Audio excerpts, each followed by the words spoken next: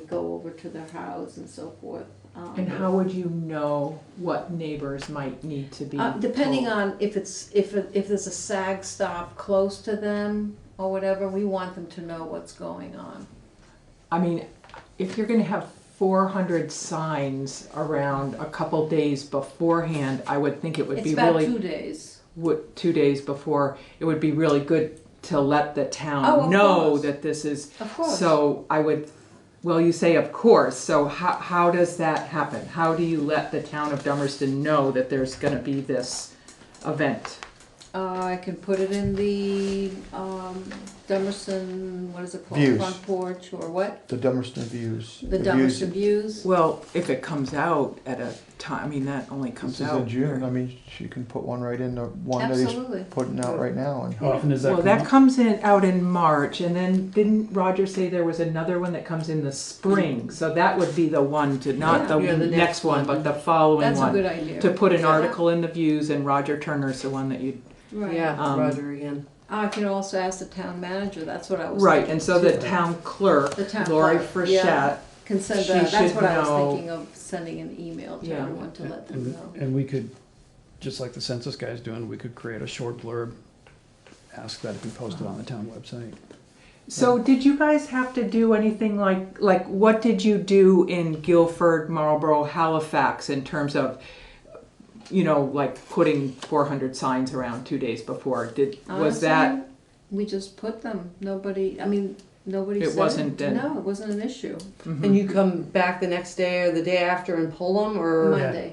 Yeah. on Monday? Okay, so those are, Right, and those We're are, you have exhausted to, on Sunday. they're, Yeah. they're spread out over yeah, a miles. huge area, so it's not like there's this, all of a sudden 400 No, signs no, show up in no, one. I they're- know, they're- but still, yeah. 400 signs is It's a lot. 400 people that could live near there. So, you know, I mean, We have that's a 400, third of our yeah. population. Yeah, sure, I get it. I mean, Yeah, I It's don't a know- lot, I yeah. don't know how many we Yeah. will be posting, but we do have that many. That's We- great. And I've done this for many other bike events, like Harpoon Brewery for years did a awesome. tour out of Windsor Mhm. that went through all the back roads up there, Mhm. and we go post signs, and I did it myself for years. And you don't go stick a sign right in somebody's front yard next to their driveway. You know, you find the areas between properties where it's wooded or where, you know, where Yeah, but visibility even is if it's not good. in So front of somebody's house, it still is it's still respectful to let people know that in their neighborhood Yeah. this is going on. And we'll And do so we that. want to make sure that Right. that happens.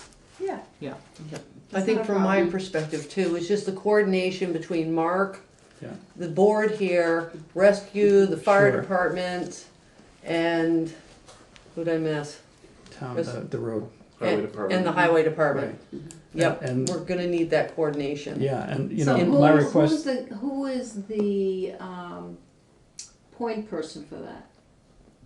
Well, Mark would be Mark on the is right sheriff, here. Drew Okay. would be the rescue. Well, Drew, of Yep. course, we, Probably Rich Cogliano would be for the fire department. and that's Dummerston. And that's Dummerston Fire Department.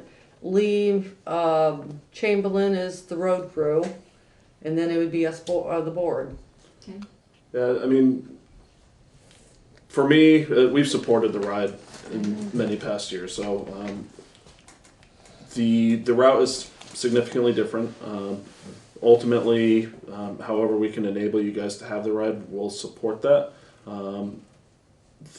My concerns, just looking at the routes, depending on volume, if you had 300 riders on the 60 mile, is that the big one? Yeah, no, you Yeah. wouldn't. The 60 mile route, then The way that the breaks, road the way crossing. that breaks down. So if we have 300 riders, we'll probably have Beth. a third of them on or more on the 60 mile, and then Usually there's about, almost a 60. higher number on the 30 mile ride, and the least participated is the 15 mile ride.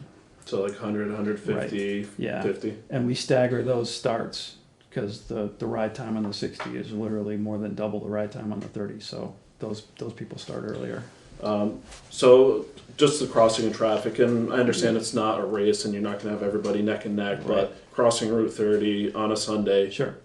And There's more than people going to church there. Yeah. And I would welcome, you look at the route and say, we suggest a police detail here, here, and here, and, I we're, mean, the covered bridge is one place that, Well, they cross the covered bridge Bridge. and the iron bridge. And right, the the iron iron bridge. bridge is, I mean, I Well, that's don't, blind there. yeah, but I'm thinking of, courtesies for the vehicles coming, because Route 30 has the right of way to go through the bridge. Right. Not And everybody go- knows that though. And Yeah. there's a Yeah. stop sign on this side, so it's just Yeah. one of those That's- courtesy things that I almost think you'd wanna have somebody there. On either side of the bridge, Yeah. really. Right, oh, right, but you'd wanna have and that somebody could be, there. it could be volunteers wearing safety yellow, Right. or it could be a police detail, whatever, we think is appropriate. Another thought and maybe a suggestion, and I'm not sure if the town is open to the idea, but doing a road closure on the Green Iron Bridge and allow the bicycle traffic to just use the bridge, and we eliminate That'd be beautiful. that. Then all I would say is put a cruiser at the end of the bridge, Right. just because they're going to be coming out on that. And that's It's- relatively short Oh, duration, well. and it's not, how many people is that gonna disrupt? How And many you're people is saying that not gonna use the do? covered bridge They're at kind of all. used to it. Correct. Right.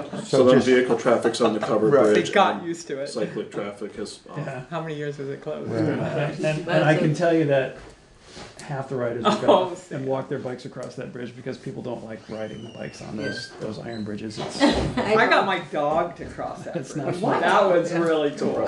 Yeah, that was very impressive. Yeah, that's one. So, yeah, But that would be a great, Yeah, okay. that would be a really good, I mean, just people riding their bikes through the covered bridges. It's It's- dangerous. it's hard kinda to walk scary. in. Yeah, yeah. Yep. Because you I can't like it. see, when you're coming down East-West Road, it's, right. I've heard that. Yeah, Yeah, and yet that's one of the appeals to coming to Vermont to ride your bike is to through the actually. covered Through bridge. the covered bridge, Yeah. yep. The other one I had a concern was at the bottom of Depot Road or Williamsville Road, if, depending weather dependent on this, cause I think that's a 60-mile ride, you come down to 30, I can't. Yeah, If there's a lot of traffic there, if it's hot, you've got a bunch of people coming up for already the strolling and the way they Yeah. park, Yeah. you've got them God. coming No, down. no, this Yeah. is, it's Sunday, it's not during. Yeah, school. but, no, it's. but it, on a, Swimming I, pool The I, swimming Yeah. hole. I ride my bike by there Hard every road. Sunday. I Sides know for exactly 2 what miles. You you're know talking what I'm talking about. about? Oh yeah, I mean, yeah. cause if you got them parked on Right. Indian Yeah, Love Hall. Indian Yeah. Love Yeah. Hall, that's another concern So of that's swiping another down. spot where we put volunteers. You know, Exactly. you put them at That's the top of the hill all the way right. down. You Yeah. know, um, Yeah. and but they'll be there fairly early. Yeah. In the They're route. So very early. before 60 miles. before there's a lot They're of finished by. before there's a lot of traffic. Yep. So, and then I would just appreciate the opportunity to go through this list and then just respond Sure. when I can look at my maps and Yeah. say, okay, Yeah, we'll that's make this- exactly, yeah. we're gonna have to have some give and Yeah. take on this, this was just the first, you Sure. know, if we're, No, And why was did it you get your changed to permit dumpster? yet? Can I, I'm just. Yeah. wondering. Not yet, but I got the 'Cause I can paperwork, give I gotta you- get it in. Okay. register, so. Yeah, because you talked to me about it today, you wanted to make sure you had it tomorrow. Yeah. Basically, The the, date, the you know. farmers Yeah, it's time. have asked, Okay. why Yeah, are you, I had some questions Christie just about did it at the Oh, lilac. Which of the Orchard for many conditional years. use okay. And other boxes are farmers, I supposed can't, to- I wasn't can't, clear at on the that, last so. minute, it went, I gotta, last year, we tomorrow, did the we Rob got a meeting, farm. so. In fact, the Robs want it again this year. But we wanna give every farm the ability to, we wanted to share the publicity. And also, we wanna give riders a different route and different chance, but it's really to publicize different farms, and it really helps because they get a lot of traffic from it, they get a lot of publicity from it. So that's the That's the reason. reason. And also, the Bunker Farm this year is in the program of Wyndham Grows, we're helping them scale up. So, we're really rooting for them. But it's not just their farm, there's other farms that Right. along the way as well, like the Scott Farm and so forth. Yeah, you are going through the Scott Farm on the route, Yeah. okay. So there's a and lot of publicity for that as well. we have reached out to all the other towns and none of them have any issues. We've reached out to Vermont Trans about being on Route 30. They have no issue with that. So, in general, Route 30 is great because Yeah. there's a nice shoulder. exactly. You know, but Middle Road and East-West Yeah. Road. But those and- are all very short, you Mhm. know, and they'll be Yeah, I well marked haven't and looked we'll at the have, routes. Yeah. and it's because there's just no way to get here without going there. It's, Right. you know, It's not ideal, but it's Yeah. No, I mean, I think it's awesome. you know, it's more, as you'll see from the questions, and again, I'm just reading these for the first time, Yeah. it's a lot about, well, what is the Tour de Heifer? Yeah. You know, Yeah. and what are your rules and that sort of thing. The fact that it's not a race, it's a ride, you know, that there aren't clumps of people riding. It's really, and from what I've seen in past years, it's single file. I don't see people riding, you know, side by side. Yeah, I mean, if you have a group of friends riding together, you know, you might get a clump of 3 or 4 or 5 people, but most of these cyclists are smart enough to know that if they're on a road with no shoulder, they go single file. You know, on Route 30, you might see them riding side by side, but there's also a 12-foot shoulder there, and there's Right. plenty of room to do that. And we can reinforce rules of the road. The riders that sign up, especially the ones who sign up early, get a lot of emails with different rules Yeah. and different things that we're asking them to do, and they're very courteous. It's a. We have some very clubs, different- we have some clubs around or that aren't as courteous on the roads that, you know, do not follow on the single file.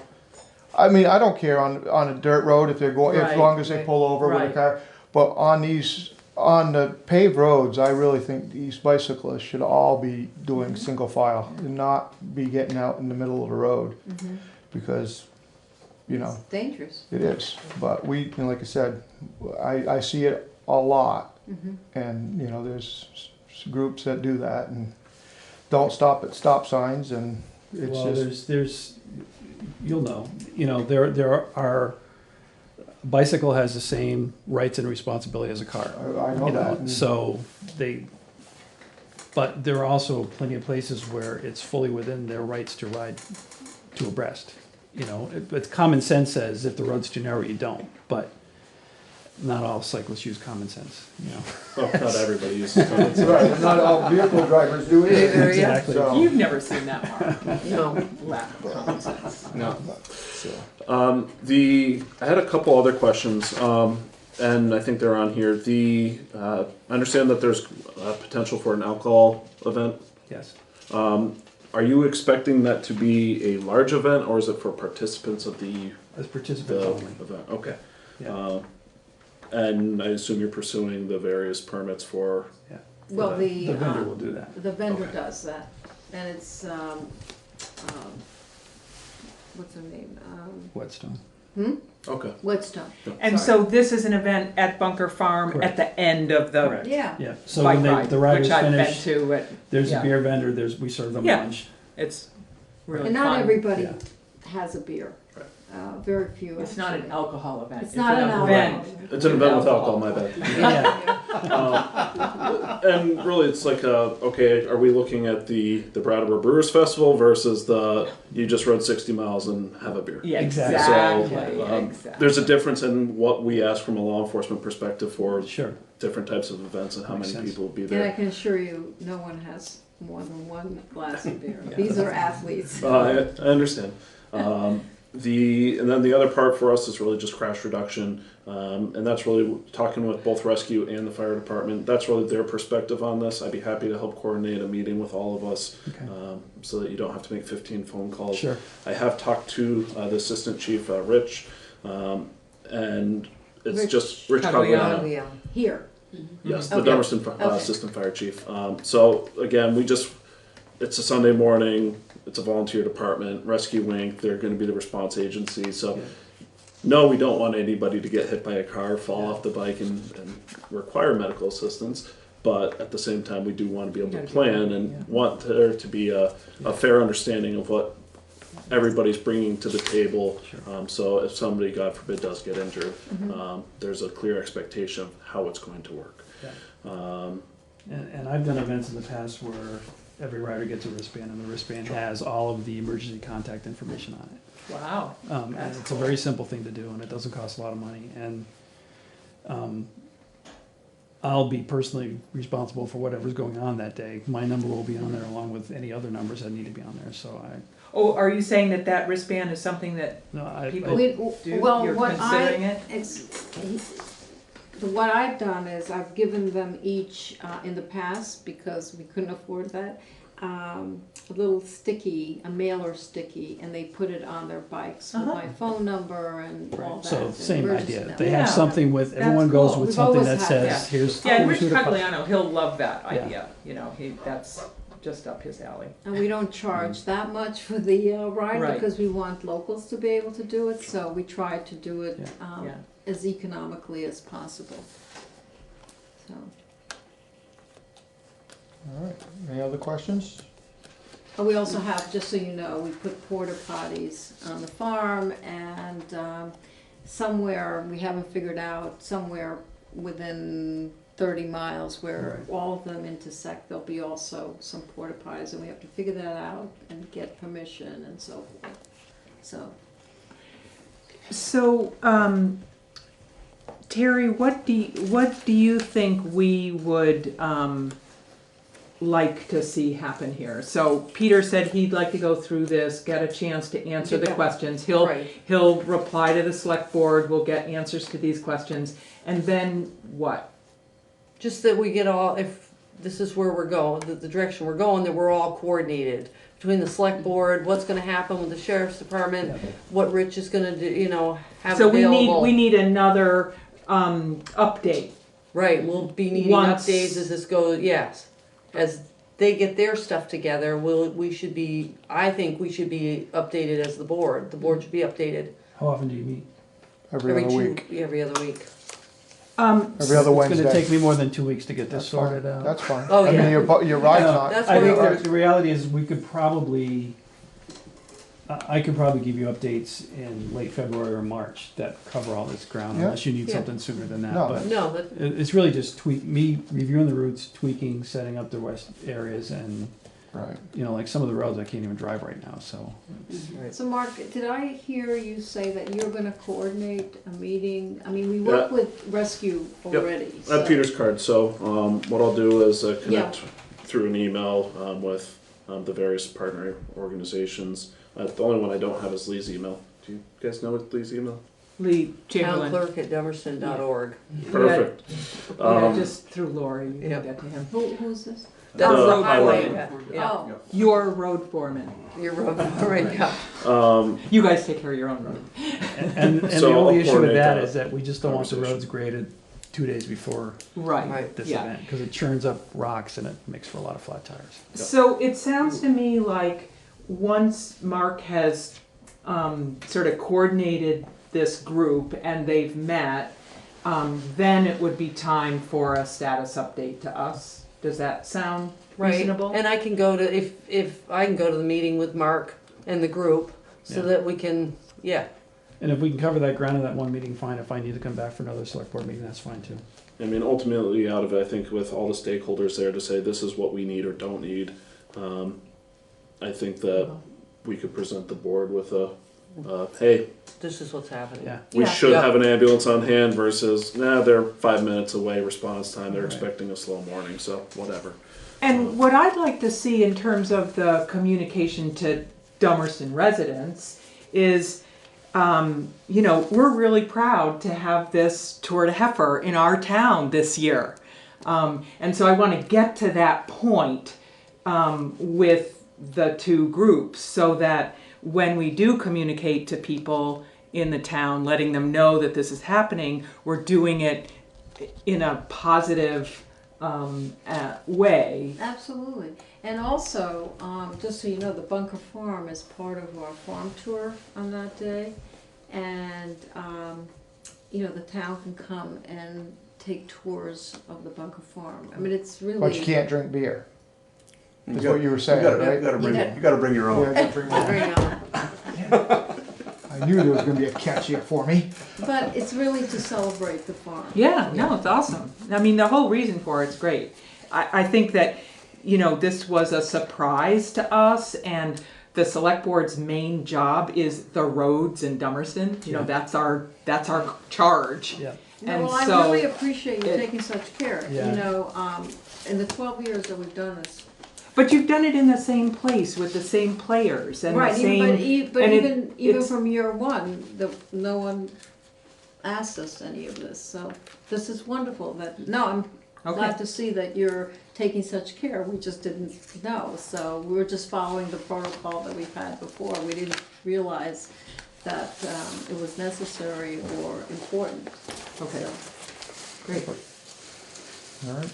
Well, thank you guys for Thank you. coming. Yeah. Thanks. all right. Nice meeting you. Have a nice evening. You too. So we'll be in touch. There you go, All right? sorts of people here. I know, it's the biggest meeting we've had all year. It is, I yeah. know. Oh, and I'm not kidding Man, either. we've had these Are you on Friday? tables. Oh, you're coming? You Yeah, bet. it's Yeah. the longest meeting we had too. Sweet. So now that we're off the record, I was basically gonna volunteer. You're not off the record. You're not on the Still record. on. Door to door knocking on every door in Dummerston saying, hey, we're having this event. Yeah. With the census. You guys got more to do, huh? Yeah. Hire somebody with Take care. Yeah. You all tapped out? Just started today, but, hard to know what the right thing is. I know. Forecast looks awful sugary. Don't get any sugar in the sap. Good luck, guys, thank you. All right, thank thanks, you. Noah. Take care. Have a Thank good night, you. I Orly. just want to say thank you as a Dummerston resident for all the work you do. Really appreciate it. Really. Thank you. Take care. Bye-bye. Bye, Early. Road foreman's report. I just wanted to have a second just to let everybody know that Lee's wife passed away, Martha, yesterday morning. So, it's, if you see Lee, just give him a wave. All right. So moving on to correspondence for information. Anything anybody would like to discuss there?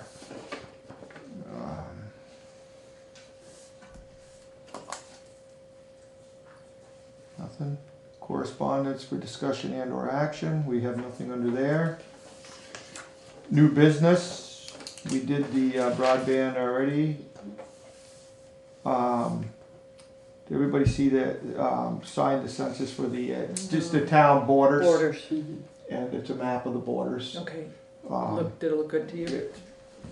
Looks like it hasn't changed, It so. hasn't, has it? Yeah, it's the same. It looked good. Do so. we need a motion for that? Yes, please. I'll make a motion to sign the census for, form, for the town borders. I'll second it. Discussion? All those in favor? Aye. Geraldine, you're up.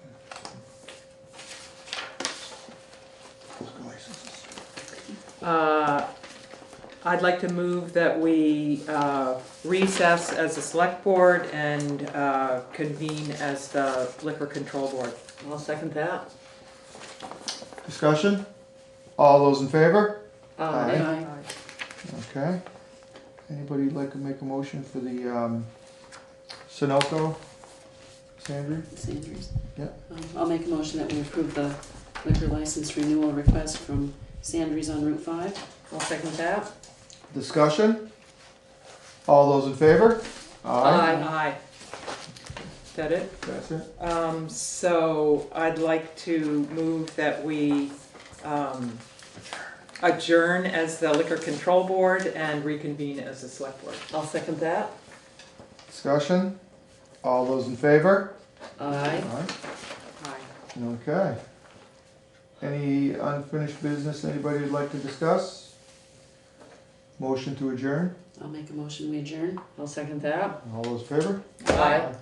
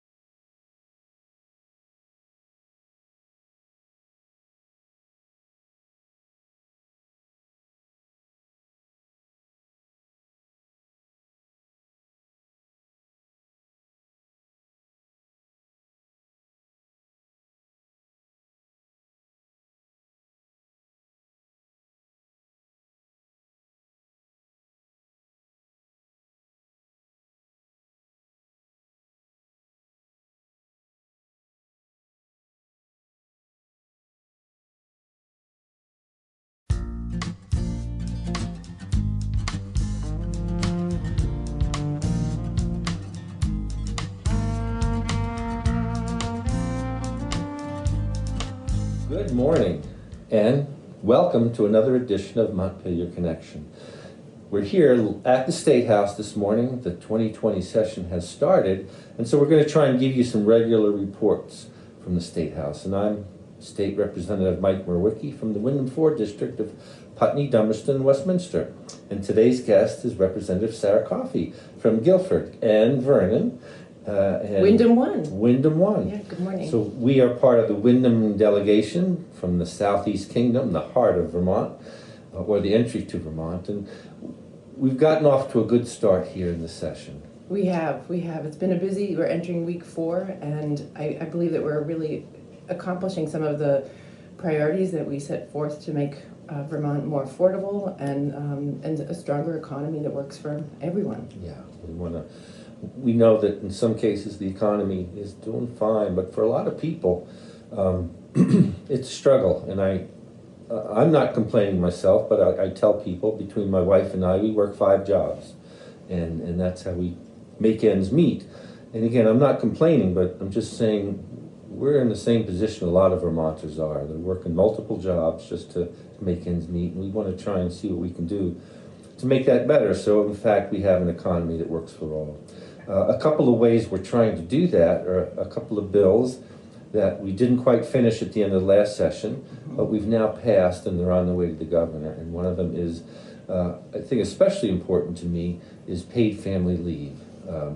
We've also voted on minimum wage, but for me, paid family leave is one of those things that affects people right across the spectrum. Young families with children, people who are more middle-aged who might be taking care of their parents. It can afford them the opportunity to take care of them without feeling like we're going to lose pay. You may even lose your job, and these are pretty heavy lifts for us. Yeah, and I supported paid family leave because I think it works for the worker and it works for businesses. I hear from a lot of my constituents who run small businesses, and we own a small business, and paid family leave gives us a tool to support our employees. It doesn't cost us, it's not like the expense of health insurance, and it gives us a tool in our toolbox because we really, we have some challenges with keeping and attracting workforce in Vermont, and I see this as a really exciting way for us to attract new workers and families to live in Vermont. We're, I think, we're the 18th? Is it the 8th state to adopt this? I think there's 7 states in the District of Columbia. Yeah, and I think when I saw what other states were doing, I thought, if we don't do this in Vermont, we're really going to be at a disadvantage. And I think it's a very affordable way to build in this insurance premium that's paid through payroll. Yeah, it's a small step. It would give people 12 weeks of paid leave away from their job at the most, or people don't have to take that much. But after having a baby, that's not a lot of time. Right. And compared to what the rest of the world does, it's a very small step. And out of the 40 most wealthy industrial nations in the world, we are currently the only nation that does not have a nationwide program in this regard. It's time for us to join the rest of the world and put this into effect. I agree. I'm excited, and I hope that the governor will not veto this. But all indicators are pointing to him vetoing this bill, and I hope that our colleagues will be able to do an override of that veto. Yeah, likewise. I hope the governor doesn't, because I think it flies in the face of some of the other things he says about trying to attract younger people and young families to Vermont. This is right there in what we're trying to do. This is a very attractive thing. When I talk to people with young children, this is much more important than a lot of the other things we're doing, and for them to even think about having more children, or as I said, or starting a family. Yeah. This is an essential thing, and not to make people jealous, but it just shows the perspective. My brother-in-law has a daughter in Canada, and between what she gets from the government program and from her employer, she just went back to work from maternity leave. It lasted 18 months. Yeah. Well, that bonding time with children, as we know, I remember when I had my kids, I had to make a pretty tough decision. And, you know, I couldn't really, what I was earning in my job, I was going to be turning over to a babysitter. And so I took time off, and it really put my career about 5 years behind and my earning power. And I really feel like this is one step that we can make. We know it's not perfect, right? We know that this will lay the foundation for, I think, for our working families.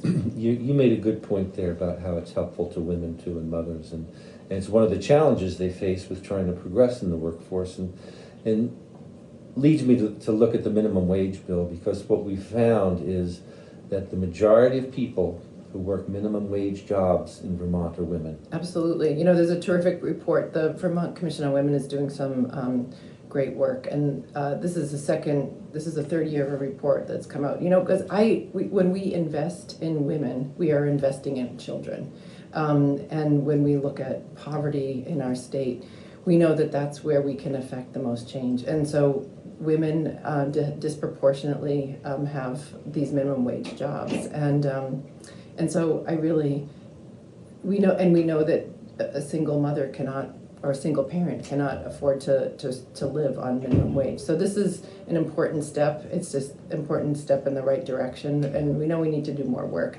to create more better paying jobs in the state. Yeah, people who work full-time should not have to rely on government benefits just to make ends meet. So it's a win-win if we can keep moving ahead with this. But again, the governor has suggested he's going to veto this, and this hurts people really at the lower end of the economic spectrum. And I would hope we could look for ways we can help, and we think that's what this bill does. Sure, and it also, you know, puts more dollars into our economy. You know, when people have more money in their pocket, they put more money into our economy, and the local economy, and our taxes, which help run government.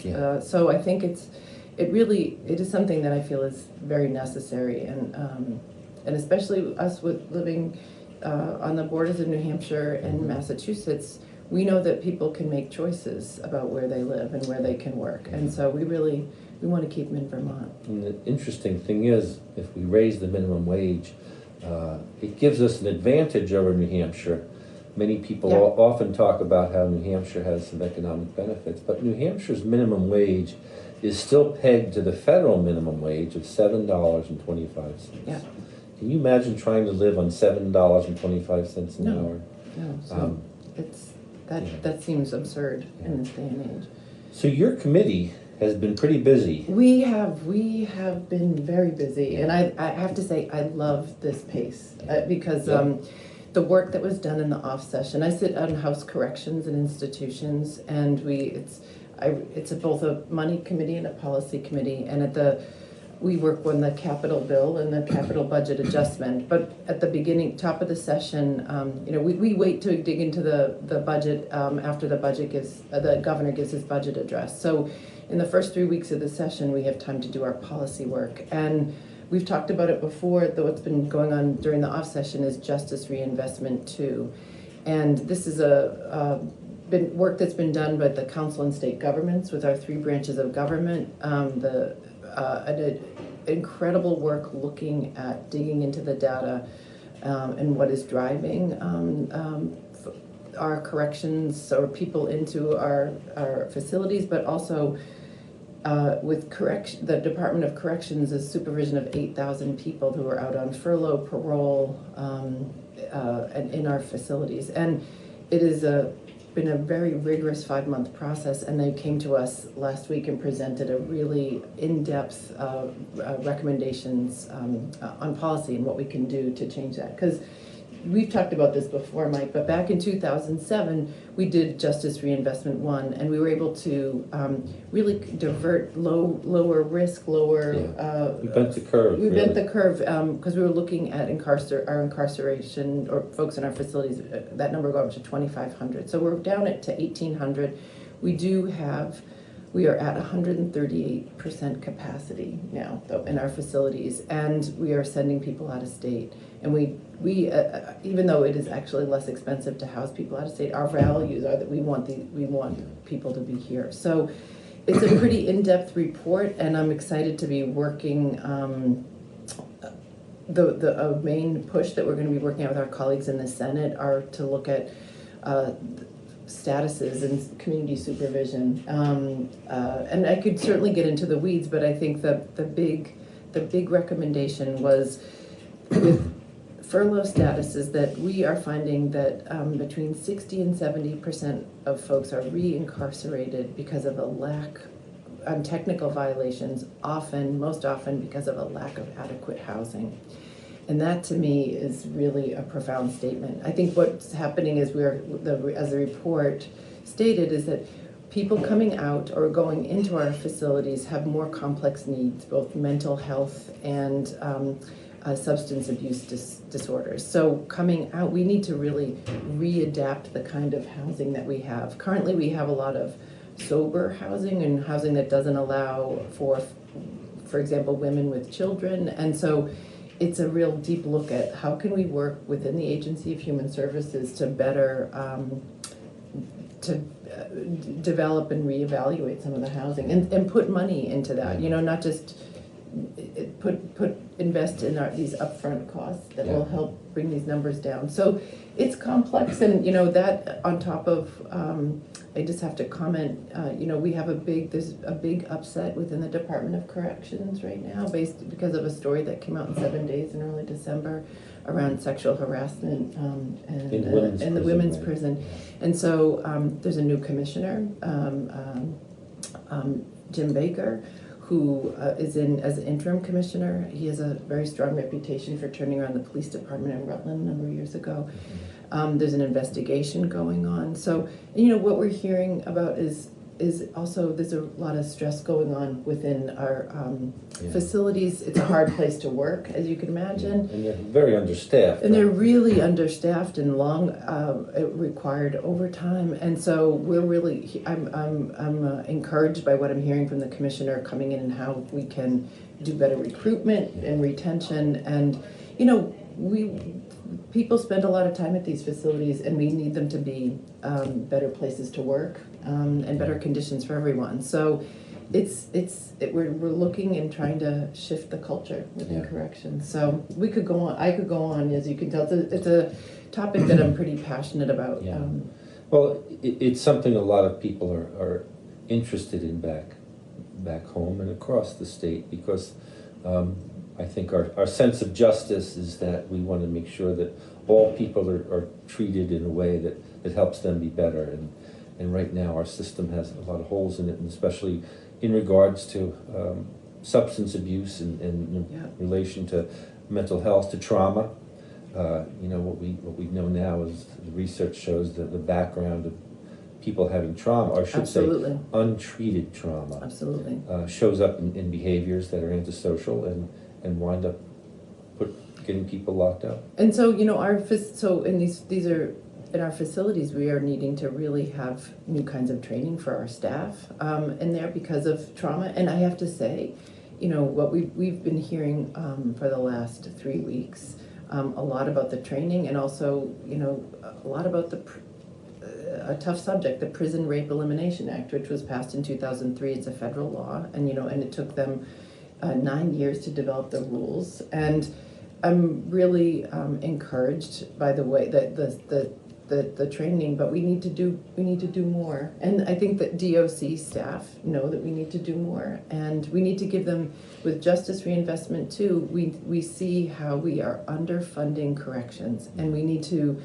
as tough as it is with our budget, if we don't make this investment, we lose out. And really great, terrific analysis about with making this investment, we can save millions of dollars, and it will take within 5 years. But we have to, like most things, we have to make the upfront investment and also invest in our community supports for corrections, because we know that people have, for being treated for mental health issues, it's more, we have greater success outside of corrections, actually, as you know from your work. It's an area, like several others, that state government really needs to start making investments in people, or more and better investments in people, because if we want to keep moving forward, We can't keep cutting and not making those investments.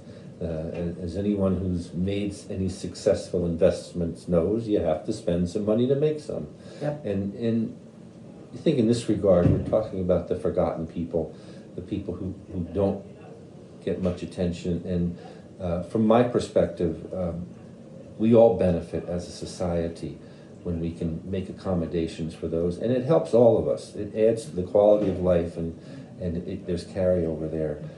And just think about all those people, you know, if they can be more productively involved in our communities, you know, and they're contributors to our communities, their children will be more successful. We can disrupt this school to prison pipeline. Yeah. And it's, you know, I see a continuum. I say this over and over to a lot of my constituents. I'm really pleased that our Department of Corrections is within the Agency of Human Services, and so that means that we can, you know, look at the whole picture. And as Justice Reinvestment, the Council on State Governments commented, though, there are some silos within that, and we don't need to spend more money in certain areas. It's just making sure information is shared across agencies. So, you know, this is something that improves our society, saves money, and also just makes it a better place to live. You know, these folks are coming back into our communities. So. You know, certainly we're looking at a lot of other things, and one of the things, as I started out by saying, we're concerned about helping our economy work for all Vermonters. And Vermont is really a lot of small businesses, and what we're trying to do is keep our finger on the pulse to see what would work for them. And you have an idea now that you're trying to... Well, you know, I come into the legislature from the arts field, and one of the things that I have seen through my work before entering the legislature is in New England and nationally, this conversation about the creative economy as an engine.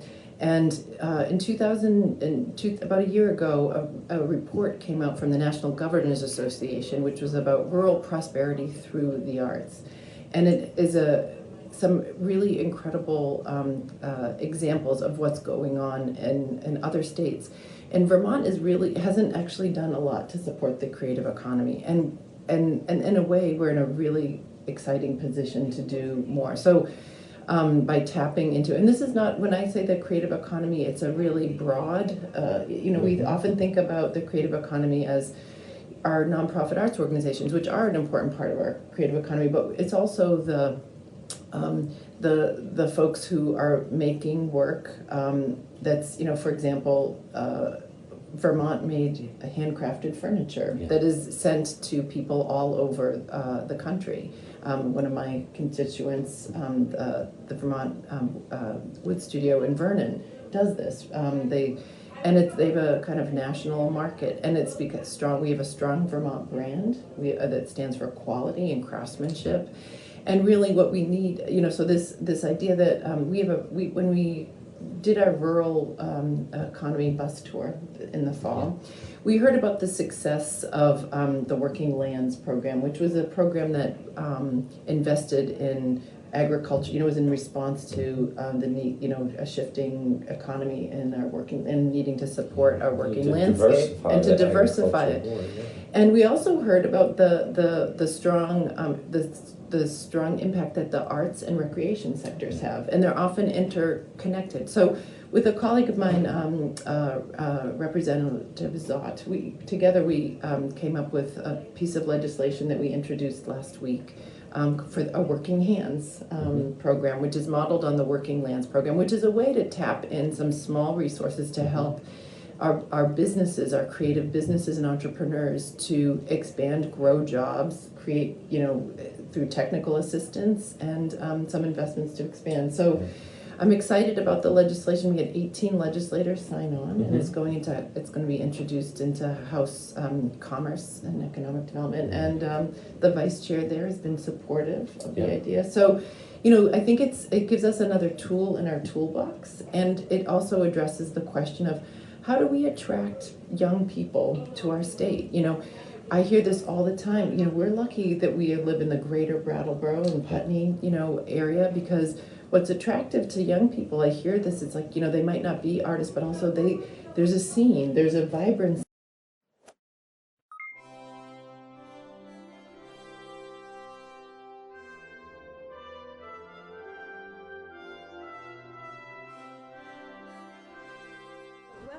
to everyone. We're thrilled to have so many people here in the room with us, especially those of you from Burlington High School and Edmonds School. So we're taking testimony on S88, which is an act relating to banning flavored tobacco products and e-liquids. Before we begin, I'm going to have members of the Senate Health and Welfare Committee and a member of the House Human Services Committee introduce ourselves to you so you know who's here. So I'm Senator Ginny Lyons. I represent Chittenden County, including Burlington, and I chair the Health and Welfare Committee. I'm Debbie Ingram. I'm also from Chittenden County, so I also represent folks in Burlington. I'm Ann Cummings. I represent Washington County right here, so I don't represent folks in And I'm not from Chittenden County. I'm Rich Westman, and I'm the senator from Lamoille County. I'm Dick McCormick. I represent the Windsor County Senate District, which is Windsor County plus the towns of Londonderry and Holland, down in the southeastern province. I'm Jessica Brumstead, and I'm from Shelburne, and I'm in the House, and I'm here because I'm working on this same issue in the House. Good, and it's not unusual for House and Senate members to have what are known as companion bills. So we have a bill in the Senate, and there's a companion in the House, and that's the one that Representative Brumstead was referring to.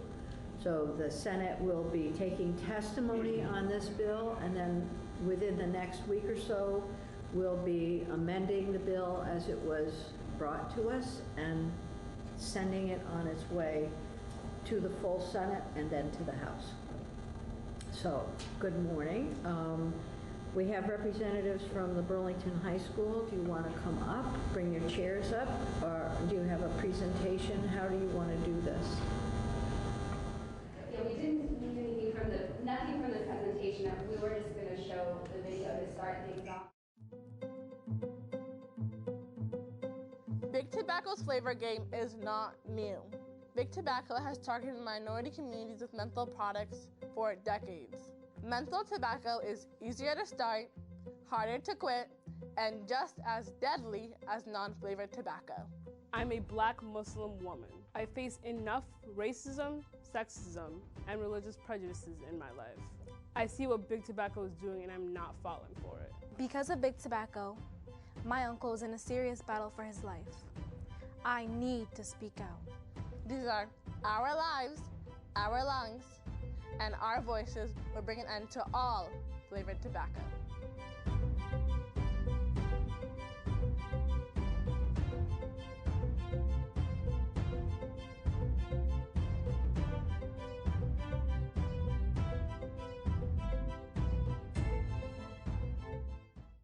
Terrific.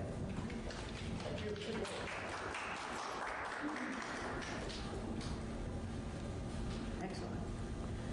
So as you're presenting, introduce yourself and use the microphone because we won't be able to hear you unless you do that. So you want to get up as close as you can to the microphone.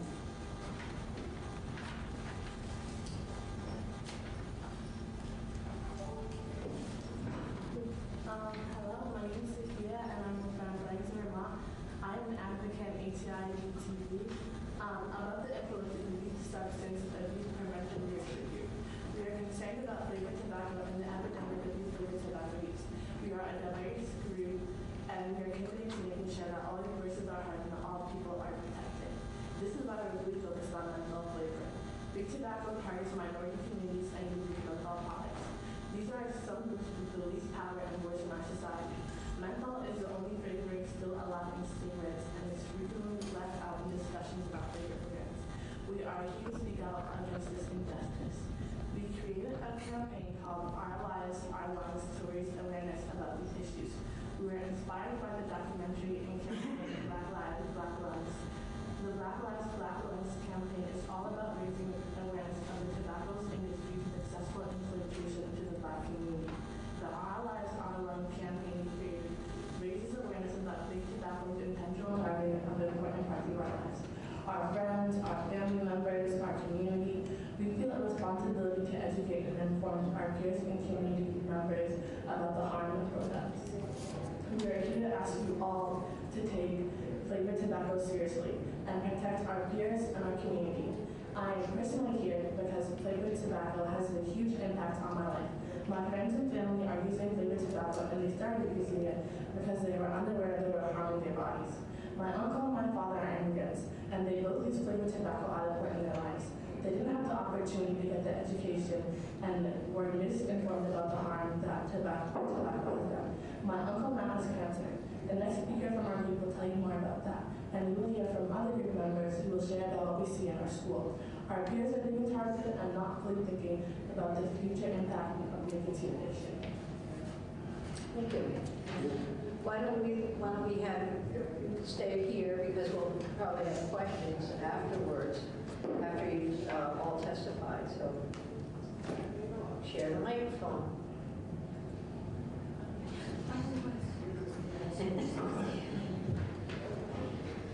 Hi, my name is Kamari. Right up close. My name is Kamari. I'm from Langston High School. And yeah, so my favorite uncle and my dad started smoking when they came to Vermont. In elementary school, our teachers would tell us how toxic smoking is and how it negatively affects your body. I remember being really scared about their smoking, and my sisters and I would beg for my dad and uncle to quit. I remember continuously telling my dad and uncle that if they didn't stop, they would die. My fears were justified, as last year my uncle was in a battle for his life because of tobacco. He ended up getting cancer. It was very hard on all of us because we all really loved him, and his positivity and patience inspired all of us. When we first came to Vermont, my dad stayed back in Texas for work reasons, and so my uncle basically raised my sisters and I. He has always been there for us, and we are so used to his presence and him being there and supporting us. I don't ever see myself being the same person without him. When my uncle's sickness is at its worst and we go to the hospital, 9 times out of 10 I will find myself tearing up because it was so hard to see him so sick. His skin color changed, he had lost his hair, and he was very, very weak. It hurts me so much to visit him because the thought of him not being alive the next day scared the living hell out of me. And it was even worse because I felt so useless and helpless. Here the man was that raised me and I couldn't even do anything to help him. I'm here because speaking out is something I can do to fight feeling helpless. My uncle's illness is something that we can prevent from happening to others. And it makes me so mad and hurt to see ads for tobacco everywhere. The ads try to hide how tobacco can impact you and the people we love most. We have to do everything we can to protect people from nicotine addiction. Thank you.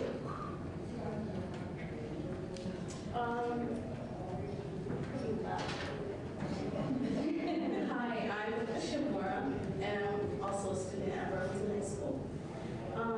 Big tobacco companies have strategically marketed tobacco products to minority groups for decades.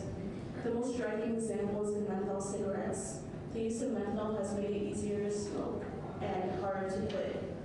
Menthol cigarettes have long been marketed to Black African American communities, and there are more tobacco retails in areas with larger Black, multicultural, and low-income communities.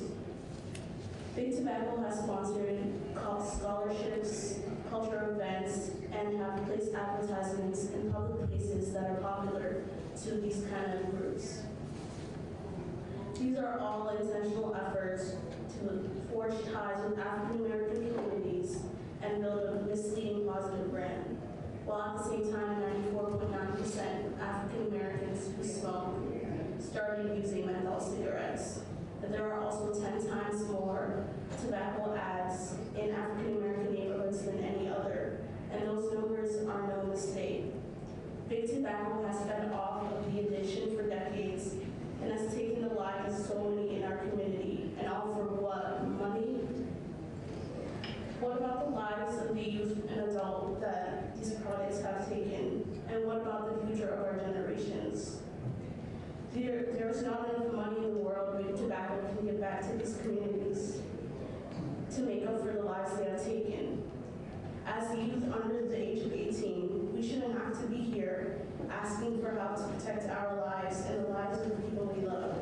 That's a basic privilege we deserve. We should have been protected before this epidemic began. But as statistics show, this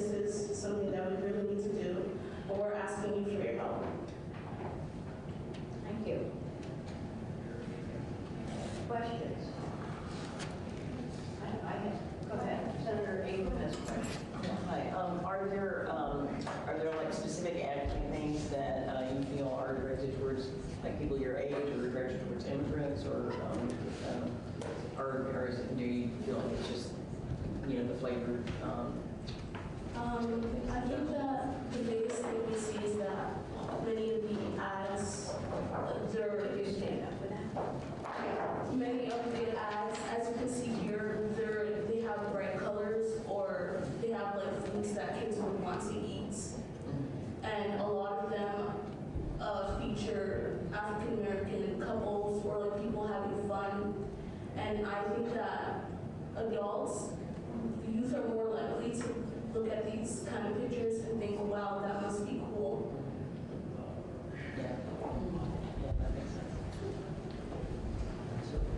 Senator Wesson. So, like, you heard about menthol cigarettes. Are any of your friends vaping? Yeah. Would you say more of your friends are vaping now than cigarettes themselves, or?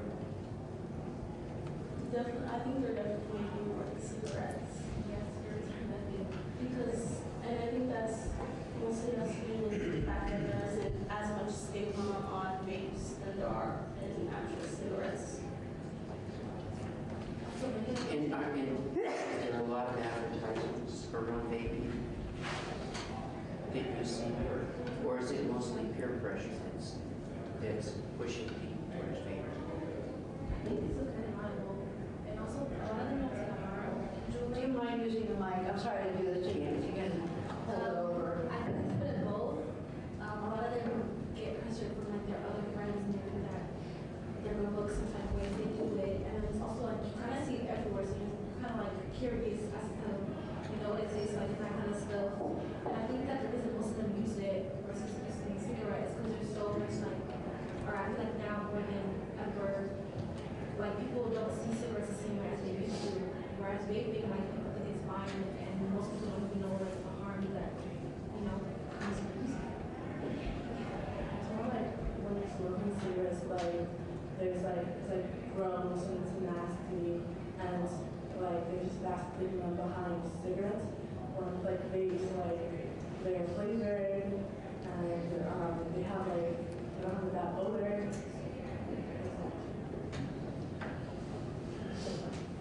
We just say we hear about vaping now as an epidemic. Would you say that's true? Like, we hear that vaping is an epidemic among young people, that it's all over the place. Would you say that's true among your friends? Bitch, I use it.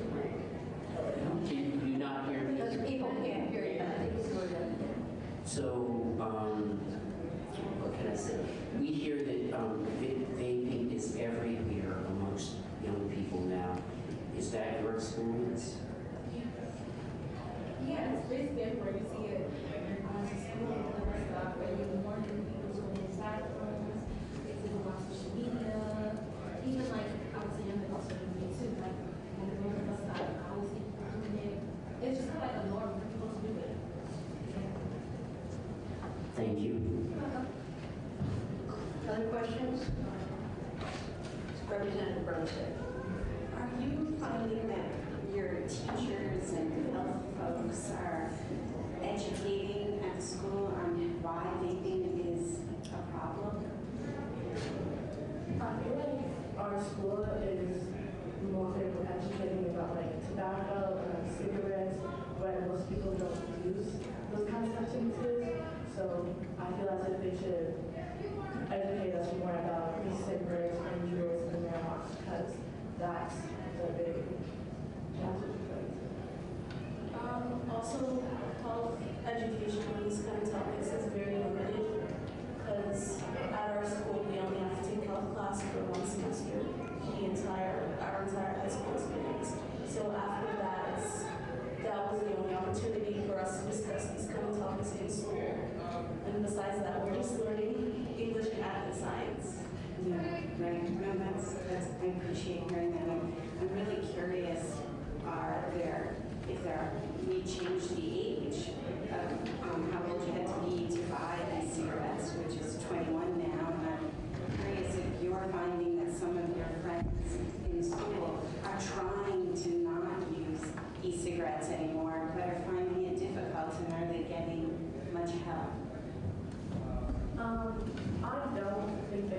I do think that the age limit might have helped some people, but I know people are still getting it from stores, from online.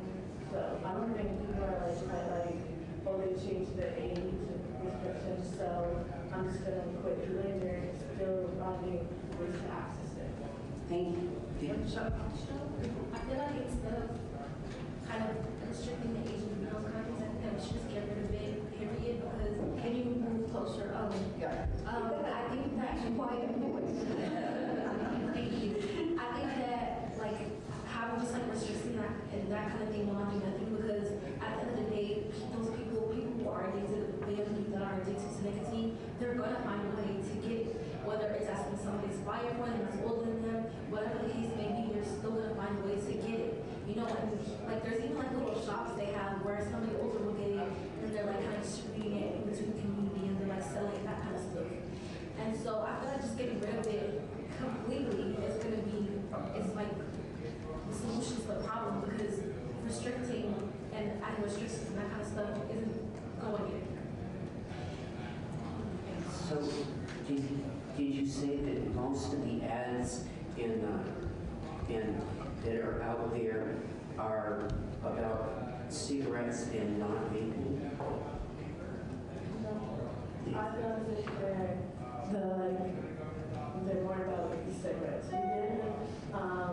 We did a project with, it was called the Florida Bridge Project, and we went out in the community, and there was multiple ads of e-cigarettes and jewels, and they were replaced with bright posters and LED lights with your crown.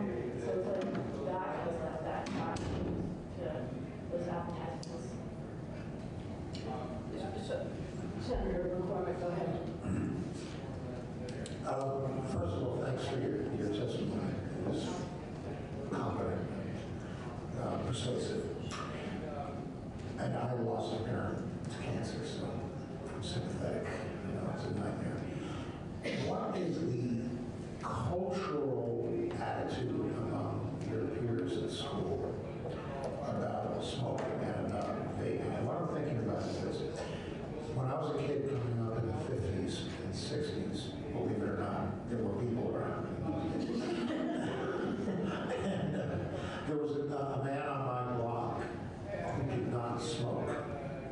He did not smoke, and we thought he was weird. Every one of my friends, fathers and mothers, smoked. It was the norm.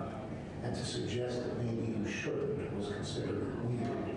So there has been a move away from the tobacco culture already. And it took years. I remember the first time I saw on someone's desk just a sign, "Thank you for not smoking." I thought, what an annoying person to dare have that sign there. We used to smoke in movie theaters, we used to smoke on airplanes, and gradually we moved away. What is the attitude among young people in school, your friends, your people you go to class with? Do they disapprove, or is it largely seen that this is what is done, and the non-smokers, the non-vapers are sort of weird?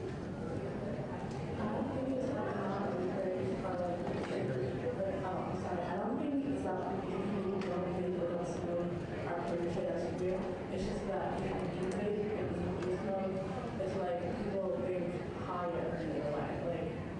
It's the popularity way. It's a stigma behind it. If you vape, you're cool, you're popular. So you say the vapors are cool? It's kind of portrayed that way. And also, people make lines because they'll ask somebody for food or whatever, since keep cool and become friends over that. And I don't think, we're definitely, I think it becomes lame and stupid, we're boring because we don't do what they do and we can't get high and but nobody's ever come up to me when you're weird, because that would be a problem.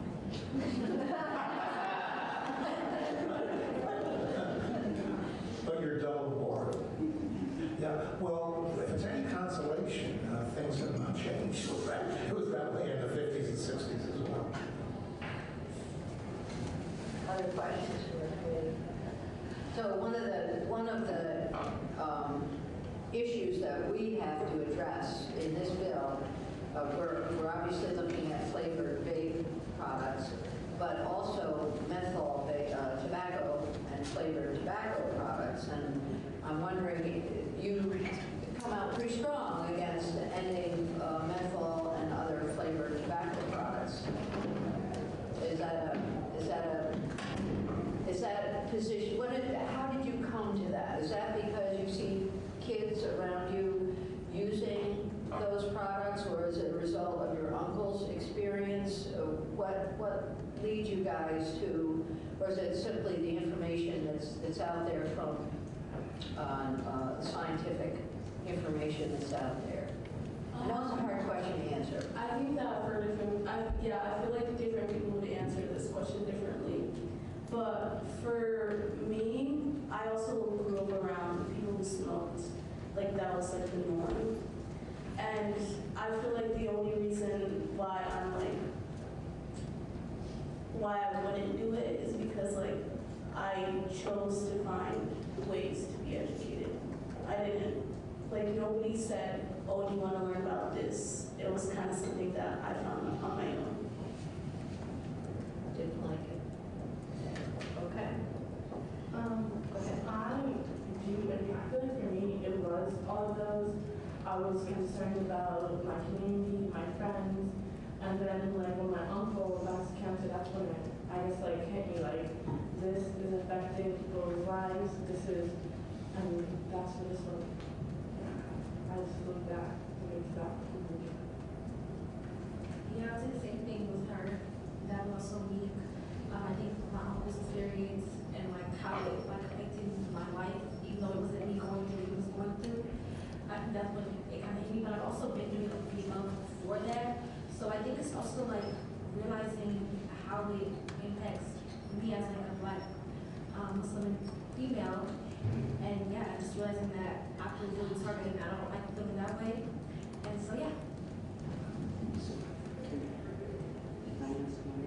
Yes, one more, and then we'll go ahead. So, you have a comment. We don't want to interrupt your comment.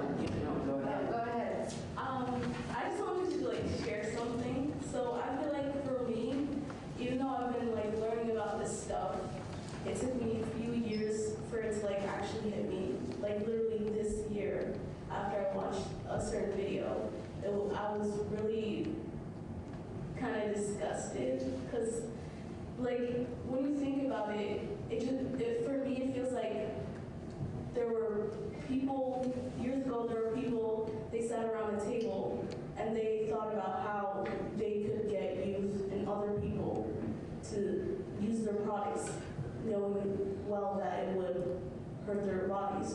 So, and I still don't understand it because for money, that's not worth it. One last question, Senator West. So my sense, the feeling I get from this, and tell me if it's right, most of the people that are older in your family smoke. Most of your friends now are vaping. So this is the vaping piece. It's kind of generational. It's, do any of the people of your parents and your uncle's age, do they all smoke? Or do they vape too? No. Well, for me, after it happened with my uncle, everybody kind of like stopped. But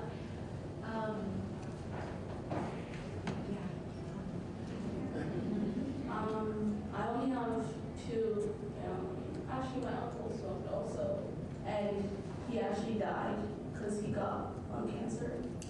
And then I only have two other family members, but not all of them. I have a big family, so. We want to keep it big family. That's good that. I do agree with like at first when my dad started smoking cigarettes, like he got those like gum patches, and then he moved on to like tobacco products, and then after the thing with my uncle, like it was devastating. So like we all just try to stay away from that.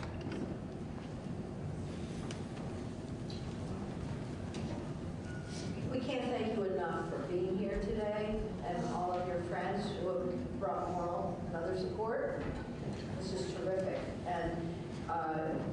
you know, I think as this bill moves forward, that maybe my House colleagues, including Representative Bromstead, may be inviting you back down here to help them understand the bill a little bit more. Yes, ma'am. And they just had it, they actually are prepared to fund to recite Oh, as well, we'd love to hear it. I just wanted to make sure I don't want to cut anything off. Great. And so, just tell us your name and then. Hi, my name is Grace Brown. I'm a sophomore at Wilson High School, and Silky and I will be reciting a poem called Stop. Make sure you both use the mic. Are you black, live near a convenience store, or in a low-income neighborhood? Well, we've got just the thing for you. Nicotine, for all those nicotines. Yes, brothers, yes, sisters, with a little pump of milk or banana flavor, you'll be the freshest kid on the block. And if it's not 100% satisfactory, you don't get your life back. Yes, brothers, yes, sisters, this stuff kills. Big tobacco has targeted the African American community for decades. Our schools, our home, it's not a coincidence. Ronald Reagan brought cap into the head. But look at us. Clearly, black don't crack. Our ghettos are for everyone. No free trials, no reruns. Our many no damn guinea pigs for addiction without refund. Stop boycotting us. Stop using us. Stop.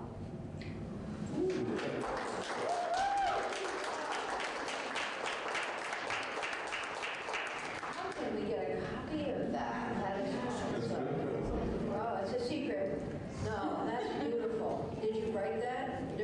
Your whole team or the two of you? How did you do this? So one of our facilitators, Malkisa, her and her friend wrote it originally, but we revised some pieces and that's what we wrote. Thank you. You guys are great. Awesome. We will see you again. And hope I'll see you at Burlington. Let me just do a few words of introduction before I Please, yeah. start. And make sure you state your name for the record, and then it's all yours.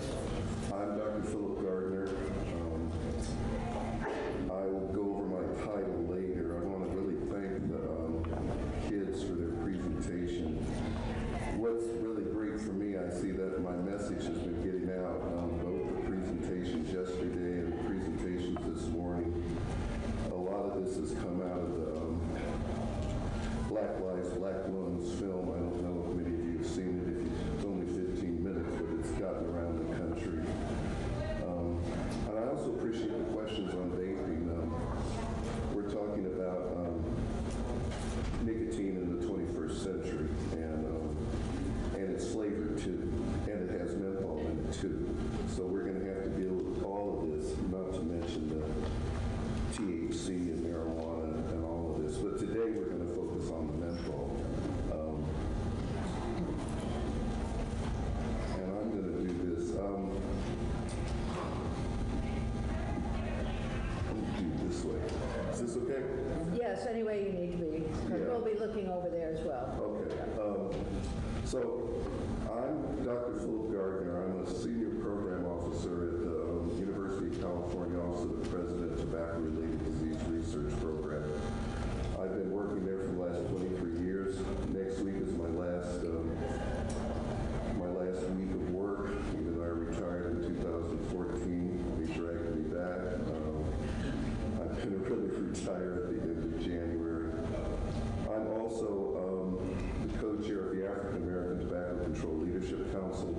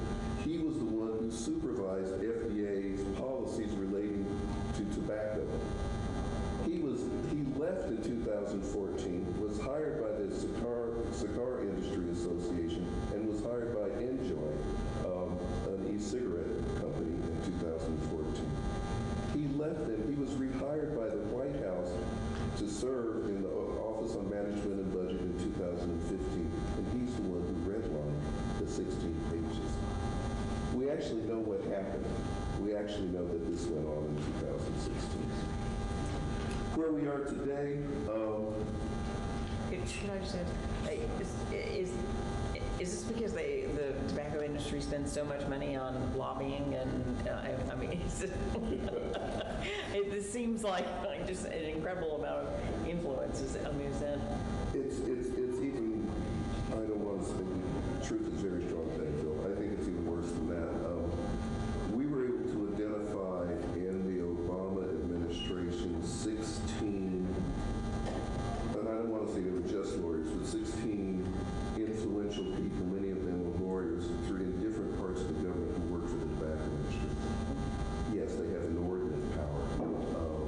We can talk about it even today. Where we are today is that we've put out a somewhat restriction of flavors, but it's not really a restriction of flavors. You can still, if you're using these cigarettes and you're using open system, you can still buy flavors that way. It's only the jewels that have a closed system that are being restricted. But of course, both in terms of the closed systems and in terms of the flavors, menthol is of course exempted. Again, this is 2020. This is started on the 1st of January. This is an 11-year period I've just gone through with you that we're confronting, and why we're even here today is because the federal government, look at it from our point of view, from the activist point of view. After working with the FDA for years, we said later for that, we're going to do this at the local level. I won't go back through all of the local, well, I'll come back to that in a moment. I have to mention this. There are many forces arrayed against the black slicker, whether it's poverty, politics, and of course the tobacco industry. But it's important that we keep in mind, unfortunately, that black leadership organizations take money from the tobacco industry and actually promote the tobacco industry's line. I'm only going to talk about this a little bit, but let's be clear that Reynolds American Incorporated, or R.J. Reynolds, sponsored a nationwide tour a couple of years ago of Al Sharpton, Kendrick Meeks, John Dixon, Franklin, and others, to actually promote menthol cigarettes. Of course, Al Sharpton is the one who's come out with the idea that if you get rid of menthol cigarettes, it's going to lead to the criminalization of African Americans. Let me say to you as strongly as I can that there have been 221 flavor regulations passed around the country. There have been no arrests of anybody for possession. There have been 36 cities that have taken up menthol restrictions. There has been not one arrest of these people. It's just not true. Another thing that is being told is that, quote unquote, this is a black cigarette. The only reason it's a black cigarette is because, as I showed you, it was pushed down our throat over a 50-year period. And people say, well, why don't you get rid of other people's cigarettes? Well, frankly, I'm trying to save people's lives, and black folks are dying disproportionately of this. This is why we're trying to get rid of them. This is a whole presentation in and of itself, and I'm going to move on to it right now. The good news is the Delta Sigma Theta sorority and the NAACP has broken with that and actually passed national resolutions in terms calling for local and state chapters to join in working with this. To wit, we work with the NAACP throughout the country on this today. I'm going to give my colleagues a little play. Dr. Valerie Yerger, who works with Delta Sigma Theta, was responsible for that national resolution, and my colleague, my co-chair, Carol Magruder, for the AATCLC, was responsible for the 2016 NAACP passing that. I've actually received a letter from our NAACP. Good. Yeah. Okay. Yeah. No. So it's not all a bad thing. Right. But there's work. We still have work to do. Unfortunately, we're all aware of the jewel bum rush that is going on. They're focusing on black and Latino lawmakers. They've got over 400 lobbyists. When I did this slide about 4 or 5 months ago, they were in 49 states. They're now in 50 states. Of course, they're passing they think Tobacco 21 will take care of everything. I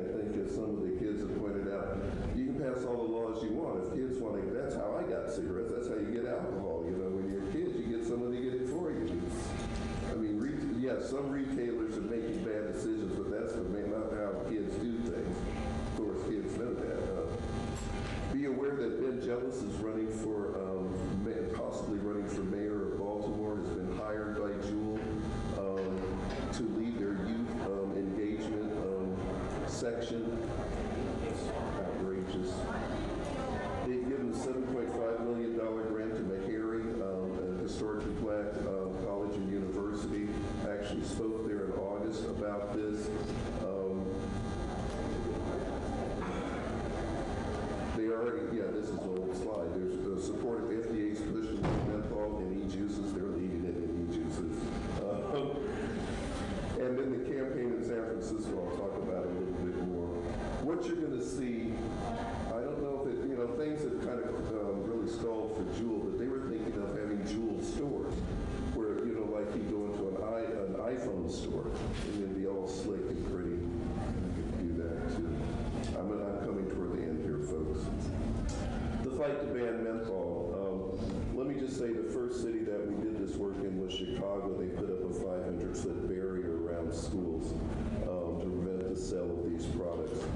The next group of cities were in Minnesota, in Minneapolis, St. Paul, and Duluth, where they restricted sales to tobacco-only establishments. But today we have 36 cities that have menthol restrictions. Why have an asterisk by it?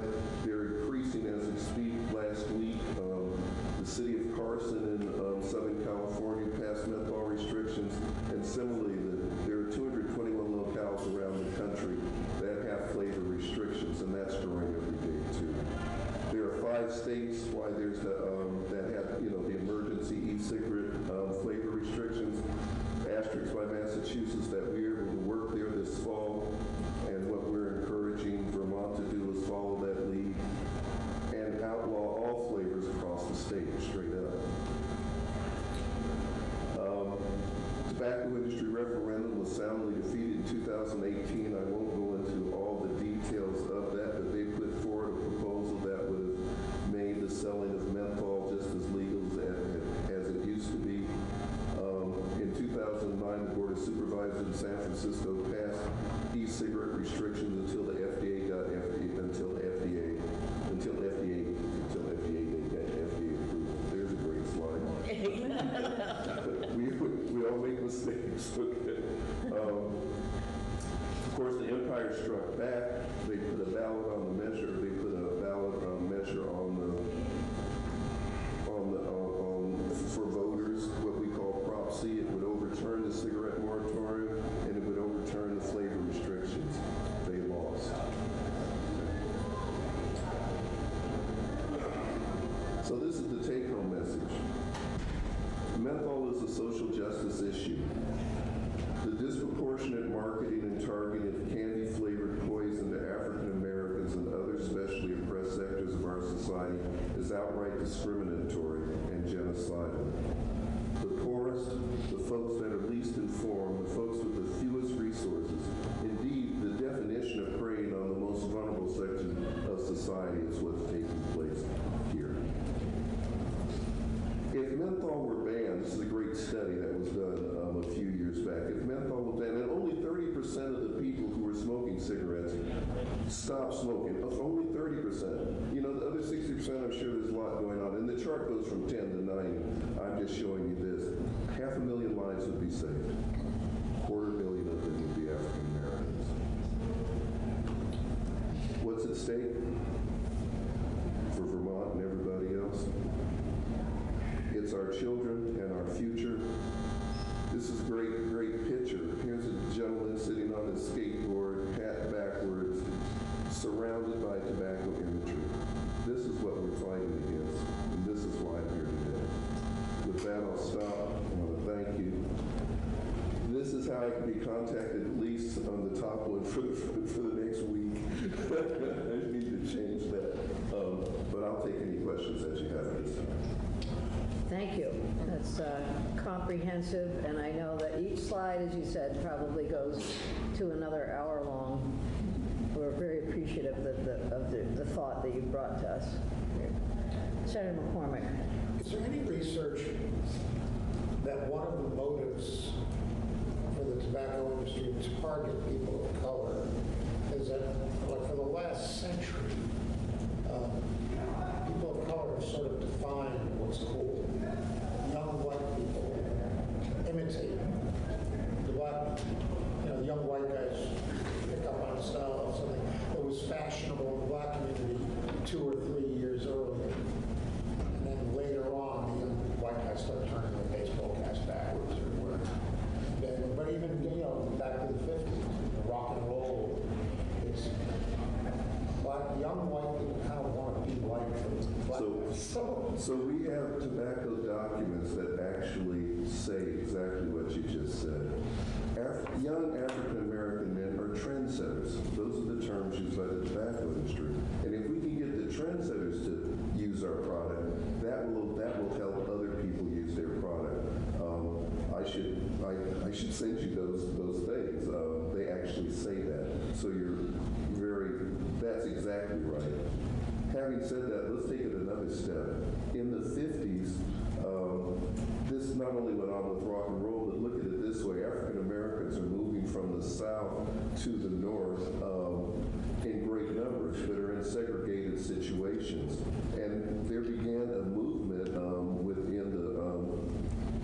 within business in the United States to develop products specifically for this population. Different hair oils, different food products, and they went, we can have different smokes for different folks. Okay, and then that became the impetus from 1945 up until that slide I showed you in 1958 of trying to figure out how do you use a segregated black market. And the tobacco industry figured out. And the next step, then they figured out, African American young men are trendsetters. Let's use that too. You put those two together, I think it answers your question. Questions?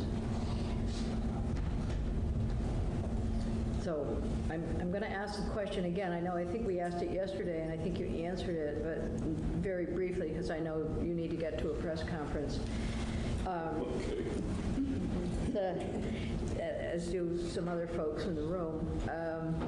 If flavors were banned for vaping, e-cigs, and menthol was still left in cigarettes, what would we see happen? Unfortunately, we think that people would gravitate toward menthol cigarettes. Unfortunately, what we're seeing around the United States are people are taking up, I appreciate the questions earlier about these cigarettes. I've traveled around the country, and this is what I do for a living. People are trying to separate these two issues out. Let's deal with the flavor issue in the e-cigarettes, and it's hurting these young people, but let's leave menthol in while it's killing all these other people. I think that's discriminatory and shouldn't be done straight up. With that? I have one other thing that your answer to that sparked another question for me. How about the menthol smokers who have been smoking, as you showed us, for a very long time? Do you think that if we ban menthol cigarettes, they will gravitate towards regular cigarettes? I have data, and your observation is right. There's so much to tell on this. There's been interviews of menthol. The study has been done on that. A good 60% said they would stop smoking cigarettes. Okay, we actually have data on that. I used to be a menthol cigarette smoker. There was no way I was going to. Unless it had something to flavor it, I wasn't going to do that. Anyway, so yeah, we know that. And one thing I need to add: if legislation is passed, it's important that there be cessation services for menthol smokers and other smokers as part of that.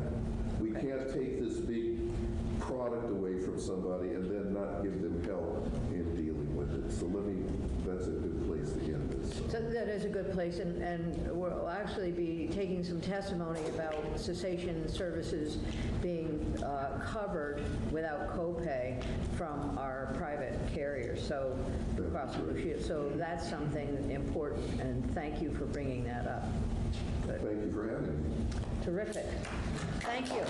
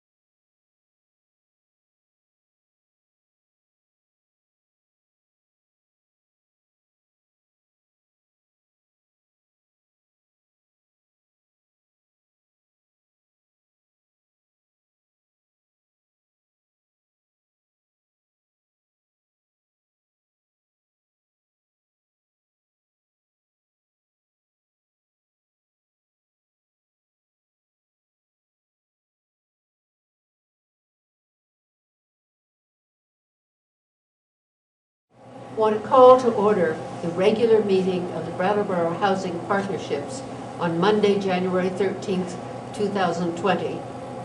We're meeting at Samuel Elliott Apartments.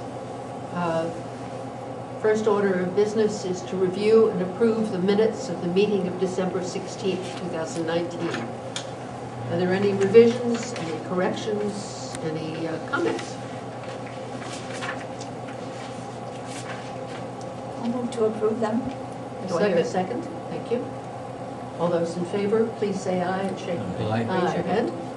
Thank you. Resident and citizen participation. And our resident has gone to get pizza, so she's not here at the moment. When she comes back, if she wants to participate, that's fine. The next order of business is to open the public hearing on the 2020 annual and 5-year plans. They were in our packet.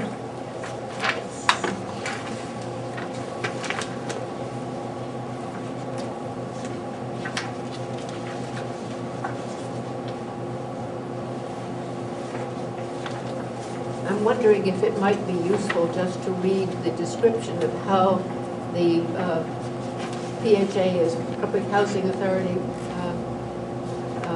plan is consistent with the consolidated plan or state consolidated plan. Brattleboro Housing Partnership remains committed to providing housing to community members with very low income.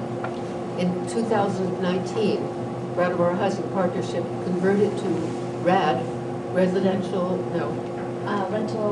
assistance demonstration for 4 of its public housing properties, including Hayes Court, Ledgewood Heights, Moore Court, and the Samuel Elliott Apartments. In 2020, VHP will begin making capital improvements to all these properties. The Melrose Terrace project of removing residents and buildings from the floodway continues with the goal of rehousing residents by 2021. VHP will demolish the remaining buildings along the stream to allow for it to be widened for water storage in the case of future flooding. Brattleboro Housing Partnership is committed to offering 3 programs focused on housing the homeless and hard to house. Brattleboro Housing Partnership continues to broaden and strengthen its supportive services programs for residents across its portfolio.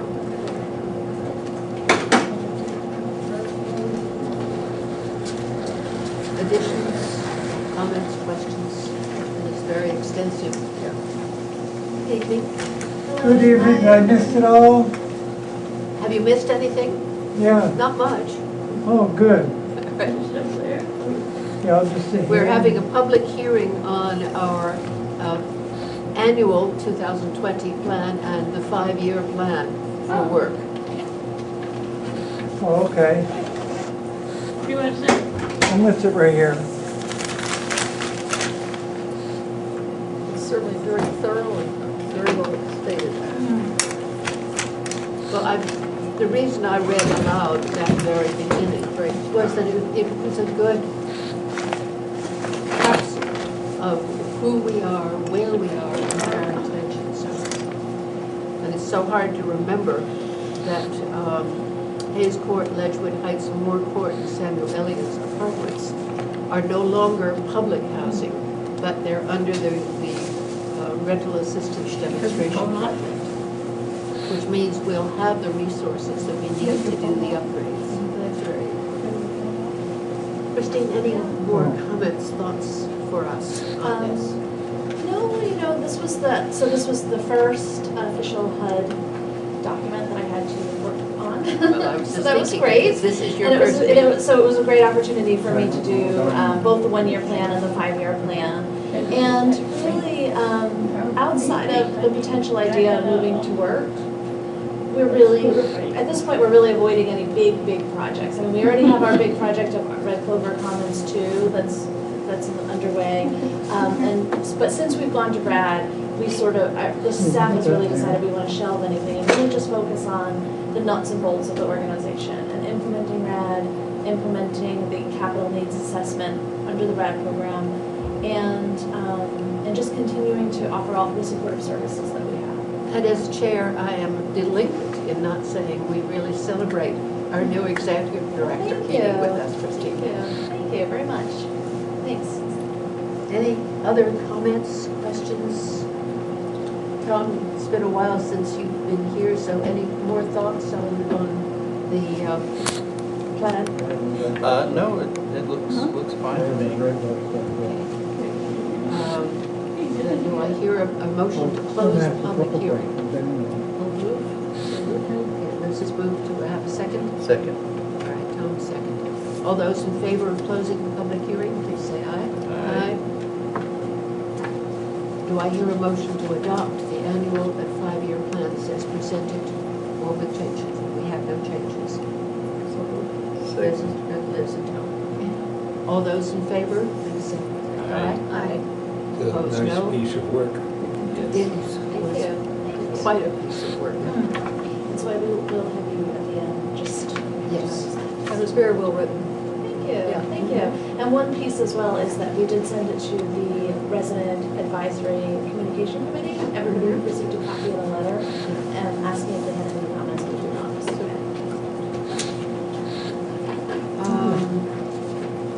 Staff reports review, property portfolio manager, property managers. It's nice, bright yellow.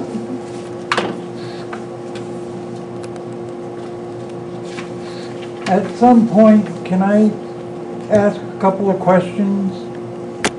Absolutely. This is a good time just to break in, because we had resident and citizen participation before you arrived. We'll open it right now for you. And your name? Kenneth Holden. Kenneth Holden. I live here in 401. And this place has got disgusting. The carpets, I think they're the original carpets that are in here. They smell so bad and they're so dirty. It's just unbelievable. You go up and down these halls in the summertime, and if you don't have the windows open, you gag. The other thing is, we seem to now have somebody that likes to spit and flick their snots on the walls.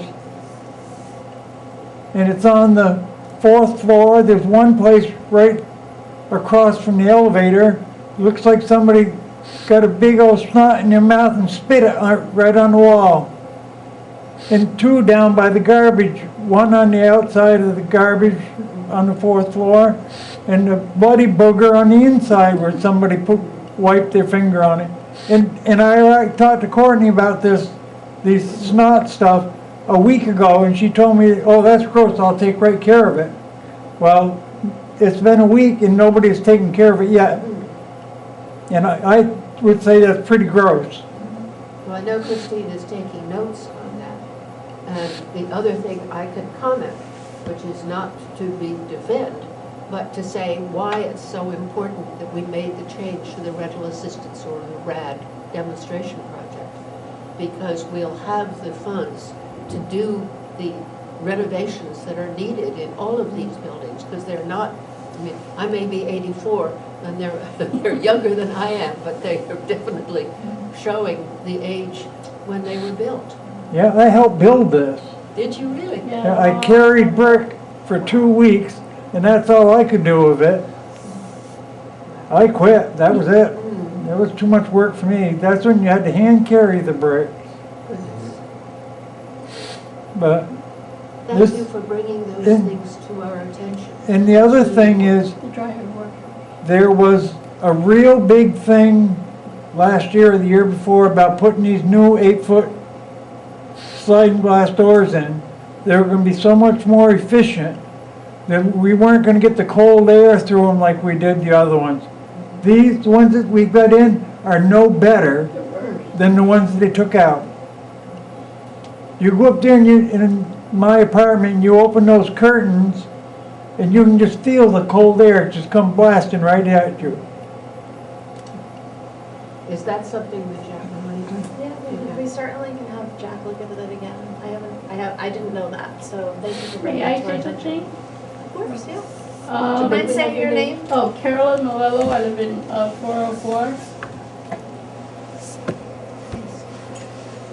Oh, I'm sorry. The dryers that are in the laundry room, They're never clean, they're disgusting, and when they break down, we can't have our money back.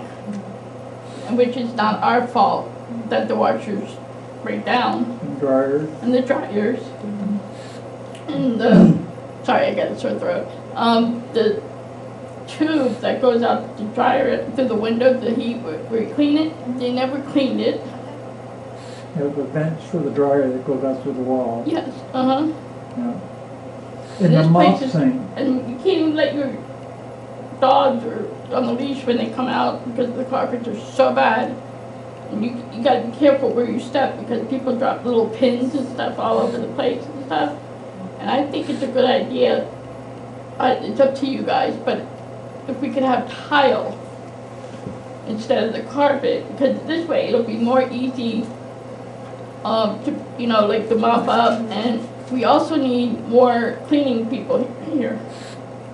We used to have somebody came in and vacuumed once a week. Now we have somebody that comes in and vacuums. Sometimes it's once a week, sometimes it's once every 2 weeks. Sometimes it's been as much as 3 weeks without them coming to vacuum. And especially the second room, on the second floor here, on the ladies' room and the men's bathroom. It is disgusting. Those, They- going to they use those have their, bathrooms, you know, those they bathrooms put their are pads in the nasty. garbage can and they end up on the floor. Nobody flushes the toilet, there's no soap, no Toilet paper, Toilet paper paper. towels. yeah, nothing. And people are stealing the toilet paper out of the bathrooms.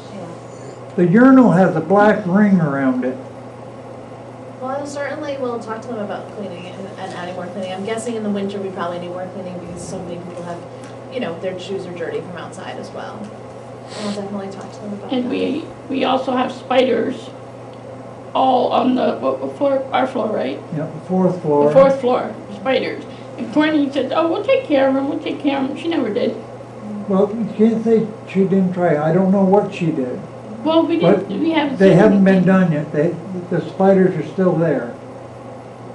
And then the bricks are like, just put up there, if you can see it, it's like, there's a bunch of them around the building that needs to be fixed. Oh, it's ceiling Yeah, I don't know tile. what they're called, but they're. The ceiling tile. Yeah. The It's just- spiders are coming from, on the fourth floor, the spiders are coming from up over the ceiling tile. They come in and they, Todd or one of the maintenance men, come in and they brush the spiders that are there all Get up down. there and clean it, you know. But they don't spray up inside of the tile where the spiders are coming from. A couple days later, there's more spiders and spider webs there. And then we had a bat that flew in one time last year, a real bat. Well, there's nothing they can do about that. It was around Halloween Yeah. too. Oh, very appropriate. Well, I will certainly, thank you very much. I will certainly give this information to them. It sounds like you've already shared it with Courtney, but I will review it. Yep. We have a staff meeting tomorrow morning. I'll let them know. And you're right. The cleaning, I know that we have been down at one maintenance person and we're just in the process of hiring someone right now. So we should. Well, have a in the person. meantime, Yeah, why can't you get one of the, like, what's his name? The newer guy? He's got long curly hair. The one on Facebook. I don't know what his name is. Well, anyway, why can't they have them come in on a slow day, like on another day and do it? Because that's part of their job too. Yeah, well, we have hired a cleaning company, and we do have a cleaning company that comes in and cleans here. And I think that the maintenance staff is pretty busy right now with turnovers and with, you know, we have snowstorms and dealing with ice outside. This property's a little bit easier, but some of our other properties are really hard to manage during a snowstorm. They take a lot of time. And then that delays our turnovers, and so, but I will definitely pass this information on. Because I'm and see really if- embarrassed to bring anybody of my family in here because the way this building looks. And then that, they walk their dog by the pole outside. That, you know, that real Yeah. big pole right outside the door, the main door, when They you're gotta going do out to both. the parking lot. You know, it'd be super helpful for me, if you don't mind. I know that you've given this to Courtney, but I know we have those pink complaint forms. If you want to just write everything down that you're saying. Yeah, we've already done that, yeah. Well, if you could give it and I'll Okay. put my name on it. My name's Christine Okay. Hazard. Yep.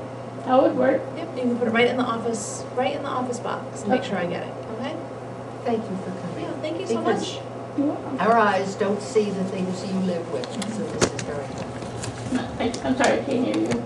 I said our eyes don't see the things you live with. Oh, yeah. So this is very helpful. The other piece is we're always looking for people to be representatives on our resident advisory communication committee.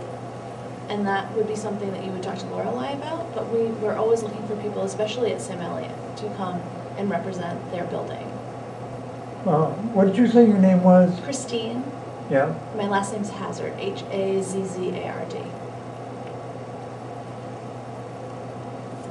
And if you're interested in the resident advisory communication committee, you could speak to Lorelei and she could give you information about that. And that's a great way to communicate information about your building directly to us. And also, when she had the door, I've already filled out the paperwork. And when she had the door decorating for Halloween, somebody just came up and took all my snowman off my door. The Christmas one. Yeah, the Christmas one. And the candy canes. They just took them right out We the door. do need to go back to our wider agenda. Yeah, that should be on the camera. The report form will be really helpful, even if you put it in once, Yeah, do it yeah, again. I would bring it up because I already did it earlier. Yeah, but Yeah, once that's doesn't fine. hurt. Okay, Oh, we're going to look anybody at can the property portfolio manager, property managers, the yellow form.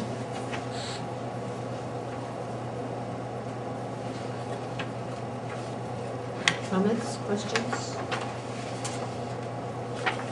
I know you highlighted that the rent collection performance, move-in, move-out reports down due to a few residents in litigation. That is what, yes, specifically at Moore Court. Are those collections usually tougher than June? No, not necessarily. It varies depending. It really does. Sometimes Ledgewood would be a little bit lower and sometimes Moore Court will be a little bit lower. But it would be, Moore Court's so small, it's only 24 units, so it will affect that percentage more quickly, you know, than Ledgewood. It's about twice the size, so it does, so a few people in litigation will make a drastic difference in Moore Court.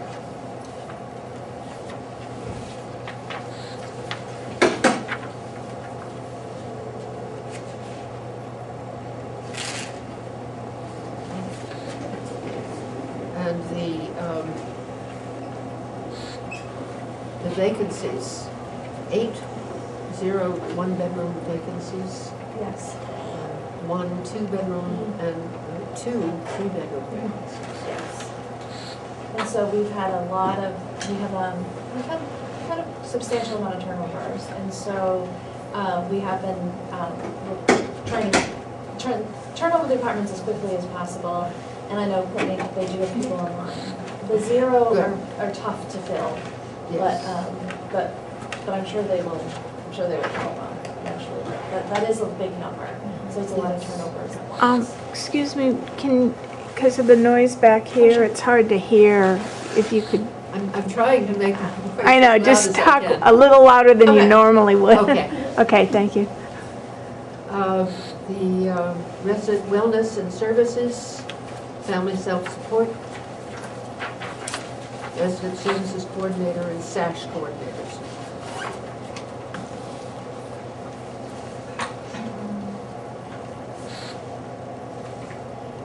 Yes.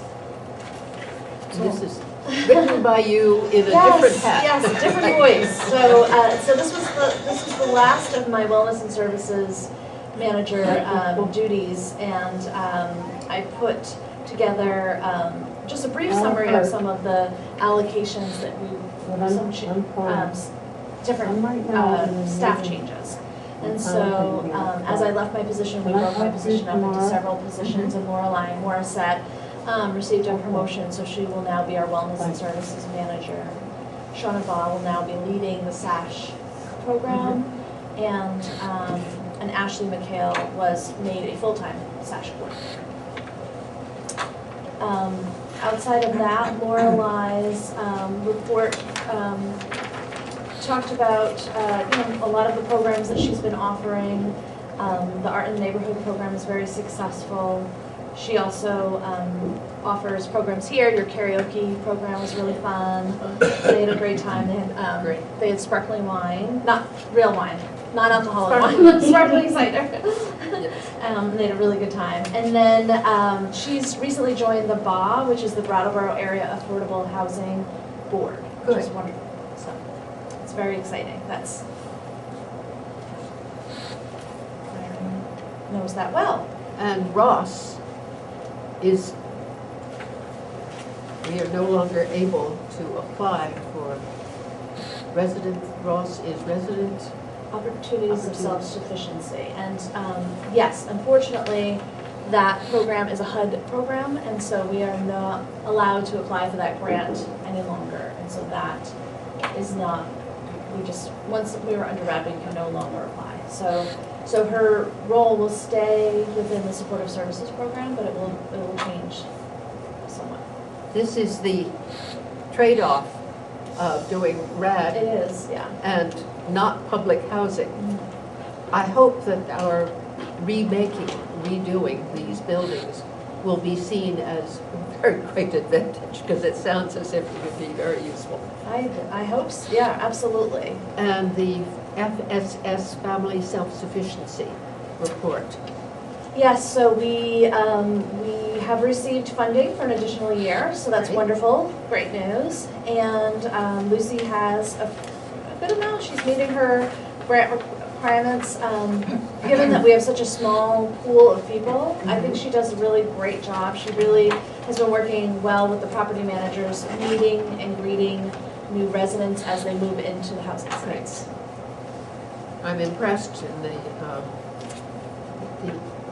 program that where people get a job, an increase in income, that if they're in this program, instead of having higher rent, the amount that's a difference between what they had before and what they are earning now will go into escrow for them.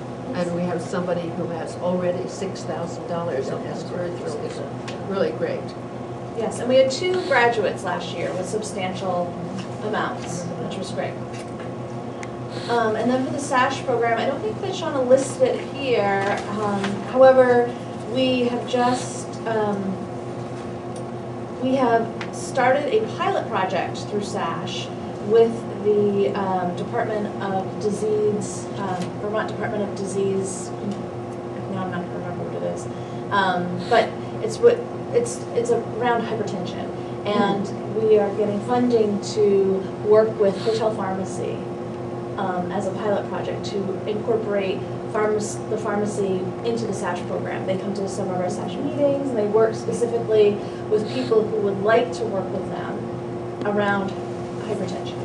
And so it's great. It's a 25-week grant program, and so hopefully we're trying it here, and then it could potentially be offered around the state. So it's a big undertaking, and Shauna has been spearheading the whole thing, so it's really wonderful. When you say here, you're talking about in this building? We're talking about all the SASH program. So here, and Red Clover Commons, Hayes Court, Melrose Terrace, and in the community, yes. Okay. Can I say something? Can I say something? I really love the papers, SASH She has Flash. one more comment. We need security around here, especially on the weekends, because there's a lot of people that are letting people in to stay with them here, and they're selling drugs, and you can smell it, weed, and somebody needs to be at that door, somebody needs to have a pass or something, the people that live here. And then, because everybody's just letting everybody in, and I know there's a bunch of dealers in this building. So outside of having a locked door? Yeah. The locked door is a really good idea, but it's not solving the biggest issue is that people that live here, if somebody buzzes them, they let them in even if they don't know them. Or if they're down, like checking their mail, or they're coming in, they'll let somebody come in behind them, even though they don't know who it is and And they never use the seen them. washer dryers down here, people come in from anywhere. Yeah, they use the washer and dryers. So again, if you want to put it on a pink form, the same form, and write down all of these comments, that would be helpful. Okay, but we do definitely need some kind of security around here. Well, we have cameras in the building, and we have. Yeah, well, that doesn't really. Every time we've asked about Yeah. something to be looked up on the camera, they say it's too late. Too late, or they can't find it, or. Well, this is why we collaborate with the Brattleboro Police. And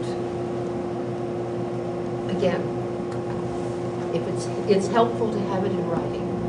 It's helpful to have specifics. At such and such a time, this happened, and that's why I'm presenting it. That enables them to take more effective action. Okay.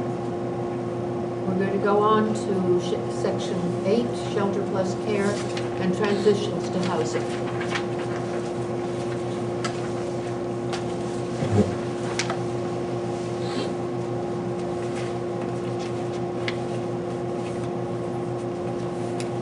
So there is one piece of this, I know in David's report, he mentioned that there was an approximately $42,500 shortfall that he had reached out to HUD about, and we are still going back and forth on the emails. So we were hoping to hear by the 6th, we did not. So, and I was hoping to speak with him today a little bit about it, but he was out in Springfield, so we have not heard yet. And my understanding in reading this is that the shortfall has come from HUD basically shorting us on what we expected to receive for the first 3 months of the RAD demonstration project. Yes, and it looks, from our estimate of what it looks like, they just left Hayes Court off of the RAD. And so I think that we're hoping that on the HUD side, they're going to look at this and just realize that it was an error. That it was their error, not our error. Yes, yes. So we are staying on top of it. They haven't disputed. They haven't disputed it at all. We are disputing, we are asking them about it, and they're doing an investigation at this point.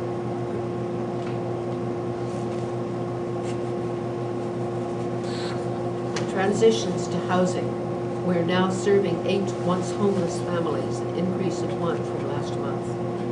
We're able to house a homeless family of 5 in town for the 1st of January that have been searching for a month. That's really quite remarkable. It is wonderful. It was a big triumph. I bet. We'll be looking to add another family to the program in January after reviewing the budget, which I think is an appropriate lead-in to looking at accountants advisors. Financial review. Review the independent auditor's report.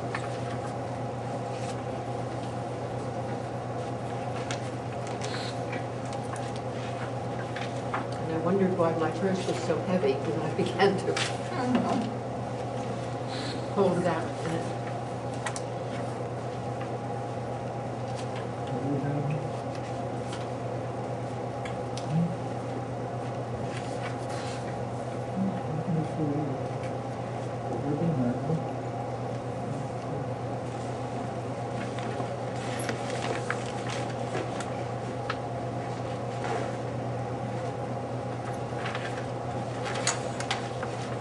I have a question somewhere in here, but I'm not finding it.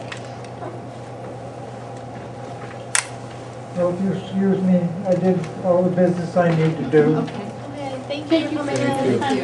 You'll be getting some of those pink Sounds great. corn. Sounds great. I'll be looking for it. Okay, thank you. Would you consider joining the RAC board, the Resident Yes. Advisory Communication Committee? Yes.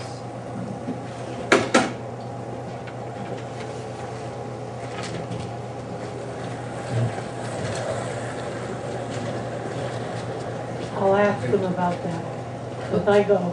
Excuse me? I go to that. Good. So even if they don't join, you can bring some of their concerns. Yeah. That's right.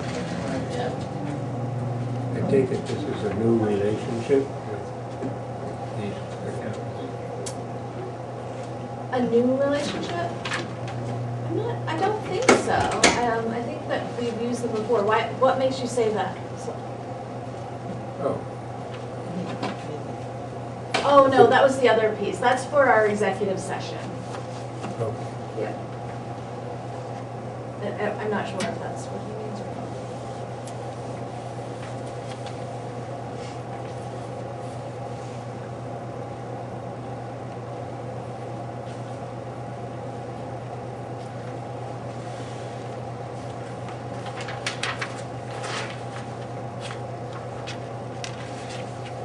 I don't know what it was. It was something simple, but I'm not seeing it, so I didn't write it down. Is it in the actual?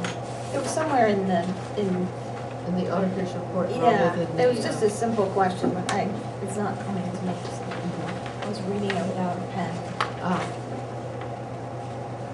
basically difficulties encountered in performing the audit. We And encountered there no weren't significant any. Right. difficulties. Yep.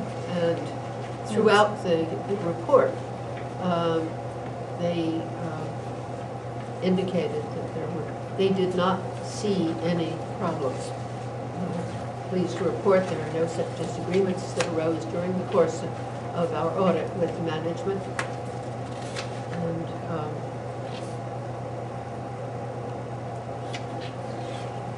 It's a very clean report. it is, we're both stated, very thorough.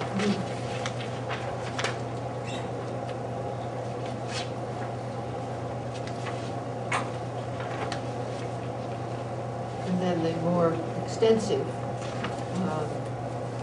financial statements for the year ended March 31st, 2019.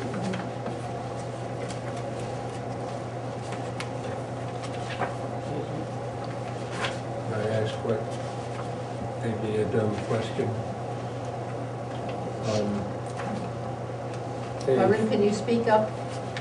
On page 14, it refers to management fees from A.W. Richards and Red Clover. I promise I won't go on being bewildered by things, but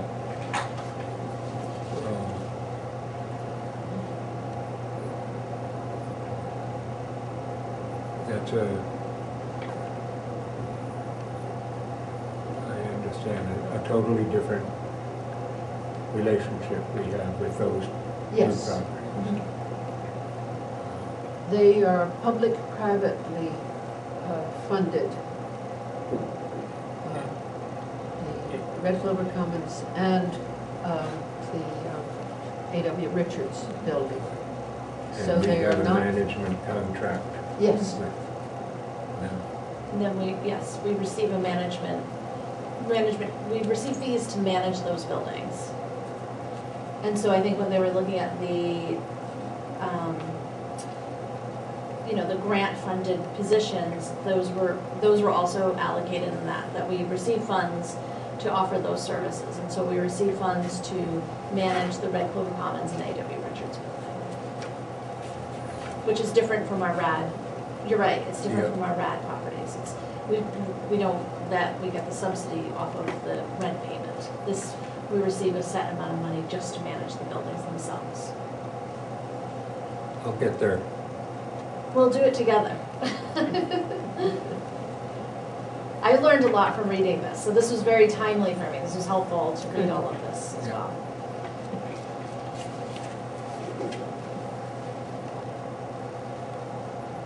Are these reports put out like this every year? They are. Okay. Yes. So this is a brand new, contract. It's just it's the annual. Yes, yes, and we will also be audited specifically for our tax credit buildings. Right. They're set to come in soon, this Okay. month, and they'll be auditing specifically those two properties. Yeah. Yes, I said that incorrectly. Tax credit buildings are ones that private companies get tax credits and enable us to do that building. So you will see another audit specifically to that. Yeah, okay.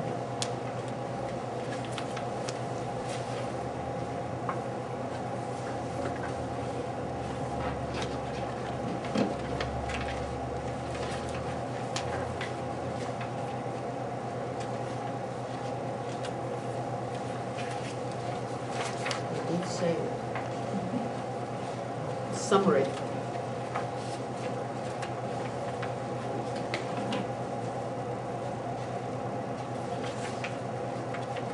The summary of the auditor's results is uniformly no, no, no, none reported, and we do qualify as a low-risk auditee. Very good. Good place to be. Right.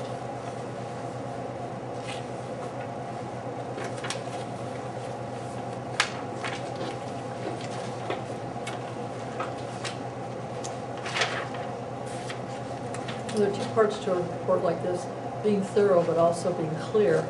Yeah. Yes. It's both.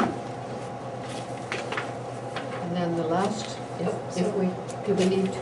You do have a motion adopt? to accept the, Okay. I'll make a motion to accept the auditor's report and the, who's this called? Yeah. The independent audit. So there was a second from this. Okay, all those in favor, please say aye. Aye. Opposed, no. This carries. And the monthly check listing. Tom, you have been signing checks in January? Yes, that's the month with 5 Fridays. Oh dear. I had one of those once too. Okay.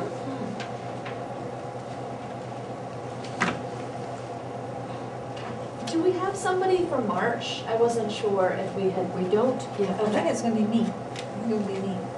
Would you like it to be you? Sure. Okay. I think I'm next. I'm always available as a backup if somebody has to Thank you, Tom. not go. You know, being retired, I have lots of free time, so. Okay. And I suspect that it would be appropriate for me to be in April. I did November. So why don't we do that? And I can do May. Great. Somebody's dying to do it. Did we figure out about the last week in February? Yeah, I'm gonna take that. Thank you.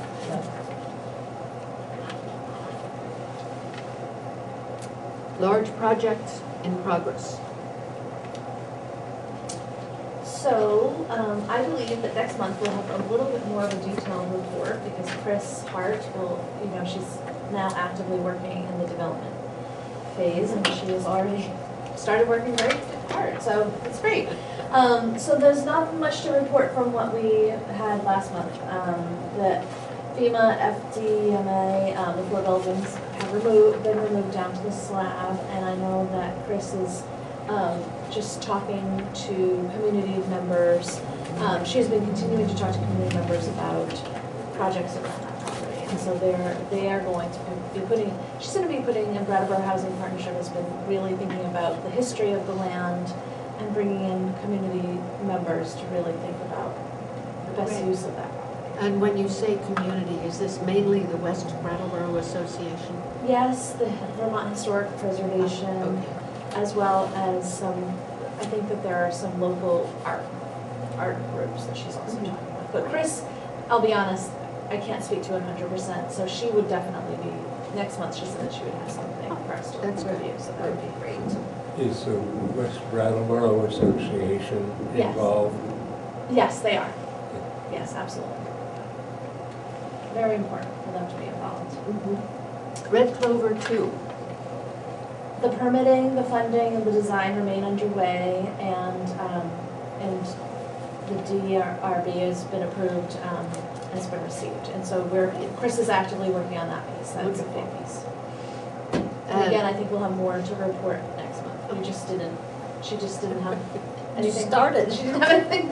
She was busy being a grandmother. She was, she is. Which is great. Yes, and then we have heard nothing about moving to work. And so. And when you say we remain in the lottery, it means that as far as HUD is concerned, we still have a potential? We still have a potential. Or not? And then number 7, enter executive session to discuss legal matters. Do I hear a motion to enter executive session? Well, we can go into executive session with Mary here, and she holds up her camera, and then we go do the work we need to do. So, Gotcha. do I hear a motion? So moved. No. Second. And Byron, second. All those in favor, please say aye. Aye. And thank you, Mary.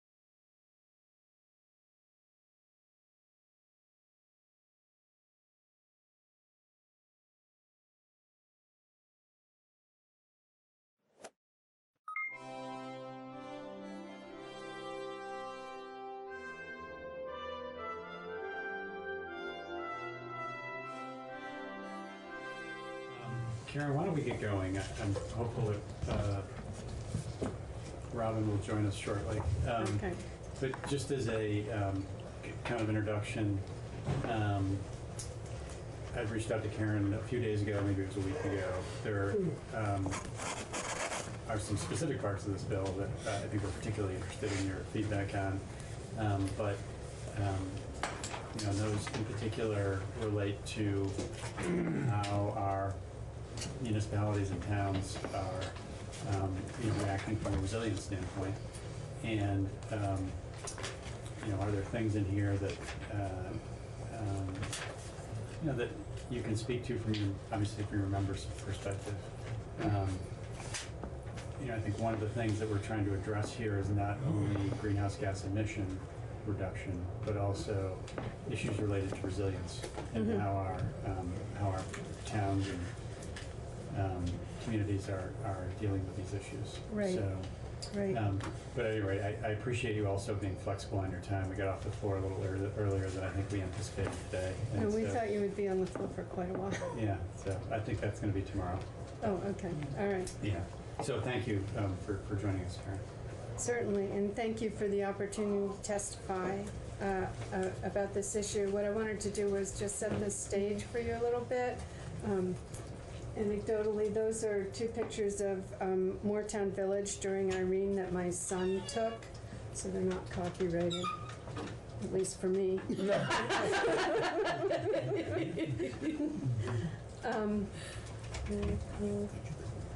So the Vermont League of Cities and Towns Board voted to join the Vermont Climate Pledge Coalition on June 27th of 2017.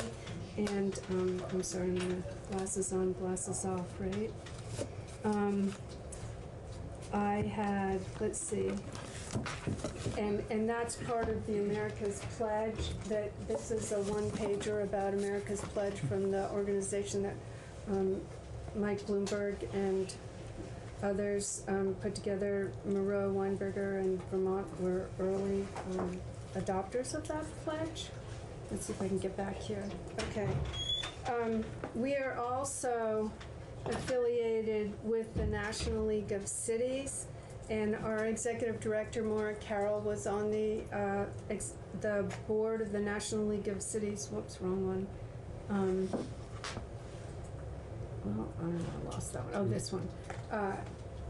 In 2018, and they've adopted a pretty substantial resolution on climate change, which I won't read to you entirely because it's several pages, but the one piece that seems most relevant to us is that NLC urges Congress and the administration to take urgent action to help states and local governments conduct vulnerability assessments, develop and implement long-term mitigation, adaptation, and resiliency action plans, and identify innovative financing opportunities to implement the assessments and plans. So really to conduct the vulnerability assessments, develop the mitigation, and fund the implementation of the mitigation. We'll look at that back where I need to be. At our last count, 130 towns and cities have established energy committees, and that's actually off the VCAN website, which is hosted by the Vermont Natural Resources Council. Additionally, we have 3 towns that had submitted their energy components of their municipal comprehensive plan to the Public Service Department right after Act 174 was passed a few years ago. Now you submit those components to your regional commission, and there are 44 towns that have done that to date. And then according to the 350 Vermont, in 2018 and 2019, 55 Vermont towns adopted the 350 Vermont Climate Solutions Resolution at their town meeting. So we understand that the climate crisis is upon us, as Paul Costello so eloquently described yesterday. And we understand that it won't be solved without significant action at the state, national, and local levels, and international. Volunteers, which is what most local officials and citizens are, have nothing like the capacity by themselves to change the current trajectory of climate warming. We welcome this proposal to address climate change through the global warming solutions legislation, especially in light of the federal government's failure to act. And I think if you go back and look at the climate pledge piece, which is just a one-pager, but there's a whole report that you can read, or an executive summary, and the executive summary is it's quite a few pages also, so you might just want to stick with the executive summary. But they talk about actions that need to be taken at the national level as well as state levels. We do have several suggestions to assure that the finite resources that we have in Vermont are spent most effectively. We do endorse the prediction that the sustainable economy of the future will provide new green jobs in Vermont. It's starting to do that, but we are very concerned about the pain that will be felt by some Vermonters, particularly in rural and less affluent areas, as we make the transition from where we are today to where we need to be. H 688 would establish a climate council of 22 members and attach it to the Agency of Natural Resources and Department of Public Service. If climate change is our highest priority and our most urgent priority, then we really believe that any such program needs to be attached to the governor's office, where it can require action from all agencies across the state.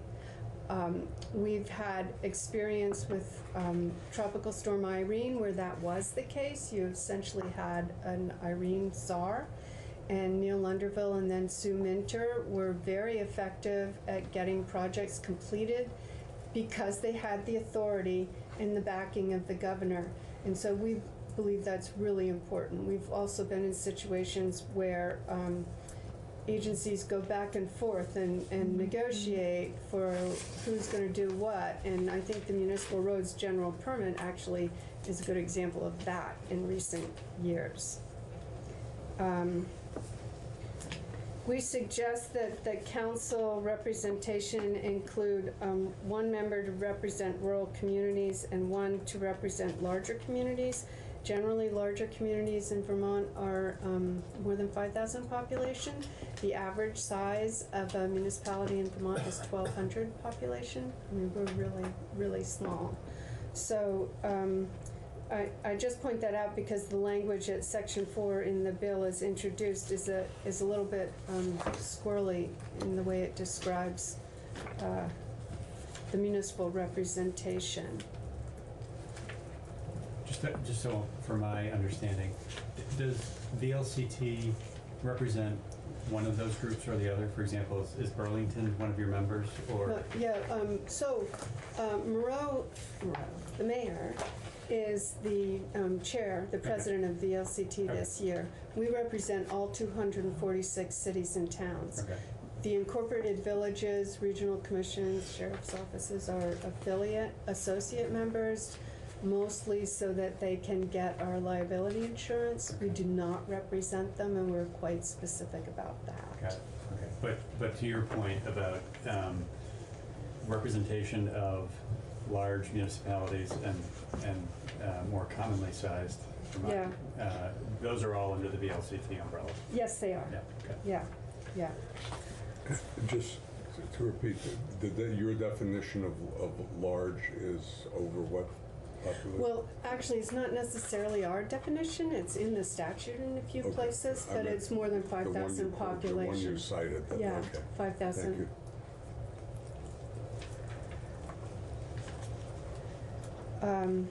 In the bill, the council would be directed to adopt a Vermont Climate Action Plan by July 2021. And we think that that plan needs to include both a timeline for implementation and here's somewhere else, but also recommendations for funding and how we're going to get there. The bill would establish several subcommittees, including a Just Transition Subcommittee and a Rural Resiliency and Adaptation Subcommittee. It is important to focus on how implementing climate actions will affect rural areas where transportation costs are higher, communications networks are less robust, and I think the professor from UVM mentioned that this morning, that if we had, or when we have, because we're going to have now as a result of your legislation last year, better broadband service around the state, people won't necessarily need to travel as far if they can telecommute and things like that. Fewer people are available to volunteer for vital jobs such as emergency medical and fire services when catastrophe strikes, and that's a major issue for us this year, has been for several years in rural areas. And economies generally are more fragile in those areas. They're, even if you're a ski area town, the ski area is the industry, and if anything happens to that, which may, and climate change, that will affect the entire community. These are also, of course, the same areas that are home to our farms, the producers of our local food, and forests that sequester carbon, and the people who care for them. We think it would be helpful to include language that authorizes municipalities through their local legislative bodies to enact ordinances to address climate resiliency generally and facilitate reduced use of fossil fuels.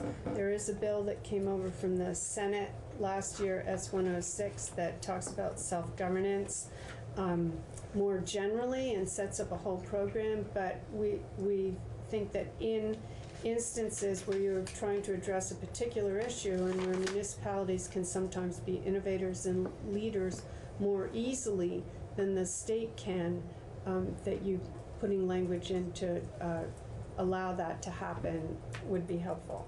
Is that, having now spent time on the government operations, is that necessary, or is it simply being explicit that be allowed? So we're Dylan's rules state. Sure. He's from Iowa. We don't know why he's in charge of anything, but in Vermont. But, right, we got to give them the authority. But you have to be specific. In some towns, we have a spectrum of municipalities across the state, from those who are willing to take risks and sort of go out on a limb or have special authority in their governance charters, to towns that really feel like they cannot afford to risk being sued unless they have specific, they need the specific authority to enact an ordinance or bylaw.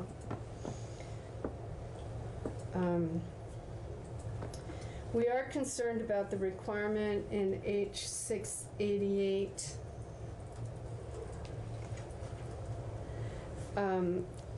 for municipalities to annually file a report with the Director of Vermont Emergency Management concerning, quote, municipal emergency preparedness, infrastructure resiliency, and infrastructure investment. I think this is an example of the potential redundancies that might occur if this bill is passed as is. We already need to get a municipal roads general permit. We need to provide annual reports to the Agency of Natural Resources and soon to the Agency of Transportation, because they're moving the program over there. We need to have road erosion inventories and implementation plans by December 31st of this year. Towns need to adopt local hazard mitigation plans every 5 years that are required in order to receive federal funds from the FEMA Hazard Mitigation Grant Program and pre-disaster mitigation programs. We need to have local emergency preparedness plans already. They need to be updated and readopted annually and submitted to Vermont Emergency Management in order to receive federal preparedness funds. And so the hazard mitigation plans look more specifically at what are the potential events and what's the likelihood of their occurring in your community. And the emergency preparedness plans are for how's your fire department, your emergency medical technicians, the people in your town going to respond to an event when it happens? And I'm gonna step way out of line here and mention that Lauren used to work for emergency management until the end of December, right? I already tested. Okay, so she can fill you in on a lot of details of this stuff if you're interested. And then we have municipal comprehensive plans, which towns need to adopt. You don't have to have a plan, but if you don't have a municipal comprehensive plan, you forfeit consideration in Act 250 essentially and before the Public Utility Commission, and you also forego any kind of priority for a whole host of grant funding for different programs from the state. That municipal plan needs to be updated and readopted and approved every 8 years now, and it needs to include an energy component. And if you want special consideration before the Public Utility Commission, you need to have an enhanced energy plan that's also approved by the Regional Commission. So back on the second page, when I talked about enhanced energy plans pursuant to Act 174, that's what those are. The proposed Vermont Climate Action Plan on page 13, we think needs to incorporate existing smart growth strategies, implement mechanisms to fund particularly emergency services, and recommend funding sources or reallocations of funds to implement the plan. We also suggest similarly at page 19, section K, which talks about nothing in this section shall be construed to limit the existing authority of a state agency or department to establish strategies to mitigate climate risk and build resiliency. We think that they should be required to do that in concert with the Climate Action Plan and what I'm going to call the Office of Climate Resiliency at the governor's level. I mean, it's really not helpful to have agencies going off in different directions, trying to enact their priorities. And finally, we oppose this section providing a cause of action to any person based on the failure to adopt or update rules. Our experience, which is considerable, with lawsuits surrounding the Lake Champlain total maximum daily load was that a tremendous amount of money was spent on lawyers and lawsuits that could have been spent better on implementing projects to address the problem. For 7 years, while that Mess. Was adjudicated. Did you use it up there? Local officials and state officials sat around and waited for what was going to be the final word, what was going to be required of them. And where we could have we could have been implementing cleanup projects. People were not doing that. They were not interested in spending a considerable amount of money without knowing that that was going to be the appropriate direction to take. And we're very concerned that the same kind of thing would happen here if you had a cause of action. We think there are other triggers that the legislature could consider. I was interested this morning to hear UVM professor whose name I forget, I'm sorry. John Erickson. John Erickson, okay. Talk about binding provisions and we've just as a for instance, we've supported a gas tax in the past if revenues were dedicated to local transportation networks and priorities. That's a tax that could be implemented if deadlines were not met. You could have that kind of a trigger.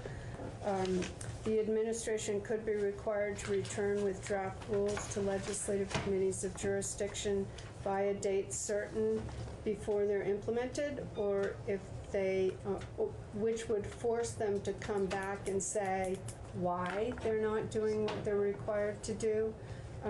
This is something that was done as part of the Vermont Clean Waters Act. So those are just two ideas, but we do think there are other triggers that could hold Vermont's feet to the fire, that would be more effective and more careful of our scarce resources than a cause of action, citizen suits. Question? So going back up to the annual reporting, Yes. and I hear, see, and understand the objection. So here is what we're trying to get after in that, and that is, in addition to having this vulnerability index that the Right. government is making an assessment about our communities and which ones are in the biggest trouble, need the most help. It seems like there needs to be some mechanism for communities to also maybe be reflecting something back on that. So do you think that the hazard mitigation plans themselves, I mean, I'm understanding those can be hard and not all communities do them. Well, most communities are doing them, but what we would say about this whole section is that if you're going to require that kind of vulnerability assessment, then look at what's already required. Have the council or the office or whoever look at what's already required and ways to incorporate that into the new requirement so that you're not just layering on another report that volunteers need to complete. We just completed our hazard mitigation plan in my town. I'm on our planning commission, and it took about a year. I mean, it's not supposed to take about a year, but it took about a year because we're all volunteers, and it's pretty involved. And crossing all the T's and dotting all the I's for FEMA is a labor-intensive job. So we would just ask you to be cognizant of other things that are required and how to, mesh all those requirements so that it's not totally unfeasible for local officials. And I think even in some of my towns, they'd probably have to reach out for help from the local MDDA or, Oh, yeah. We had help. We had help. From the regional commission, so, yeah.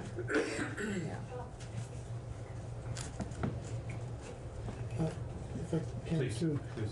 Can you skipped over it briefly, but the issues around the municipal roads permits and why that was difficult?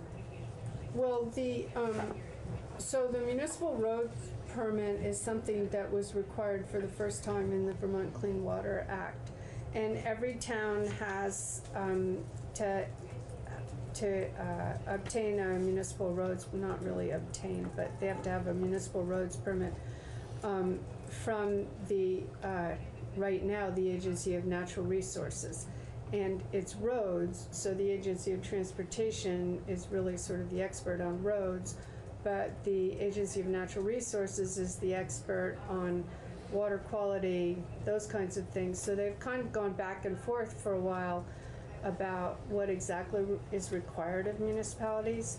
You need to assess your vulnerabilities in your road network. You need to come up with mechanisms to not repair your roads, but address those vulnerabilities. So if you have steep roads, stone lining ditches is recommended. We have a lot of road commissioners who think stone lining ditches is not a good solution.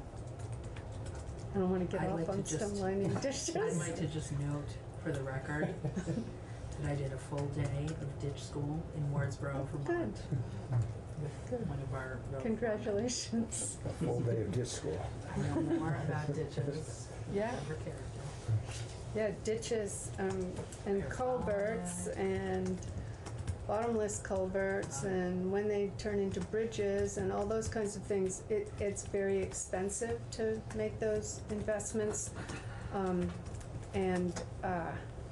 It sort of remains to be seen how successful they will be at addressing runoff, basically in that instance, stormwater runoff in storm events. Well, again, if I can elaborate too, your point there is that these agencies really need to be in collaboration right up front. Whether it's Yeah, agency, they and do. it's the same with the ag agency and A&R. I Mhm. mean, you know, I just heard a horror story up my way with somebody who did some cutting and got the proper permits and everything. Next thing you know, found out that it was supposedly in the wetlands. Right. So it's a cease and desist order, and I mean, it's just unbelievable. Yeah. And you know, Yeah. so that it's so important that, you know, all the agencies, whether it's one agency or whatever that has the collective information to issue the permits or whatever, it's critical, I think. Our experience at the local level is that, and we don't need to get too much into this either, but particularly at the Agency of Natural Resources, people who are administer their program, and they're very good at their program, and there's not really anybody at the Agency of Natural Resources that's taking the whole view of everything that you need to do, and which takes priority. We end up with permits that have conflicting requirements. Stormwater and wetlands was a good example. So that's a real problem, and we really don't want to end up in that kind of a situation with this legislation.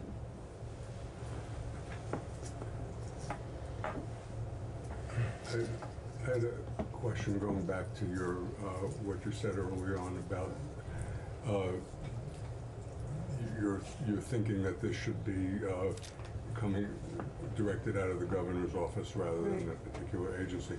When that happened in the past, that was for a pretty time-limited single event. I mean, it was a statewide event, so what is your thinking in terms, I see that as a difference between what we're looking at being something that would be a more ongoing piece of work. I don't know for how long, but it's not to deal with that one catastrophe. Right. So I just wonder what you... Well, I don't know that that's, I mean, I understand the difference. I don't know that it makes a lot of difference in this context, because if you're, it seems to us that if this is the highest priority and everything needs to feed into how are we going to address this particular problem, that the people who are directing that effort need to be at the highest level of government. Another example that is not a good example, I will say, is we used to have a state planning office out of the governor's office. And there was a governor who came along and decided that wasn't worth his while, but I think it, there was that office for a period of time. I'm not disagreeing. It's just you threw out a different alternative on the table, and I'm just asking because there is that sort of time-limited assignment that occurred that time versus. But you're right. The planning office was considered an ongoing function of the governor's office. Right, and if you write it into statute, I think they can't, say we don't want to do this anymore. Well, but if it is a governor's office function, then it would seem to depend a lot on who the governor is. It's not sort of built into the sort of ongoing bureaucracy is such a negative loaded word, operations, all right, of state government, as it would be if it were sort of career agency people working on it. Right. I mean, it would depend kind of how you structured it, as to how, I mean, you'd have to talk about how to structure it. I know that it's been recommended that there's like an climate change czar or something, which is along the same lines. And governors do change. I think that This just seems like it would be more exposed to political you know, I don't know, 'cause- the politics of the person in the office, Yeah. rather than a sort of institutionalized operation of state government. I don't know that there, I mean, we could talk about that, but it seems that in some ways that it doesn't make a lot of difference because commissioners and secretaries are appointed by whoever the governor is and they carry out that person's agenda, so at the agency's level. But what we really do want to avoid is a situation where agriculture, transportation, public service, natural resources are all sort of jockeying for what they want to have happen, and in the meantime, not a lot happens. So I have the same question, and I'll take advantage of you being here now. I'm happy to talk about it more later too, which is really a good governance question. Mm-hmm. And you have addressed this head on as to what your recommendation is, that there be something much closer to the governor that Mm-hmm. deal with this. You know, as I've thought about this bill purely from a good governance perspective, what is an entity that can best get something done? Right. This exact question is something that I've struggled with, and I don't have strong feelings that it'd be one way or the other. Mm-hmm. My focus is on accountability, and these aren't my words, but I've used them, which is there's one neck to choke. Uh-huh. And who is accountable for Right. this work getting done? Not that they do all of it necessarily. And one viewpoint, I think it's probably one that you share, or at least are closer to, is that this should be either somewhere much closer to the governor or even the agency of administration that sits at the head of the table. Mm-hmm. But they're not necessarily in a regulatory body that is focused on, you know, they have more of a financial function and are closer to the governor kind of in that regard. You know, some of the policy orientation is a little farther removed. Right. But at the same time, it has more of a regulatory function. And, you know, ANR, on the other hand, is charged with regulating pollution. So, again, this is more of it's not an ideological question from my standpoint, it's a good governance question. Mm-hmm. You know, if we are going to build this, and we're looking for accountability, where does that best reside? Right. Again, I don't feel strongly about it, but I'm just looking for the best answer. Yeah. And I think I certainly hear what you're saying on that. You do have in this bill, you have the council, and the council has the secretaries of the agency. That's correct. And ANR as the chair of that council. yeah, so, well, that's an interesting thing, you might want to change that, but anyway. Well, I mean, like, was thinking if that's what you you're were getting going to, if Yeah, you're gonna have it, if you're gonna have it in the governor's office, then it should probably be the secretary of administration, right? Well, that's what I was saying, Yeah, that was my point. So then that council and the secretary of administration, whoever the climate change czar, is the person who says to the Agency of Natural Resources and the Agency of Transportation, you need to adopt regulations that implement this particular component of our overall program. Maybe I'm missing the point that you're making, but when you talk about this position not being ANR, I was presuming you were talking about that ANR not being the essentially the chair of the council. Right. Okay. Yeah. All right. So we are on the same. Yes. Okay. Got it.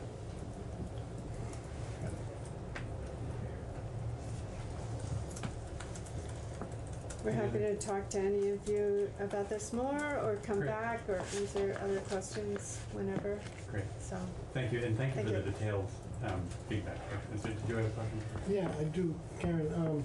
I know we're in the infancy stages of this bill, but is the word getting out to the municipalities about the possibility of all this coming down? Well, I'm reading about it on Thursday night for Friday morning.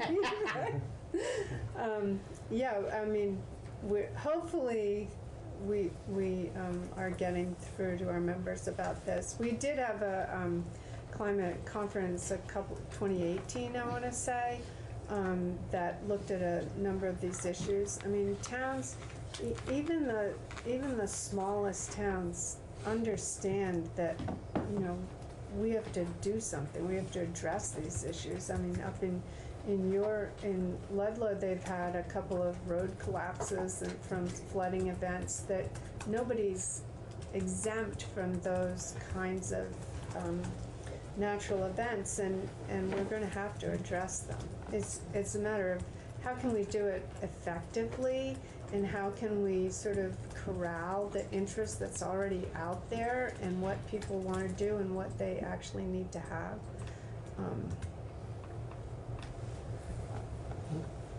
And not be too messy. Thank you, Karen. Thank you. Thank you. Tim, I've got kind of for the room at large. Was this messy when we were dealing with asbestos or lead regulation or control?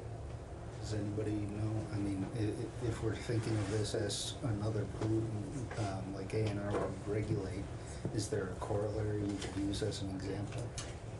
So I think the best example is the one that the Deputy Secretary brought up today, which is, and again, from their standpoint, was water, and how the state has thought about that. That's my answer. I don't know. Well, asbestos was more of a federal. Yeah, it was a federal thing. So that, but there was, and still is. I mean, there was just a report on VPR this morning about, you know, some, it was in Pennsylvania, I believe. Philadelphia. It was Philadelphia, yeah, that they're finding all this asbestos and stuff, and Oh yeah, I did hear that. it's Schools. millions and millions, yeah. And that's why, Pipe insulation, that sort of thing.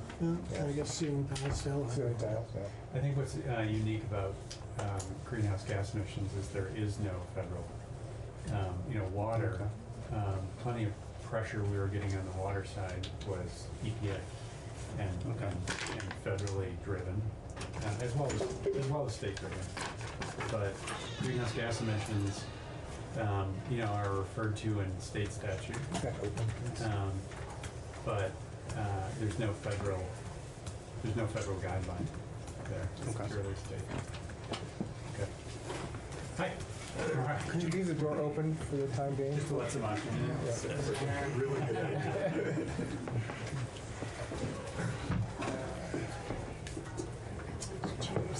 Great. Go ahead.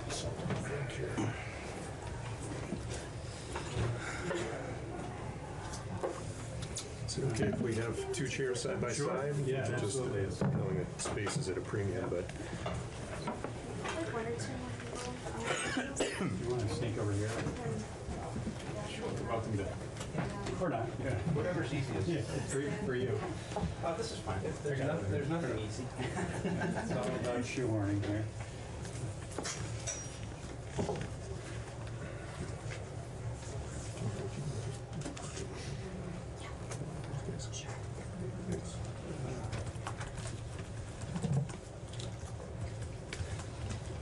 Good afternoon. Good afternoon. We're probably going to wait for just a second, so just have Laura return.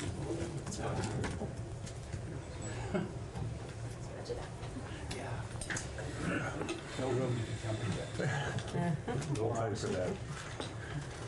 Yeah.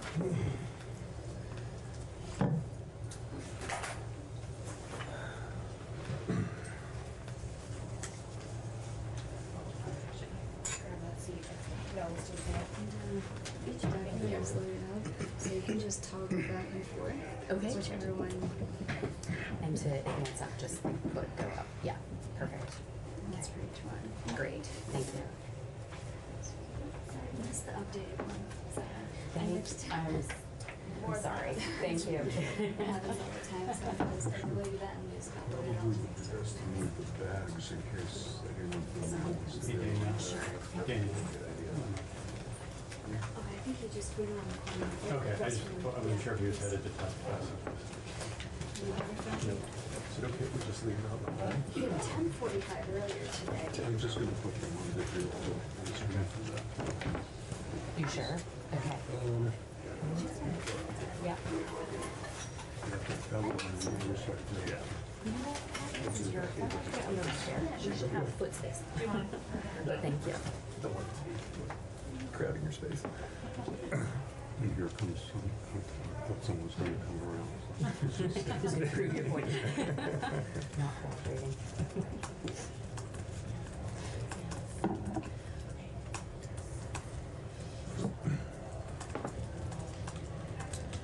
Things went quickly on the floor this afternoon, I guess. Things went quickly on the floor this afternoon. Yeah, no dissension or well-oiled machine. Until tomorrow. For the moment. Savor it while you can, right?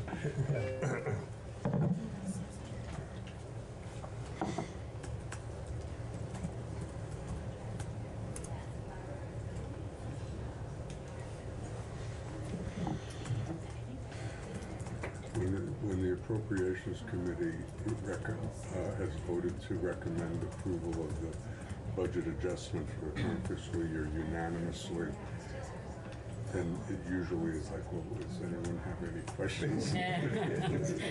Pretty straightforward and a bit of an anticlimax. Most, even if there's a strong majority, a lot of stuff comes out, with 2 people voting no or something like that.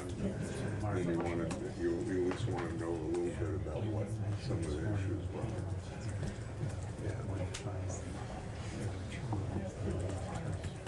Were there any no votes today?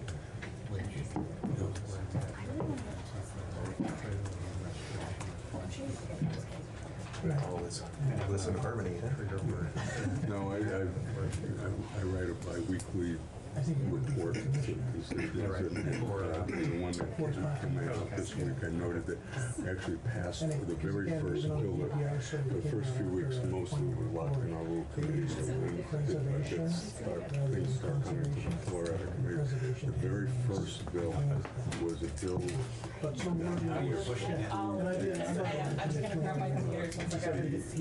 Dissolution of a village government and its merger into the town. And they voted, but by law, I think the Constitution, we have to the legislature. So it's again, does anybody have any questions? But that was the very, very first bill. It was completely contrary. Build some momentum. It's something We'll get there. We'll get to the messier stuff. So, like this bill. Thanks. It caught me. Yeah. So, why don't we get started here? Laura will catch up with us shortly, hopefully. So, thank you for joining us. I think we had originally planned to have 3 folks testify, and we're having a member of your board join us on Friday afternoon, so I look forward to that. But we record all of our hearings, so if you wouldn't mind introducing yourselves for the record, and welcome. Thanks for joining us. Great. Well, thank you. Good afternoon, everyone. For the record, my name is Phil Huffman. I'm the Director of Government Relations and Policy for the Nature Conservancy here in Vermont, and I know some of you, but not all, and just want to say I'm really delighted to have an opportunity to engage with all of you on this really important topic. And I'm really pleased to be joined today by a wonderful colleague from our Massachusetts chapter, Laura Marks, who's a forest ecologist, has been with the Conservancy based in Massachusetts for 14 years, I think. This is her first time today coming to our office, so it's a moment of a noteworthy moment for us. Anyway, Laura is also the Nature Conservancy's regional lead for New England on natural climate solutions, which is basically the role that nature and natural and working lands, the land sector, can play in helping to slow the pace of climate change. So she's a wealth of information, and I think we're really we're pleased to be able to have her here, and excited that she can offer some of that broader perspective. She also will have an opportunity to speak a little bit about, from her and the Nature Conservancy's perspective in Massachusetts, about their experience with their Global Warming Solutions Act, so we'll dig into all of that in a little bit. And she's based in Western Massachusetts, out of an office in the Northampton area, so made the trip north for us today. I know you had the opportunity to hear from another voice, a brand new voice for us at the Nature Conservancy last week, our wonderful new colleague Lauren Oates, who testified about the resilience side of things and from some of her perspective from her earlier work with the Vermont Emergency Management Agency. So now we'll be shifting today and focusing more on the part of this around nature's role in helping to rein in climate change. It's sort of a complement on the other side from resilience and adaptation. What we're thinking, and if this works for you all, is that I'll spend just a minute, since this is our first time really before your committee, to just give you a little bit more of an overview about the Nature Conservancy to help round out the picture that you may or may not have of us. And then I'm going to turn it over to Laura to really go into some of the big picture and key points related to natural climate solutions, and to share some of that experience from Massachusetts with their parallel efforts down there. And then I'll come back in and share a little bit about our perspective here in Vermont about all of this work and how it ties into a number of other policy initiatives that are underway, some of which I think you're familiar with, but others of which you may not, and work that's happening on our part and others that are relevant to all of this, and really how it all ties into the Global Warming Solutions Act. And I'll sort of close with our perspective on the bill itself. Does that sound like a workable flow? And we'll try to keep things moving. Appreciate this is getting towards the end of a long day in a small room with not a lot of airflow, so we'll try to keep it moving. You noticed. yeah, I can already feel it. So just by way of rounding out a little bit of what Lauren said in her testimony last week about the Nature Conservancy, as you may or may not know, we're a global conservation organization dedicated to conserving the lands and waters on which all life depends. So that's human life, as well as all the other species of plants and animals and everything else that we share this planet with. One of our hallmarks everywhere we work here in Vermont and elsewhere is that we're science-based. So we try to gather the best science that we can, either science that we develop or that we gather from others, to inform our own conservation work and to also help to inform the work of other conservation nonprofits, governmental agencies at the local, state, federal, and global level, that sort of thing. So science is a really critical hallmark of ours. Guided by that science, we really work on trying to create innovative, on-the-ground solutions to some of the biggest challenges facing people and nature and the planet. Certainly climate change is at the top of the list, but it's by no means the only one. Habitat loss, things like that, or water quality issues. Those are examples of other big problems that we're working hard to help to address. We are devoutly nonpartisan. We have a long track record of working with folks from across the political and ideological spectrum on pragmatic solutions. So we really are trying to focus on getting things done and finding ways to bridge different perspectives to get there. We work in all 50 states across the U.S. And more than 70 countries around the world now.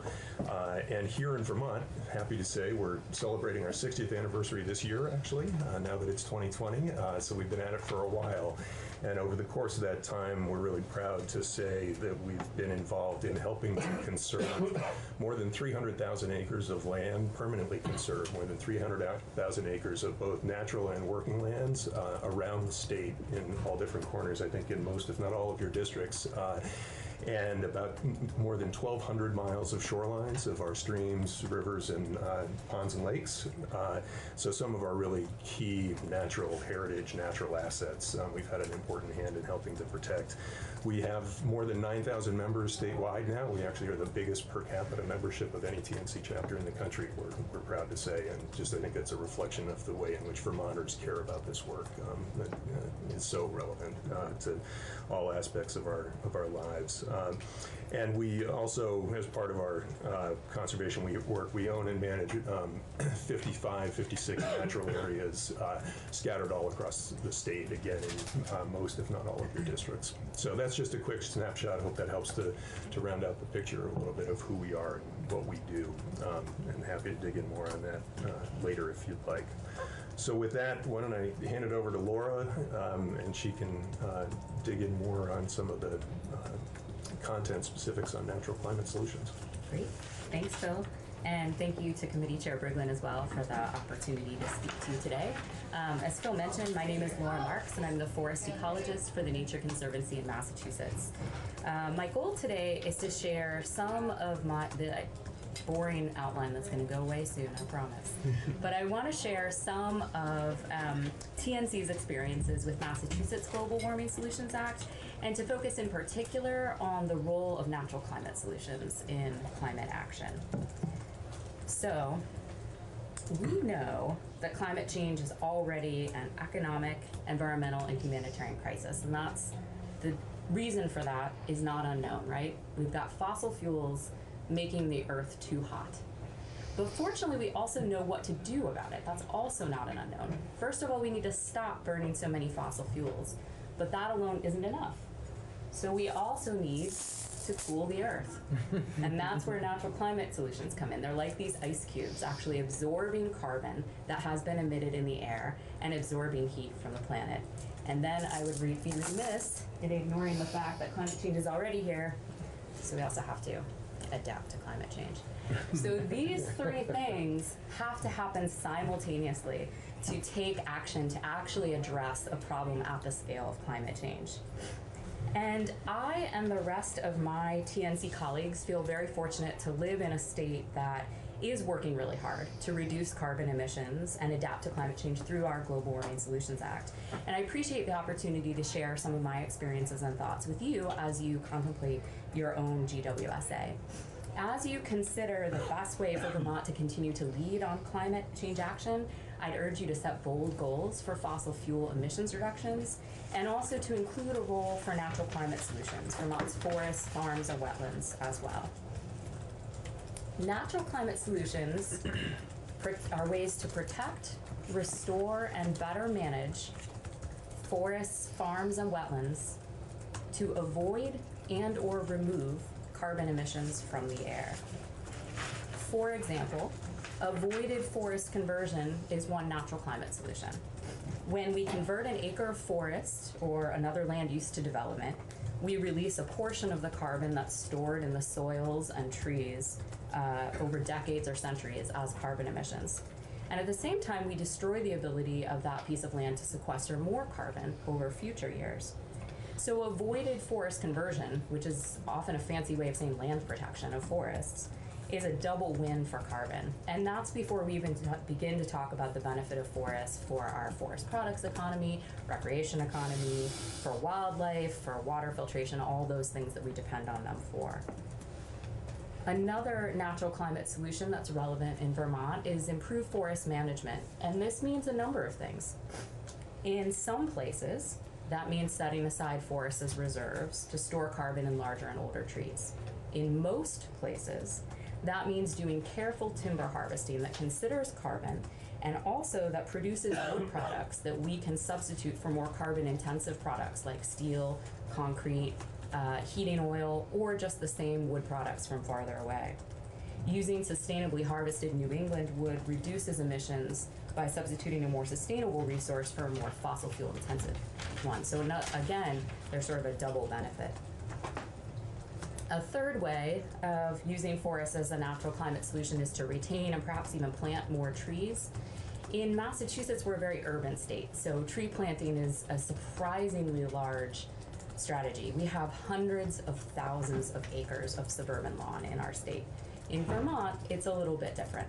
And I suspect that you'll probably be more focused on tree retention, because even though we take our street trees or the ones in our yards or parks for granted, when you have something like the tornado that hit Springfield, Massachusetts, or an insect outbreak that takes out huge amounts of these trees, you'll actually feel that literally in the heat in the summer, and also in your energy bills and energy use in the buildings that were formerly shaded and sheltered by trees. So by now you might be noticing a theme where natural climate solutions have a carbon benefit, but they also have a lot of other co-benefits: human health, like trees in cities, economic benefits like forestry. And so in many cases, the reason to do these natural climate solutions may be not only or even primarily carbon, but that's one of their benefits. And I've been focusing on forests here because Vermont, like Massachusetts, is a mostly forested state. but it would be wrong to ignore the impact of farms and wetlands as well. So forests get most of the attention, but I know that the Vermont Agency of Agriculture and partners in the farming community are already really thinking hard about how to make some of the farming practices that have carbon and other co-benefits more feasible and cost-effective. I was really excited to learn yesterday that your Payment for Ecosystem Services working group has released a report on this. That actually puts, thank you, that puts you ahead of Massachusetts, where we're just now working on our Healthy Soils Action Plan. And that considers, among other things, ways to increase soil carbon on farms. In Vermont, adoption of cover cropping, silvopasture or trees on farmlands, and fertilizer management can help make the soil more carbon rich while also reducing nutrient runoff and erosion. And in the case of silvopasture, it can even increase milk production. So again, carbon might not be the primary reason that you want to do these things, but you are getting a carbon benefit as well, and it's worth thinking about that and recording that as well, because we do have significant potential to reduce carbon emissions and increase sequestration by increasing the health of our farm soils. And then finally, wetlands. If farms are overlooked, wetlands are even more overlooked. Wetlands store an outsized amount of carbon for their size. They're a very small fraction of the landscape, but they can store, in some cases, many decades worth of carbon. And wetlands can also be either carbon sinks, if they're healthy and intact, or they can be carbon sources if they're degraded, and especially if they're drained. So it's really worth thinking about the health of your wetlands, thinking about restoration of wetlands, again, for a range of reasons, including wildlife habitat and flood prevention, but also so that they continue to play that role of sequestering carbon in soils year after year. So we have some very good estimates already of the potential of natural climate solutions in Vermont. And although there are differences in our two states in which natural climate solutions work best, for example, city tree planting is a big strategy in Massachusetts, while improved forest management is a bigger opportunity in Vermont, taking full advantage of climate solutions like those I mentioned can avoid or reduce more than 1 million metric tons of carbon dioxide equivalent each year at low cost. That's the equivalent of taking more than 200,000 cars off the road every year. And right now, the only technology we have that can remove carbon emissions at scale is nature. So hopefully that's a little bit of information about natural climate solutions and the potential in Vermont. I wanted to move on to sharing some lessons learned from our experience in Massachusetts that might be useful. So from the perspective of TNC's Massachusetts chapter, we're pleased with the greenhouse gas emissions reduction and the smart policies and the change in the narrative around climate change that have come from our Global Warming Solutions Act. It's absolutely been worth it. And we're mostly on track to meet our 2020 goal. So these figures are as of 2016, and Massachusetts has reduced emissions by 21% below 1990 levels. There's a study happening right now that will figure out whether we're projected to meet our 25% goal, but they're actually running the numbers this year, and so we'll know by the end of the year whether or not we met that initial 2020 goal. I think some of the biggest successes from the Global Warming Solutions Act have been around public-private partnerships. And this is one where I actually had some personal experience. So many years ago, I was eligible to enter a lottery for weatherization of my 1910s era, very drafty, poorly insulated house. And that was a state-run energy efficiency program. But the only reason I knew about it was because there was a local nonprofit that was advertising, there was a local company that was doing the work. And so programs like that are really effective. I got insulation for my house, which is a real benefit to me. Meanwhile, the state got me using much less energy every year. So they got very inexpensive emissions reductions. And again, if the state had done it on their own, I think it might have been hard for the average person to figure out, where do you go for information? How do you find out? But by working across that public-private partnership, they were able to get a program that was wildly oversubscribed and successful. Another success, I think, was that we've really aimed big. So right now, where Massachusetts is in the process our law actually set emissions reductions goals for 2020 and 2050. It didn't set them for 2030 and 2040. It left that up to another process.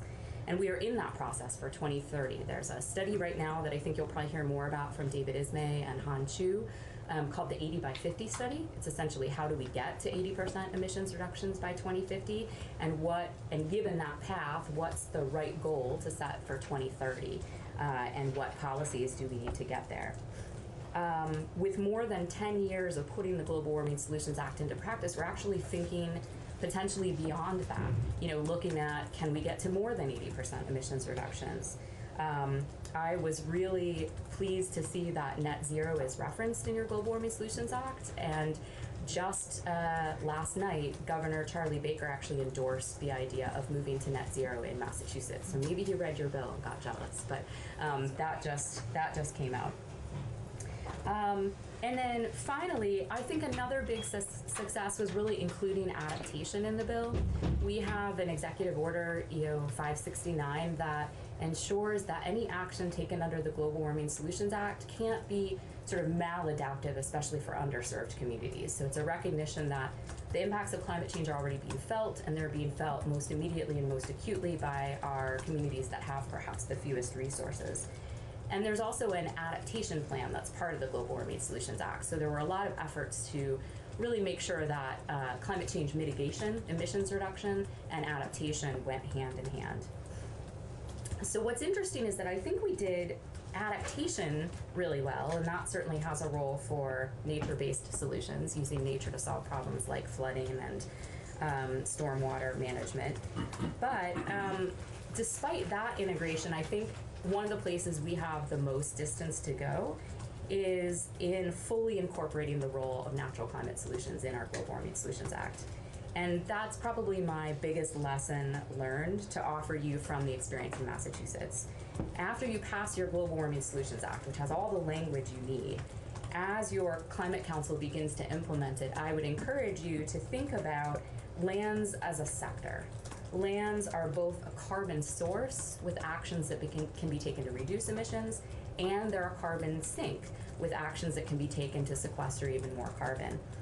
I think in Massachusetts, carbon is in our baseline. Natural carbon is in our 1990 baseline, but from every point then on, it's treated very differently from all the other sectors. And I think that had we integrated those more from the beginning, we could have saved ourselves some headaches. For example, now in the 80 by 50 study, it's very hard to sort of fully bring in lands when we need them to meet our emissions reduction goals. And I think we could have saved ourselves also some controversies over solar siting and other aspects where, because the intersections between buildings and lands and energy weren't fully considered, there were some policies that people feel maybe were counterproductive to one or the other sector.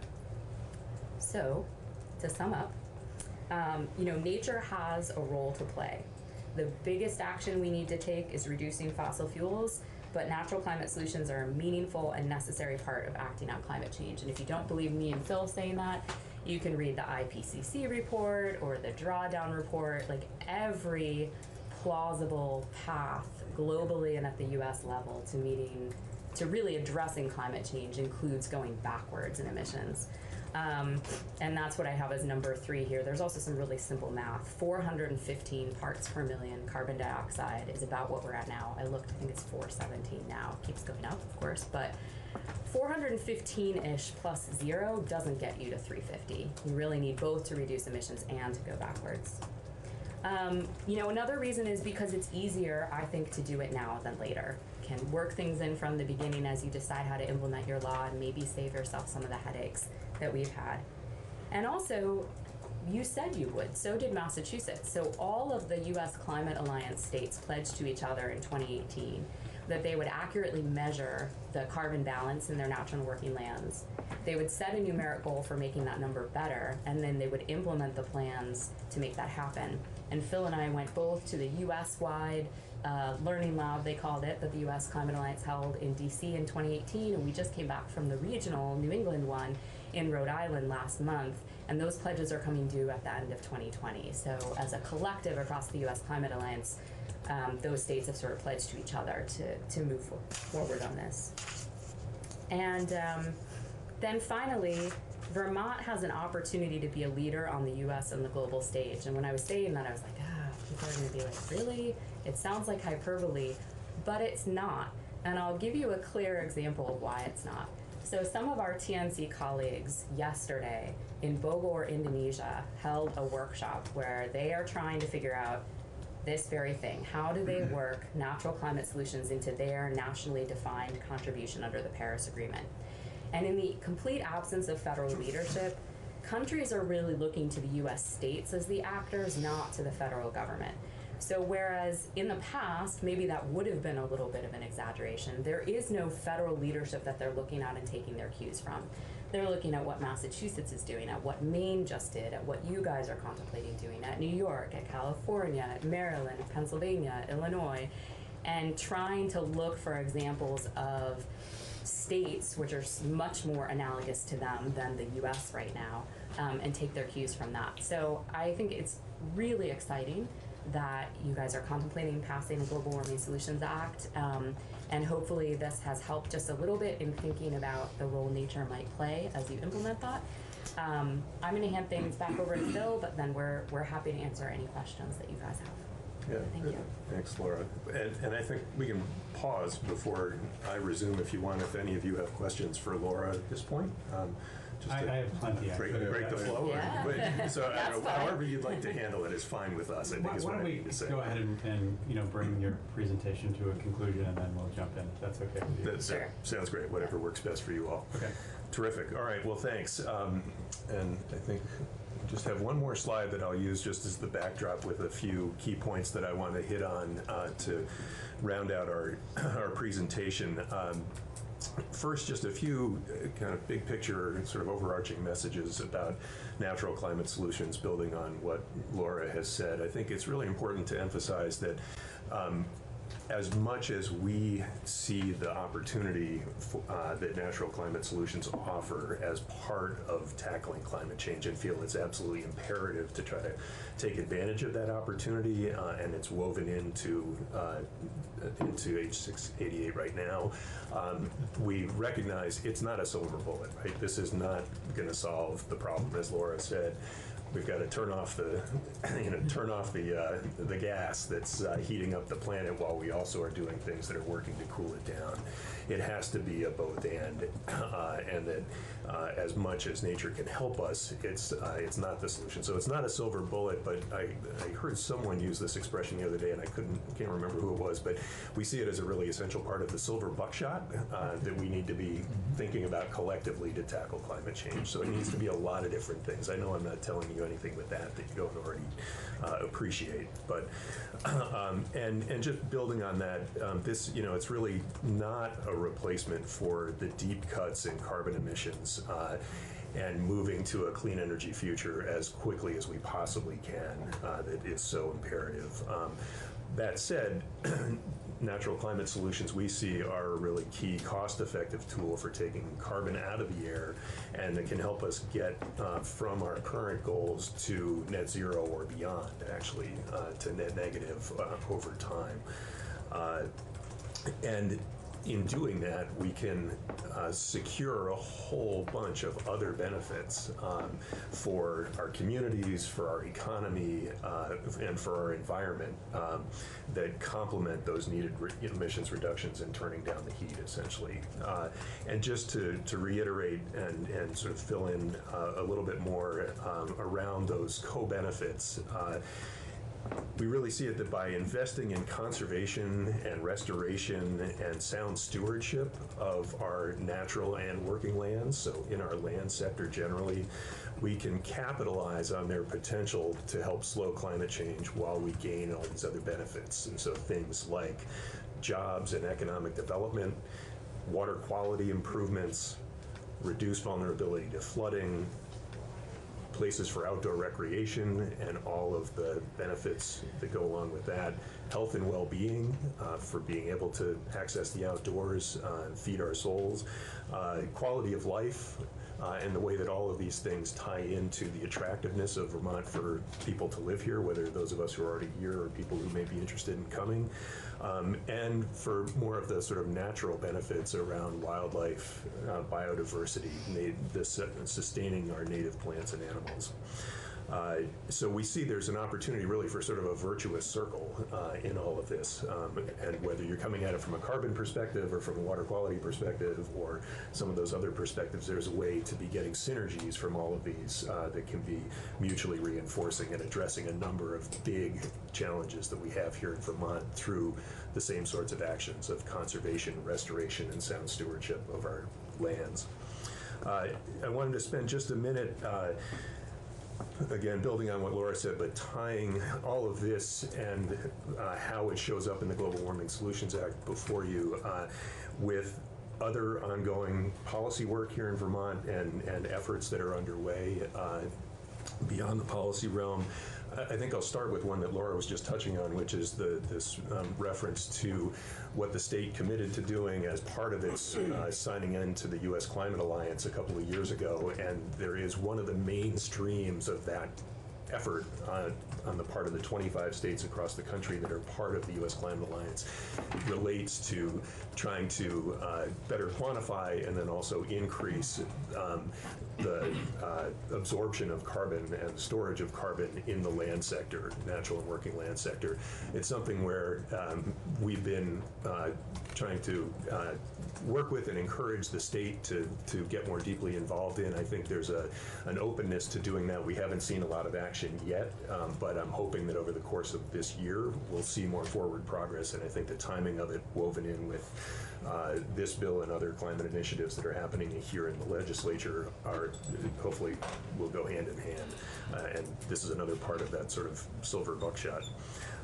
Other ones, Representative Higley can speak to this in more depth than I can, but is the four efforts that have been initiated by you all in the last session related to forest carbon sequestration and looking for opportunities to make it easier for Vermont landowners, private landowners, but also municipal and potentially the state to access existing carbon markets, offset markets. So I know Commissioner Snyder spoke with you all about that maybe 10 days or 2 weeks ago. We won't go deep on it now. One of our colleagues, Jim Shallow, our conservation director here in Vermont, was part of that working group. Happy to have him come back and share more both on that and on some ongoing work that we're a part of with trying to develop some innovative new pilot projects or test proving grounds of efforts to access carbon markets for Vermont landowners here. And we've been doing that on our own lands up in Representative Higley's backyard at our Burnt Mountain parcel up in Montgomery and a little bit in Eden and Lowell. And then also we're in a collaboration with the Vermont Land Trust, again in that same neck of the woods with private landowners, trying to figure out how to bundle a number of different private land holdings together into a package that's big enough to access, have sort of the economy of scale to access existing voluntary carbon markets. And then we also are part, and Laura's involved in this as well, with a really fledgling effort, but that we're very hopeful about with the American Forest Foundation that's called Family Forest Carbon. It's a program that's been piloted actually down in the Central Appalachians, but that we're trying to bring into Vermont and Massachusetts, which would be helping to access revenue streams for landowners to do essentially carbon-friendly forestry, not in a way to try to access offset markets, but just to provide some revenues for them for doing different improved forest management, carbon-friendly practices. And that's something that we're really hopeful about. It's like, we'll see, but it could be a great tool for accessing particularly smaller parcels and providing some new revenues that can really reward landowners for good forest stewardship, which is what we all want to see, I think, and the landowners themselves are deeply committed to helping them keep their lands as forests, and so that where we're helping to sustain that carbon sink and not getting into a situation where they're having to sell their lands and convert it and risking the carbon source that can result in. And where would those revenues come from? Well, so Laura, do you want to help out? Or for the pilot, they'll come from a grant. So we have a grant, as you so often do when you do the first ones, you kind of have money lined up. And it's western and central Massachusetts as well. Southern Vermont is the pilot area where we're trying to port what they did in the central Appalachians and move it up. After that, it gets a little more complicated. Massachusetts has a state policy program that seems like it might be it's a version of our current use program. I think you guys call it current use appraisal, and we call it chapter and we call it chapter 61. So it's kind of an add-on to that. After that, there is a lot of discussion about the desire for more and more companies and private actors to basically pay for climate outcomes. Offsets, there's a certain market for that. There's also people who want to incent good behavior, help make it easier for people who already want to do a behavior, but maybe it costs them a lot of money to sort of do cost share. Kind of like NRCS, so Natural Resource Conservation Service, it's a federal agency that, for example, will pay farmers, here's half the cost of putting fencing up around your stream so that your cows don't go through it. So it's not an offset, it's a payment for a practice that they know has benefits. In this case, it's payment for practice we know has carbon benefits. But as Phil mentioned, these things are also, I think we're very committed to being open about whether or not it works. We're trying it out. We're trying not to go in with too many assumptions. It's really promising in the Central Office. It's also being piloted in California. But if at the end of the day we can't make things work in this region, we'll report that back and look for the next opportunity. Well, it sounds like you have to have either government revenues or a foundation to support something like this. Well, the model of the central apps is more about private companies and like supply chains, and there's a whole complicated thing that's over my head about how you set that up.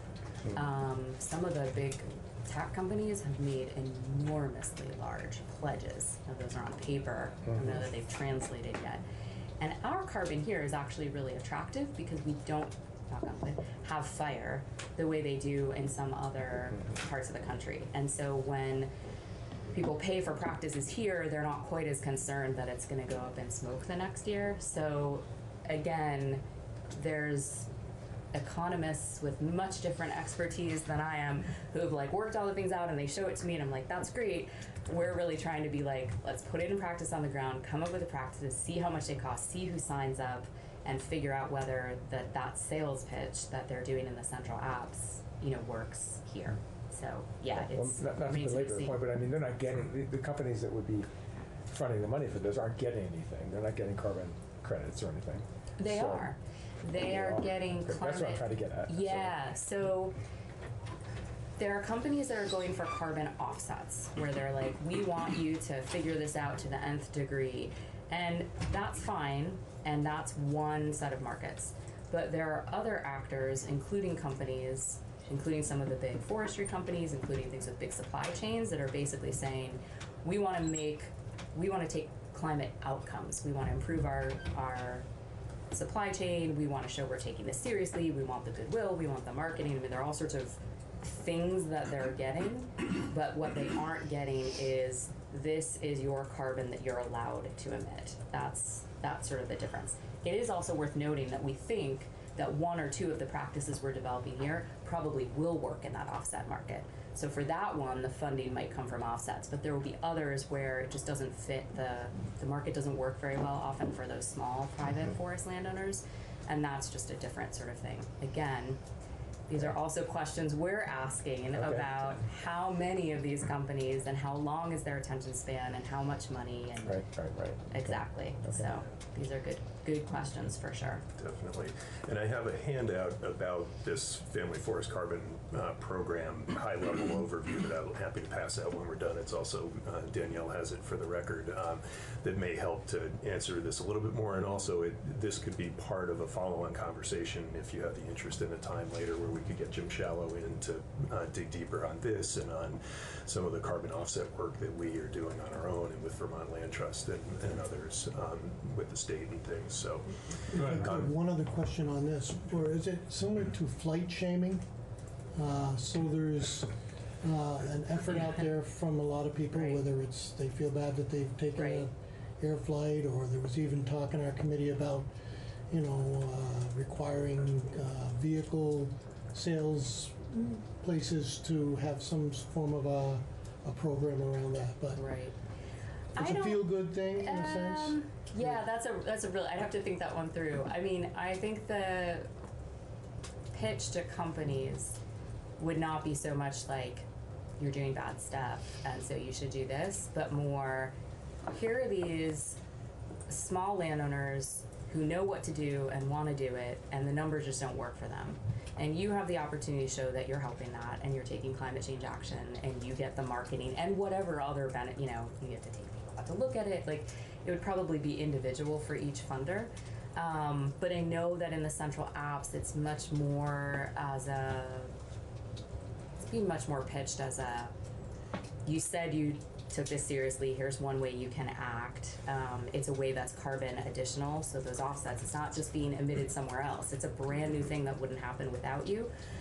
So that's, I think, more the argument. But I'll think more on, that's kind of an interesting parallel that I haven't thought about. I mean, I guess there's more than one ways to talk to the companies about it. But for now, I think it's a much more positive, like, you know this is a good thing, you want to get credit for doing it, we can work together on this sort of thing. Yeah, and I think, I appreciate the question, and this is, it's all complicated, as you know, from the working group, which was focused on the offset side. This is a little different, but in either case, I think it's not just feel good, it's about real additional carbon, whether it's happening through practices or through a commitment to be doing, changing practices for a certain period or whatever.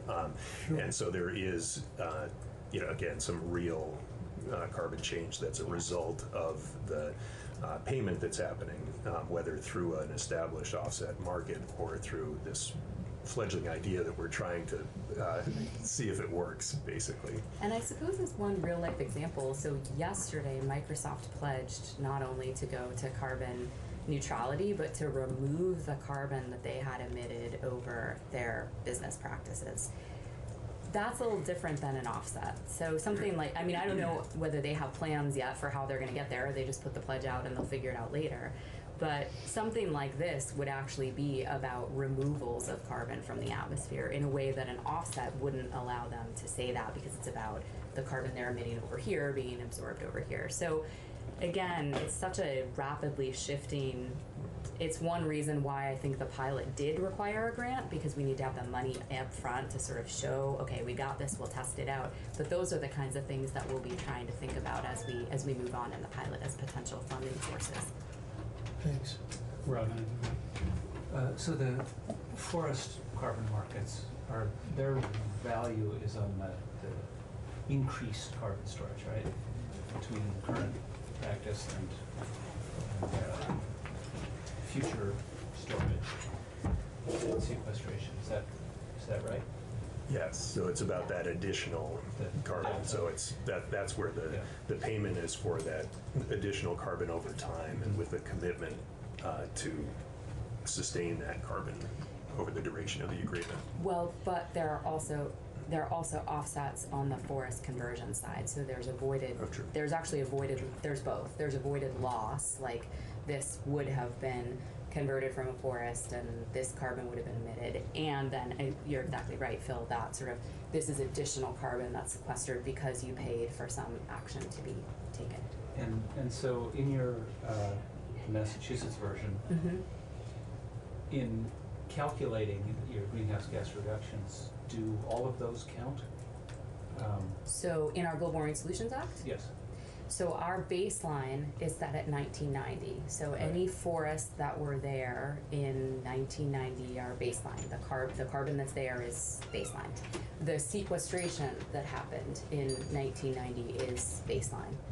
And then things get a little more complicated because forests grow no matter what you do. So the baseline in that case is shifting, but the things that would, again, this is where we didn't integrate, this is where you guys should do a better job than we did of integrating this from the beginning. No disrespect to Han and David and others who are doing amazing stuff with it. But as we do this 80 by 50 study, we need to separate out what can be attributed to action that we took. That's additional. Like, the state paid someone to do this thing and this carbon resulted.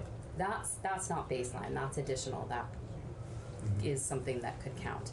What can't count is good news, the forest grew. Like, we didn't do anything to create that, so that's still baseline.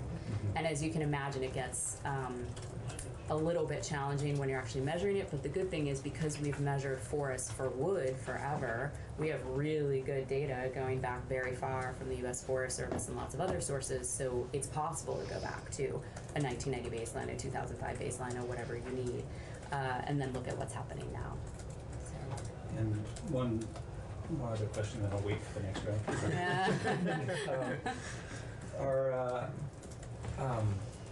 Are things like biochar being explored as a storage? That's so funny because earlier today I met with Jim Shallow in the Vermont office, and we have, as part of our Family Forest Carbon Program pilot, on February 11th we have our first stakeholder workshop about forest carbon practices. And so I've been working with some staff from the US Forest Service and Jim and others to scour like all the lists anybody we know of has ever put together about this is what carbon positive forestry means.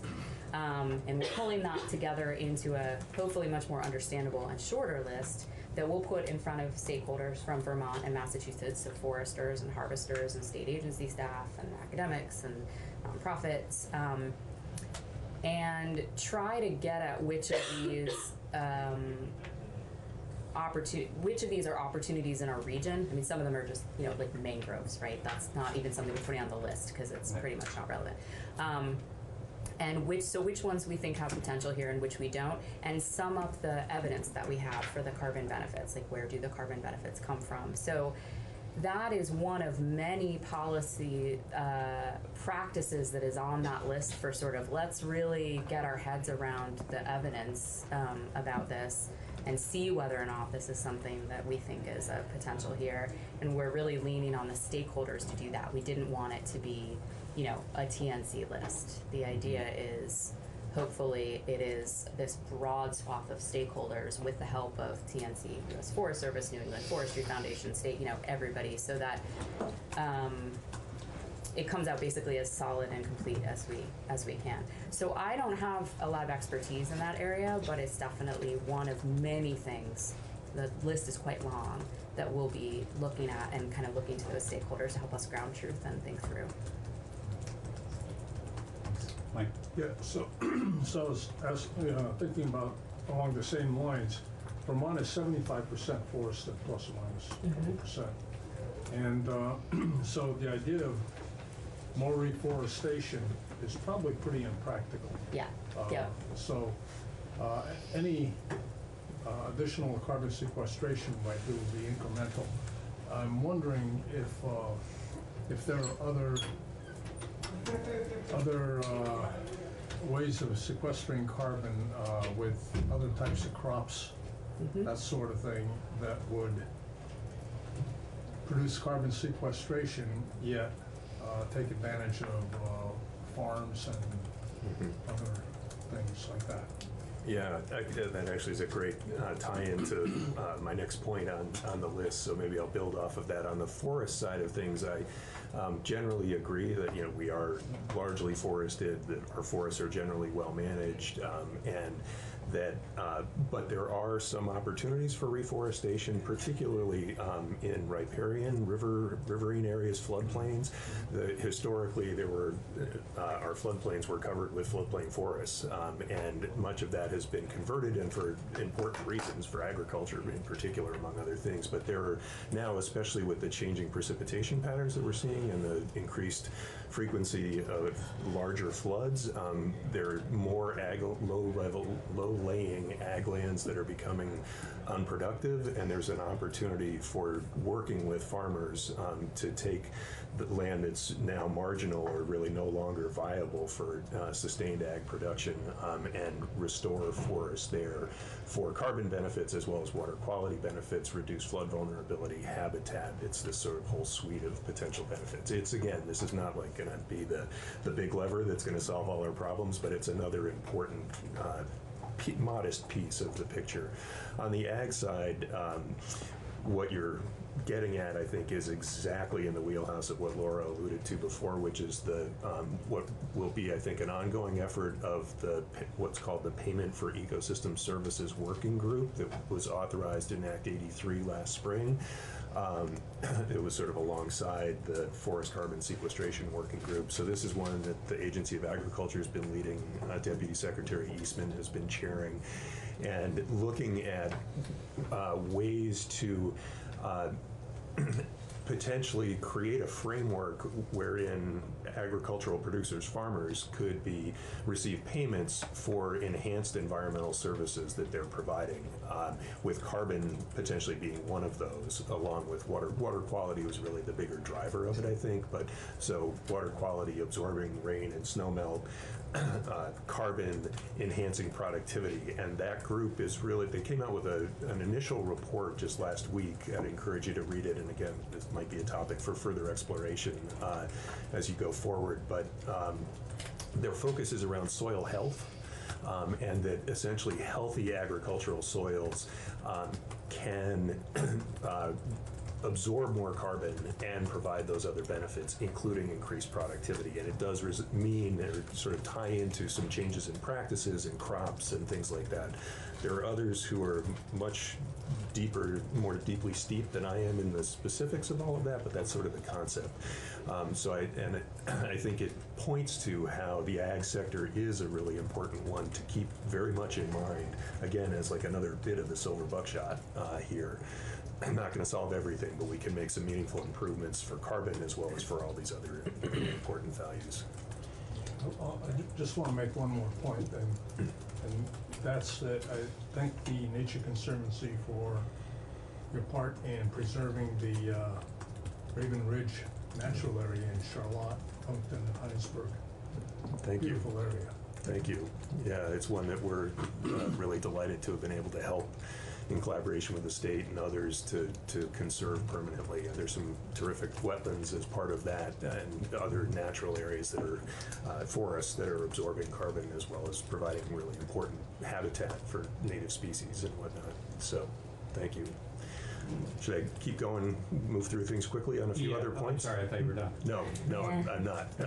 So a couple other things, just in terms of current state policy dialogue and work going on. As some of you may or may not know, there's been a lot of dialogue led in the two ag committees around wetland policy and whether there ought to be any adjustments made to that. I think the take home from our perspective on this, from a carbon perspective, as Laura said, wetlands have a really outsized importance for carbon sequestration and storage relative to their size and abundance on the landscape. So it's really important for that reason, among a whole host of other ones, that we be doing everything that we can to maintain strong protections for our wetlands and for existing wetlands, and to try to accelerate efforts to restore degraded wetlands for the carbon benefits that they offer, as well as others. A couple other things.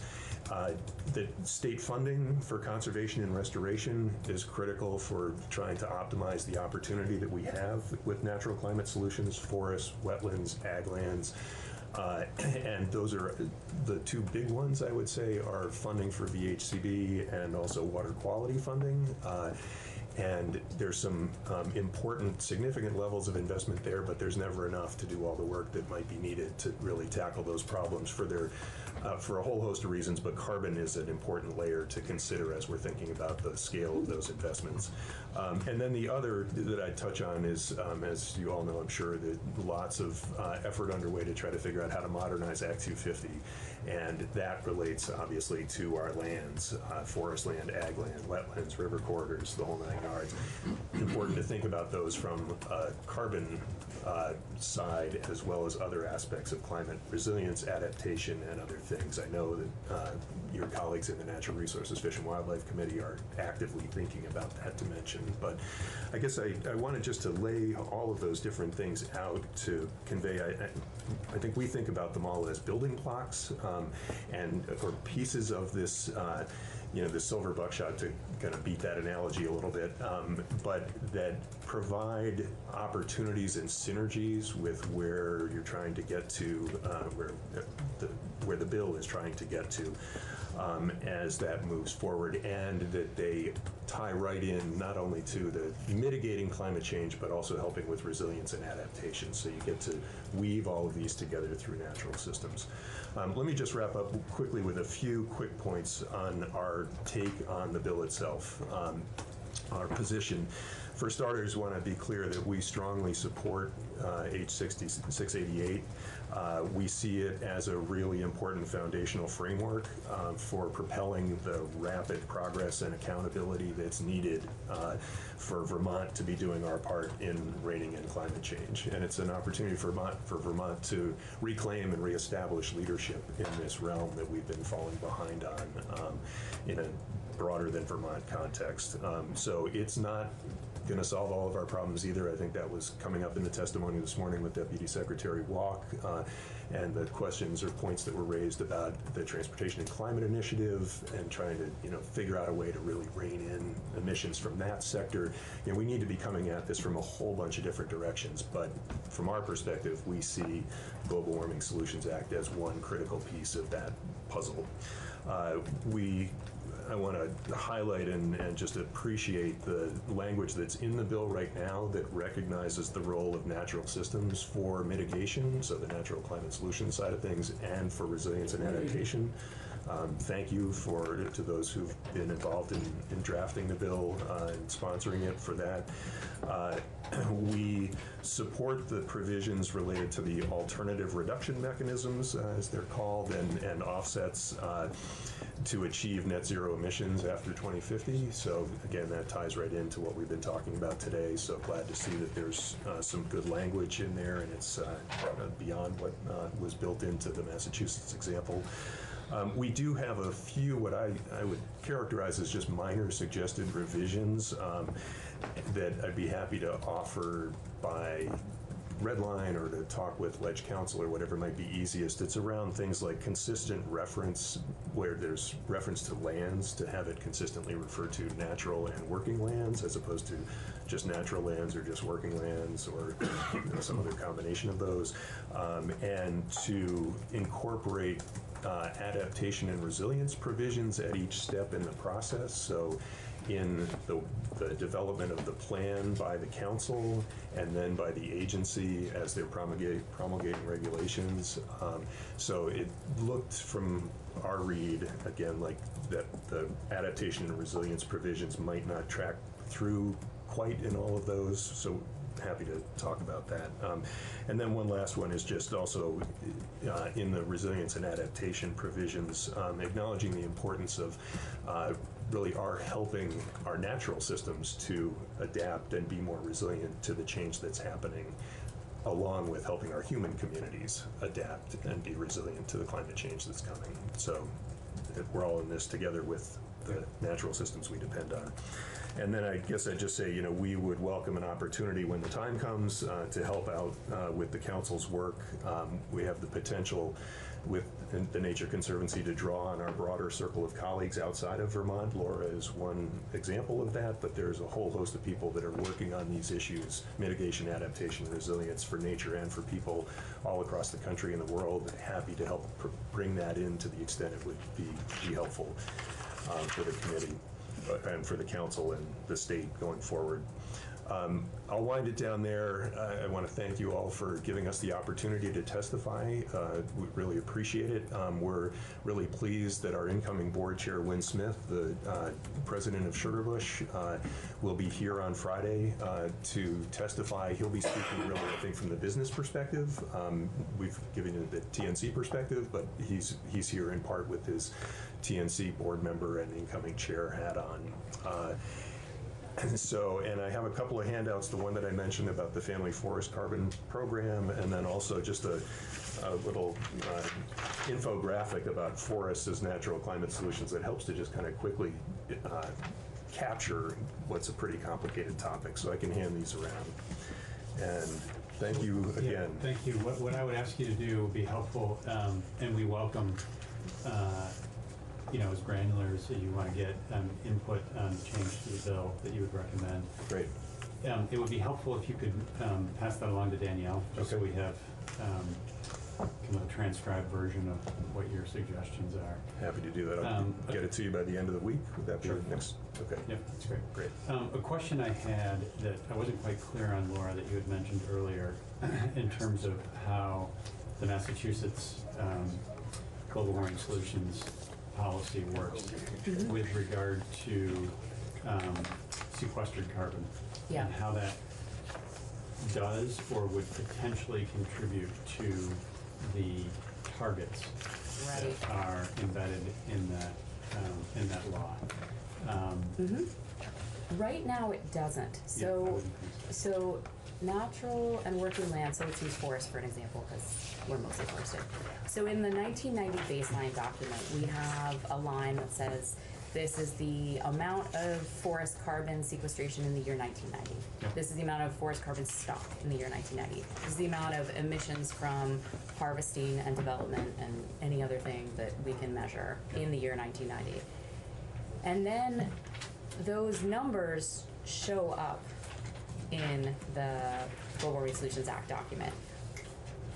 But then I'm trying to be careful in how I say this, because there's been a lot of action, even though they haven't been in there, but they're gone then. So like in the what are our emissions and where are we, you don't see that. Yep. So it's a little bit, that's kind of what I was trying to get at, is like we put them in the baseline, which is really important, but then we sort of didn't put them throughout the rest of the bill in as integrated a way as I think we could. They're always off to the side as an asterisk. Yeah.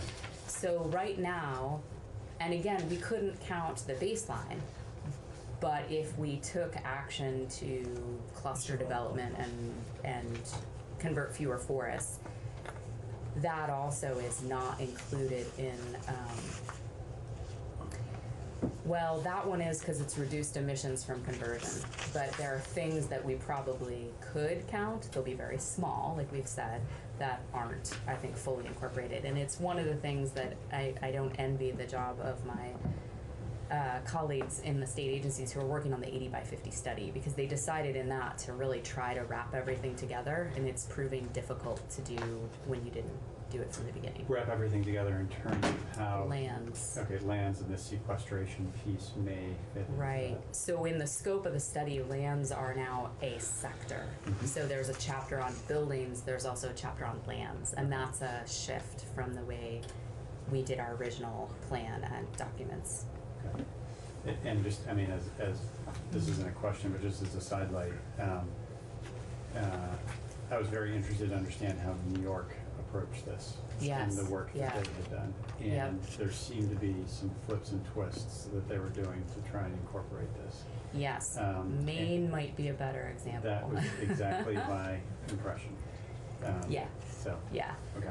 Yeah, Maine's doing, I think, a really great, Maine's probably more analogous to Vermont anyway, Oh, and they're being very careful and I think very forward thinking about how they're looking at, you know, we have a lot of forests, we have not a lot of people. Like, how do we do this so that we're being honest, we're not cheating, we're not just saying, oh yeah, the forest, it's fine, we can emit whatever we want, but they're also really trying to like look at the opportunity in their forest and land sector and say, but we have room to grow here, we can do these things and then we'll count them in the following ways. Yeah.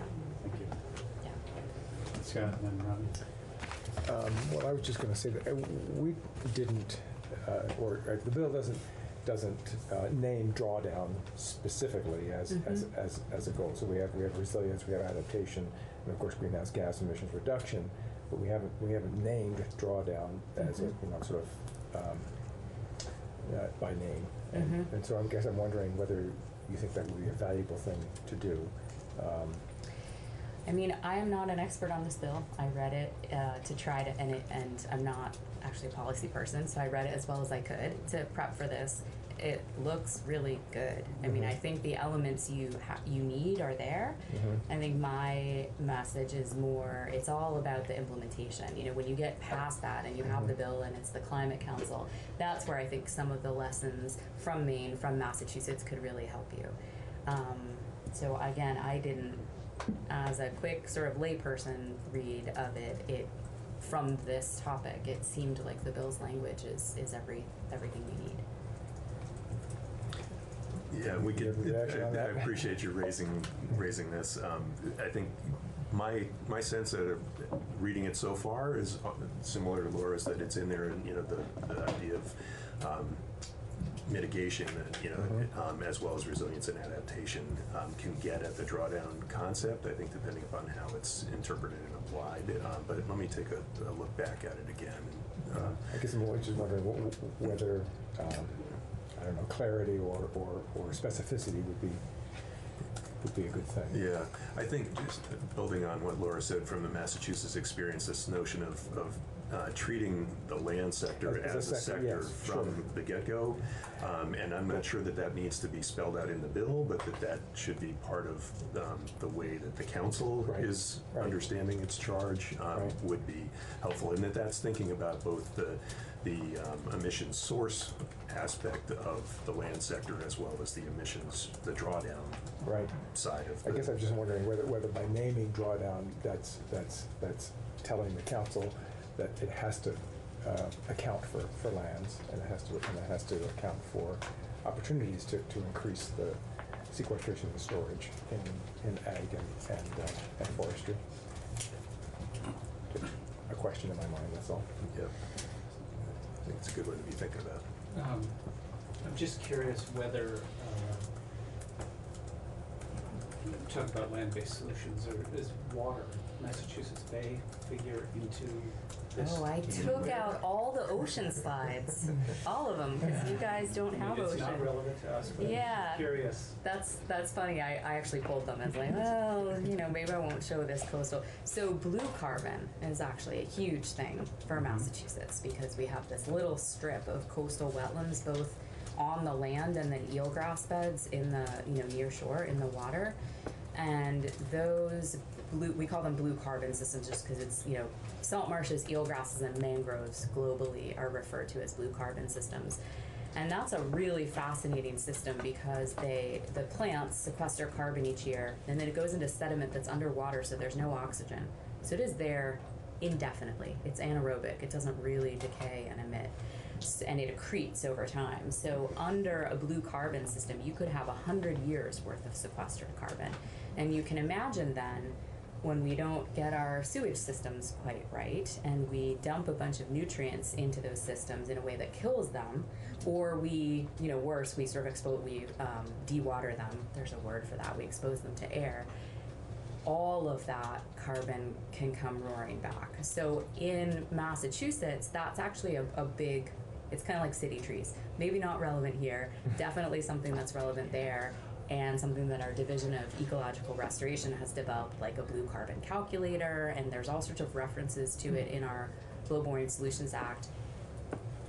10 years ago when we passed the bill, I think we didn't quite have the science that we needed to on this, so there are a lot of placeholders, we're going to figure this piece out better, and now I think we're getting better at being able to do that. Specifically, what are the carbon benefits of restoring these systems? What are the carbon benefits of avoided degradation, and what levels of nutrients do you need to get below to reach that? So there's, I have two colleagues who are up to speed on this, and I kind of just feed off of what they do. But yeah, so I took it out because I didn't want to bore you guys with stuff. They'd be like, we don't have oceans. But yes, it's definitely relevant there. And I might just add that although we don't have the marine blue carbon, we do have the lake and basically freshwater wetlands, and as we were talking about before, just of the importance of those, and they too are places where you get that long stored carbon in a largely unoxygenated setting, so there isn't the decomposition and emissions going on. It just is accumulating in some of our wetlands, not all of them. But so where there's that great storage, and there's the risk of significant emissions if the wetlands are converted, essentially. So it's it's the other part. It's our part of the bigger picture of wetland-related systems and their role in all of this. Absolutely. Does our lovely milfoil absorb any, or is that completely useless? That's a good question. All plants absorb carbon. They are carbon, right? And they're pulling it out, and that's how they are creating their fiber and their their structure. So we're to plant milfoil. So that said, You heard it here please don't interpret this as an endorsement of milfoil. I don't want that on the record. No, so I think that there are obviously major problems with that and other invasive plants, both aquatic and terrestrial, and although they are forms of carbon, as we are too, they're big ecological and human-related problems that those non-native species create. I would say, as a very general rule, there's less biomass in a monoculture or a system dominated by one species. Salt marshes maybe being the exception than a diverse system. So my hunch, not knowing much about milfoil, would be that it's similar to a lot of invasive plants where you're actually going to have a less favorable carbon balance in a system that's invaded by that than the native species that have divided all the niches and are adapted to being there. But I don't know much about that particular example. Thank you guys. I'm sorry. I didn't want to cut you off. No, I just maybe would more mention one other thing. I've talked to Phil about this before. That fortunately a good chunk of Vermont's land is privately owned. Mm-hmm. So again, when we say we or our land, we have to understand that there is a private sector ownership Mm-hmm. to this. So a lot of these programs, whether there was some discussion in the sequestration group about maybe we could extend the cutting periods from a 10-year cycle to a 20-year cycle. If that's the case, again, we have to consider property owners that have to pay property taxes, and something that hasn't been mentioned is property taxes, and that's kind of a leading cause of course, fragmentation or sell-off or cutting. I mean, so I think that's an important aspect as well to mention, as far as property taxes alone have a critical role to play in what happens to Vermont's privately owned forests. And I think it's very analogous in central and western Mass, where we have some state land, but it's mostly in very small, even smaller parcels than you guys have private ownership. And so any of these programs that are about supporting landowners as they do good silviculture, but maybe helping them with things that will have carbon benefits or protect soil or whatever, are really designed around how do you incentivize those landowners to do it, or at least reduce the cost.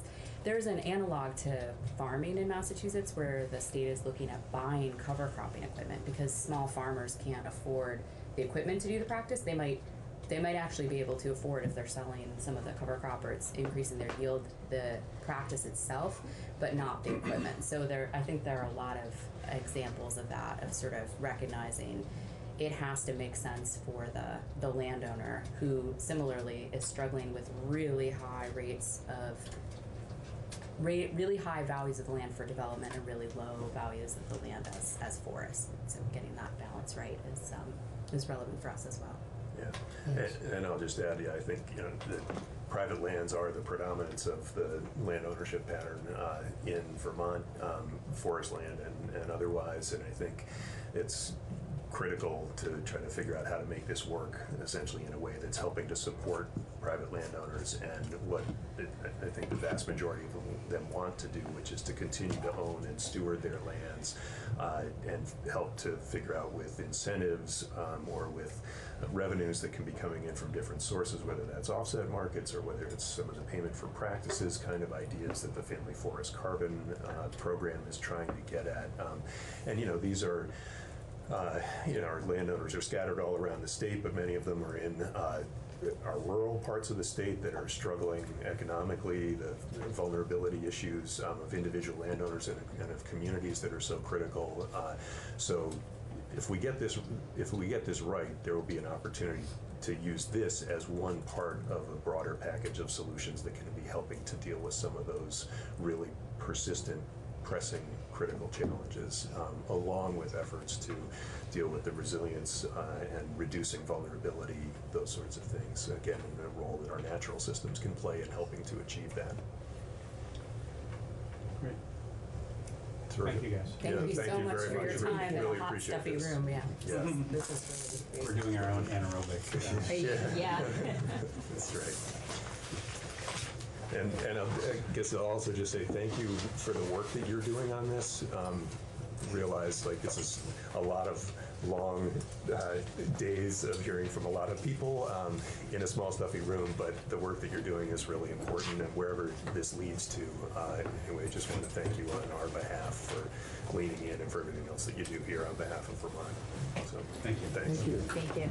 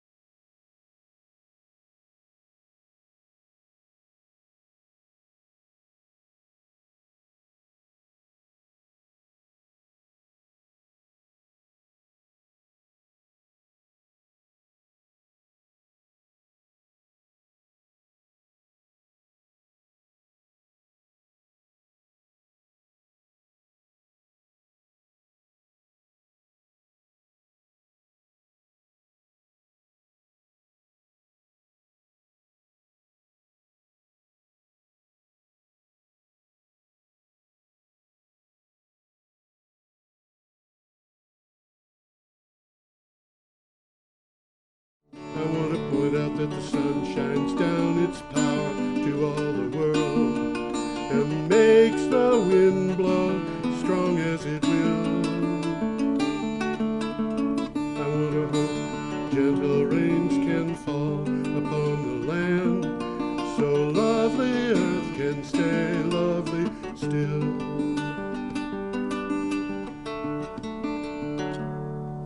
Hello, ladies and gentlemen. Welcome to the 356th edition of Energy Week with George Harvey, me, the not very amazing, and Tom Fennell, the amazing. In the flesh. In the flesh, which is what he always says, unless I say it first. I'm going to start out by saying, you might not know, but we have come about that close to meeting our fundraising goal for BCTV. That's good news. Yeah, it's very, very close. And I'm going to make an appeal this time because actually by the time this goes up, January will be practically over. Yeah. We need about $35.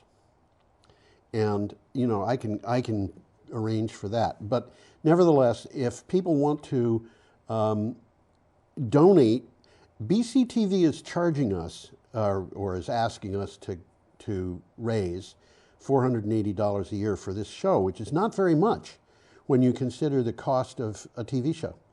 Oh, no. You know, I mean, that's peanuts. less than $10 per show.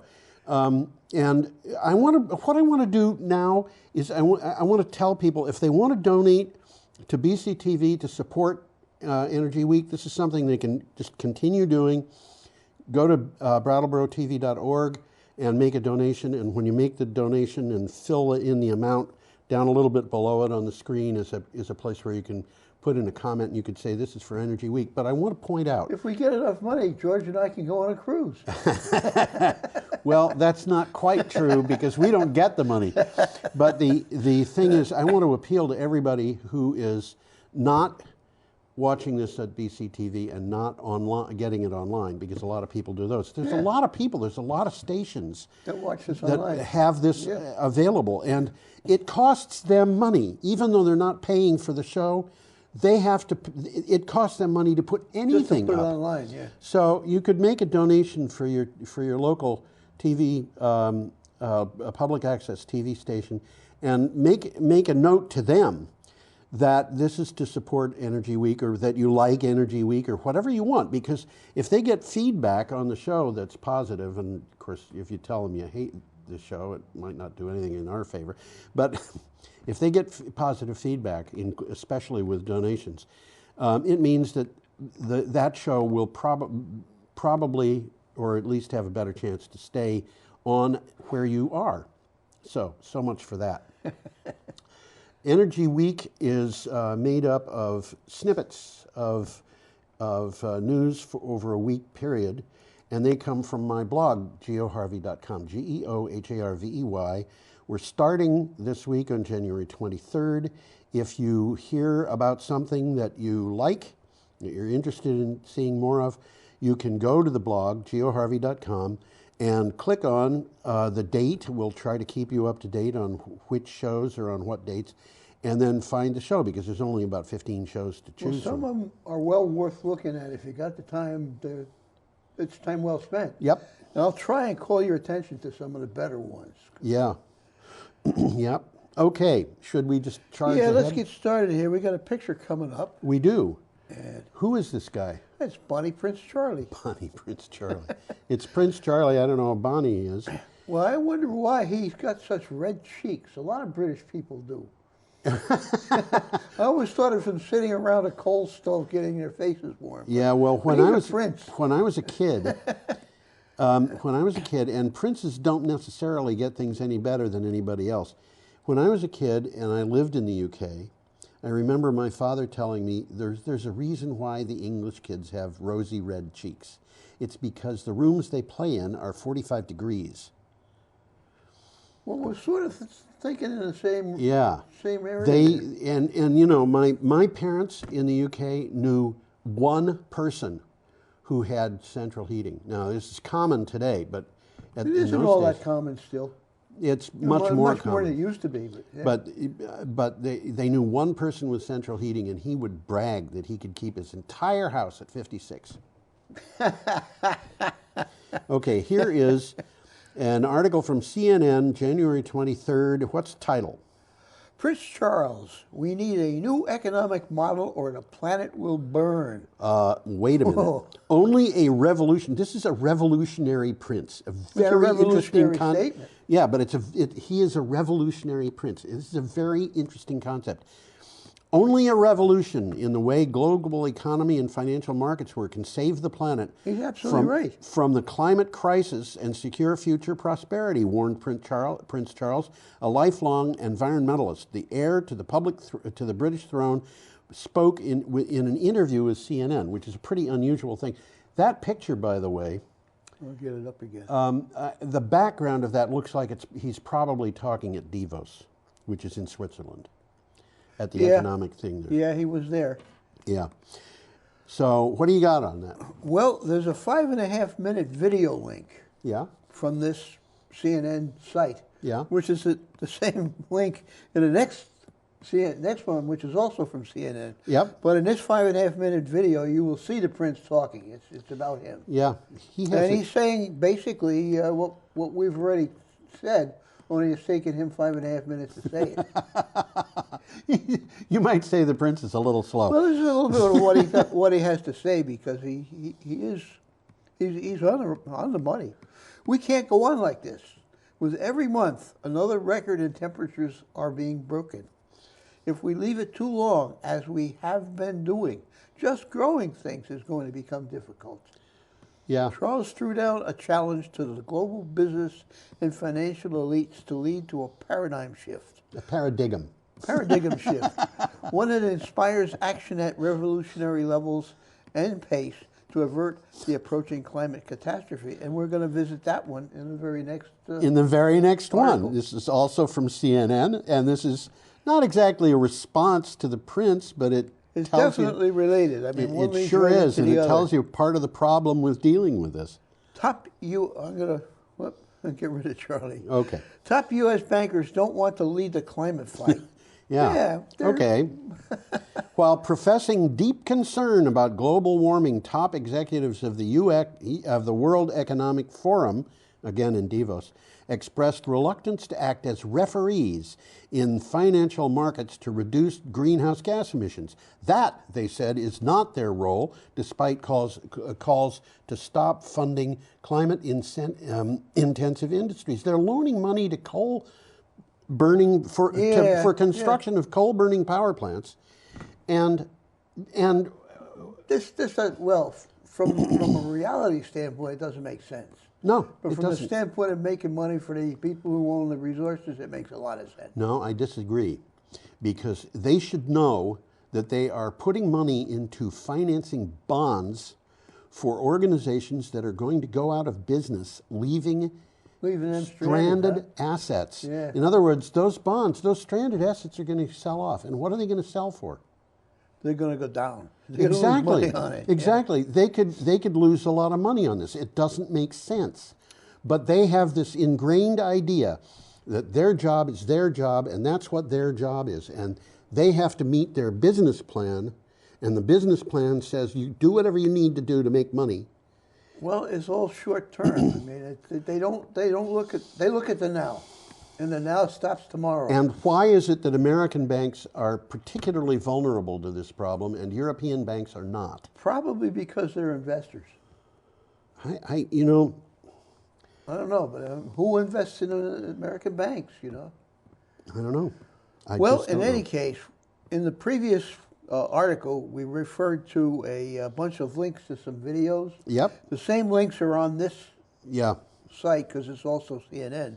Interesting 2-minute video there, though. Oh. Greta, you know Greta. Greta, what a name. She's countering Trump.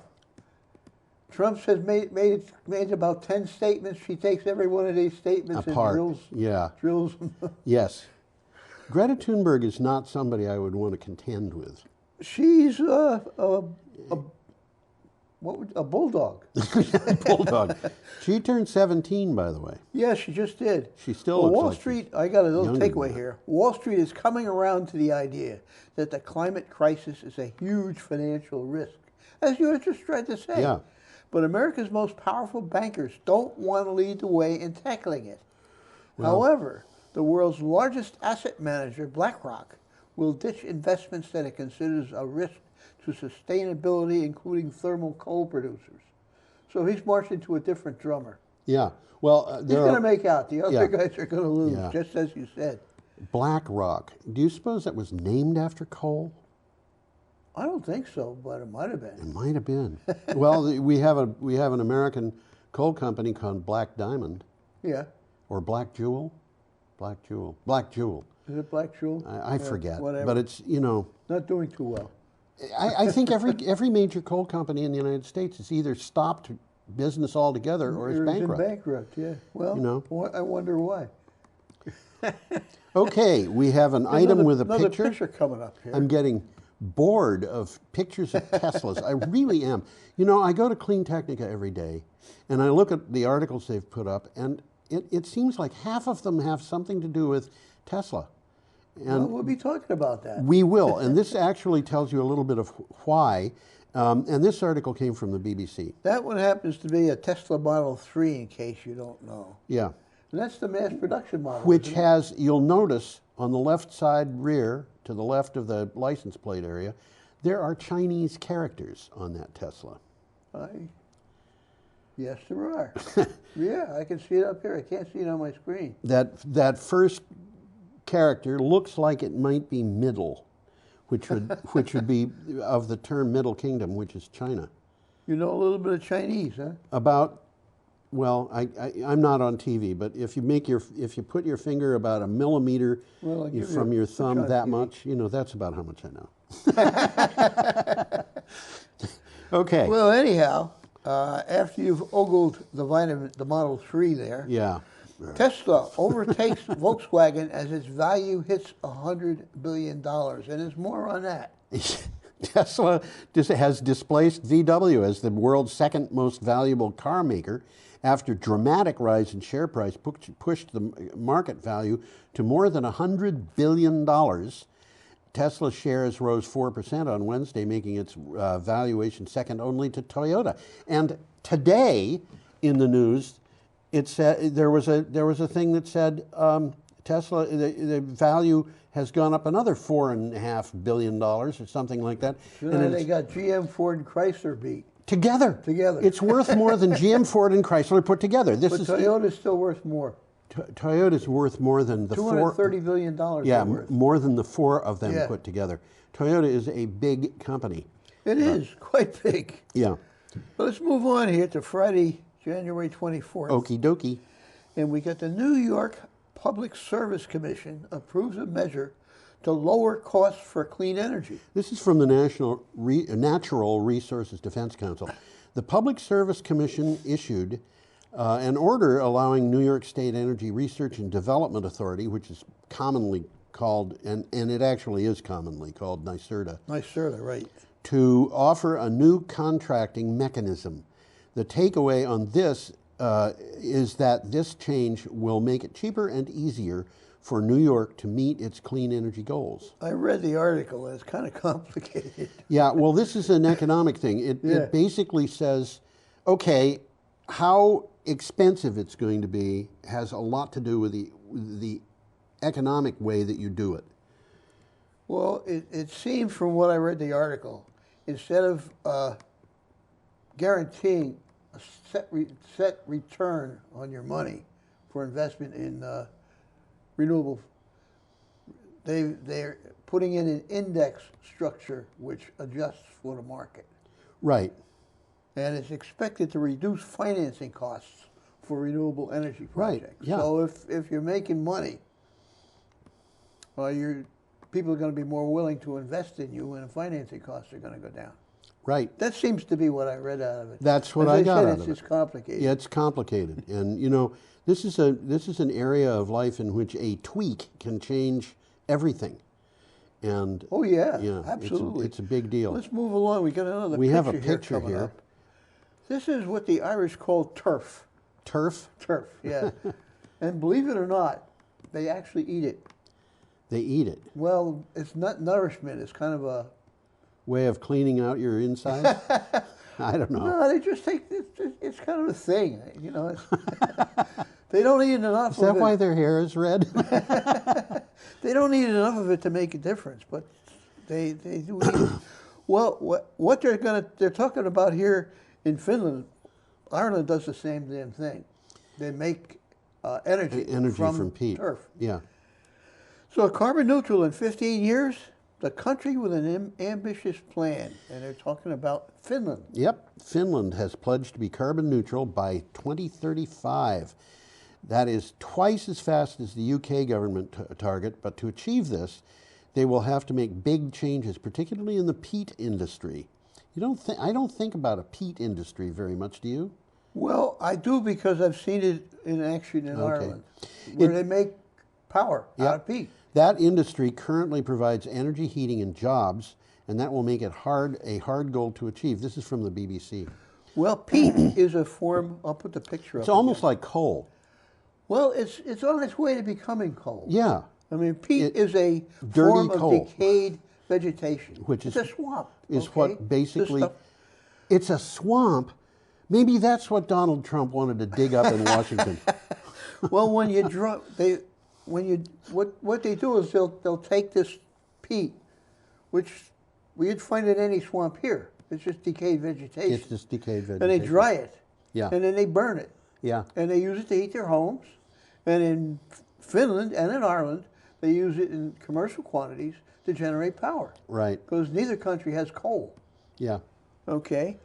But unfortunately, it's dirtier than coal when you're burning it. Very smoky. And even after you take the peat out of the bog and extract it and burn it, the drained bogs continue to emit previously locked-in, centuries-old Greenland gases.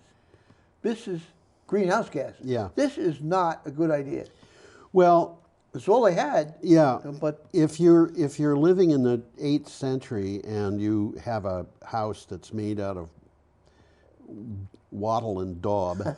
You know what wattle and daub is? Yeah. You build a frame and then you fill in the holes in the frame with twigs, woven basically. twigs, Yeah. and then cover that with mud, and that's your house. They call those woven twigs wattle. Yeah. And the daub is the clay that they smear on the outside well, of it. if that's Actually, what you've works got, pretty well. It works pretty well. Don't have a wet climate. Yeah, and it has a... Doesn't hold up too well under hurricanes. Well, no, I don't think it does, but it goes up fast. If your house is knocked down, you build another one. Build another one. If in those days, peat was probably an acceptable way to, I don't even know if it was that acceptable in those days, because 8th century, they didn't even have chimneys in those days. They didn't have fireplaces. The fire was in the middle of the house. Fire was in the middle of the house, you're right. And they would cook outdoors in order to avoid the smoke. And the smoke was said to be good in the winter because it would kill the vermin. And it was like, wait a minute, if it's going to kill the vermin, what's it going to do to you? Anyway. Well, let's move along here. Okie doke. What the minimum offer price rule, which is called the MOPR, means for clean energy. This is from Resources Magazine, PJM, which coordinates the movement of wholesale electricity in all parts of 13 states and D.C. That, by the way, includes where we are, as I recall. No, we're not in that one. We're not. We're in ISO New England. Yes. Ah, yes, you're right. I'll explain what that is after you finish.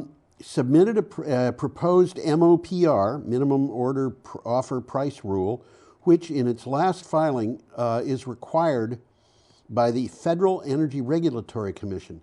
They will support fossil fuels and raise costs for consumers.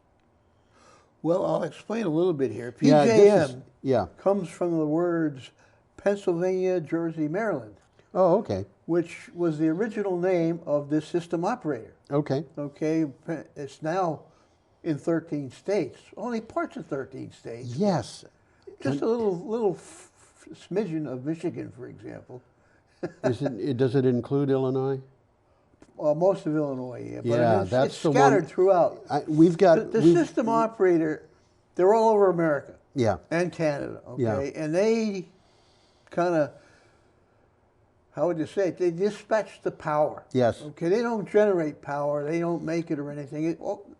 They could probably do everything they're doing out of a laptop. Well, I don't know, but They're just coordinating power. coordinating Who wants power. it? Who's making it? And they connect. they're ordering the power and dispatching it to the and moving it users, moving it which along. means that they have an enormous area that they have to control. And the whole reason for this is because the amount of power that's being, electricity that's being used has to equal the amount that's being generated. I can almost say duh for that. Well, you know, I mean, it's getting more complicated because we have batteries now. So you can generate more than you need and charge the battery, but that really makes the battery just part of the load. It's part of the part of the whole set. Yeah, and what these PJM and ISO New England and what they're doing is they're telling various generators you need to make more or you need to make That's less exactly or what they're doing. whatever. Yep. That's exactly what they're doing. And go ahead, Tom. Well, FERC directed PJM to significantly expand its minimum offer price rule to mitigate the impacts of renewable energy credits on the capacity I want market. to point out they're expanding the rule. Yeah. The rule is what's being expanded here. And that makes the rule bigger. The rule is bigger. Go ahead, Tom. There's a backstory here. At least according to environmental organizations, they claim that the order is arbitrarily discriminating against clean energy resources in favor of incumbent fossil generation. Have you seen the amounts that they're charging for various types of energy here? I probably didn't. I saw them, and it's in there on a graph, isn't it? Yeah, something like that. And it's mind-boggling. It's so complicated. But for each type of generation, they've got a minimum amount of money that is allowed to be charged for it. So if you're making solar power, there is a minimum. You have to charge a minimum. There's only one... Somebody's playing games. Yeah. There's only one way to get around this. And you know, the minimum for natural gas is lower than the minimum for wind power or whatever. I'm using that as an example. Okay. I don't know for a fact that's what it is. But the idea is if a state has laws and a structure that allow it to foster or bolster renewable energy, then that state under the FERC ruling has to charge more. They have to charge extra to make up for the fact that they're incentivizing it.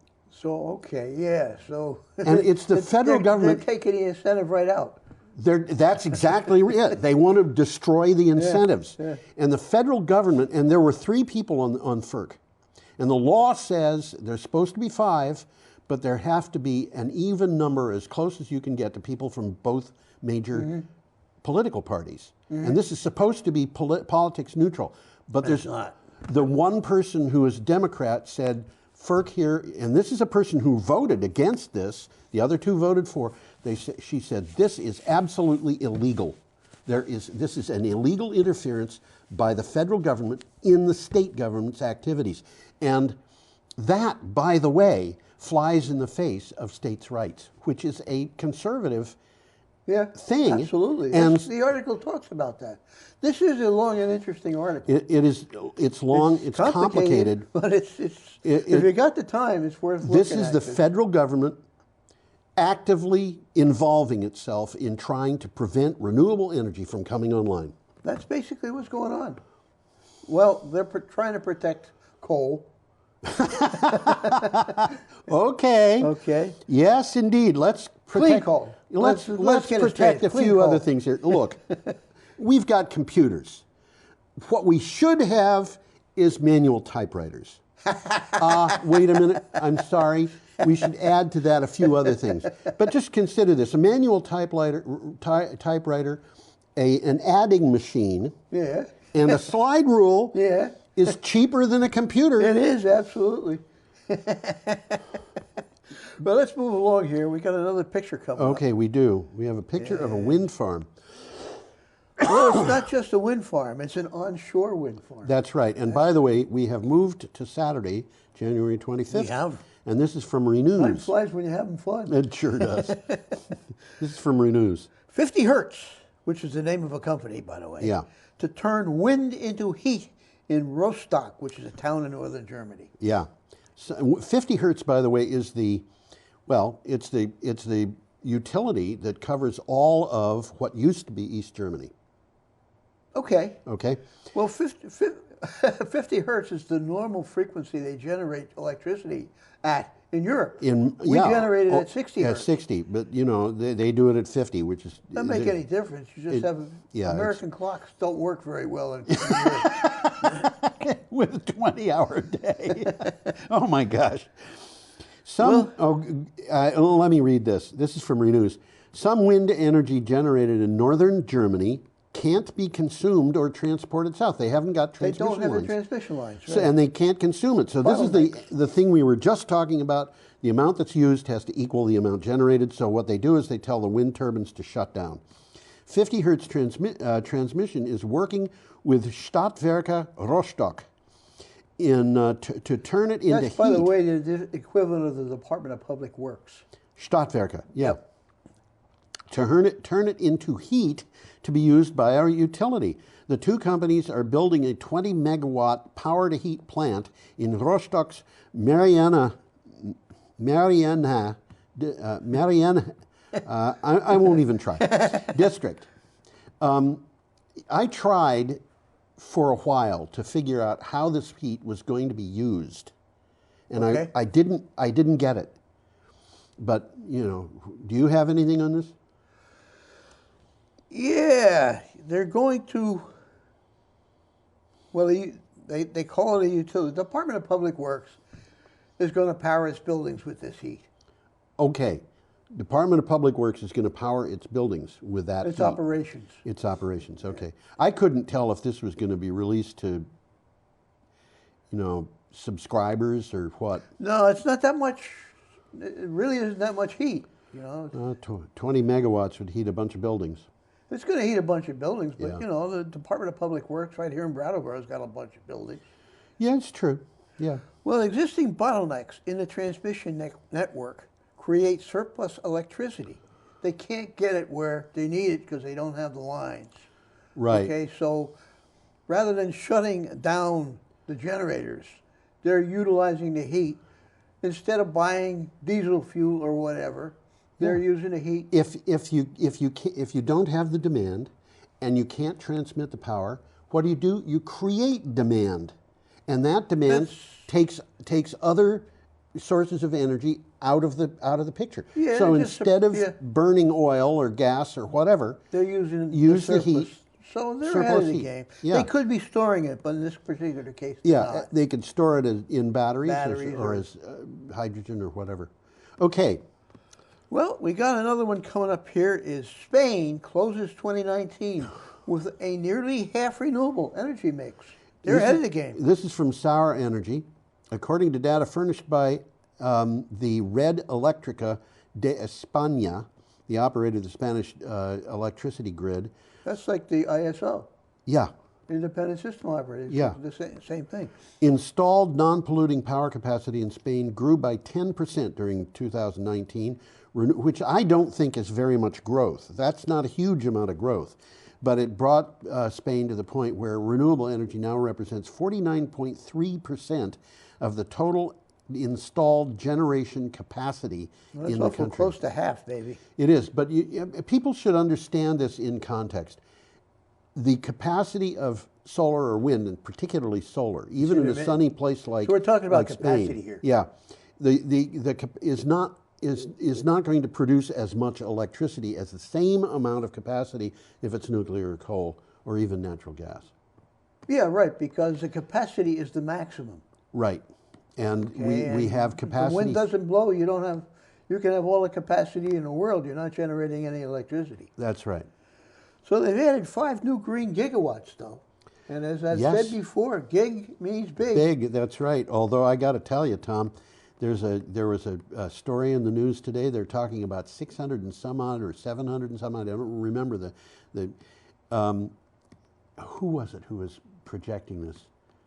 One of the big companies is projecting something like 650 gigawatts of wind capacity will be installed. It was Navigant Systems. That's a lot. Yeah, over the next 8 years. Wow. Well, what the article is saying here is electricity generation in Spain is increasingly more and more renewable. Yeah. Solar PV grew 66% compared to 2018. This is 66% growth. This is why I said 10% isn't all that much. Wind added more than 1.6 gigawatts of new capacity. That's a lot. And closure of a coal-fired station reduced 350 megawatts of polluting generation. Yep. So they're moving in the right direction. They're moving along. And you know, it's economics that's doing it. Well, yes, it is, very largely. Okay. That, by the way, was from Sour Energy, S-A-U-R Energy. And we got another picture. We have a coming up picture here. And that is, I think, a Solar farm. Yep. Although if you ask Google Images to identify the thing, sometimes very often it'll tell you what solar farm it is. A picture like that, sometimes it can't. That's a pretty big solar Yeah, farm. Where is that? Do you have any idea? No, I don't. But you know, It's flat country. If you ask Google to identify it, sometimes it'll look at a picture like that and say roof. So well, what it says here is NextEra, which is a company, looks to add batteries to its existing solar fleet. This is really interesting to me. Green Tech Media carried this. NextEra Energy, which is an American energy company, is combing through its base of existing solar facilities with an eye to retroactively add batteries as it adopts a more aggressive view to energy storage because of its falling costs. The company is expanding after experience it had with a system that was built in 2018. And that system was... It makes sense. They've got the generating capacity. Yeah. So they're deciding to store it. Yeah. Store the surplus so they can... We're back to that same thing. The energy, the demand has to be met by what is generated, and the way, if you've got too much generation, you have to cut it off. If you can save it, you're way ahead of the game. It just makes makes sense. Their current investment all the more valuable. Absolutely. Which is the opposite of the stranded asset. If you want to look at that Well, way. you mentioned that NextEra Energy is an American company. Yeah. It's America's leading wind and solar generator. Yes. Okay.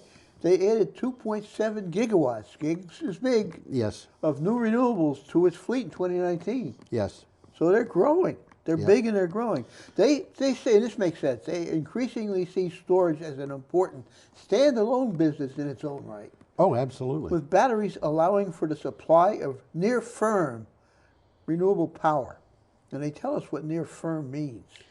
This is firm. I think we're going to talk about that later. Yeah, because firm I know is a word that's used more and more.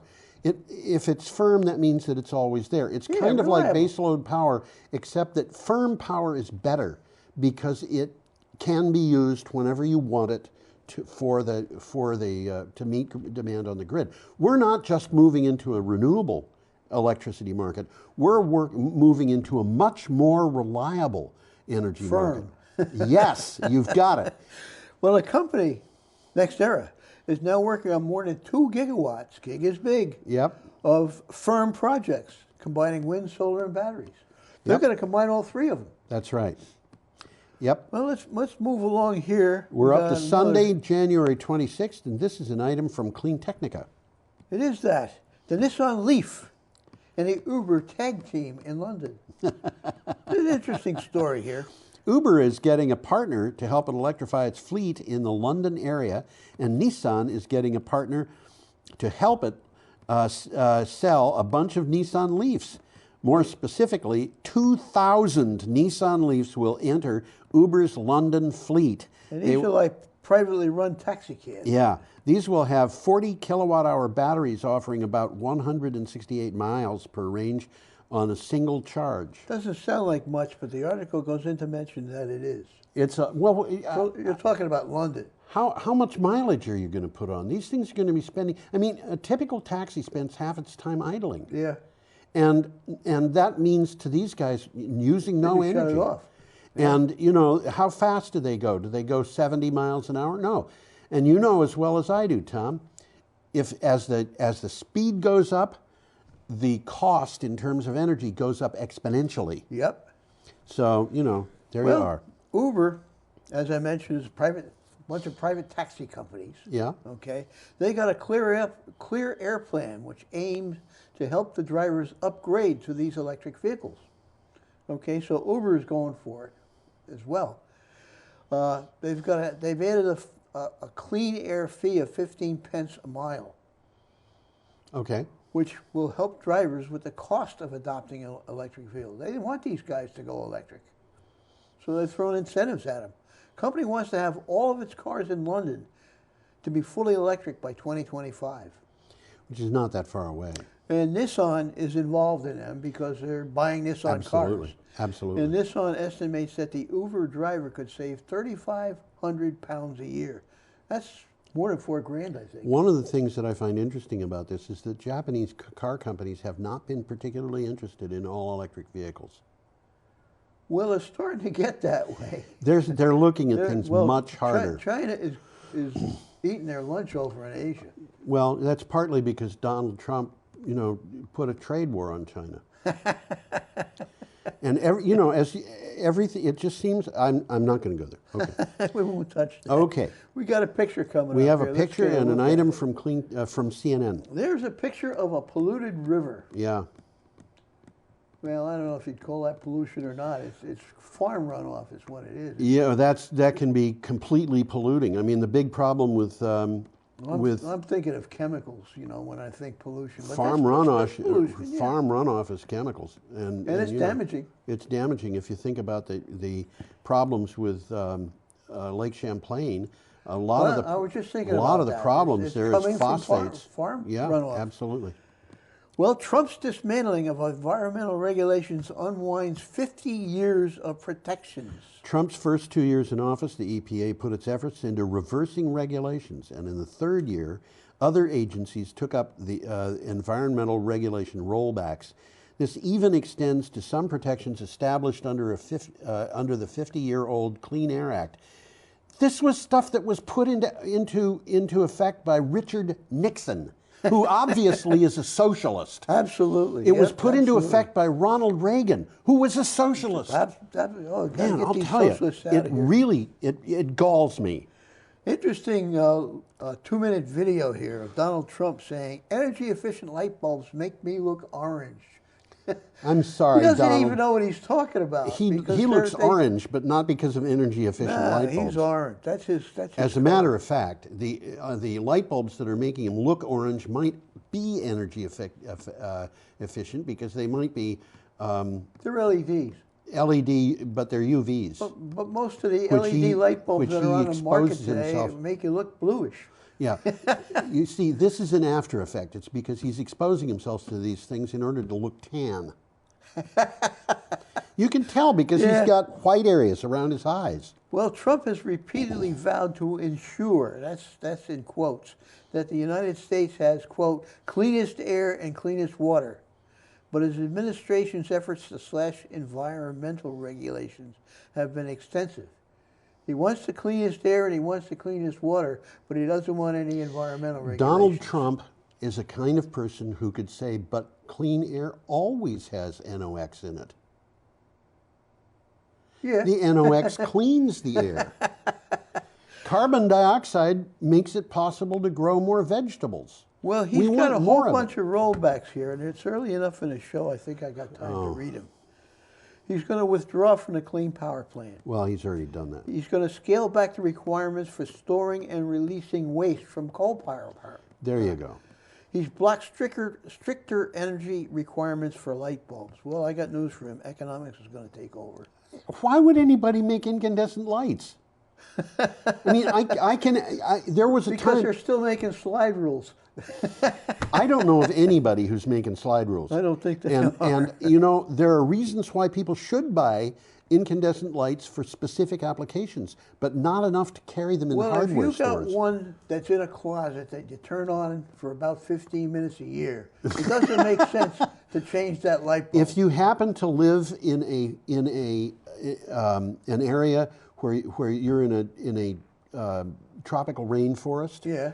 where everything is wet all the time, Yeah. then you leave that light bulb in your closet on dry out all the the time closet. to dry it out. I mean, it's that simple. Everybody who lives in a tropical rainforest should have one, you know, but here in Vermont, in New England, in the Northeast, in any part of America north of the Mason-Dixon line, in any part of America south of the Mason-Dixon line, except for areas in tropical rainforests, you know. Let's get back to no need for them. what his rollbacks are. Oh dear. Okay, he's changing the rules which assess the environmental impacts of projects such as mines, highways, and pipelines. Of course. He's freezing fuel economy standards. They're still arguing that one. He's got major downsizes of protected lands, like in Alaska. And he's people, expanding more than 180,000 acres for logging. And people are dying as a result Because of that. this. This is a big one right now. He's talking about clean water and clean air, but he wants to rescind the Clean Water Act. Yep. Changes in the Endangered Species Act Yep. to open up areas for oil and gas extraction. Changes to the Migratory Bird Treaty Act, and increasing allowable levels of herbicides. So everything he's doing is going opposite to what he says he wants. Okay, Tom, we've got 8 items in 18 minutes. You were wrong about the amount of time we've got left. Oh, I'm looking at the time. Yeah, we got 17 minutes, 57 seconds. There you go. I'm looking at the green So we numbers, should should go through this. Yeah, let's move. Okay. Ambitious zero-emission Tokyo plan wins praise, begs for action. Okay, this is from the Japan Times. Last year, Governor Yuriko Koike revealed the zero-emission Tokyo strategy, Tokyo's long-awaited plan to transition to clean energy. Tokyo metropolitan government plans to spend over 74.6 billion yen, which is $683 million, to achieve a net zero carbon emissions goal. Well, the article tells us what they want to do, and it makes sense, so check it out.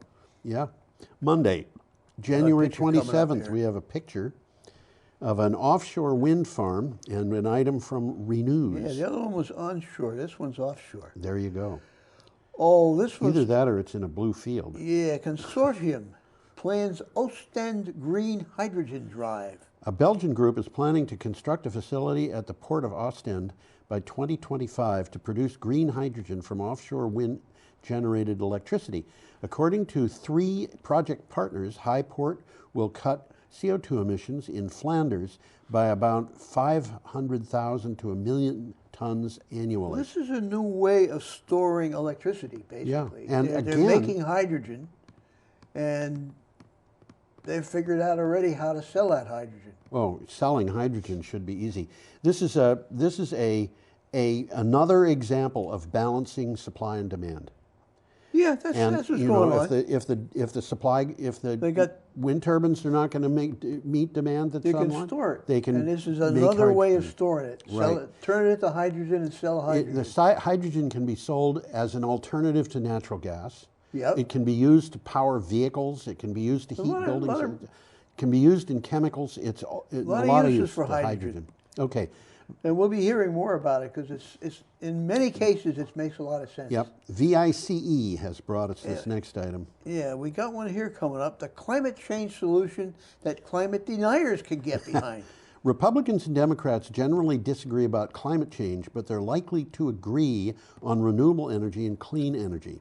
Among Republicans, 77% agree with funding more research into renewable energy, and 79% are behind generating renewable energy. Well, they give us an example here where in 2013, Georgia's Republican Utility Commission wants to get more energy from solar.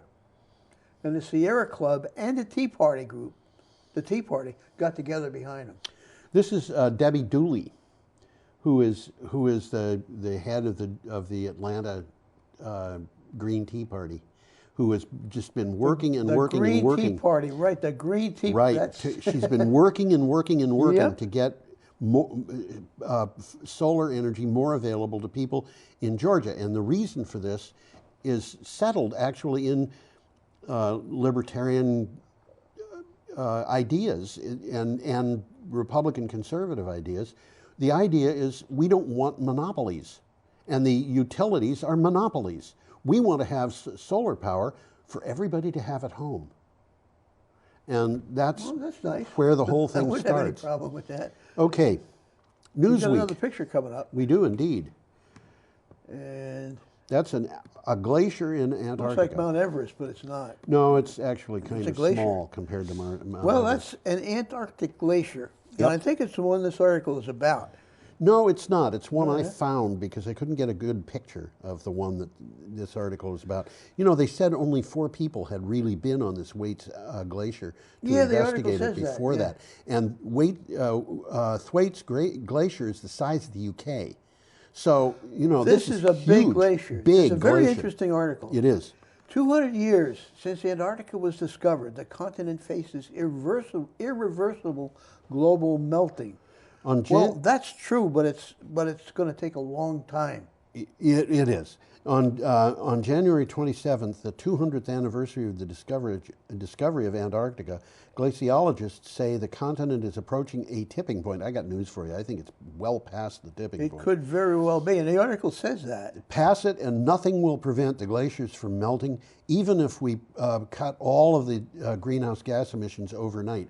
Nothing will prevent the glaciers from melting, but as I said, it will take a long time. It'll take a long time. They're saying that Thwaites Glacier would put out, what was it, 1/2 meter?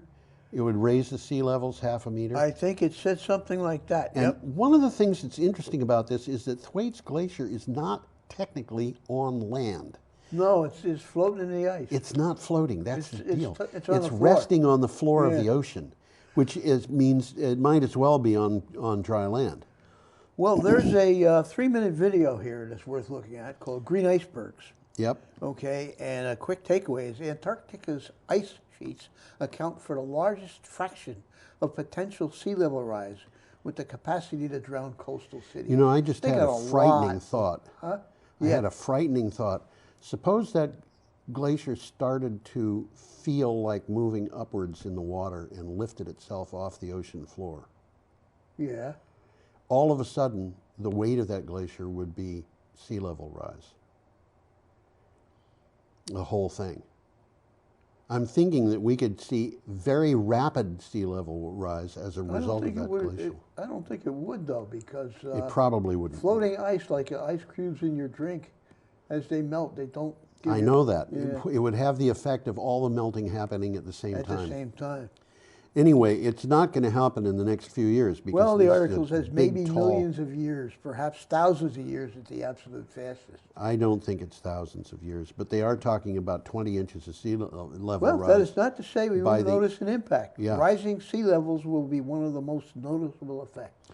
Right, and it said that something like 5%, I forget the exact figure, but of the sea level rise that's already gone on came from this glacier. It's an interesting article. Yeah. It took me a long time to read it because I kept checking things they were saying. Yeah. It's a good article. Okay, we're up to Tuesday, January We are 28th, that.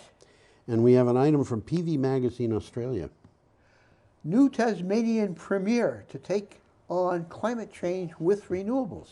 Now this is interesting. We've talked a little bit about Australian politics. It's pretty hard for us to understand. Yeah, because the Liberal Party is conservative. Yeah.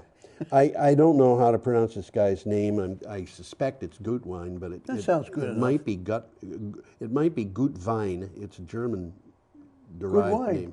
Gutwein. Yeah. Last week, Peter Gutwein replaced Will Hodgman as the leader of the Liberal Party in Tasmania and was sworn in as the state's 46th premier. Soon after, Gutwein announced that he would become the first Tasmanian Liberal minister for climate change. When you're hearing Liberal, think conservative. This is like, you know, Just like the Republicans. like a conservative Republican taking over a state in the United States as the governor and saying, and by the way, We're going to do renewables. we're going to do renewables. Well, the Premier seeks to lead Tasmania, which is a state of Australia, to renewable energy future. And this is more of this green hydrogen that we just talked about. Yep. Green hydrogen can be produced inexpensively, and a large-scale, cost-competitive green hydrogen production industry could be developed. Yep. Okay, we've got, I think, 5 items Well, more we in got less another than 10 picture minutes. coming up here, We have a so- picture. This is a weird picture. Well, it's a picture of a hole. It reminds me of a painting I did when I was in 9th grade for an art class, and I was given a C- on it. Well, as it says here, it's a view down a hole scientists made in Thwaites Glacier. Okay, this is from BBC. Antarctica melting. Journey to the Doomsday Glacier. And it's a good article, interesting, long article, a lot of pictures. It'll take you a week to read it. That's probably correct. It's been described by glaciologists as the most important glacier in the world. Some call it the Doomsday Glacier. Roughly half the size of Britain, Thwaites Glacier already accounts for 4% of the sea level rise and is melting increasingly rapidly. It holds enough water to raise the sea levels by half a meter. By half a meter. Now, we That's just talked what you about said. this, so maybe what you should do is skip to the next one. Well, there's a quick takeaway here. Go ahead. Understanding what is happening at Thwaites is essential for scientists to be able to predict future sea level rise accurately. Okay, the ice in West Antarctica floats. Researchers want to drill down almost a half a mile of that ice to get access to the seawater to find out where it's from and why it is attacking the glacier so vigorously. It's really... The glacier's melting yeah. fast, and they want to know why. Okay. Our next item is from CNN. The Pacific Ocean is so acidic that it is dissolving Dungeness crab's shells. The Pacific Ocean is becoming more acidic, and that is taking its tolls. The Dungeness crab is vital to commercial fisheries in the Pacific Northwest, but lower pH levels in its habitat are dissolving parts of the shells and damaging their sensory organs, the study found. Well, I could talk about it, but let's move on. Okay, Wednesday. This will be the last day. Yep. So... General Motors will convert the Hamtramck factory to EV and autonomous vehicle production. And let's take a look at one of their autonomous vehicles. GM says it will manufacture EVs and the Cruise Origin. That's a picture of the Cruise Origin. We've talked about that on the show. Have we? There's something like it. Well, a lot like it, yeah. Yeah. An autonomous electric shuttle at the Hamtramck factory. Gerald Johnson, Executive Vice President of Global Manufacturing for GM, sent a letter to factory workers telling them the news. Now, this factory was in trouble because of strikes, and people were worried that it was going to get closed down. Well, they're building Cadillac and Chevrolet sedans there, and people stopped buying sedans.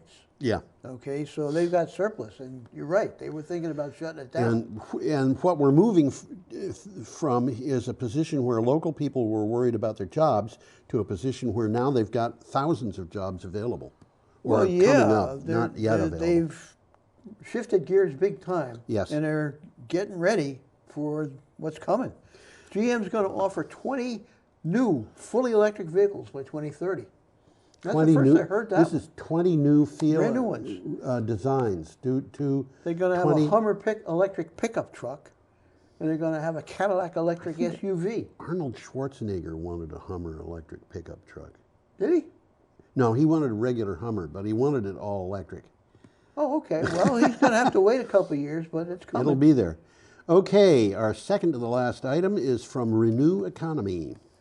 A big U.S. electric utility says near firm, we'll talk about that, renewables soon to be cheaper than fossil fuels. This is important. The CEO of clean energy company NextEra, which we've talked about earlier in the show, NextEra Energy says wind and solar projects co-located with battery storage will be cheaper to operate than most fossil fuel powered plants by 2025.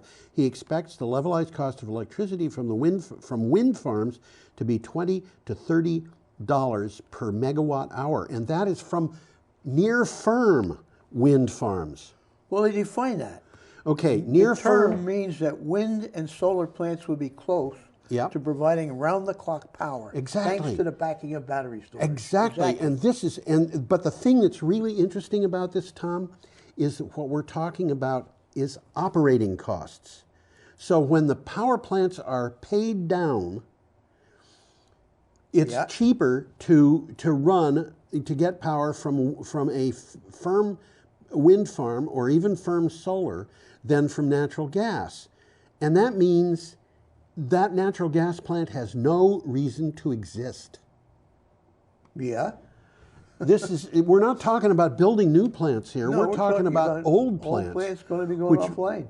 We're seeing it already, but now we're going to see it more and more. This is what this guy who knows a great deal more than you and I put together, obviously. Or maybe he's been watching this show. Well, let's move on to our last article here. Okay, this is an item from Green Tech Media. Picture coming up. And we have a picture of a roughneck, or a roustabout, or a whatever he is. Something like that. Roughneck, I think they call him, isn't it? Yeah. Well, in any case, he's an oil worker.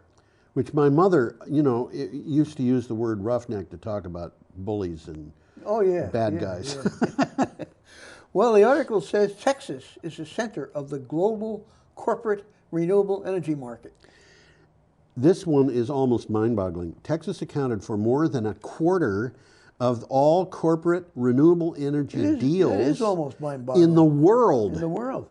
The global market for corporate renewable energy deals surged 40% in 2019, reaching 19.5 gigawatts for new contracts. Texas' share of this was 5.5 gigawatts. This is big, big news. Well, while big technology companies such as Google and Facebook continue to drive the overall corporate renewables market, there's growing demand from oil and gas producers like ExxonMobil and Occidental Petroleum.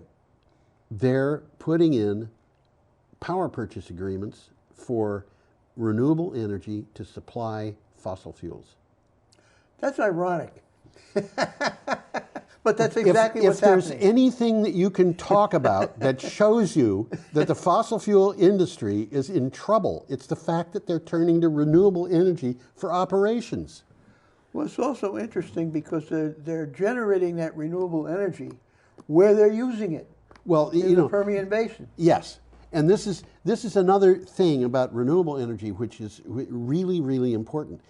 Renewable energy can be generated anywhere in the world. Virtually anywhere. And when you have battery storage, which we're getting now, you know, this last thing about the CEO of NextEra. Yeah. When you have battery storage as cheap as it is, you could baseload power has no reason to exist. Not really, not anymore. Not anymore.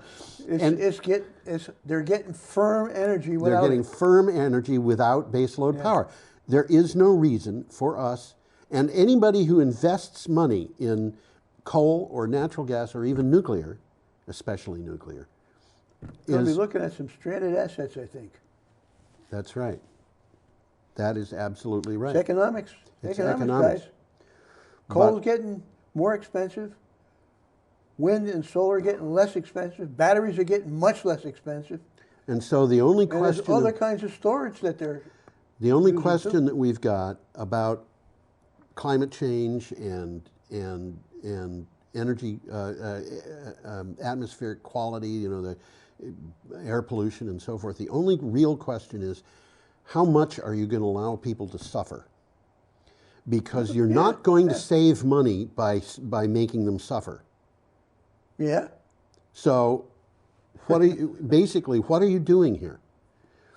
Are you, you know, and that's what it comes down to. The times they are changing. The times they are changing. I'm going to put we're about our last slide up, which is the one that says, "Have an entertainingly grand week, folks." That's the slogan of the week. Slogan of the week. Have an entertaining. You know, there are people. I have been told there are people who go to my blog because they want to find out how I said "have a good day." Anyway, you want to put us up, and we'll wave goodbye. Adios. We hope you come back next time. Bye, everybody.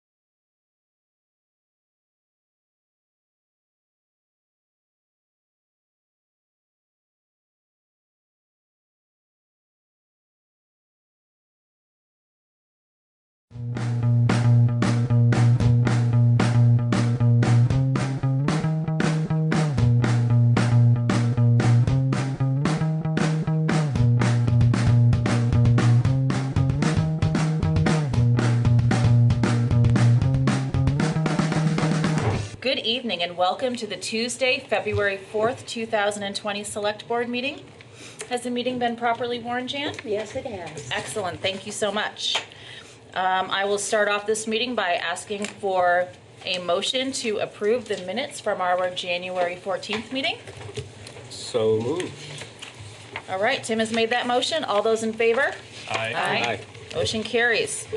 The next item is chair's remarks, and I'm going to defer my remarks because we have a full house. Peter, do you have manager's comments? Thank you. Yes, two things, please. First, I just wanted to announce to the public about the upcoming election that the town clerk's office will be open for early voting beginning a week from tomorrow. That's February 12th. Open during regular business hours. We'll have an update with more specific information about the early voting as well as the actual election at our next select board meeting. But for now, we just wanted everyone to know that early voting opportunity starts a week from tomorrow on February 12th.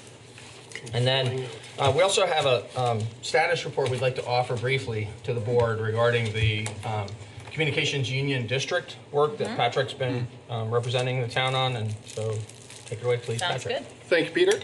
Yeah, just wanted to give a brief update about the work to investigate a communication union district. As the board may recall, the Wyndham Regional Commission recently received a fairly significant grant to hire in some professional technical assistance and to work with towns throughout the Wyndham region on the exploration of a communications union district.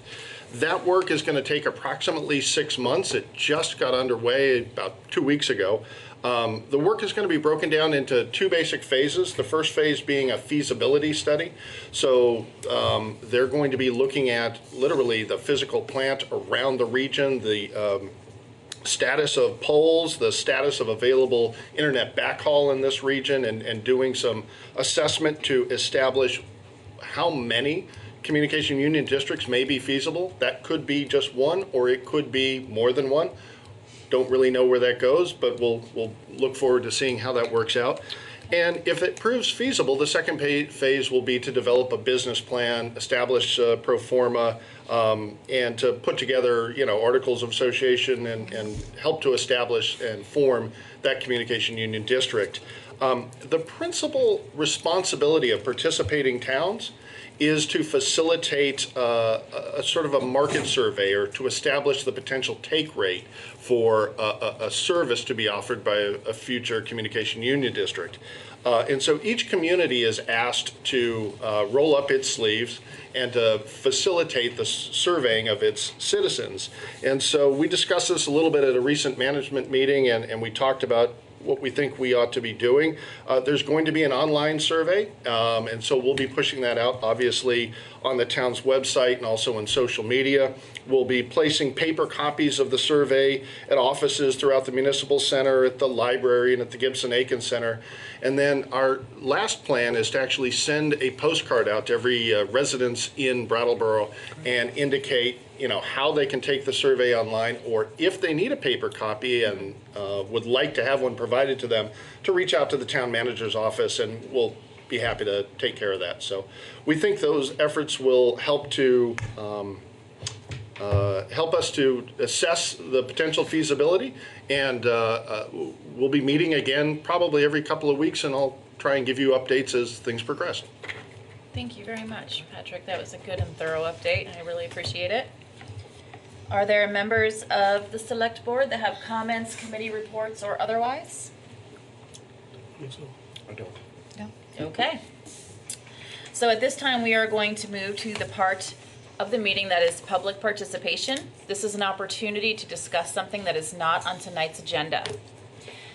I'm going to go ahead and be brazen enough to say that I think there are a lot of people who are here to discuss recent break-ins. Does that seem true? Is there anybody that's here to discuss anything that's not that? Why don't you go ahead and go first? Because what I'm going to do after that is have the chief come up to the table and kind of set the stage a little differently. So come right up to the microphone in the middle, which is not going to amplify your voice, but please do introduce yourself. Hi, my name is Kim Nace. I'm the executive director of the Rich Earth Institute, and I just have a letter from our institute to the select board that I'll just read quickly. It's not really big and heavy, but I'm writing this letter on behalf of our team at the Rich Earth Institute to acknowledge the efforts of our town to provide public sanitation facilities in 2019 and 2020. The quick response of Peter Elwell and the town in collaboration with Josh Davis of Groundworks Collaborative and Tuck Houghton of Houghton Sanitation Services is commendable. A recent article in the Commons about Brattleboro's budget indicated that the next steps in 2021 may include the purchase of a portaloo or other similar manufactured public toilet. The cost of these units that are being considered range between $150,000 and $200,000. If this is a per toilet cost, then the town is making a considerable investment. It could be possible that locally we could design and produce a public toilet which would be less expensive and more ecological. And when the board considers the possibility of providing permanent public toilets, Rich Earth would like to share our experience and to be involved. So I'm just writing this letter to request that you include us in your process. Excellent. So I'll give this letter to you. Please do, and thank you so much for bringing this information to us so promptly and thoroughly. I really appreciate it. Take it seriously. And I'm going to pass this over to Peter. Thank you. Thank you very much. And I saw another hand come up in the back. Same thing, step forward, introduce yourself. You won't be amplified. Yep. Oh, I won't be. No, it's only for the viewing TV audience, so speak up. Yeah, my name is Ian Goodnow, and I just wanted to introduce myself to the board. I'm one of the candidates for one of the one-year positions for the select board. So I really appreciate all the work that you guys do, and I'm really looking forward to the next month of campaigning. That's all. Thank you. Wonderful to meet you briefly as it is. Thank you so much, Ian. Welcome. Is there anybody else who would like to speak during public participation on anything, but specifically not to do with the recent string of break-ins?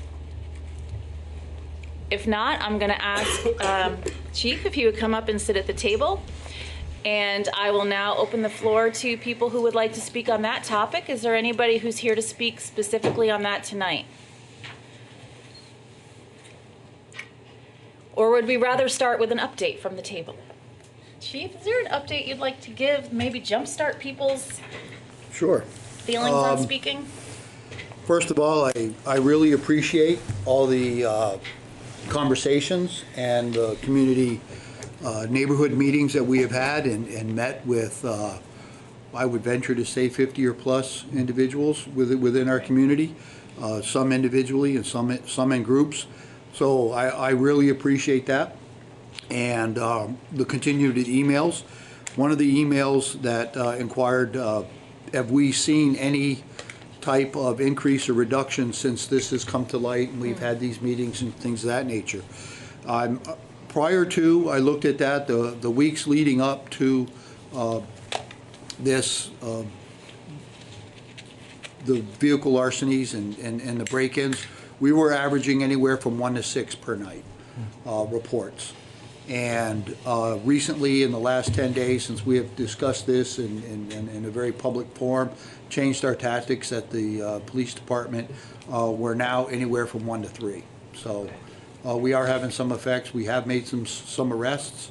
We have worked with agencies outside of Brattleboro that are dealing with some of the same issues we are dealing, and they have also made some arrests of individuals that we believe were doing that type of work here in Brattleboro. So it's, I'm not saying we're out of the woods or any by no stretch of the imagination, but I just want to emphasize that we're working together and communicating seems to have had the effect that we want on it, and hopefully we will continue in that downward trend. I'd like to remind everybody February 29th at 10 a.m. at the Brooks Memorial Library will be a community forum, and hopefully there will be legislatures there, the state's attorneys there, I will be there, and other representatives to answer any and all questions that you might have concerning this. Thank you very much for kind of starting our conversation with that update. I appreciate it. Having heard an update from the chief, is there anybody who now wants to step forward to the microphone like we've seen others do earlier tonight and have anything to say on this topic? Or on any other topic? While the chief's here, this topic is convenient. If you have a different topic, that's fine too, because it is public participation time. I will. Thank you. I was here last week. My name is Michael Leonardo. Spelling of the last name is Lonardo. I'm from Brattleboro. I've been here my whole life, almost 46 years. And I don't want to sound like a broken record, but you can look at last week's town meeting and see what I said. I'll just reiterate the same thing. But I know people are a little shy about talking. I am too. I'm kind of shaking right now, and that's okay. If you're here for the recent break-ins, we would like to hear from you. I'm not pushing you. I'm just saying it's great that we can have this conversation and bring this up, come to a resolution. Yeah, it's not going to go away overnight, but something that can help us. And one of the things is definitely the public forum. If you don't want to speak here, maybe you can speak at the public forum. If you have trouble speaking, and maybe you can relay your messages to someone else that can speak for you. I'll certainly do that.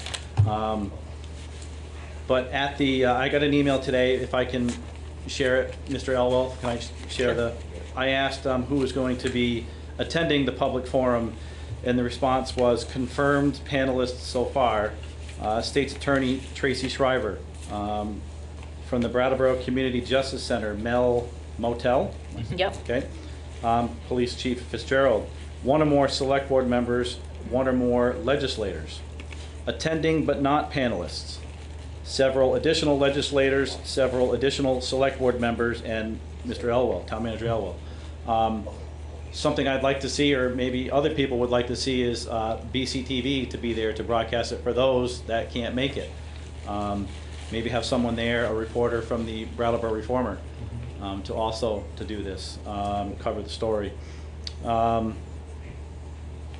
It's a good list so far, and in such a short time to get all these people at the table. I know it's not going to be easy, so better now in 30 days than in 3 to 6 months. Yes, things have seemed to quiet down a little bit on your report there, Chief, on the amount of incidents per night. That's awesome. But I think something still needs to be done for the future as far as analyzing what the law states, defining it for those that are confused as to what that reads. I know I was confused until I asked Chief to meet with us, and Mr. Elwell also, and it really clarified a lot of things, that there is a huge misunderstanding as to what the law says, how it reads, and how everyone interprets it. So if we can get that out there at the public forum, also help people understand a little more what your rights are as a citizen, a property owner, what your rights are as a criminal.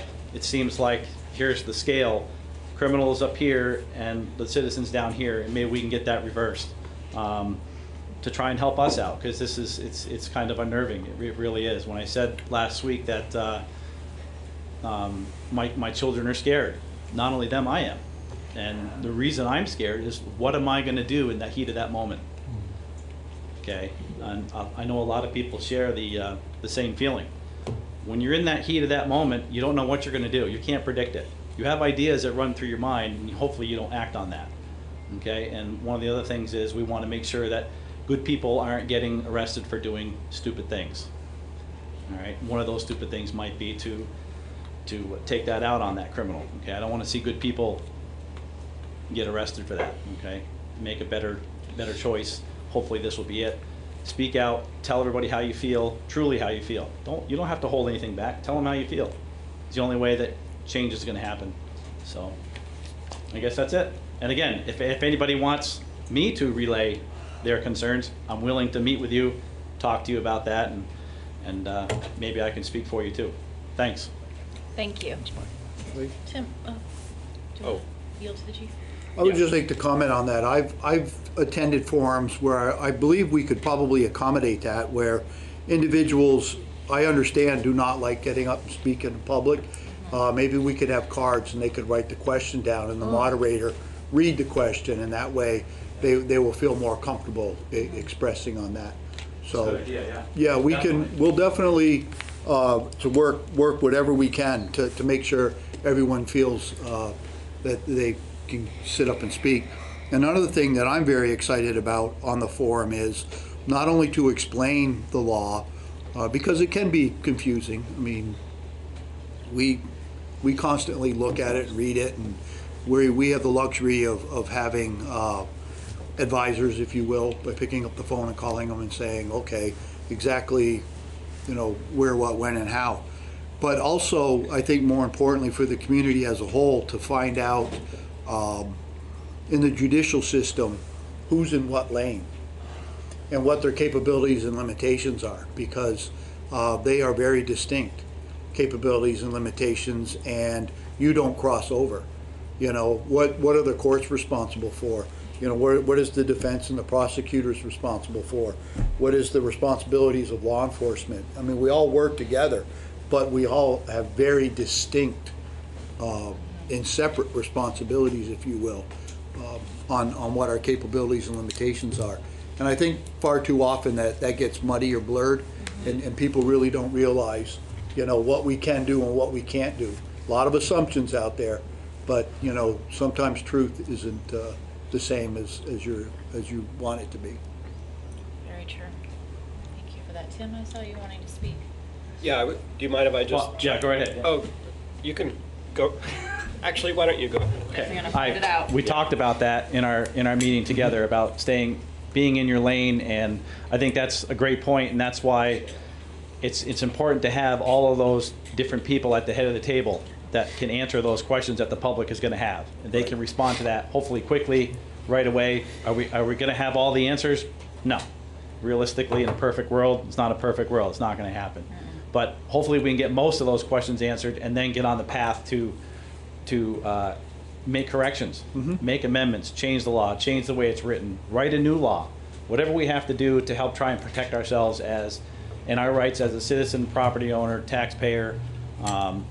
Private property, that's huge. Private property. People have a lot of feelings of the way the law states private property, especially pertaining to vehicles. The vehicle is on your private property, but it doesn't seem to be protected 100%. So there's some other ideas there. But yeah, thank you.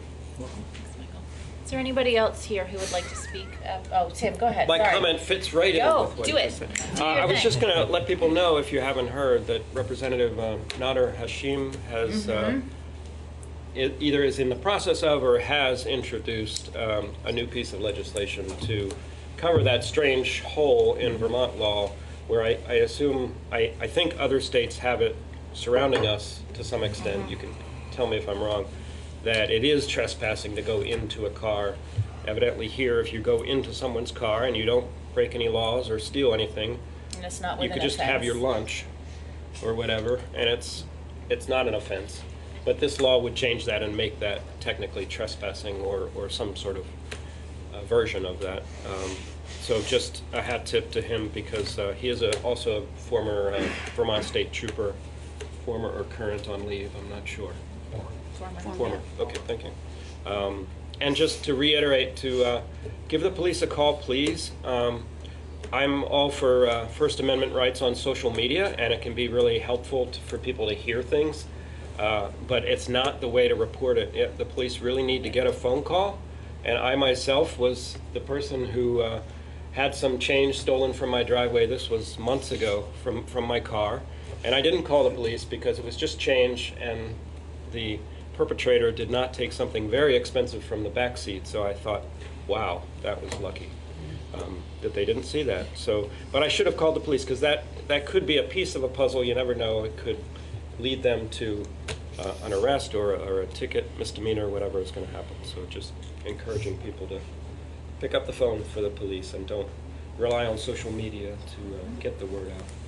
Yes, social media has never been an actual form of reporting things, and I think it's easy for us to forget that. Yep. So thank you. Are there other members of the public who are here to speak on this while we have the chief at the table?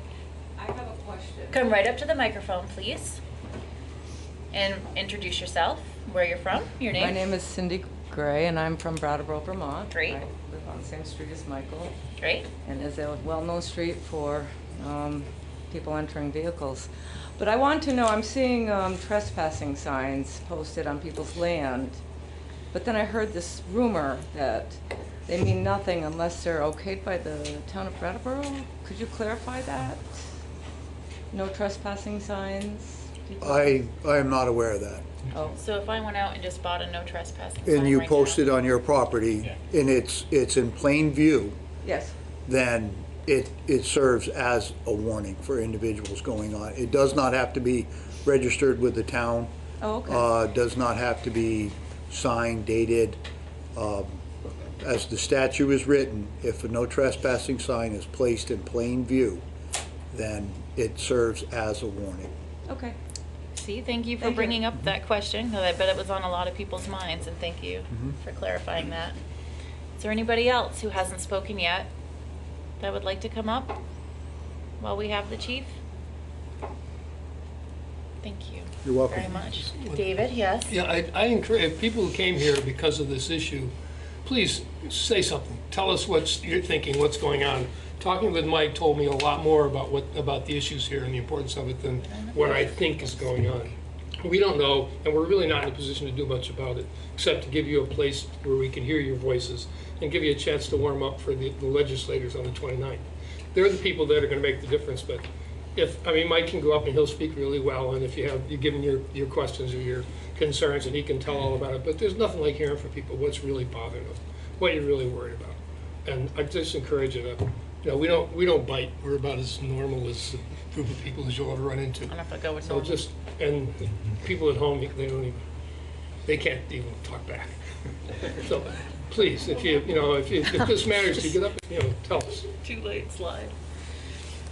Thank you, David.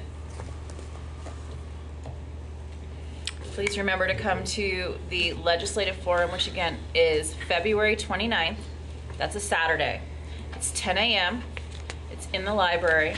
The upstairs children room has been reserved. I haven't heard yet if there's formalized childcare, but that's something to keep your eyes and ears open for. We will certainly be releasing any of that kind of information. Okay, thank you so much. Thank you. Before I move into our actual agenda, is there anybody here who wants to speak on something that's not on tonight's agenda that did not have to do with break-ins, that has not already spoken? Okay, seeing none, I'm going to go ahead, and move into our regular agenda. We are going to start that by transforming into liquor commissioners. I would entertain a motion to do that. So moved. All right, David has made that motion. All those in favor? Aye. Thank you. Aye, myself. All right, so this is a very big, our first item is liquor licenses, outdoor consumption permits, and entertainment licenses and annual renewals. And we have Hillary Francis coming to the table, who, if you don't know, is our town clerk. Good evening, Hillary. Good evening. Would you like to go ahead and dive into item A? Sure. So every year around this time, all of the businesses who have liquor licenses have a chance to renew their licenses. They expire April 30th, and so they have to apply for a renewal, whether it be first class, second class, third class liquor license, outside consumption, entertainment permit. I think that's all of them. I just want to put it out there that that's my birthday. Continue. Okay. Happy birthday early. Thanks. And so the process is that the Department of Liquor Control sends each town clerk all of the renewal applications. We send the paperwork out to the businesses. They then submit their paperwork to us. It needs to get approved by the local liquor commissioners. Once approved, as long as all of the administrative paperwork is submitted, I then send it to the Department of Liquor Control. They will go through their process. Once approved, they send it back to me. I sign it, get it to the businesses. All right. So you all have the commissioner's report in front of you, identifying all of the businesses that are up for renewal, what types of licenses they are applying for. There's one caveat. Peter Havens is not going for a second class this time around. Okay. That's on the commissioner's report. Yeah. But any violations that I've received notice of from the Department of Liquor Control are on there as well. In the past few years, there have been members of the select board that have requested businesses who have had violations to come in and present. Prior to the past few years, that was not normal protocol, so I'm just letting you know how that's gone, and I'm happy to answer any questions. Great, thank you. Peter, is there anything you want to add to that? No, From your perspective?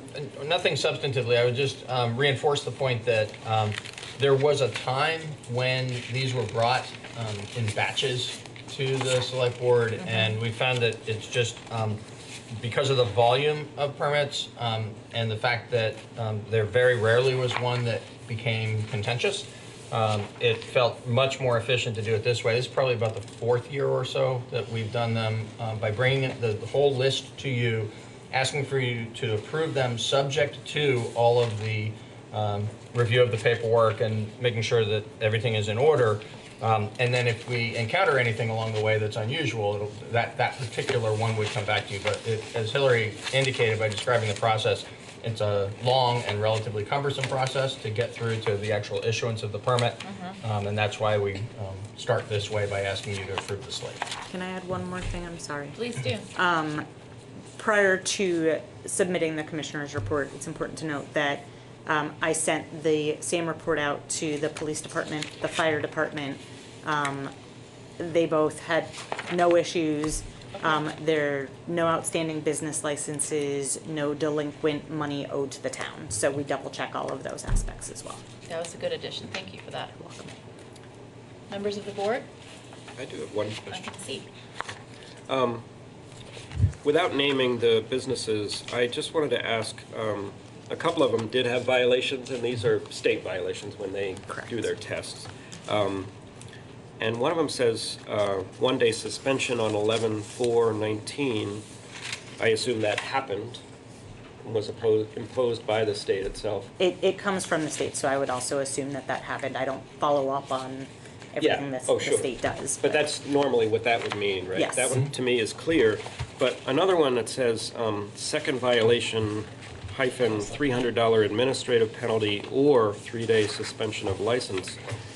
I'm not sure if that means that that was imposed or will be imposed or could be imposed. Do you have any clue? Because it kind of affects my feelings whether or not we should have them. Right. Come before That's us. the letter from the DLC to them that I get a copy of. It says on June 4th, 2019 at 4:17 p.m. an alcohol beverage sale was made to an underage person at your licensed premise. Our records indicate that this is the second violation detected during an alcohol compliance test. Second offense is $300 administrative penalty or 3-day suspension of license.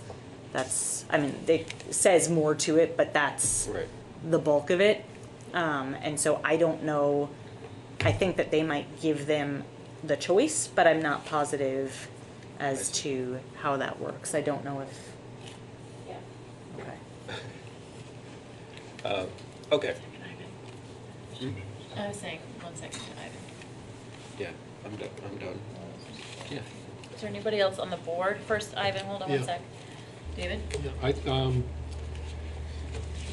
I think it's valuable to have the people who have had a problem over the year come in and explain to us what they're doing. We're the commissioners, we're the only people that they really have to explain to. And especially the one you just cited, Tim. We definitely like to hear from them, but I don't think that we should just, because one's in education and maybe that's less important. It's not, probably, it wouldn't be less important if that person that made a mistake and sold to a minor, it would be the same thing. So I would like to have them come in and explain what steps they took to make sure it doesn't happen again. Anybody else on the board want to speak before I go to Ivan out in the community? I just want to concur with David that I would like to see those entities that have had citations. Okay. Do you have anything you want to say before I call on Ivan? Ivan? Introduce yourself. My name's Ivan Hennessy. I work at Saxon's River Distillery. So I go through the state training program every couple of years, and I have to admit it's been a couple of years, but my understanding is that the suspensions happen immediately. So if there's a violation found, generally they shut you down from that moment on until the suspension is over. So it's probably already taken place. I have to admit that I'm pleased never to have experienced that one. Yeah. But, that's my recollection from the training that I took. I trust your judgment on that because I know that you've been doing this and you're pretty focused on detail. So thank you for that. Cassandra, come on up and introduce yourself. I'm Cassandra Holloway. I'm representing Building a Positive Community. We've also been known as Brattleboro Area Prevention Coalition. In the past, we've also been included in the last few years until this year to be part of that conversation of like who's been kind of coming up so that we can give our input. So I was able to look into it myself. But in the future, it'd be nice just to be added to it because I have things like what trainings they've gone to and such. So what I will say is the one that did not get an ID violation, the one that was like somebody hadn't gotten trained. Yep.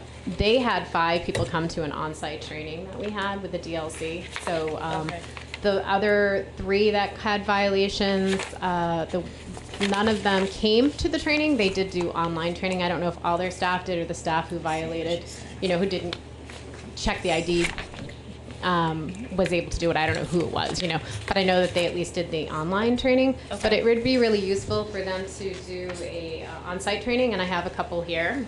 So I'll just show you kind of what we send to all of the 74 that we have, 74 liquor licenses in Brattleboro.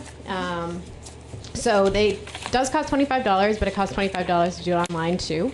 We do staff enhancement trainings as well with Steve Waldo, who's a prior DLC training. That's more specific to them, so it's really good for staff who struggle with saying no or like understanding what to do. It's a lot more about what they need versus the full gamut. Sometimes it was more for owners and managers. I'll give you some more of this information later. And those who do pass, we do send them out letters just to thank them for passing, so we do at least do that too. We also have resources. Some are on your site. We have the alcohol sales policy, as you all know. We have an example that they can put on their wall because if people just see it when they get hired and don't look at it again. I would love to update that with some places that they can call for rides. I know that, Tim, you've done rides in the past, so I'm trying to gather. I don't know if you're still doing that. Oh, very seldomly. Okay, all right, yes. But there are some people doing it, so I'm trying to gather that so that the bars can have places to call since the taxi closes at 11. And there's also a self-assessment tool, so I'll give this information to you all, which is a really kind of a check the boxes, all the best practices of hiring and training and showing the community what your the laws are and what your business has for policy. So we have tons of resources in addition to that. So if you are going to call people in, let me know, and I can come and let them know that we're here. This shouldn't be a punitive thing. A lot of times it's a new staff person. It's not usually the owners. So, and we did have a 90% compliance.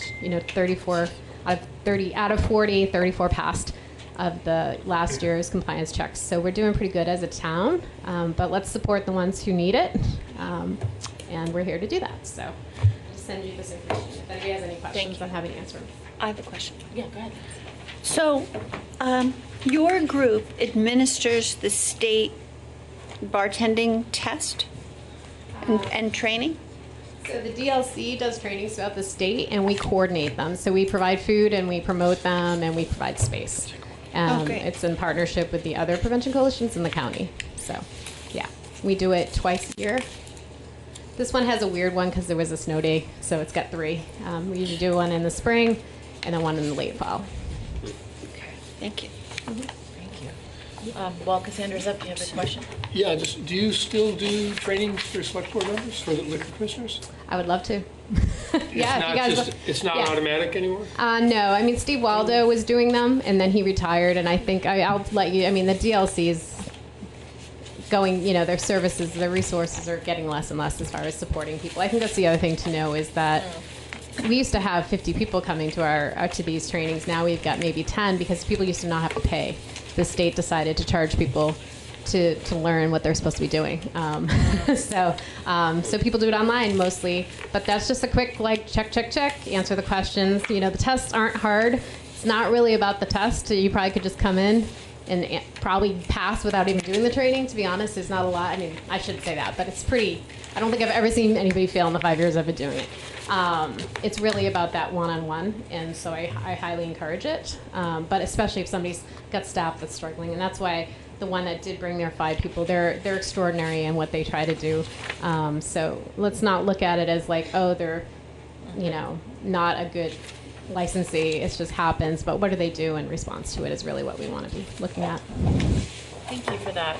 Yeah. So if I'm reading this correctly, it looks like on the Winston Prouty campus on the 4th floor, if you are holding or looking for a first or second class liquor license, you could go on Monday, February 24th from 1 to 4 p.m. and receive that training.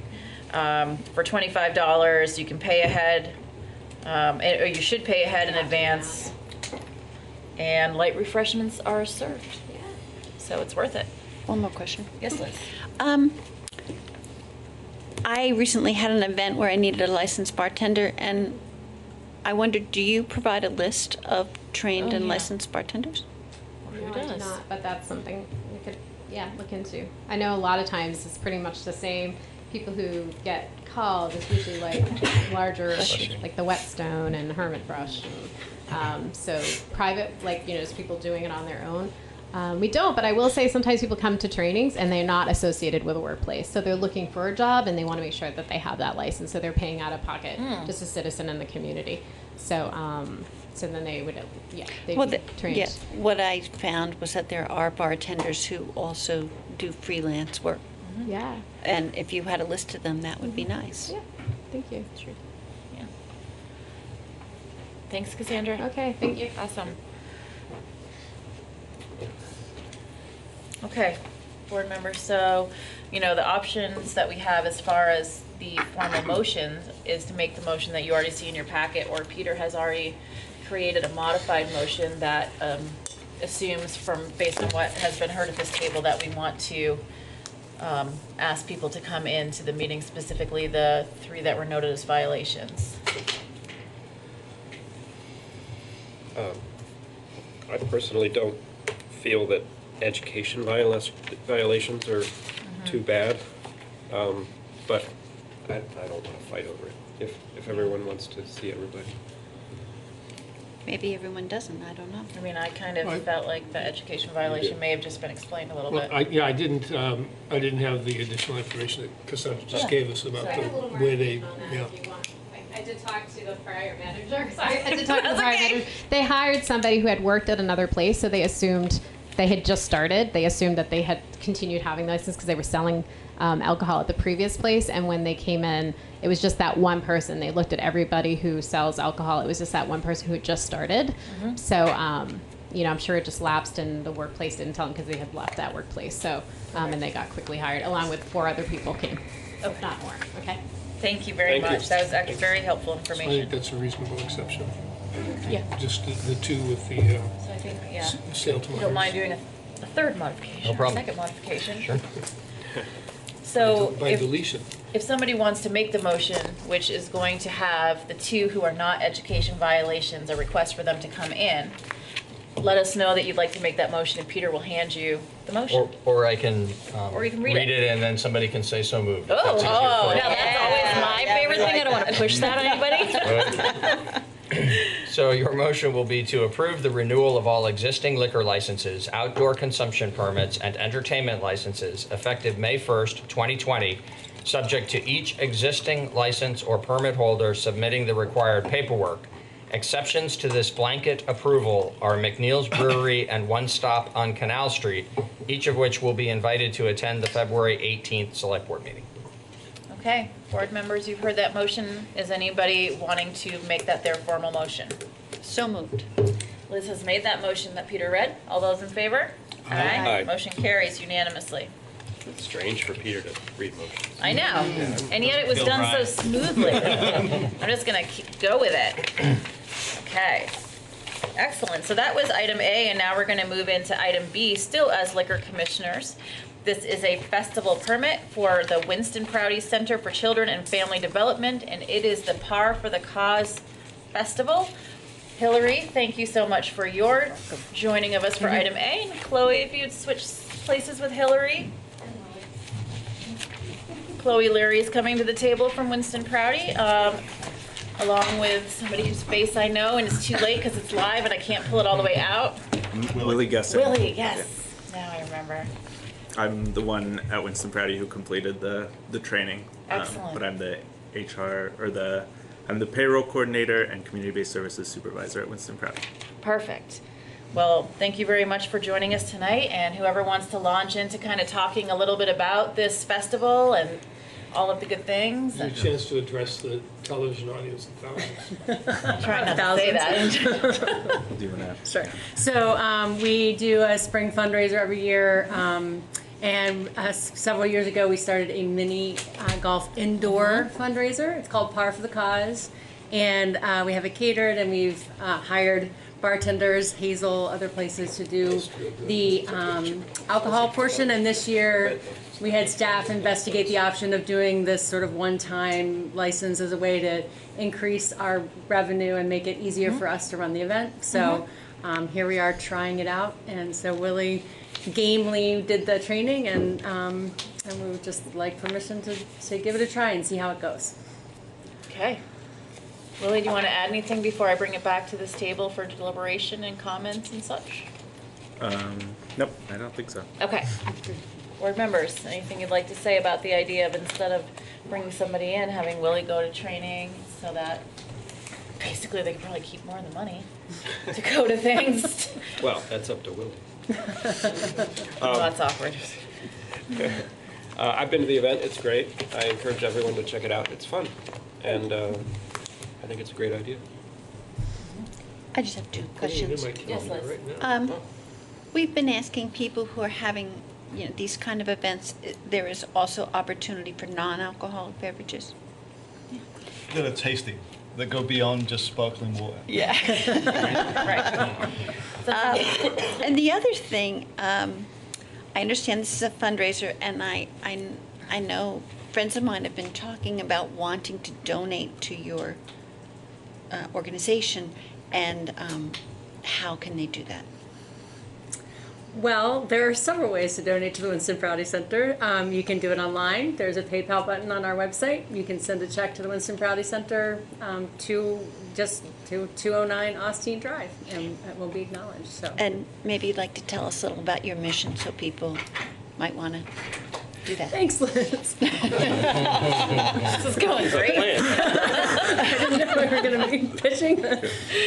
So the Winston Prouty Center provides inclusive education and family support to promote the success of children and families. And what that looks like is, for us, an early learning center that has 60 families, infants through age 5.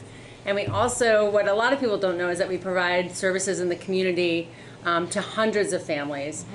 We were doing that through Children's Integrated Services, which is the state wanted families with young children to be able to access services without going to 5 million different places. And then when we merged with Wyndham Child Care 3 years ago, we added more services for families and the bookmobile. So we touch hundreds of families every year in our community, and just the importance of early childhood and making sure that our youngest people get the best start they can have. So that's what we do. In addition to being landlords and managing a 184-acre campus, which has trails for the public that you can walk on. So please come visit our campus. I hear they're lovely. They are. Do good things. And you can Thank camp. Really, really good things. Thank you. Are there members of the public who would like to speak? Cassandra. Oh. I hadn't really been prepared for this, so I'm just gonna. Is this the first time somebody's asked to actually have a staff person do alcohol? The only reason I ask that is I don't know if this is setting a precedence so that we're going to have more alcohol, especially in events that are family focused. And you're my landlord, so I feel really awkward right now because we're on that campus. But we do have a lot of alcohol in this community. We've had 50 events last year that had alcohol. So if we're starting to set a precedence where people in the staff can start to have alcohol, I'm just concerned, especially in family focused events, or that we're going to have more alcohol, and that might exclude families who don't want to be in the spaces where there's alcohol. And also, again, are we setting a precedence to have more alcohol events? So just something to think about. Thank you. I think they've always had alcohol. It's just instead of bringing somebody in this time, they're trying to keep the cost in-house, but I can field that over this way. And as part of the event every year, we've always had the Saturday night kind of adult portion, like adult event after dark. And then every year we've also had Sunday, we've opened it up for families, and there's just snacks and it's just, during the day for a couple hours. So we try to balance it. I certainly do not want to take money away from you all. I just want to just be thoughtful about when we're making permits like this, that we're being really thoughtful about where and who. So, thanks. Thank you. Yeah, I think if it was someone coming new to us who didn't have an established event, that might get on our radar a little more than these folks that have had a previous alcohol thing every year. So, that's just me speaking, not a board statement. Other comments or questions from board members?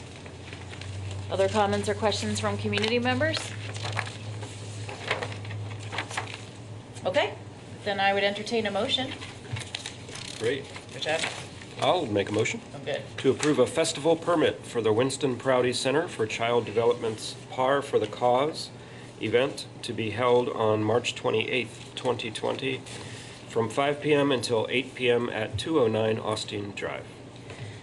Excellent. Tim has made that motion. All those in favor? Aye. Aye.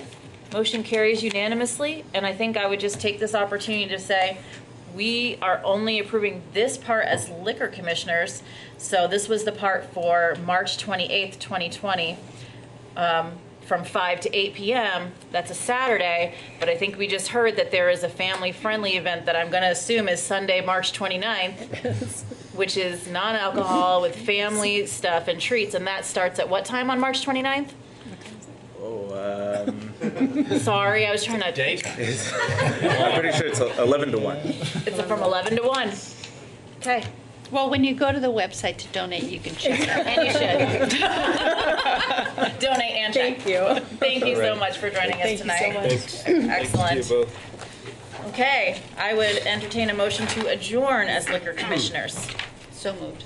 Excellent. Liz has made that motion. All those in favor? Aye. Aye. We move into new business, and our first item is sustainability matters, starting with the introduction of Sustainability Coordinator Stephen Dotson. Yes. So very happy to say that this is the, we're nearing the conclusion of Stephen's second day. Is this overtime? Will it ever end? We're delighted to have him join the team yesterday. Been a lot of build up to this, first in the discussions about creating the position, and then in our search. We've come to a very successful outcome. We have bright days ahead that we're looking forward to now getting to work on a variety of different things related to sustainability in the community now that we have this additional capacity. So I want to begin by introducing Stephen to the community, and then we'll move into Patrick providing an update on something we have been working on that will become one of the first priorities for Stephen's work. So first, Stephen, please, if you could stand and just be recognized. Yeah. If you want to say anything, stand over there by the microphone. You'll hear from me plenty in the future. All right, no pressure. Thank Welcome. you. Welcome. Patrick, would you like to run with it? Do you want to come to the fancy table? Oh. Not that this table isn't fancy, but All the way across the room? it's kind of like new location, which is always good. Why are we And it looks like we're being joined by Oscar Heller, who is the chair of the Energy Committee. Yes. So, good evening, everybody. Good evening. Good evening. Good evening. Oh, yeah. Lester. And also Lester Humphrey. We are having a full table over here tonight. Thank you all for joining. Patrick? So the board will recall that we last had this conversation in late September of last year. And in fact, that conversation was a continuation of a previous conversation at a representative town meeting wherein the public weighed in and advised that we should begin the process of acquiring renewable electricity instead of just traditional electricity. And the recommendation was formally that we should consider signing up for cow power. Okay. So at the meeting in September, and a copy of the memo that I provided in September is included in this backup for this meeting. At the meeting in September, I walked the board through an analysis of fiscal 19's energy consumption and established what percentage of that energy was coming from renewable sources and made a recommendation that if we were to provide a contribution towards renewable energy, that perhaps we ought to consider a local project rather than cow power, which supports some large farming operations in northern Vermont. I would like to withdraw that recommendation. Okay. And I'll explain why in just a moment. But in the end, what I'm recommending this evening is that we continue the conversation at the staff level with the support of the Brattleboro Energy Committee and with our new staff person, Stephen Dotson, and that we take a look a little bit more thoughtfully and a little bit more completely as to what we would like to recommend to you. Whether that takes the form of going back to a recommendation for cow power, whether it takes the form of renewable energy credits, whether it takes the form of a carbon sequestration project or carbon offsets, don't really know. But I think the conversation is perhaps a little bit more complicated than I at least originally understood it to be.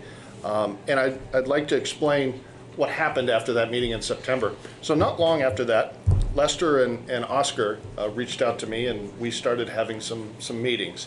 And while supportive of what I was attempting to recommend to the board, they helped to illuminate for me that the issue is a lot more complicated than I had given it credit for. And I'll give some specifics.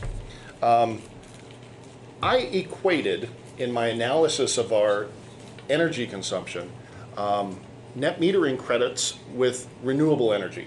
And in fact, I've come to learn with their help that these things are actually fundamentally separate. That net metering credits are a financial instrument that provide cost savings to off-takers, whereas the renewableness of the energy produced by a solar array is a tradable commodity and one that Brattleboro doesn't own. So the analysis in my memo back in September 19th, unfortunately, was flawed. In addition to that, they were very kind in the way they counseled me to let me know that if we were to go ahead and make a contribution to a local renewable energy project in Brattleboro, there wouldn't be, in the end, a improvement in the natural world or in the environment. Instead, what we would have is a situation where the town was enriching an already functional renewable energy project. And so I don't think that was really anyone's goal. And so I have come to understand that this, like I said, is a little bit more complicated. These gentlemen are much more knowledgeable about it than I. And I know Stephen's got a background in this area. I think there's some interesting and exciting work that we can do in this area, but I think following along the path that I had recommended previously would be a mistake. And so I'm here to ask that we take a new course of action, and that is to continue the discussion with the Energy Committee and with staff and come back at a later date with a more complete recommendation. And if there's anything you gentlemen would like to offer, I just want to thank you publicly. I appreciate the guidance and the education. I think other than to say that we're happy to keep working on it and would answer any questions you have now as best we can.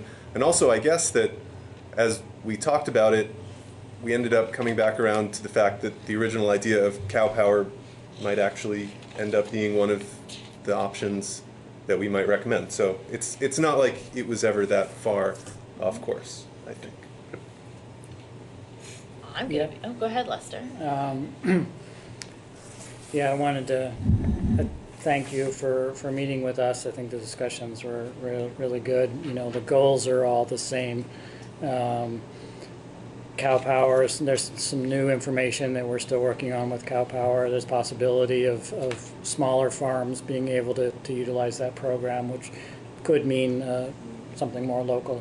And we look forward to finding out more and presenting a more complete proposal. Thank you. I'm going to go ahead and make this awkward by saying I think we're always really lucky as a community when we can have people on our team that can come out publicly and say they thought something and that somebody said something and now they might think something differently. And if more people could learn to be like that, I think we'd get through life much better. Yep. Having said that, is there anybody on this board who would like to speak?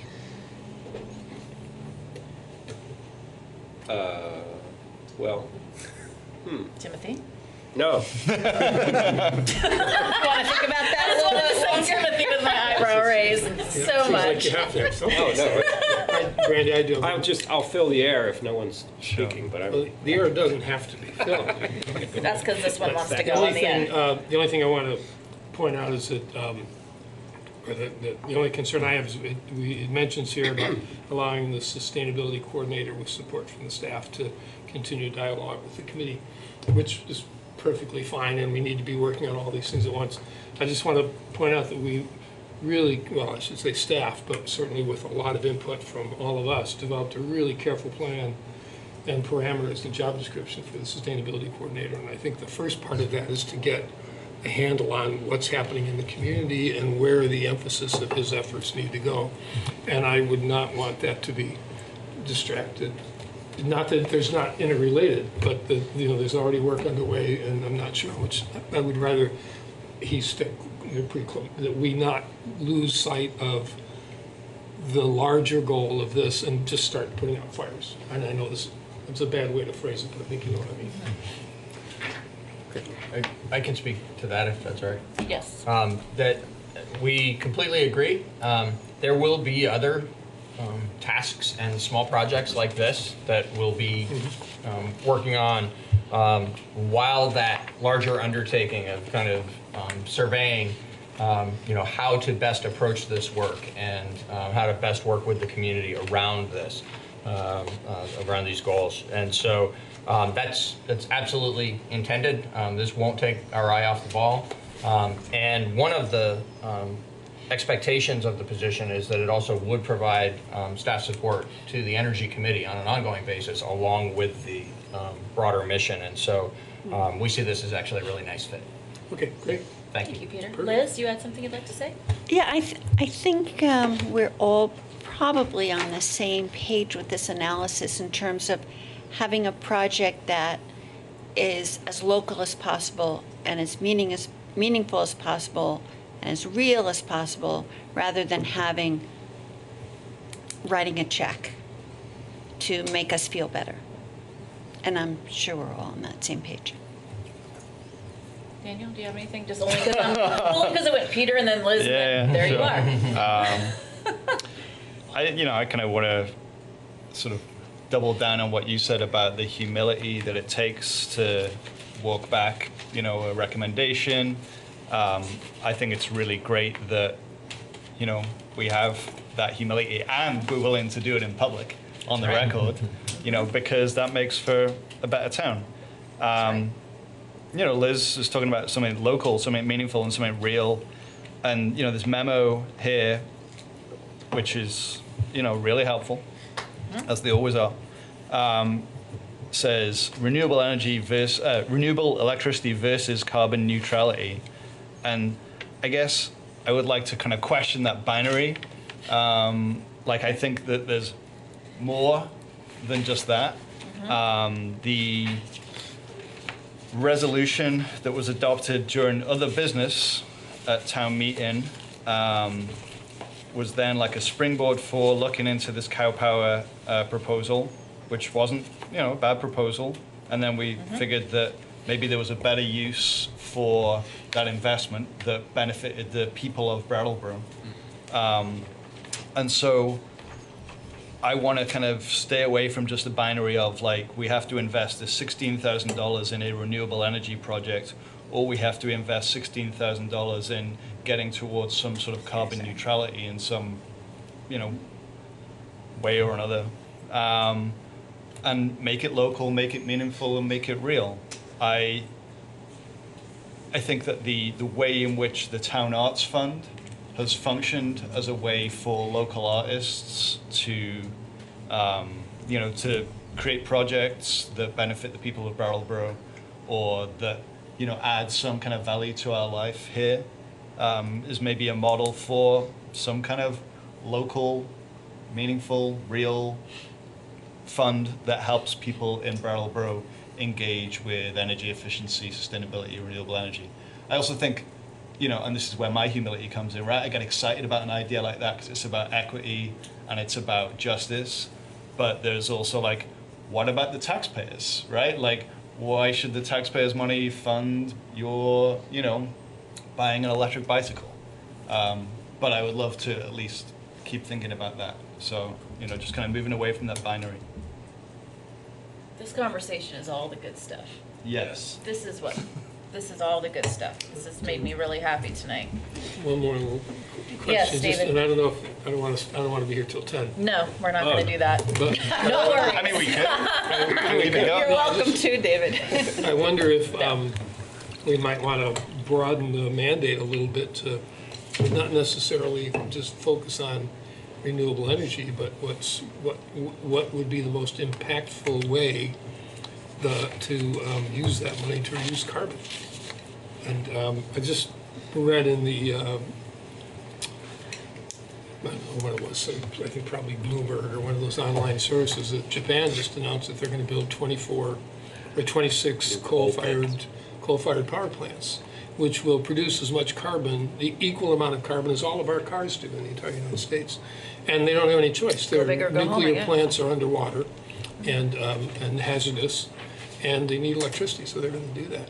And the problem, it's very difficult to reduce the amount of carbon being put into the atmosphere, so maybe the effort should go into ways of getting it out. Maybe we should, for instance, buy offer $16,000 worth of trees for people to plant, or other plants that are particularly valuable at capturing carbon. Just, I don't know how widely or broadly you want to go, or set these folks off to work. But, Are you taking notes, Stephen? He isn't. He'll be watching it You tomorrow. rely on BCTV. Truth, that's they right. do good coverage on iBrattleboro too. You can check that. And in our print media. What was that? So I And our print apologize. media. Too late. And for print opening media. up. He's covering his mouth, not his ears, so that's good. Planting $16,000 worth of trees in Brattleboro is more meaningful to me than a certificate that says there's $16,000 worth of trees kind of cordoned off someplace in Latin America. And a star named after you. Yes. I think it's more trees. I think, Stephen, if you're taking notes, you can add me to the pile of people who are not big fans of carbon offsets for various reasons. So just whatever that's There you worth go. to you. Broad policy direction, I believe, is one of our. But I think this is a future discussion that we'll have a healthy, robust discussion. No doubt. In the All we're future. asking is to come back with the best idea. We have a Cassandra? Well, I know. Cassandra, wait a minute. Got those mom eyes. I'm excited for my colleague Rolf, because Rolf is working with our schools right now on doing a Oh, yeah. family engaging activity with planting trees, but like crop trees, things that actually people can also eat. Yeah, so just letting you know, Good it's job. happening. So we'll keep you informed. I'll have him come next time. Yeah, thank you, Rolf. Ivan. So if I understand correctly, there was an initiative, a proposal for that, and then new information's come to light. It has to be reevaluated. What sort of delay in actually implementing something does this involve? Or maybe it doesn't. I mean, I don't know. I haven't kept up on this. Do you want to field that one, Patrick? Sure. I think what needs to happen now is, a regular conversation needs to come forward with the Energy Committee, with our new staff, and try and determine what it is that we think we ought to try and achieve.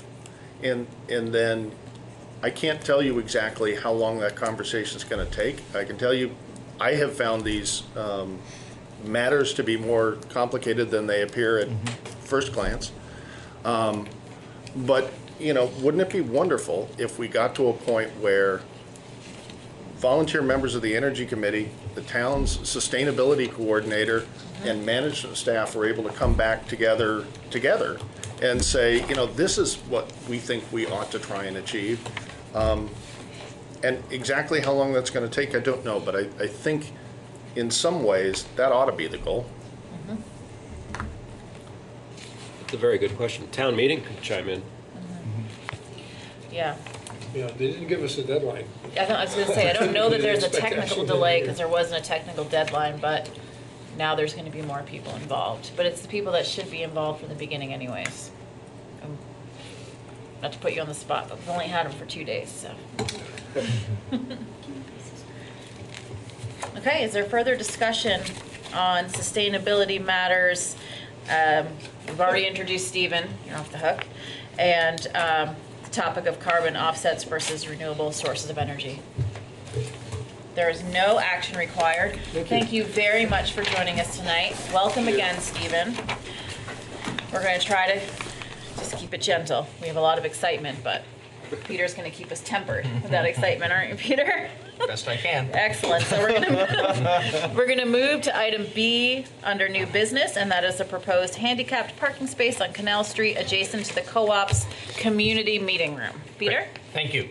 Yeah, we're excited to bring this forward, kind of continuing the theme of the last item and the way that collaboration occurs in the community with members of the community, volunteer members of town committees, town staff, ultimately bringing things together for the select board to act upon. This is the third time that we've been before you with a recommendation to designate an on-street parking space for exclusive use of people with a handicap parking permit. And I want to say that over the years, we had looked on this creation of these spaces as being not possible or appropriate for on-street parking, but rather something we always focused on in parking lots off-street. The main reason why was because of the historic nature of our streets, the relatively narrow space we have available, and the fact that the parking spaces themselves, the striped spaces, are smaller than what is the ideal and specified dimensions for a handicapped parking space.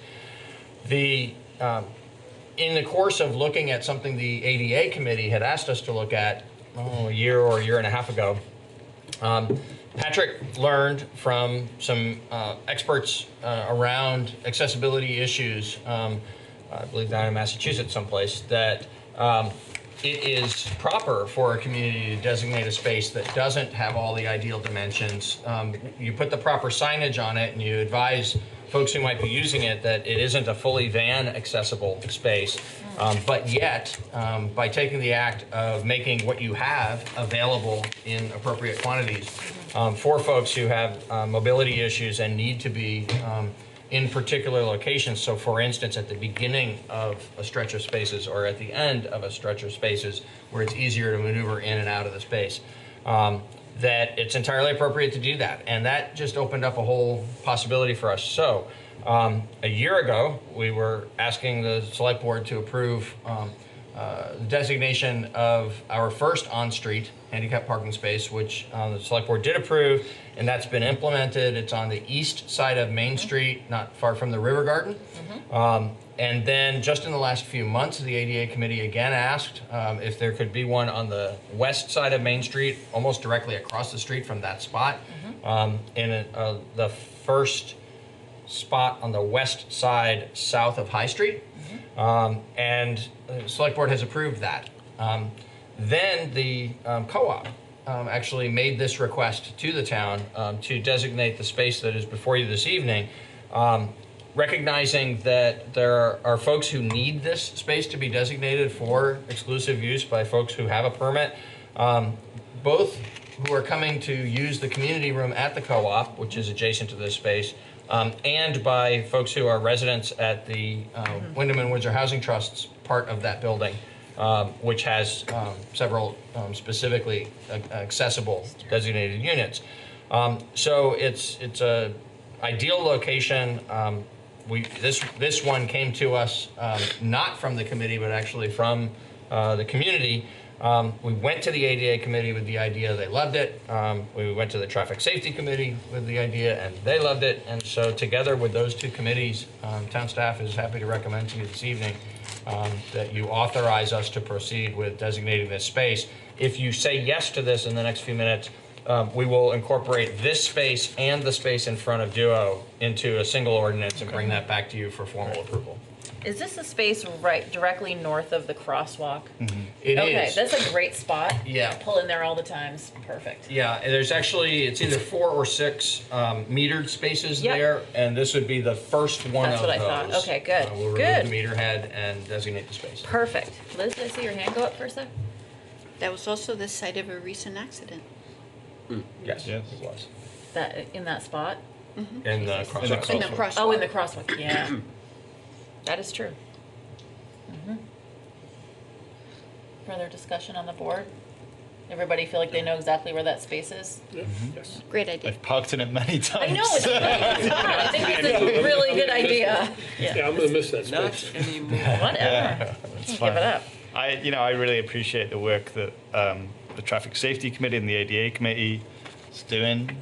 It's really important that volunteers in the community give up their time and do that. So, And there's been real progress in the past year now. right. We've gone from 0 to 3. They're doing really thoughtful work that's easy to get behind. Are there members of the community here tonight that would like to speak about this spot?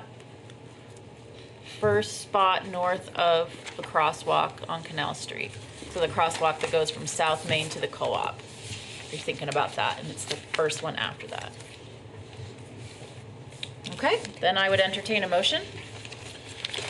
I'll make Wherever that that is. motion. Yep. I move to approve designating the first on-street parking space on the north side of Canal Street, west of South Main Street, for use only by drivers with a handicapped parking permit. All right. Daniel has made that motion. All those in favor? Aye. Thank you again to the ADA committee. I don't know if the Traffic Safety Committee was in on this one. Indeed. Then thank you to both committees. And the The co-op. work has been really easy to get behind and well thought out. Yeah, and the co-op. for making the request. Being proactive, yeah, thank you. Great. So we're still under new business. We're moving on to item C, which is certificate of highway mileage, and that's going to be brought to us by Dan Tyler from Public Works. If you come up to the table, Dan. Hi, Dan. Hello. So this is the annual certificate of highway mileage. Basically, it breaks down the mileage per each class of road, and it's used to determine the funding that we get from the state. We reviewed it. There's no changes in class, so this would be our opportunity to add new roads, discontinue, reclassify. There's no changes at this point. Okay. So we recommend that we submit it as it is. Okay, thank you very much for that. This is something that comes before us every year. Peter, do you have anything else to add before the board starts chatting? If there is chatting? Just the observation that things like this that are annual, that recur on a rhythm, sometimes can take on a feeling as though they're just rote, and it might raise a question as to whether or not careful attention is paid. And I just want to note that in the last few years, we've actually had 2 times when the certification of mileage changed because of something that had occurred during the year. In one case, it added mileage, and in another case, it actually reduced mileage. So the fact that this is a year when it's unchanged isn't an indication that we just rubber stamp it each year. It's an indication that nothing changed. Excellent, thank you for that. It's good to know. Except here, we're select men. I was going to say, when will the Agency of Transportation get round to that? Well, I I'm don't going to know, go they've- ahead and just They've had a woman. have a slight twitch and let that go. Yeah. So we have 107.225 miles of roads. That is what we're certified. Yes, we do. That is what we're certified. And those are roads Is that measured during using GPS? GIS? Trundle wheel. No, I couldn't tell you that. I It- would say that's no running from because decades ago. Yeah, this has been going on since what's it say, 85? I think on the top, maybe. And those are town-maintained road, 107 miles of town-maintained road? Correct. And those are No, both. some of that's state. Yeah. Right. No. But 22 Yeah, and a quarter miles of it is state highway. The remainder is town. the remainder is towns. When we're talking about storms and we're wondering about stuff getting done, let's remember the breadth of work that our town employees are doing. And be grateful for that, because I am. Both paved and unpaved? Yes. Yeah. And somewhere in between. The only class 2 road that's unpaved is Ames Hill. but that is a Class 2 road. The rest of the unpaved roads are either Class 3 or 4. Meadowbrook is already looking pretty exciting. I've still been taking it because I'm really stubborn. Had a couple early mud seasons. Yes, it did. I've been reading about some towns that are unpaving their roads. I read about that. Really? Yeah. Yeah. Kind of reeling Does it say it, why? reeling it back.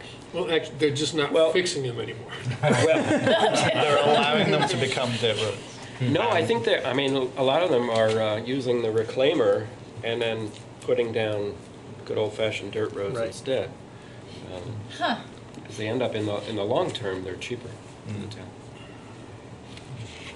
Correct me if I'm wrong. I've read about it. I'm not, Yeah. I haven't looked into it. I'm not suggesting it. Paved roads is a benefit of a civilized society. It certainly is. Having lived 5 years on a Class 4, Oh, God. it's an experience getting home. Okay. Daniel, you look like you have I've got from thoughts. your- I'm just thinking about roads. And I was thinking about like the stretch by Center Church, which is Downtown? in rough shape.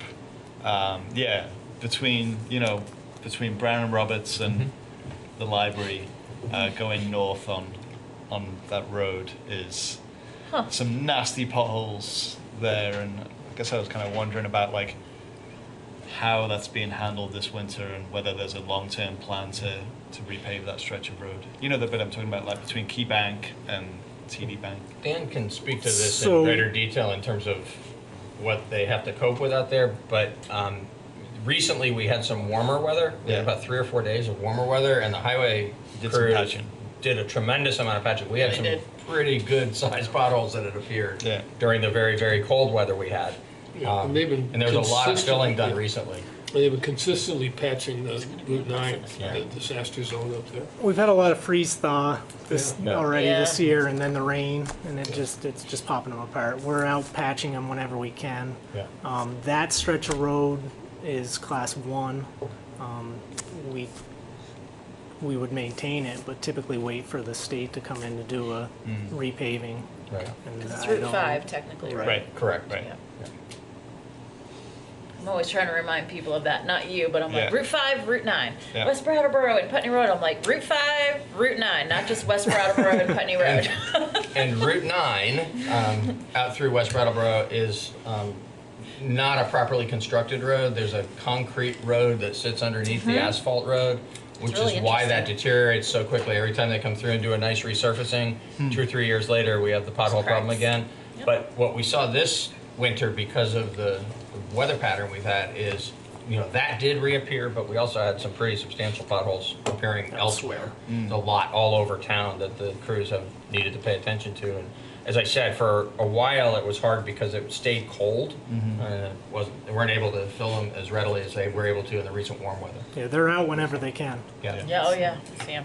We could consider at some point, or talk to the Transportation Committee about putting the trolley back on Route 9 and Just use that just concept. dig that old road right up. Dirt roads and trolleys. That's really progress. All those in favor. And I I'm recommend kidding. that. It's not an All actual the carbon motion. that wouldn't be in the atmosphere if we had dirt roads. All right, we digress because it's fun to talk about roads and But now, potholes and well, New we're England weather. getting to the Conservation Commission, so we're actually progressing. I would entertain a motion at this time. Anybody want to make a motion? I'll make a motion. Excellent, thanks Liz. I move to approve the Town of Brattleboro certificate of highway mileage for the year 2020. Excellent. Liz has made that motion. All those in favor? Aye.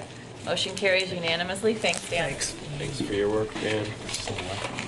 Can I change that? Sure. Yes, please change selectmen to anything better. Select. I don't care Personally. what you choose. Select humans, ooh. If this Select comes back and humans. we're We're denied. Select people. Okay, we're still under new business, and we are moving on to certificate, I want to make sure I get this right, of attestation. Attestation.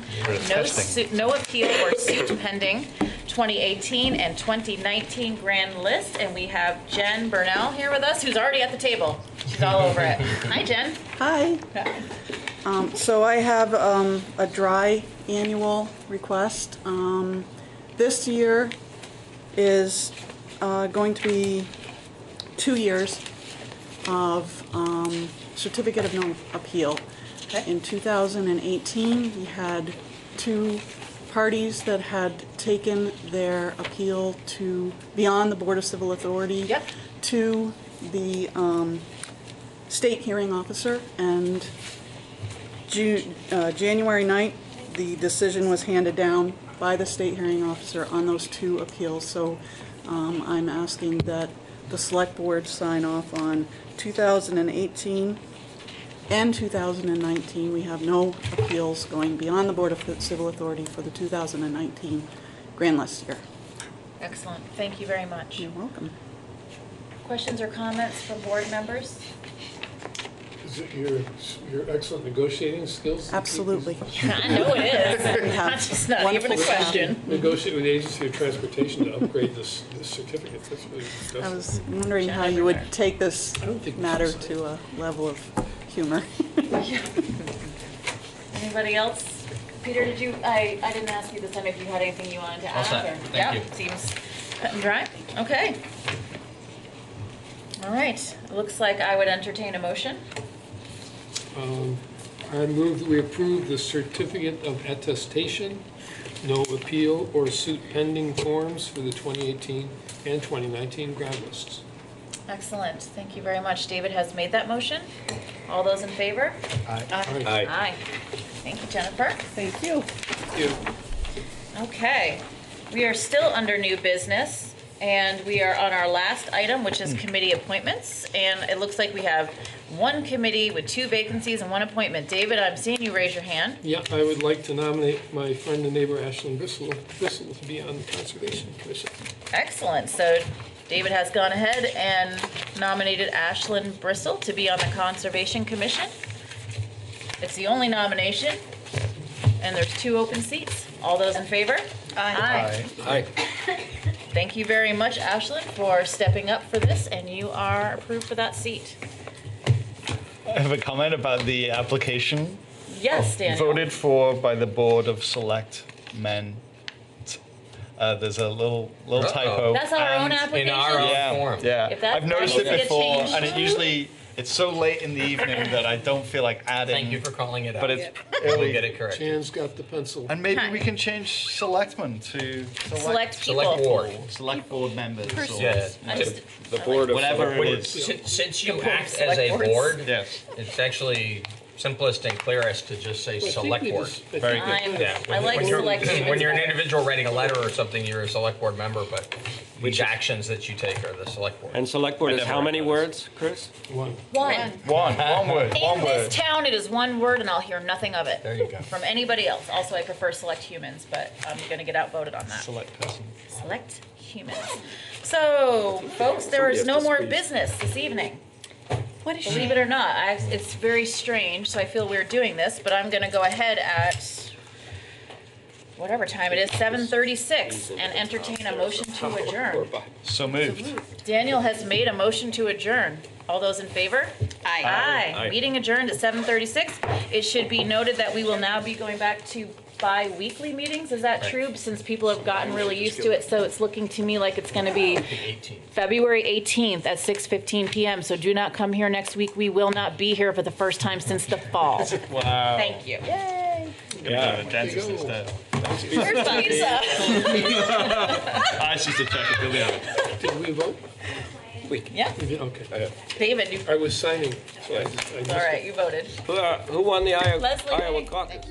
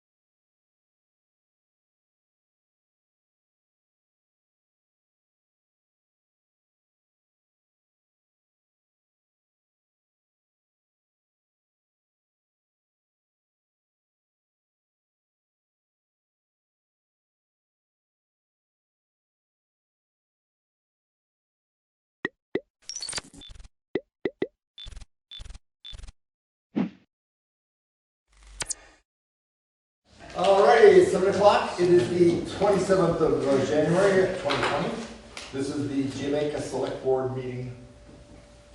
And first order of business is to call for any additions to the agenda. Did I say anything? We're going to talk about technology and potentially allocating some money for technology upgrades.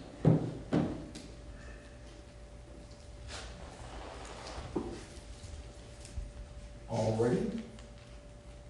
Anything else? Hearing none. Next item of business, approve the minutes for the January 13th Select Board. Minutes.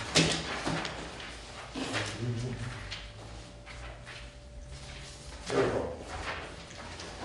They were sent around electronically, plus everybody should have a copy. If you'd like, we can get you another copy. Everybody had an opportunity to review the minutes. And any corrections, deletions, additions? I'll make a motion to pass to the meeting minutes as written. Second. I have one. Is there any discussion? Yes, I do have one item.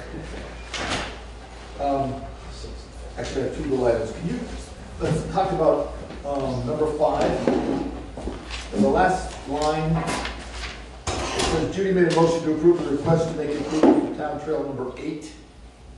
That motion, I believe, was to approve the request to make improvements to Town Trail number 8 pending the signed agreement.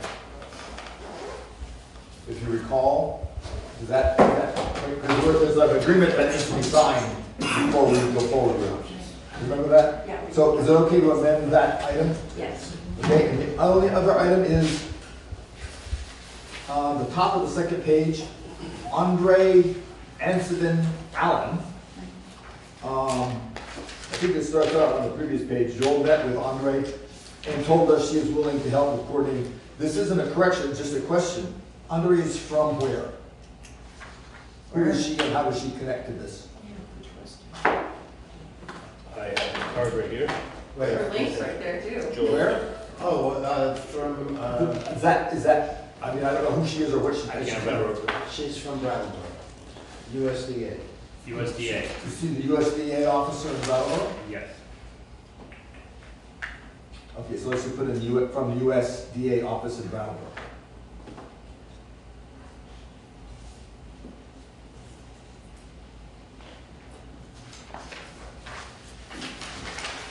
I'll amend the motion to accept the meeting minutes as revised. Second. Have a second. Any further discussion? Hearing none, all in favor say aye. Aye. Any opposed? I'll abstain. Abstain? I'm abstaining because I was named. All right, one abstention. They pass. Thank you very much. The next item of business is our usual approve the minutes, identify the timesheets for town office, solicitors, highway, transportation, and number 4, so that sign the select board orders. We will do that at the end of the meeting to preserve the time of our guests. Just be aware, we're going to have Kelly Payet as representative is going to be coming in, but she wasn't sure about what time. So I put her as number 6, but we're not sure exactly when she's going to be here. So right off the bat, though, we're going to be hearing about the state broadband initiative. When did you go to that meeting? The 16th was the kickoff meeting. Okay. I couldn't remember the date when I put it in. Is she part of that? No, Kelly's separate. Okay. She's coming. That's what I She's thought. coming in as her own. It sounded like she was connected. She's interested in doing it. She's been at the meetings. Yeah. So, Mr. Robbins, if you'll identify yourself to the camera, you have the floor. Thank you. The broadband initiative goal is to build and operate a FTTP or fiber to the premises network in underserved or unserved areas of the state. These FTT net will serve communication union districts, which are to be formed from 2 or more towns. They'll be built and operated by a business entity. It can either be nonprofit or for-profit business. And the first phase of this, which is what I'll pitch tonight, is a study, and the basic study is to build a business case for developing the networks. And I should point out that this is an opportunity to fulfill policy number 4 and number 7 in the infrastructure section of our town plan, which calls on investigating ways to expand broadband coverage for the whole town. Good. And if it works, we will have taken action in accordance with action item number 6 and 7. The Wyndham Regional Council is prime, well, it's a contractor, but I guess that's as close as any, for the study. They have 2 partners, which are Rural Innovation Strategies, Inc., which is the business planner, essentially, and ValleyNet, which is the internet engineering firm, which will design the system comparable to, I guess, a preliminary engineering report with sufficient detail to support a funding initiative. The study runs from its kickoff meeting on the 16th to August of 2020. It's a very compressed schedule. I noticed that on the slides. It's not a lot of time. Yeah. The Wyndham Regional Commission is, everybody knows what that is, I guess. I just want to point out that it has 27 towns and 3 counties, and because of the large number, that's why they want a single rep to be appointed by each town. They just can't deal with everybody. Gotcha.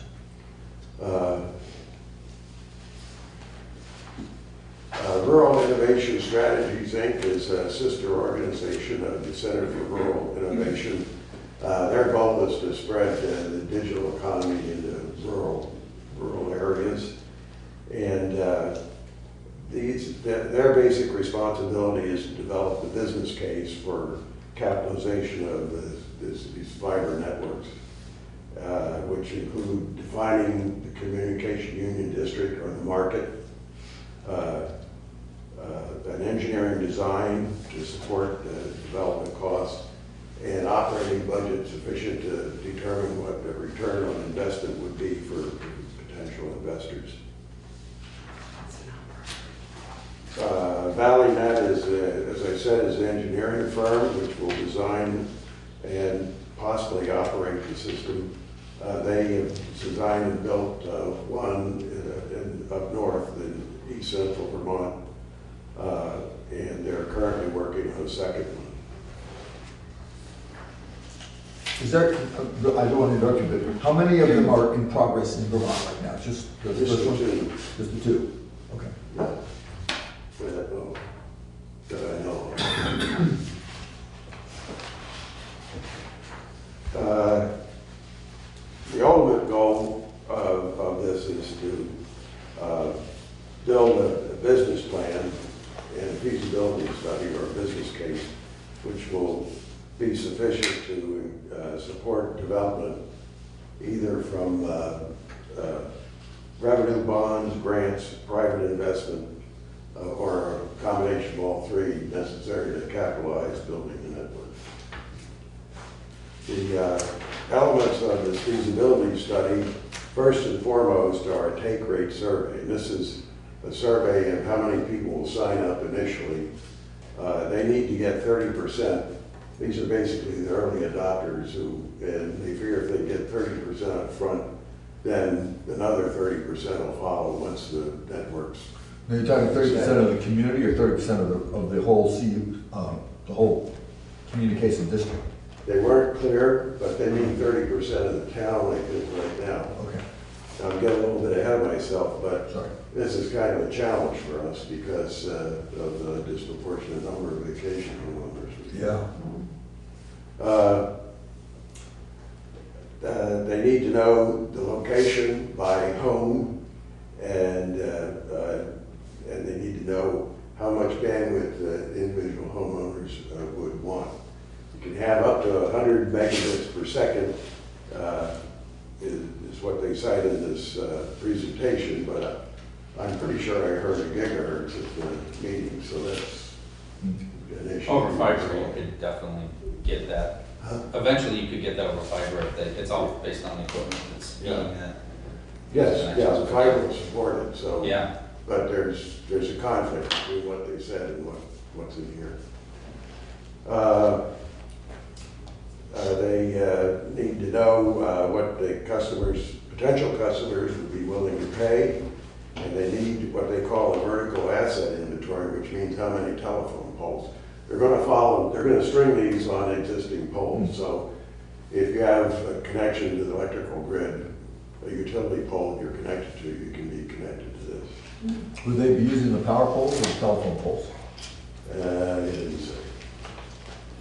Actually, I can speak for my road. Most of our lines are on telephone poles. Yeah. Because it's cheaper to go telephone pole and have the electricity connected. I would, now that you mentioned it, I think they must mean telephone poles because they intend to connect to backbone providers, either consolidated dish network, somebody with the high bandwidth capacity, and be a reseller of bandwidth for those firms. So in our case, I can't imagine they wouldn't follow the telephone poles for consolidated. You know, we found that out 35 years ago when we moved here, that to put up an electrical pole would cost over $1,000. To put up a telephone pole, we had telephone before we had electricity. And that was free. Well, they don't want to put up any poles. So. Well, they said they made some exceptions maybe, but basically they're going to follow the existing utility pole routes. All of that is to develop routes and methods, or basically the network topology, identify communication union districts where there's a critical mass, and with that information they can come up with a technical design for a preliminary engineering study and costing. The business plan will include the high-level engineering and design plans, the market analysis, financing models, and as I said, these can be revenue bonds, grants, or capital investment. What they cannot be is municipal bonds, tax money, town doesn't pay. The estimated cost construction and the operation model will be included too. These communication union districts are basically the same as any other municipal district. If you saw that slide, there were several examples of a health district, a water district, a solid waste district, and a regional offices district. They don't necessarily have to be contiguous, and it's possible to have multiple connections to a network. The fact that we have consolidated running through the middle of town shouldn't really be a problem for downliners on either side of Route 30. Why? Basically, they want to make the communication union districts as big as possible, to aggregate as much demand as possible, to make it investment as attractive as possible. And that's basically what all that slide says.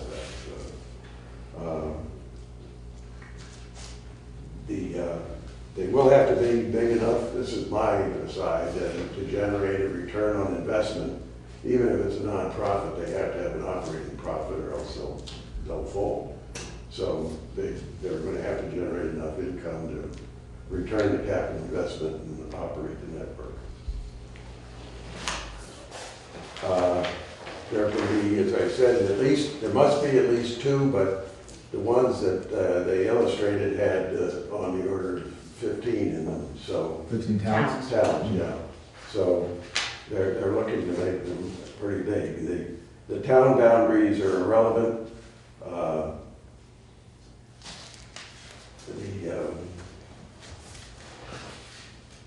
Well, you've got to get along with your neighbors too.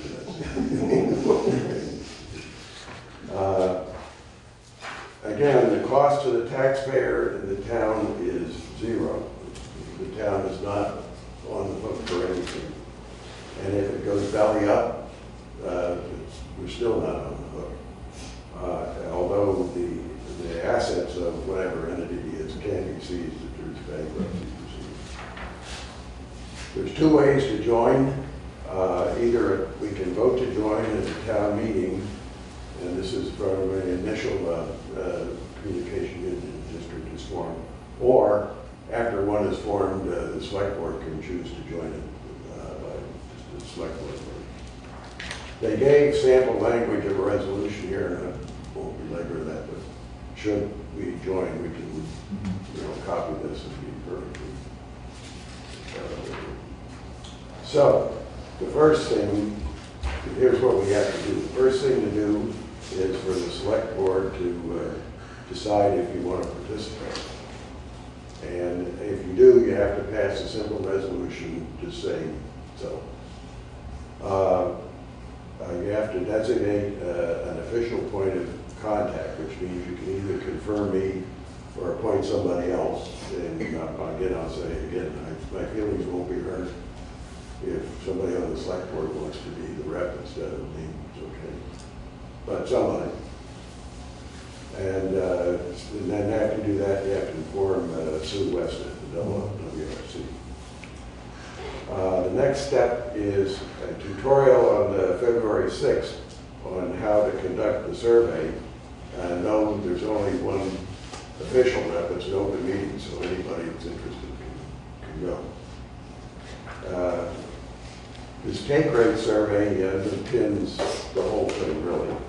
And we have nearly 3/4 of Grand List is vacation property. The number of buildings is probably less because there's some pretty palatial vacation homes making up the Grand List, but still, they predominate the number of buildings in our town. So it seems to me, given our past response to surveys, that we're going to have to get a response from the non-resident property owners to get a 30% take rate, which means management, which means money. The WRC will create the survey cards and with their partners, they'll write all the questions. We don't have to do any of that. They will. They kind of danced around the issue of what if somebody wants it but can't really afford it. They said they'll have some questions in there addressing that, but they really didn't say what they were going to be yet. And they will provide assistance with dissemination, but basically I think we're going to have to do it if we want to pursue it. Time is of the essence. I may be speaking a little out of turn, but I know it's the end of the budget year, so if there's no money for the mailing, there is money in the JPC's fund that could be used, and that's legal free to spend it. So if that's attractive, I'll bring it up at the next planning commission meeting. Just a quick question. Do you remember what it cost us for our last mailing? I don't pay the bills. Not the bill, but on top, did we send a mailing out? We had done one for when we announced the meeting for the water presentation, and that was, obviously was only a postcard as opposed to a large survey, but it was only $200. That's what I was thinking about. Yeah. 105? Is that Yeah. I mean, I think the postage was a couple hundred and maybe the printing was 80 or something like that. I mean, it was pretty nominal, really. So we can take a guess around $300 or $400. What about, Might even be high. I mean, town meeting's coming up, bringing it to town meeting, having cards at town meeting, having, telling people, hey, we really need you to fill out these surveys. Granted, it's not gonna be 30% at town meeting, but that's gonna take a chunk. It's gross in the Karen store, have her. I think it's gonna take a multi-pronged effort. Yeah. And have someone stay at the transfer station for a day. Yeah. I mean, there's a lot of things, but we're still, like Chris was saying, we still need to reach those people who aren't here all the time. Because they are very likely that they would want this service to their house, even for the 1 week a month they're here or something. Sure, absolutely, but I'm concerned about having them available for the public to grab and fill out, in that there's going to be some way to maintain some discipline about what properties are represented, as opposed to picking up a handful of cards that Karen's filling them all out. And so granted, we can go by addresses, but I'm wondering if we're going to hit all the properties or get a whole lot of cards for a couple of properties. I'm just thinking about the discipline of maintaining a legitimate 30%. I think that's where we need to do the mailing and 3 or 4 other things. And I'm gonna guess, I mean, the planning group that's involved is gonna be doing the tallying of the survey, and the planning of the creation of the survey is still to take place, that there's probably some mechanism there to make sure that somebody's not filling out one twice and somebody's not getting missed, and what properties are we. I'm sure it's manageable. It's just one of those things I'm thinking of of how to make sure we hit the real numbers. I'm jumping ahead, but these surveys are due March 17th. Well, that's the other question. I mentioned bring it up. We got a really real crunch time-wise. Yeah, I was looking at, as I was going over your slides, I'm thinking, I'm doing the mental math, and I don't see it, I don't see it possible to put it off that long and get it done. It would have to be something we'd have to start like soon, next week, you know, in February, to be able to get enough of the information back. So we're kind of in a bind. I mean, at some level, we need to go to town meeting with a question, we want to go forward. At the same time, we got to go forward before we can ask the question. No, I think right now the only question is whether we want to participate in the survey. Once the survey results come back, then that business plan is put together, and then we determine whether we want to go forward with the whole being part of the process. So we can make that decision tonight that we want to be part of the survey.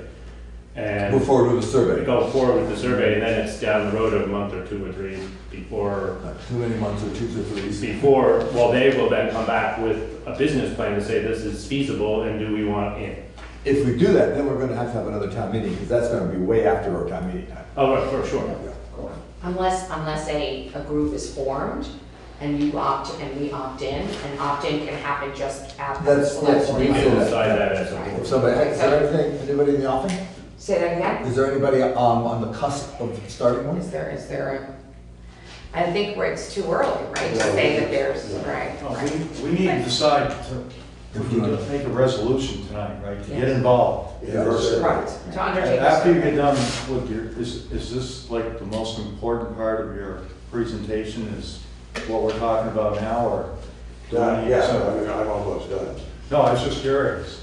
I'm sorry, I kind of got off. I'm trying to think of all the little briefs. This is basically all I know. I got a few more comments, but I'm not going to know. We'll know more after the survey meeting on the 6th. So I think you're right. The main part of this presentation, from having been at the meeting, was we need to buy into the survey, and then a lot more information will be coming out going down. Yeah, I saw the tape. Do we want to take the first step in this, which is the survey, or not? And if so, we're going to have to go fast. Yes, ma'am. I think the survey results would tell you if the town wanted to move forward, so it would be smart to do the survey to see how the town feels, and then give us a select board to make the decision. That would give us a sense, but we'd still, by virtue of the nature of the structure, we'd have to go to a town meeting for the vote to move forward. But that would give us a sense of whether they want to go or not. Would we have to do that, take that to the voters before we get involved with the CUD? Not with somebody else's, but to start one of them. I don't think you have. And as I read the slides, it said that you had to go to a town meeting to start the communications union district. To join, once the union is defined, then you either have to have a town meeting or join somebody else. or the select, or the select meeting with somebody else. Or join somebody else. I guess that's the thing. But we don't need the town meeting. If we can find somebody else to join. No, either way. If we want to join somebody else, or we want to be independent on our own district, so we have more control. If we want to join another district, we're okay. If we want to start one, We got to have the town vote. then we have to have the town vote. That's the differentiation. I'm reading your slides. Is that accurate? That's right. But the question is, if we want to start on one, do we then have more control over the district? Because as a town, we would control that versus if we join somebody you have else. two towns in it. It's always a group of towns. It's always a group of towns. Always a group of towns. At least two. So it has to be at least two, so we'd have to partner with. And quite frankly, just to get the critical mass, it's never just 2 unless it was like Burlington. The town would be expected to appoint somebody to the board of directors of whatever business entity is operating. Sure. So we'd have a voice in there, but we'd still have, in order to start one, we can wait for somebody else to start one and then join them theoretically, or we could move forward in this and with a clock ticking, because you're talking about July and Yeah, it ends July, or August 20th. Yeah. 2020, so That's when you have to commit? That's That's when it starts to happen? That's when this survey ends. Oh, okay. After that, Right. we don't know the schedule. It could be the next Could be next town year. meeting. Yeah. Sure, could be. That's what my take on it. At some time after that, there will be a communication union district formed. Somebody will invest, and then we'll know, what the real schedule is. So, right. If we opted to pursue this tonight, we can get out of it anytime, couldn't we? If the town wasn't like on board with. It sounds like The surveys came The back and survey- they couldn't get 30%. But I mean, just us. This is no commitment. This is Right. only. This is only just do a survey. Right. That's what it We're sounded not like most forced of the to meeting join was the about. union. So, we do right, if we vote to do the survey, that's all we. Okay.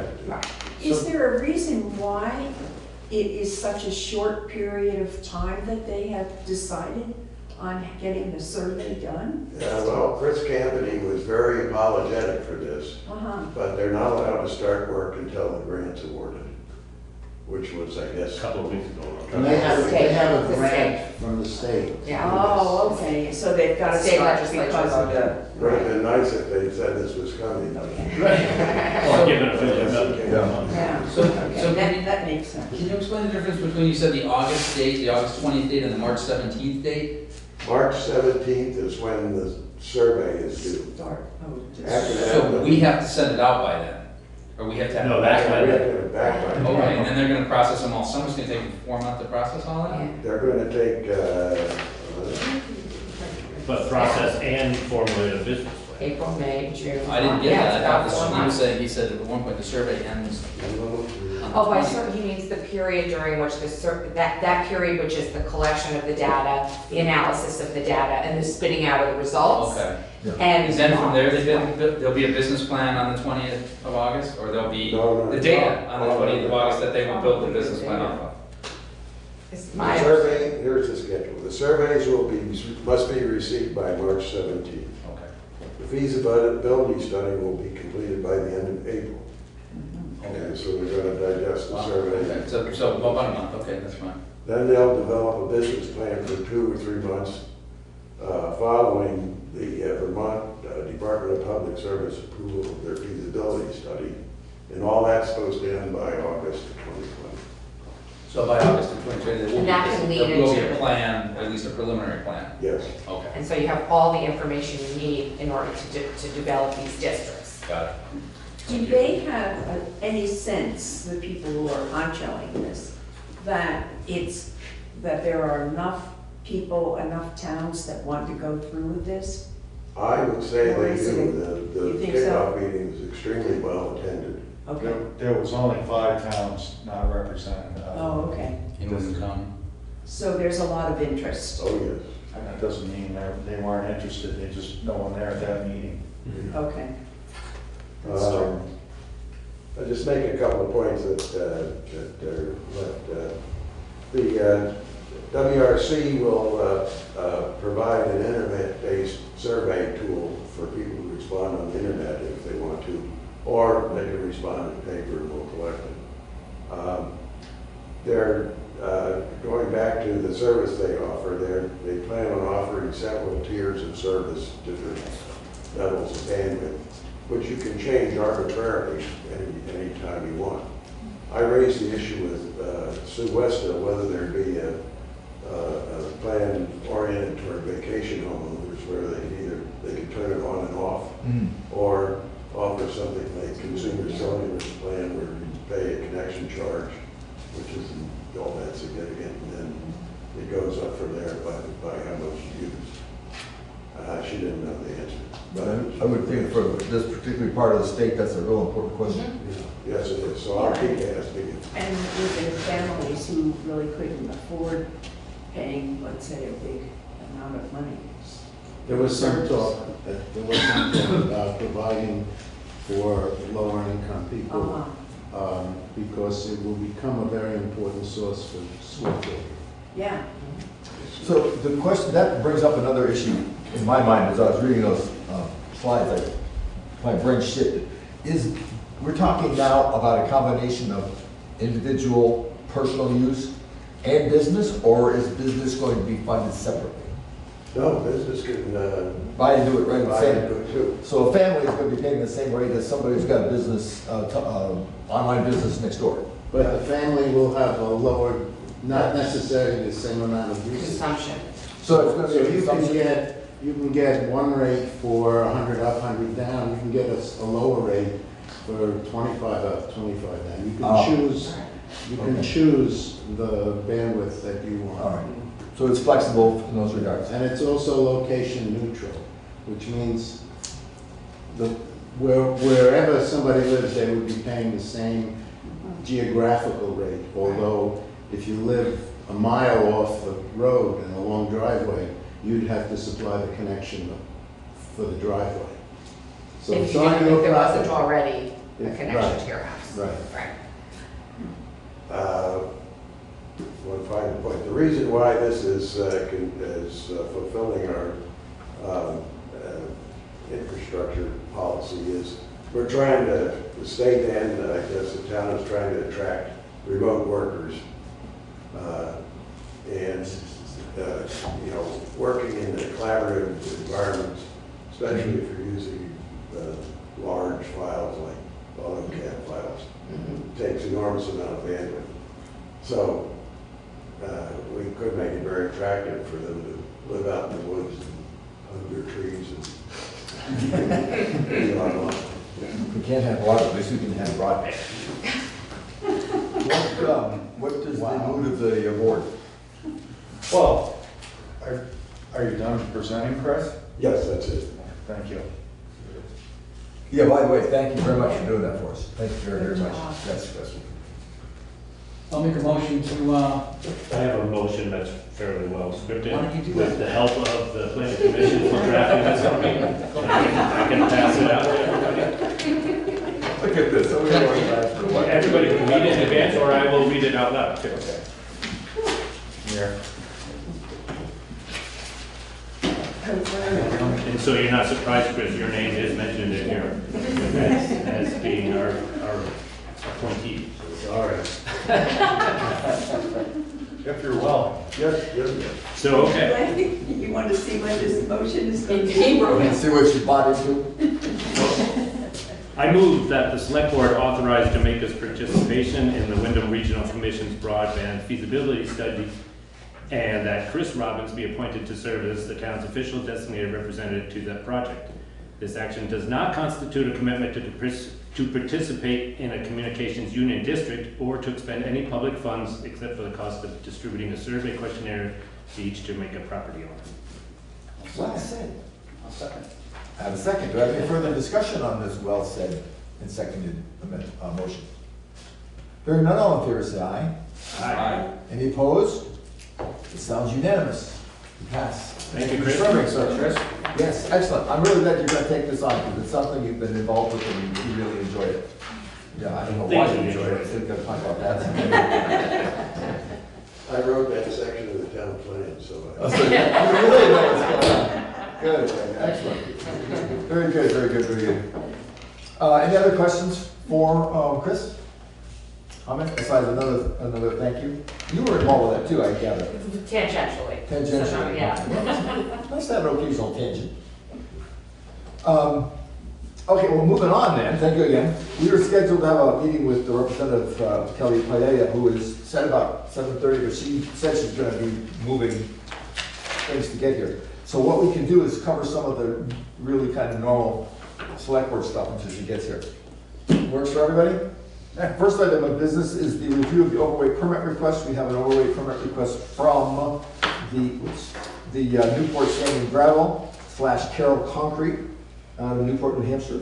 And we have the fee and we have the appropriate paperwork. Motion to send this to our road commissioner.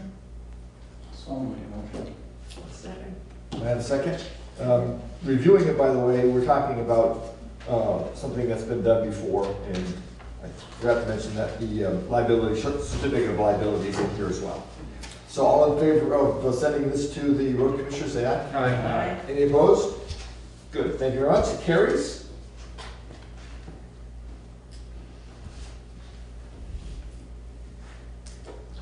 And the next item of business, we have on a yearly basis, if I remember correctly, a response to the Vermont AOT having to do, it's called Certificate of Highway Mileage.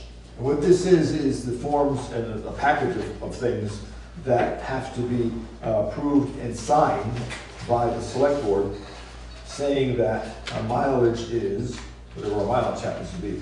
And right now, we got a state highway mileage of 14.6, or a total mileage, class 1, 2, 3, and the statewide is 64.135 miles, and the legal trails of 19.6 miles. We need to just sign this, and because nothing's changed since last year. And this is the information from which we get state monies for our roads, that sort of stuff. So there's plenty of places for us to sign, so it's kind of small. We can get this done tonight. As I said, there's not been a whole lot of changes at all. I think I just read you the numbers, and as near as I can tell, there's a section here for new highways discontinued, reclassified, it's all blank, because we haven't done anything yet. So we're ready to go there. So, motion to have the select board sign these? I move. Got a second? Second. I have a second. Any further discussion? Am I making it clear what we're doing on? Yeah. What about that new project that we added to that, obviously, if they decide? If we go through that, yeah, then we'll make the changes, but we're still waiting for the legal paperwork to be done. Yep. Okay, so all in favor, any further discussion?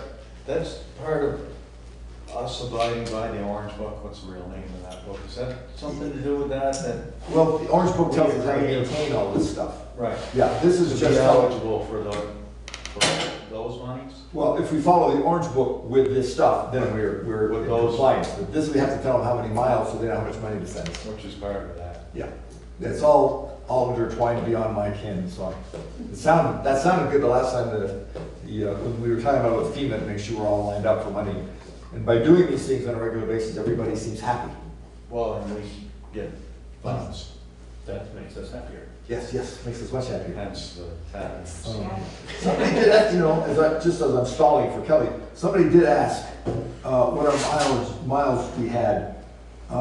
We have, not including the state miles, we've got about 49, just under 50 miles of class 3 and class 2 roads that our guys are maintaining, the road crews maintaining.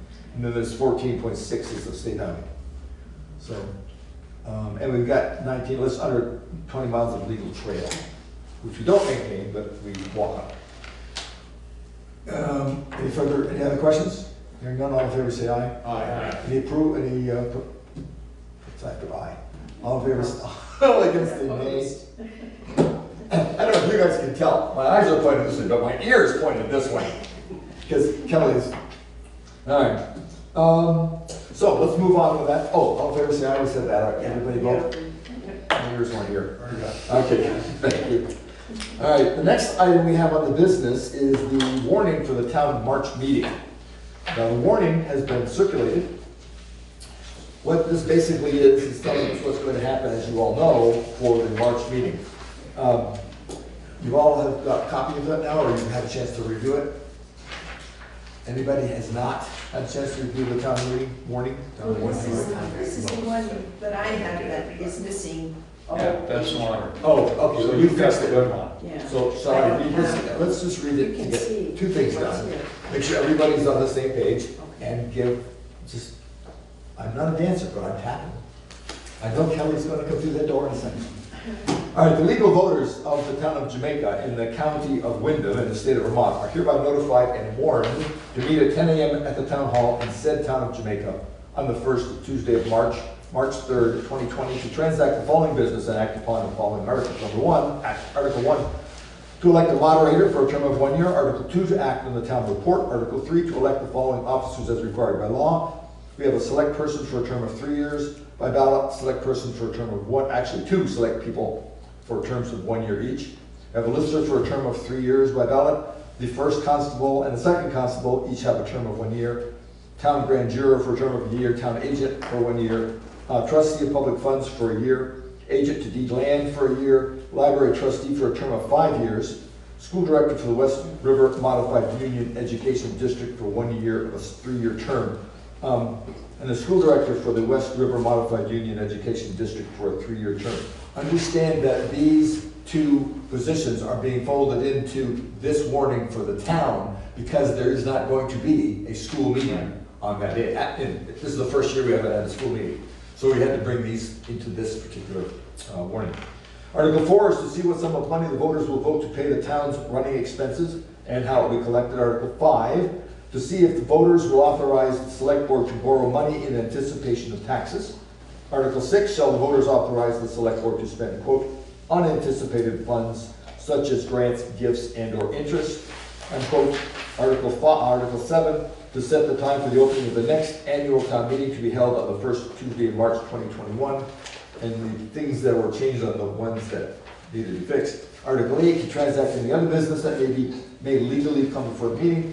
And then Article 9, to adjourn. And then there's signatures for all of us and Sarah. Any questions about the town warning at this point? I'll make a motion to pass the town warning as written. Second. Second, do you have any further discussion? All in favor say aye. Aye. Any opposed? Hearing none, the warning is accepted and we will pass it around to be signed along with the certificate of highway mileage. And what I'll do here, make it easy, I'll put the part that's got to be signed at the top.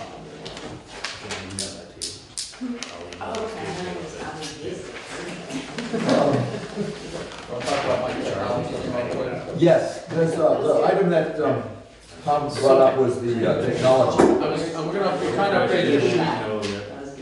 to upgrade the computers, listers computers, Sarah's computer and Terry's computer to Windows 10. I think I can get that done for free, but I was looking at their computers and the version of Office on them is Office 2010, which is 10 years old.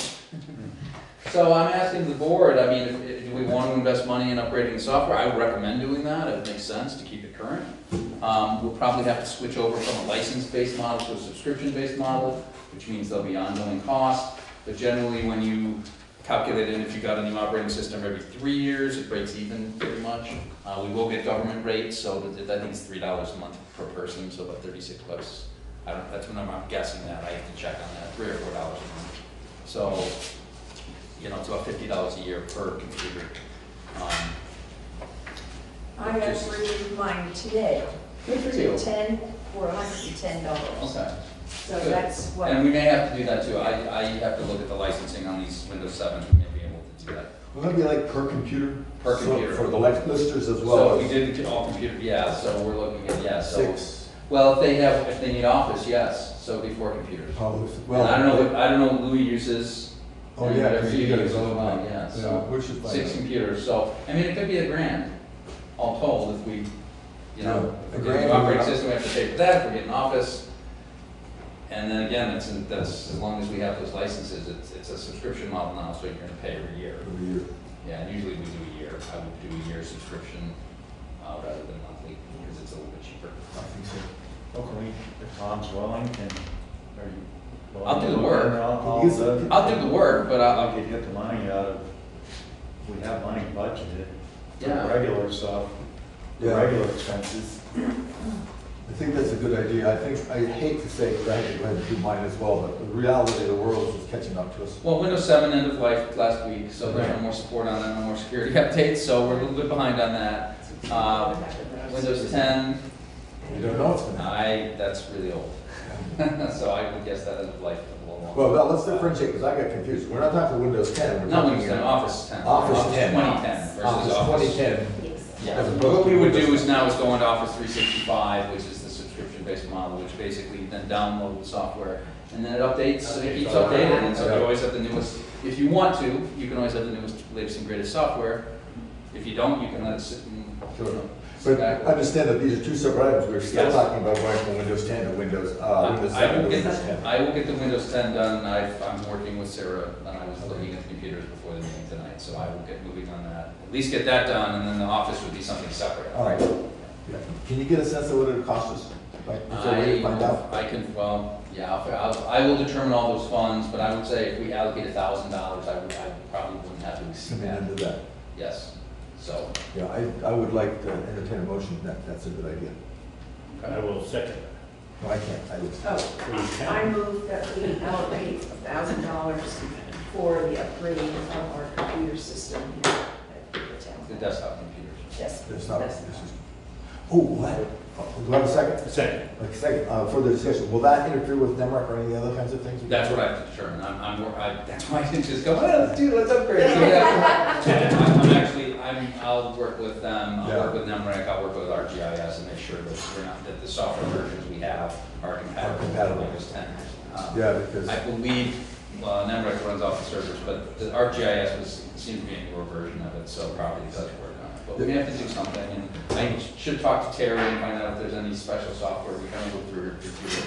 There's a whole bunch of stuff on there, but my guess is she doesn't know what any.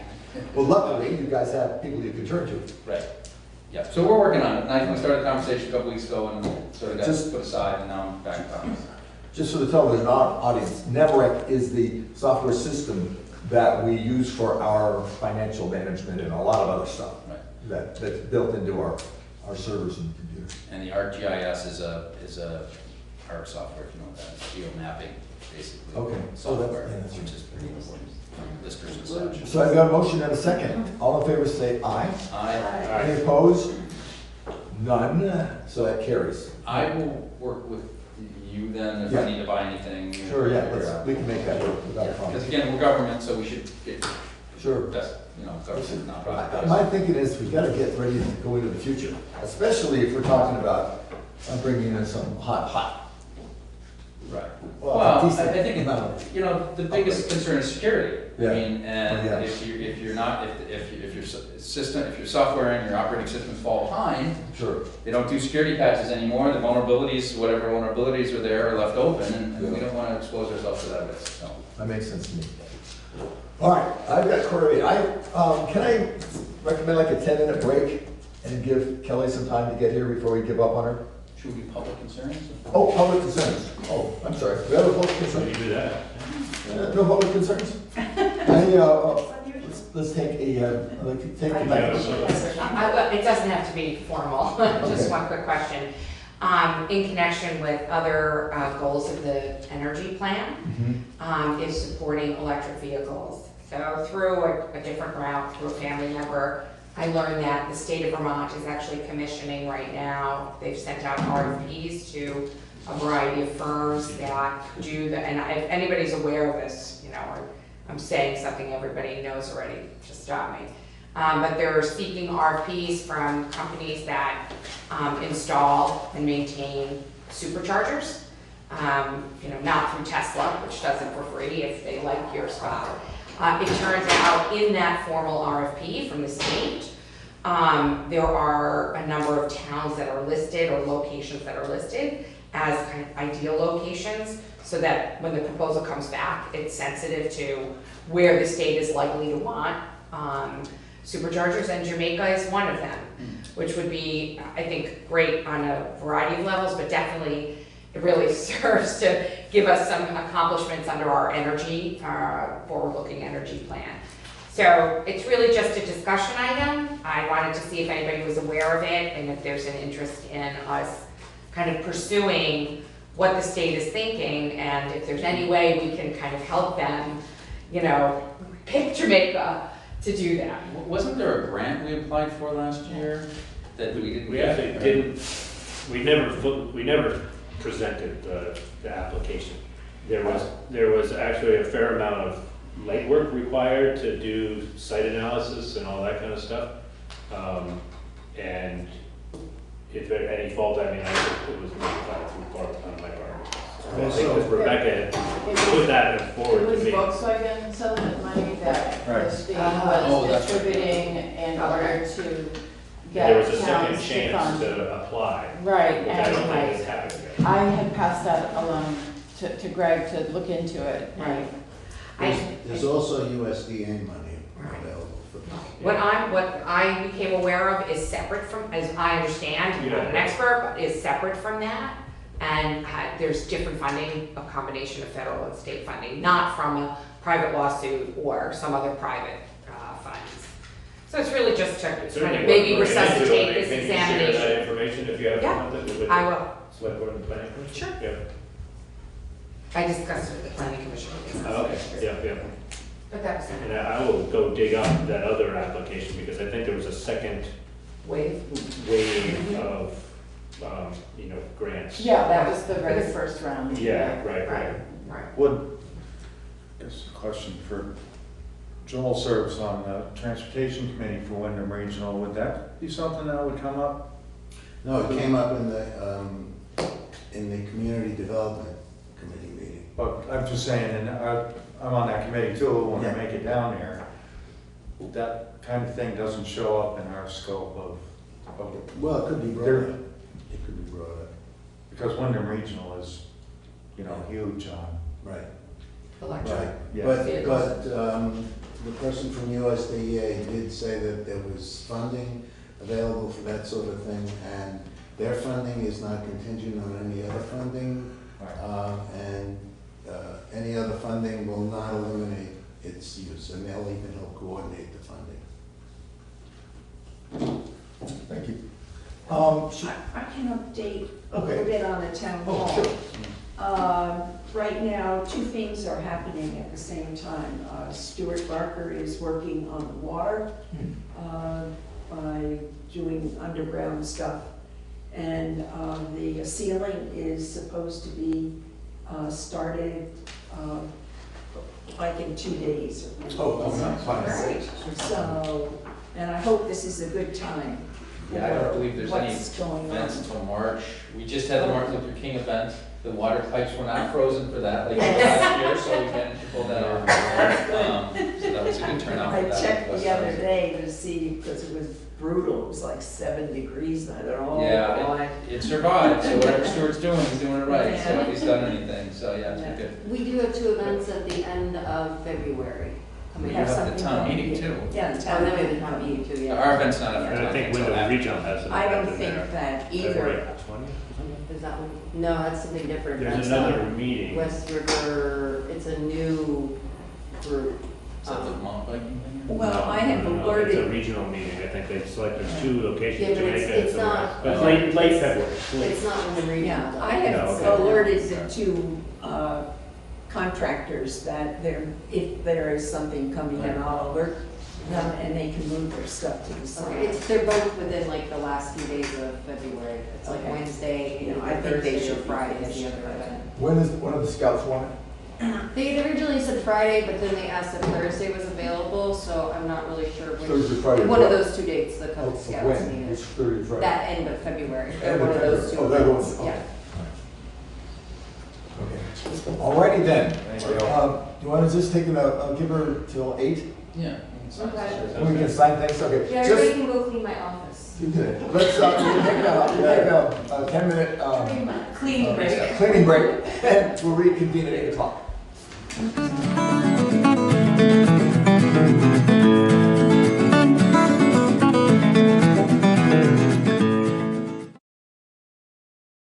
It's close enough to 8 o'clock. Let's reconvene.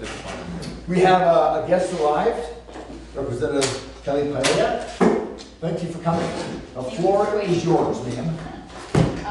Well, I'm sorry that I didn't get you before the session started, but Monday nights are a busy night for almost all of the towns in the district. And I'm here tonight specifically because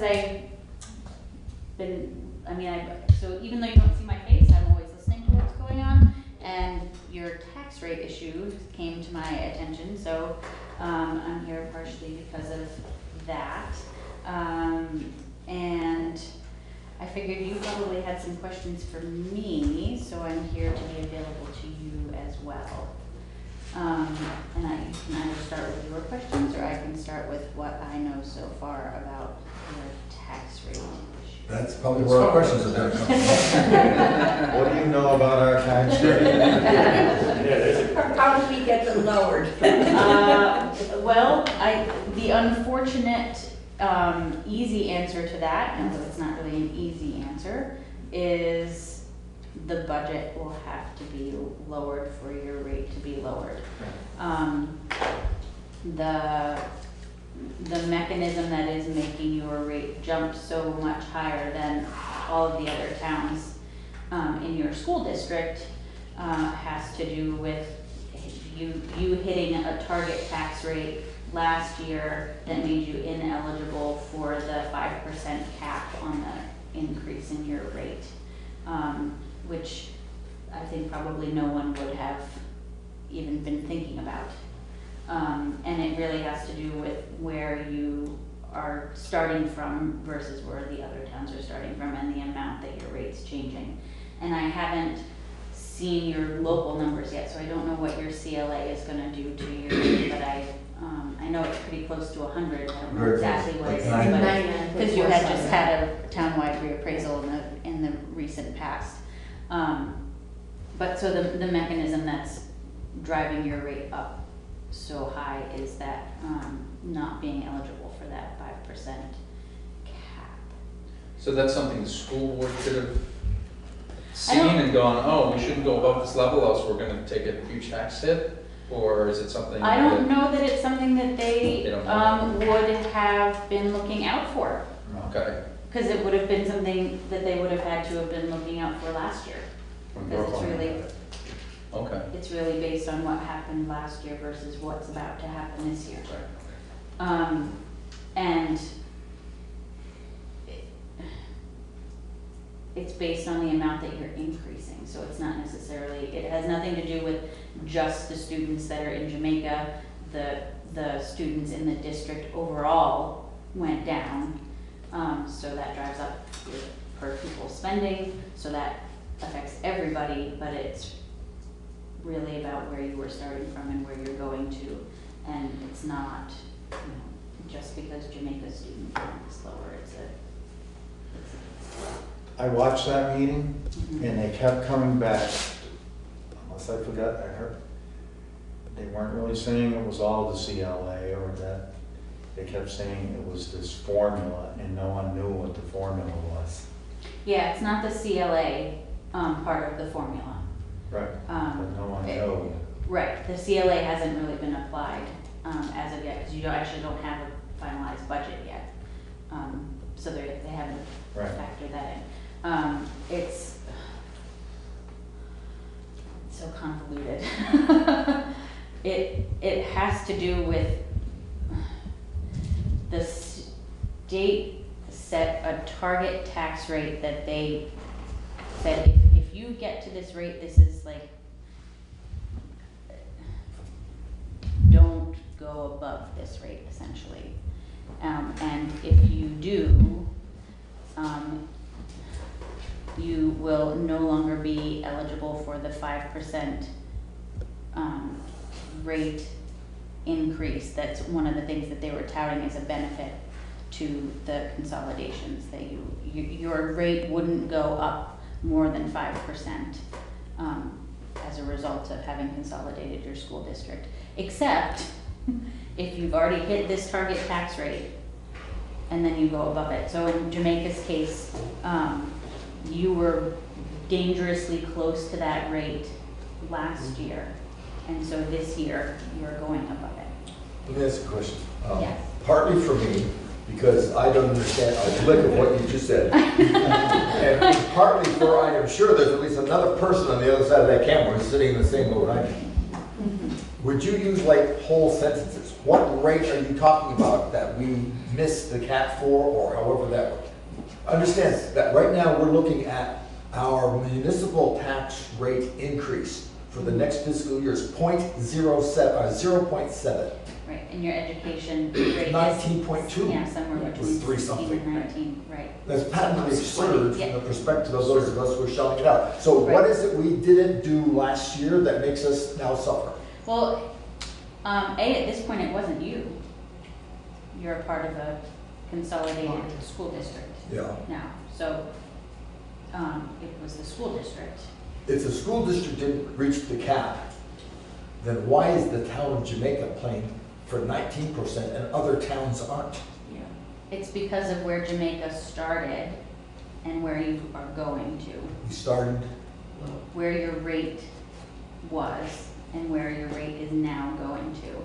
And the other towns' rates were not at the same place Jamaica's okay, let's rate go a whole was. sentence now. What rate are you talking about? Your education tax. My education tax rate for last year was lower than others. I'm not sure if they were lower than others or not, because I didn't look at all of the other towns.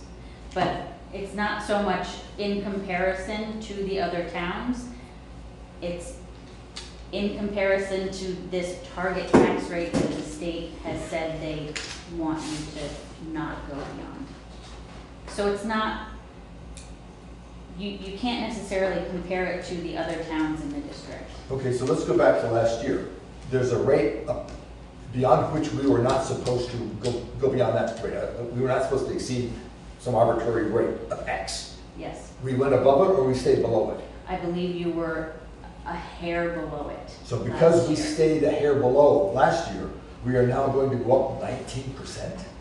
It's not so much that cause and effect isn't quite right. So you were a hair below it last year, so you hadn't hit it. But based on the increase in your rate because of the school budget this year, that budget increase is pushing you above it. So their budget increase is now going to push us up because we stayed under budget last year. Now their budget is going to push us up 19%. In a nutshell. Because of our our assessment? Is that have anything to do with that? I didn't think so. No. No. Does it have That's any? why I don't understand. And the CLA thing that you started out with saying sort of is often. Right, the CLA is. Right, okay. Yeah. Does it have Misuse of anything the to do with the number of students that we have? It has something to do with the number of students in the entire district. Not just the 30 Not just, that we have? not just Jamaica. Enrollment in the district went down overall, but it's not happening specifically because of the number of Jamaica students. And is it not cost per, is it cost per pupil that's, we've exceeded that rate, or it's the tax rate that we've exceeded?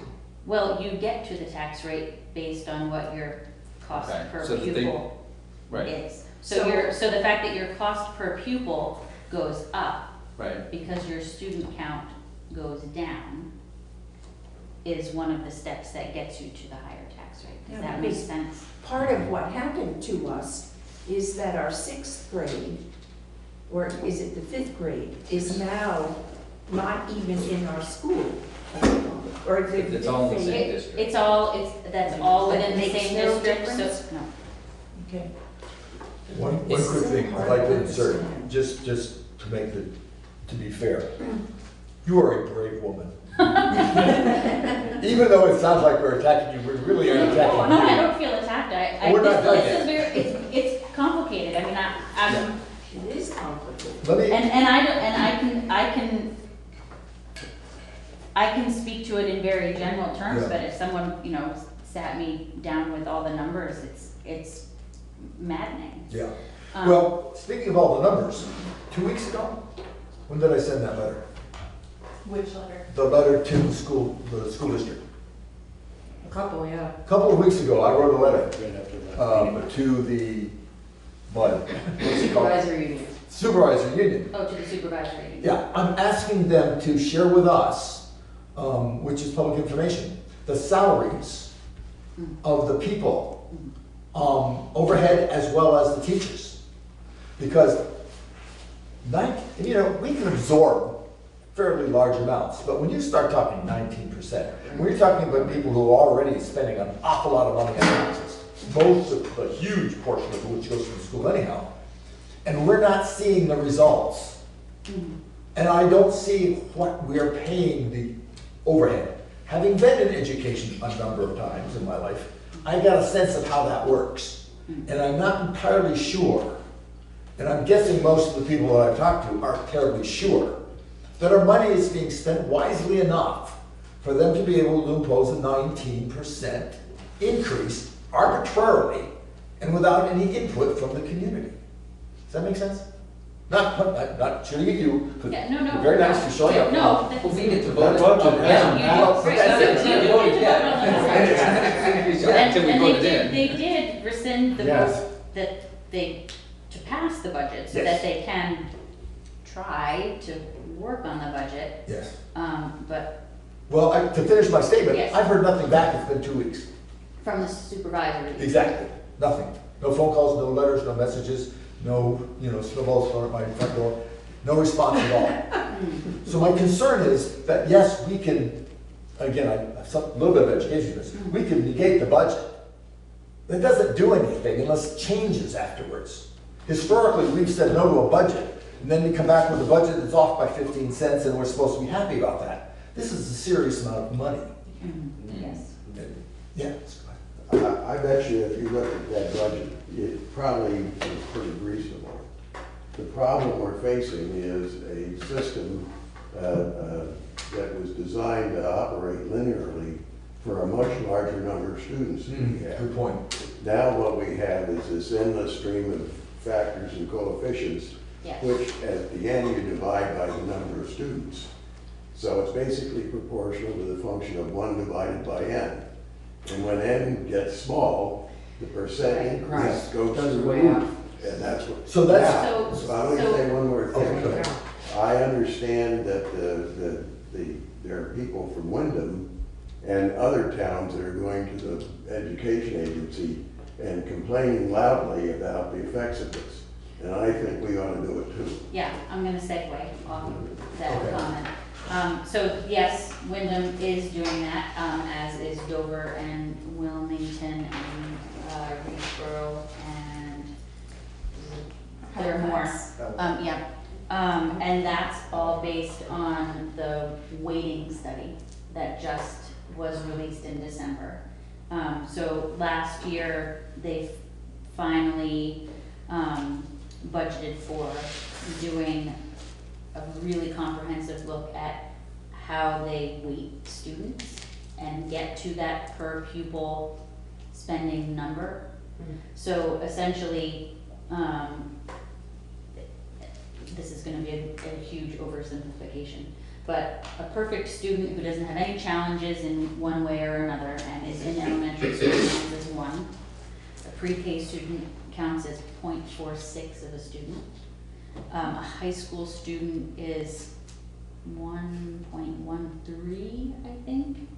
And then there are additional upward weights if you are a low-income student or an English as a second language learner student. And so they looked at the way we've been weighting our students and counting our students and found it to be grossly incorrect, I will say. And the biggest discrepancy appears to be the weight for students in poverty. That weight ought to have been closer to 3.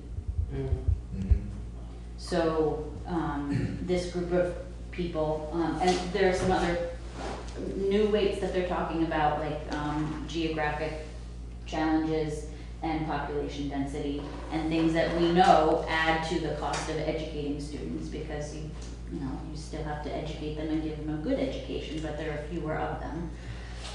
So this study came out in December. It's pretty clear that the way we've been doing education finances has been really detrimental to rural communities, and in particular poor rural communities. And so there are a couple of bills that I have signed on to that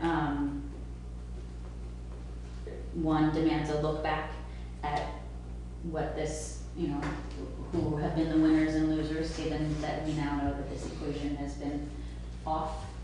One is a moratorium on doing anything with education finance until this issue is looked at and acted on. And one is to enact these new rates that have now been determined to be more accurate. It also appears that the weights that were given were not done with any research. They were mostly arbitrary. And they've been in place for about 20 years. Will that affect this year's tax rates though? That, well, it would mean they would have to take up those bills and act on them. Yes. So not likely. Okay. But there is certainly going to be a push for them to be taken up. And in the absence of that, there will probably be some other steps taken. I believe it will be taken up eventually. I think that there isn't really a choice in the matter. If there's a lawsuit, I think it will be found to be unconstitutional the way that it's currently being done. It's certainly an injustice to a lot of communities in the state.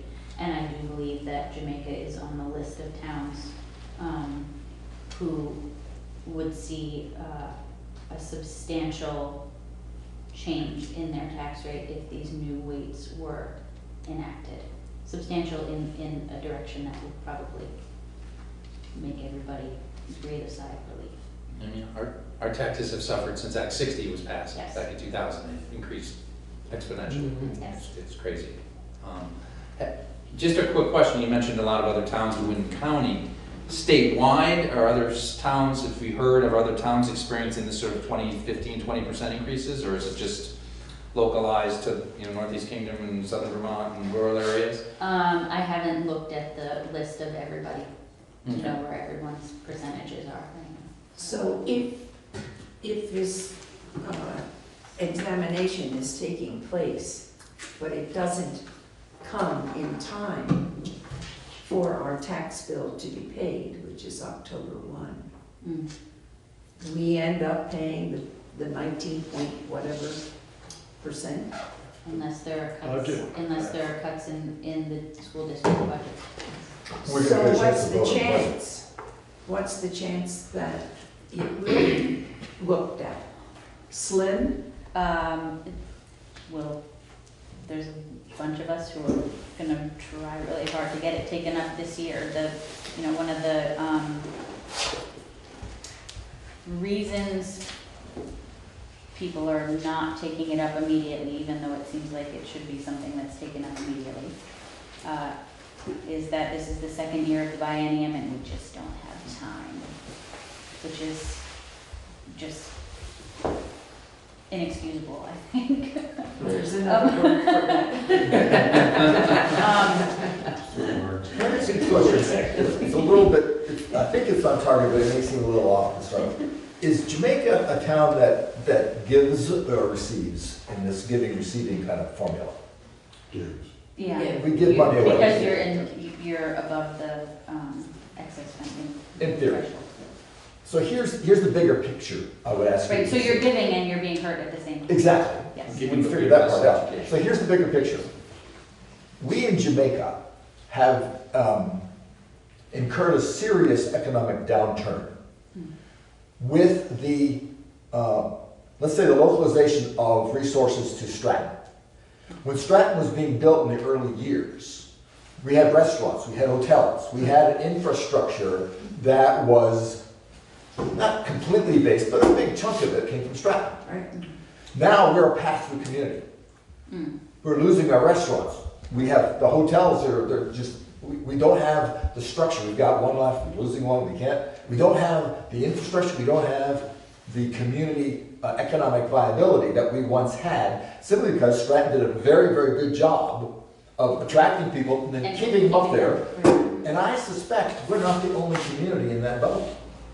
So the concept of giving versus receiving towns, that seems to me, it goes back, I don't know, 20 years maybe longer, I don't know, it's been a long time, seems to need to be revised another real good look at it. Because I don't think we're in the same situation we were. And if we're still using a formula that was predicated on us getting the largesse from a large tax, not a large economic draw isn't there anymore.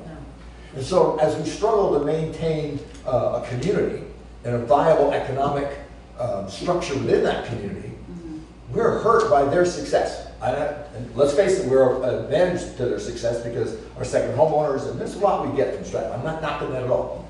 It's just the formula that says we are now giving to smaller communities. We've got 30 or 35 kids. We have drive-through businesses, traffic, and we're getting It's even a lot more. It's even a lot more general than that. Even without Stratton in the equation, I mean, rural communities are declining economically, and quality of life, and all these other reasons people are moving out.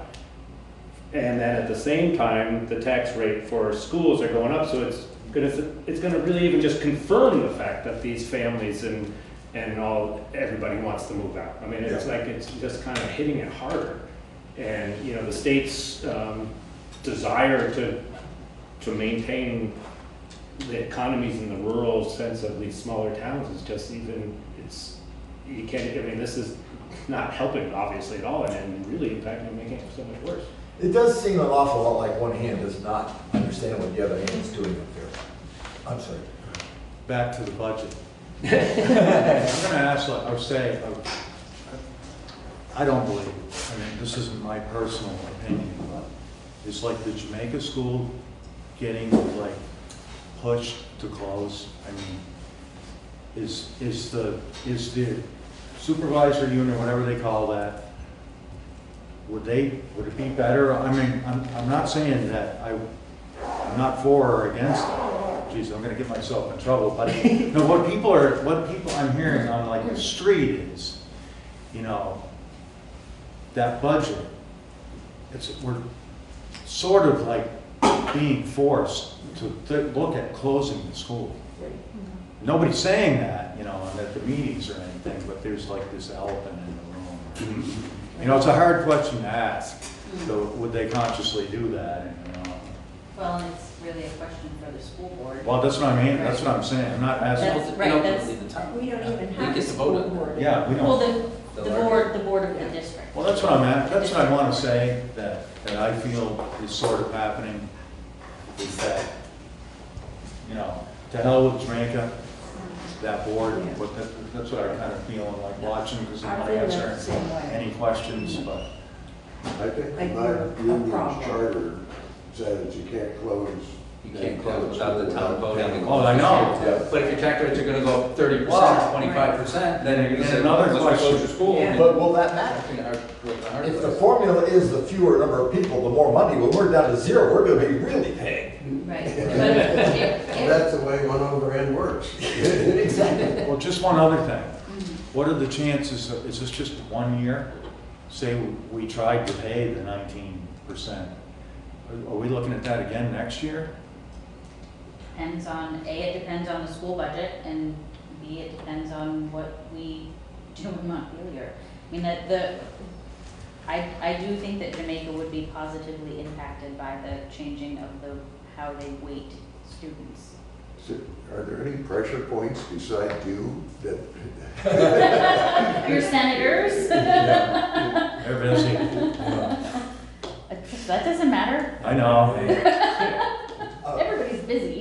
I'm being They said sarcastic. the school board meetings, and they said at the school board meeting that it costs about $400,000 to run our entire school. We get a $91,000 small school grants, which they would lose if they closed it. So that's just a little tiny piece of the budget. So I don't think closing Jamaica is gonna do anything for our budget, from what the board is saying. That's what they're saying. Right, from what they're saying. But, if our school's only 400,000, the total budget is how many million? I mean, that's a very small percentage. So if they close Jamaica, they save 400,000, they lose the small school grant.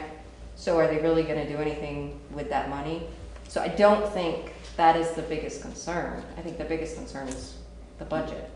Well, and one concern I have is, and something that townspeople have talked to me about is we're getting less. They cut the principal's time at the school, and we're paying so much more. What are we getting for 20%? And, if we're not getting anything, what's the justification to get back to these formulas? So, that's not right. Well, now that we've solved that problem. Yeah, we have that. I just want the town to know that I'm somewhat aware of, the feelings that some people have that, keep raising Jamaica's taxes. What'll be is it'll be what it'll be, but, Sarah makes a good point that. Decisions are made intentionally thinking that their goal is to raise Jamaica's taxes. No, I understand that, but sure, they couldn't answer any questions at that meeting about. What is, and you may not be able to answer this question, what is your opinion of what we should do? Hound your school district board members. Talk to the people on the school district board and. But we have one representative, Yeah. because we have a Well, vacant and seat. And he's pretty motivated. He is pretty motivated, but it's one vote of 6 or 7, it's like, we don't have a lot of say, which was a concern I always had when Act 46 came in, that we wouldn't have any say in the board, because we're a small town. Two. Oh, Jennifer, I'm sorry, Jennifer. Well, the clerk. Technically, the We did school appoint district this. board is supposed to be making decisions for the entire district, not. One would argue it's different. So what if we pulled out? And went on our ship own? has sailed, I think. Yeah, that ship has sailed, we can't do that. With the way the last vote that we did recently, in order to get out of it, everybody else had to Everyone vote would us out of it. It's Oh, just yeah, one of that's those right. things, yeah. Yeah. Right.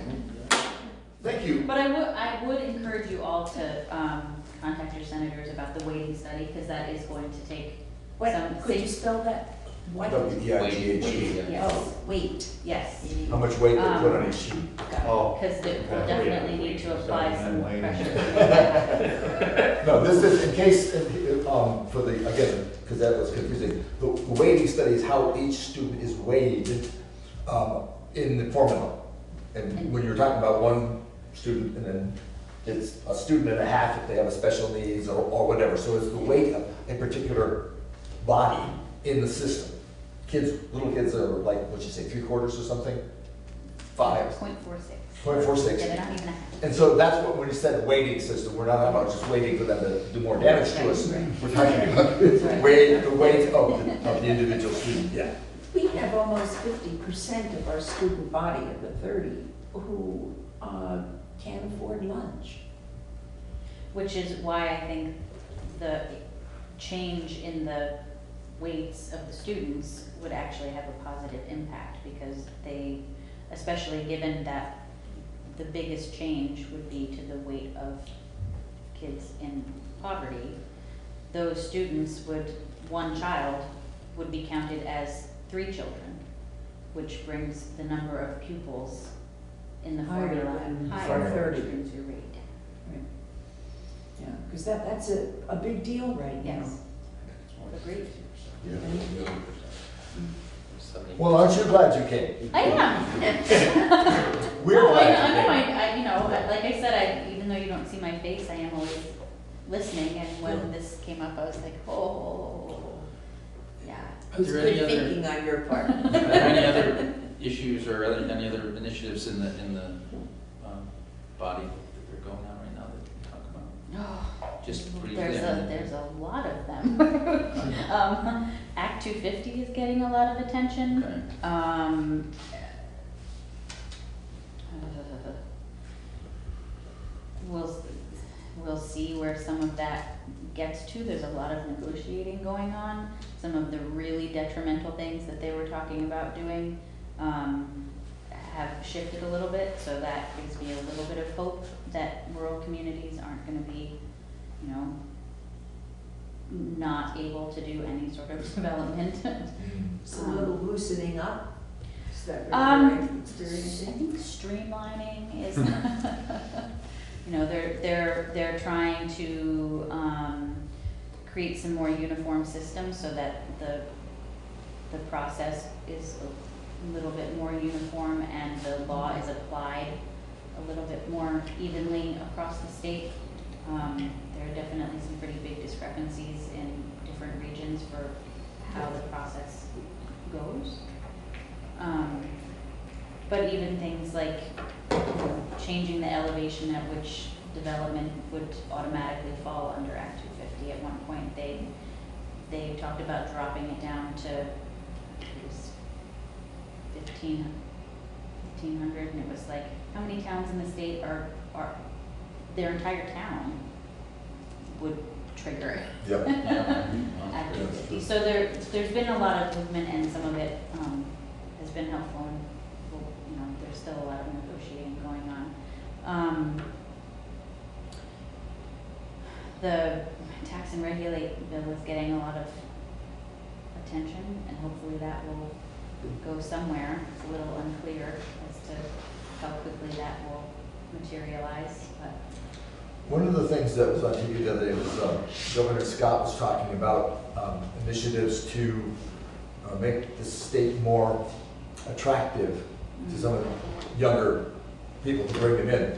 And it was about the same week that I just found out this the other day. I have a brother and a cousin who won't come to Vermont, although they're Vermonters and they really like Vermont. They're both retired. Well, one's about to retire, one's retired military, because they can get tax-free in other states. Oh, yeah, in New York State. New York won't tax your military retirement. Right. So, if you're trying to attract younger, skilled people, to me, of course, I'm prejudiced being military, but that's a whole cadre of folk. That is an initiative, actually, to exempt military pensions. Well, I guess the whole concept of how we attract. Really? Yeah. Whether it makes it across the finish line at this point, I can't say, but that is.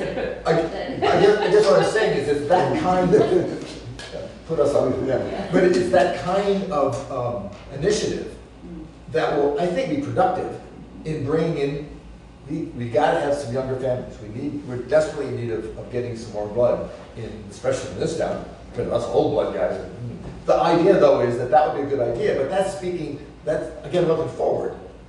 And I don't know if it's going to offset a 19% tax, but at least we bring in kids, we bring in families, we bring in productive people with skills. Yeah. And anyway, so I lobby in favor of that. That comes up. Well, that's on the table. Not just the military piece, but the whole concept of how we attract. Yeah. States do not. Well, we've eaten up half an hour of your night. Okay. Any other questions? We want to cast any more aspersions that bumped over here through her? Go for it. That's the spirit. That's the spirit. Thank you very, very much. Thank you. And I'm sure we'll be here for a while. Yeah, and Unless we all abdicate and run away. I'm gonna keep tabs on what's happening with the school budget, and Okay. if there's anything that can be done. Thank you. Yeah. United Funds, we're here Yep. every other Tuesday. Yeah. Every Monday, what night is it? Monday. Will we see you? Mondays, everyone meets on Monday. We'll see you at town meeting, maybe for a little I while. am gonna try to make town meeting. I have to talk to my staff, I don't have staff for the legislature. Right. But, because it's the presidential primary. Right. It's a really, really busy election day. Super Tuesday. Yeah, so I'm sure we'll come up with a plan, and I'm sure it'll be fine, but I haven't quite nailed down all of that yet. Understand. So it's one of those weird two-hat things that, Sure. this is, presidential primary is a big deal. Right. It is for them. Well, it is for all of us. Everybody. Yeah, but So- I'll be in touch with you about it. Thank you. Thank you. Can I get a motion to adjourn? Motion to adjourn. Do I have a second? Second. Okay, thank you. Now we can talk, now we can Yeah. really tell you what we think. Yeah, really good.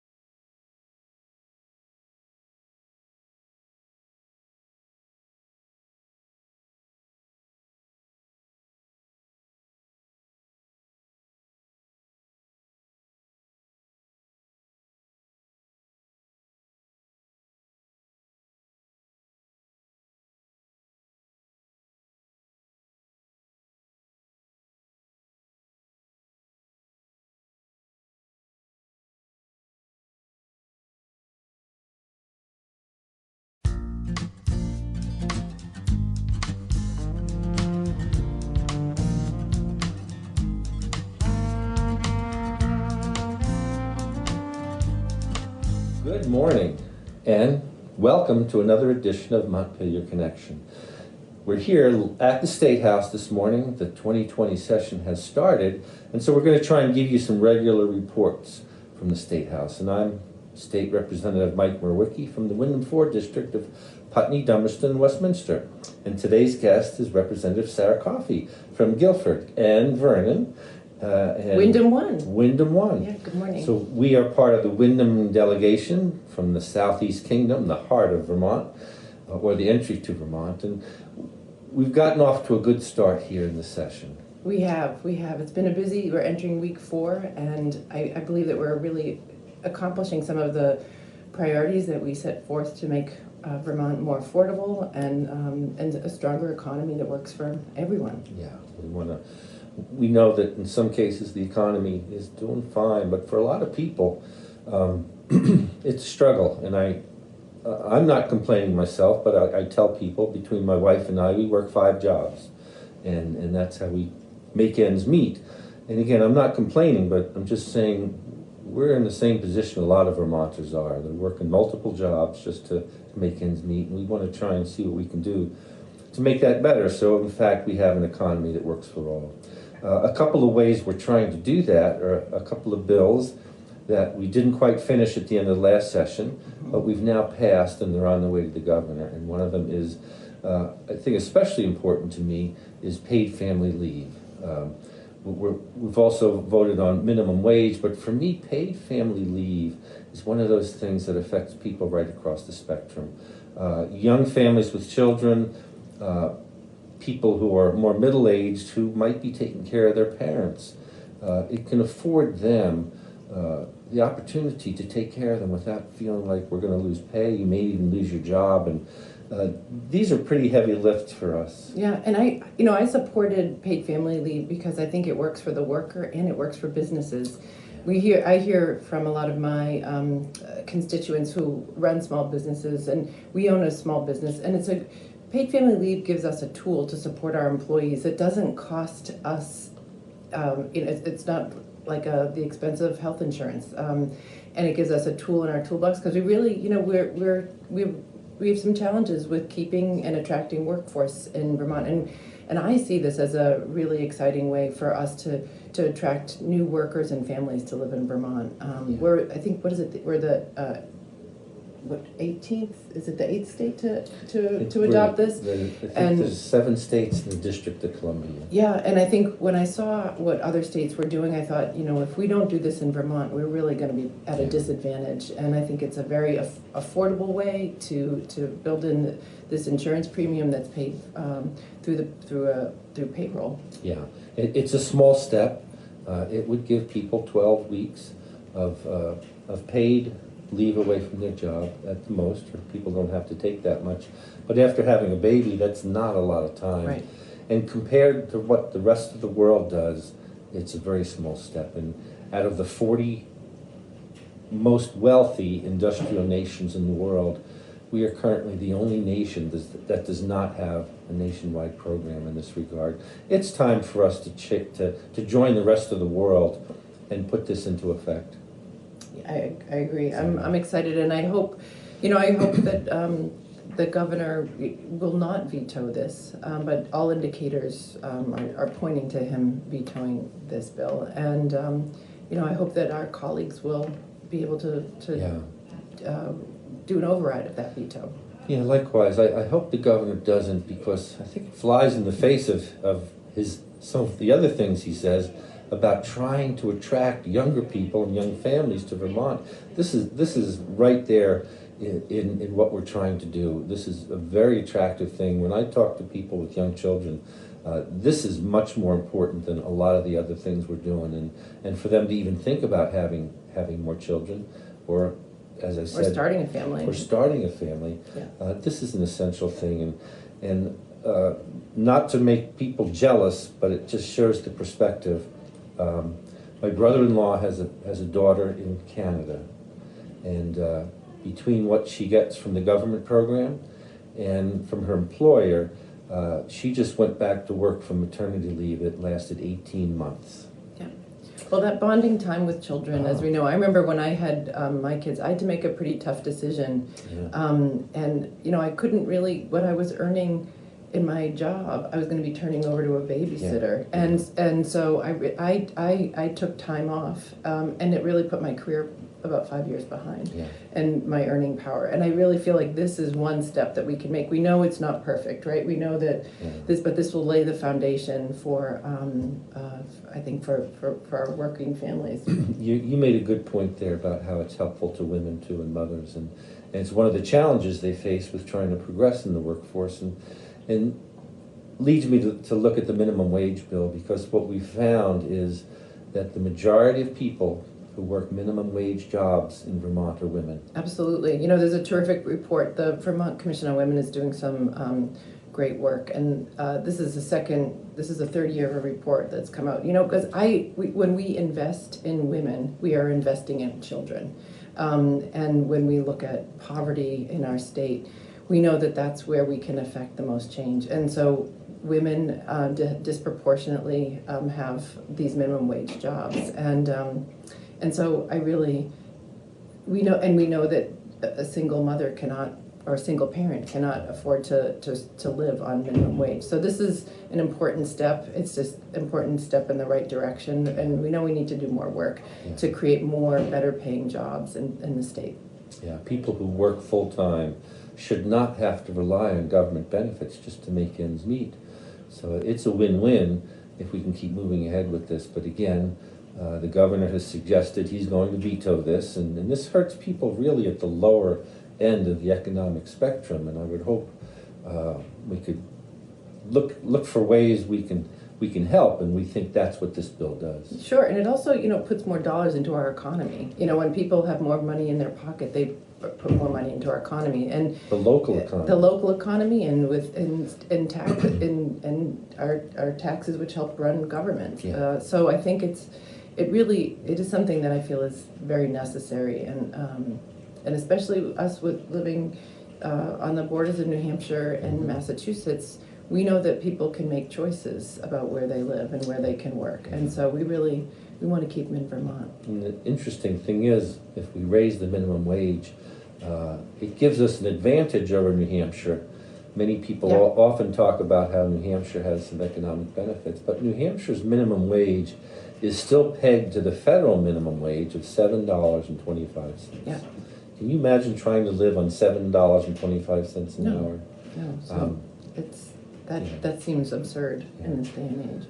So your committee has been pretty busy. We have been very busy, and I have to say I love this pace because the work that was done in the off session. I sit on House Corrections and Institutions, and it's both a money committee and a policy committee, and we work on the capital bill and the capital budget adjustment. But at the beginning, top of the session, we wait to dig into the budget after the governor gives his budget address. So in the first 3 weeks of the session, we have time to do our policy work. And we've talked about it before, though what's been going on during the off session is Justice Reinvestment 2. And this is been work that's been done by the council and state governments with our 3 branches of government. An incredible work looking at digging into the data and what is driving our corrections or people into our facilities, but also with the Department of Corrections' supervision of 8,000 people who are out on furlough, parole, and in our facilities. And it is been a very rigorous 5-month process, and they came to us last week and presented a really in-depth recommendations on policy and what we can do to change that. Because we've talked about this before, Mike, but back in 2007, we did Justice Reinvestment 1, and we were able to really divert lower risk, lower... we bent the curve. We bent the curve because we were looking at our incarceration, or folks in our facilities, that number go up to 2,500. So we're down to 1,800. We are at 138% capacity now, though, in our facilities, and we are sending people out of state. And we even though it is actually less expensive to house people out of state, our values are that we want people to be here. So it's a pretty in-depth report, and I'm excited to be working.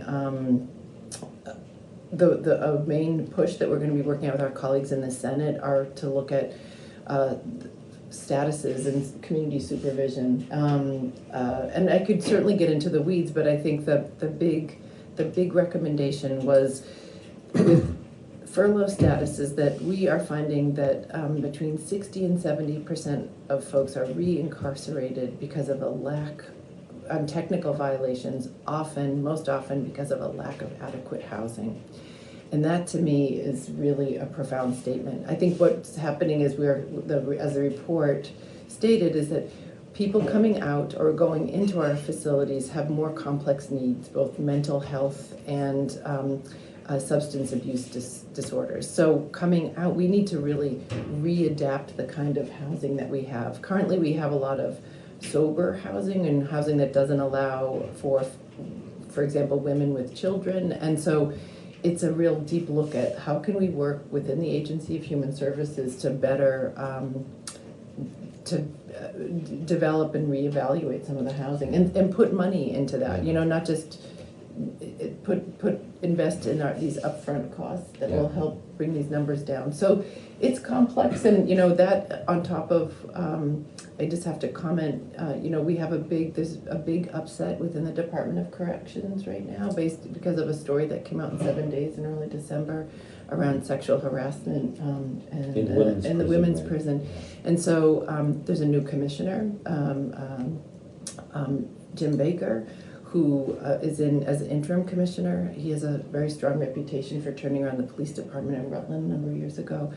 There's an investigation going on. So, what we're hearing about is also there's a lot of stress going on within our facilities. It's a hard place to work, as you can imagine. And they're very understaffed. And they're really understaffed and it required overtime. And so we're really, I'm encouraged by what I'm hearing from the commissioner coming in and how we can do better recruitment and retention. And, people spend a lot of time at these facilities, and we need them to be better places to work and better conditions for everyone. So we're looking and trying to shift the culture within corrections. So we could go on. I could go on, as you can tell. It's a topic that I'm pretty passionate about. Well, it's something a lot of people are interested in back home and across the state, because I think our sense of justice is that we want to make sure that all people are treated in a way that helps them be better. And right now our system has a lot of holes in it, and especially in regards to substance abuse and in relation to mental health, to trauma. What we know now is the research shows that the background of people having trauma, or I should say untreated trauma, shows up in behaviors that are antisocial and wind up getting people locked up. And so, these are in our facilities, we are needing to really have new kinds of training for our staff in there because of trauma. And I have to say, what we've been hearing for the last 3 weeks, a lot about the training, and also, a lot about a tough subject, the Prison Rape Elimination Act, which was passed in 2003. It's a federal law, and and it took them 9 years to develop the rules. And I'm really encouraged by the way that the training, but we need to do more. And I think that DOC staff know that we need to do more, and we need to give them, with justice reinvestment too, we see how we are underfunding corrections, and we need to, as tough as it is with our budget, if we don't make this investment, we lose out. And really great, terrific analysis about with making this investment, we can save millions of dollars, and it will take within 5 years. But we have to, like most things, we have to make the upfront investment and also invest in our community supports for corrections, because we know that people for being treated for mental health issues, we have greater success outside of corrections, actually, as you know from your work. It's an area, like several others, that state government really needs to start making investments in people, or more and better investments in people, because if we want to keep moving forward, We can't keep cutting and not making those investments.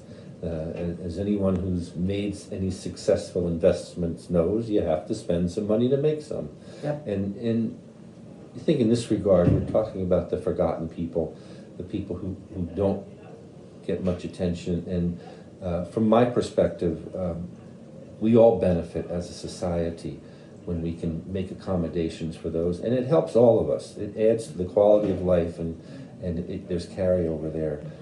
And just think about all those people, you know, if they can be more productively involved in our communities, you know, and they're contributors to our communities, their children will be more successful. We can disrupt this school to prison pipeline. And it's, you know, I see a continuum. I say this over and over to a lot of my constituents. I'm really pleased that our Department of Corrections is within the Agency of Human Services. And so that means that we can, you know, look at the whole picture.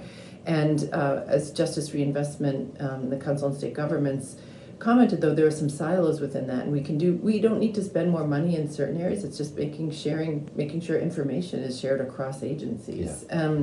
So, you know, this is something that improves our society, saves money, and also just makes it a better place to live. You know, these folks are coming back into our communities. So.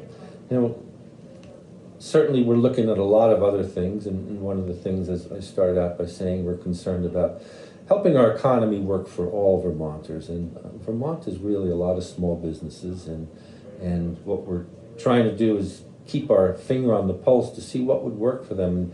You have an idea now that you're trying to... Yeah, well, you know, I come into the legislature from the arts field, and one of the things that I have seen through my work before entering the legislature is in New England and nationally, this conversation about the creative economy as an engine. And in 2002, about a year ago, a report came out from the National Governors Association, which was about rural prosperity through the arts. And it is some really incredible examples of what's going on in other states. And Vermont hasn't actually done a lot to support the creative economy. And in a way, we're in a really exciting position to do more. So by tapping into, and this is not, when I say the creative economy, it's a really broad, you know, we often think about the creative economy as our nonprofit arts organizations, which are an important part of our creative economy, but it's also the folks who are making work that's, you know, for example, Vermont made handcrafted furniture that is sent to people all over the country.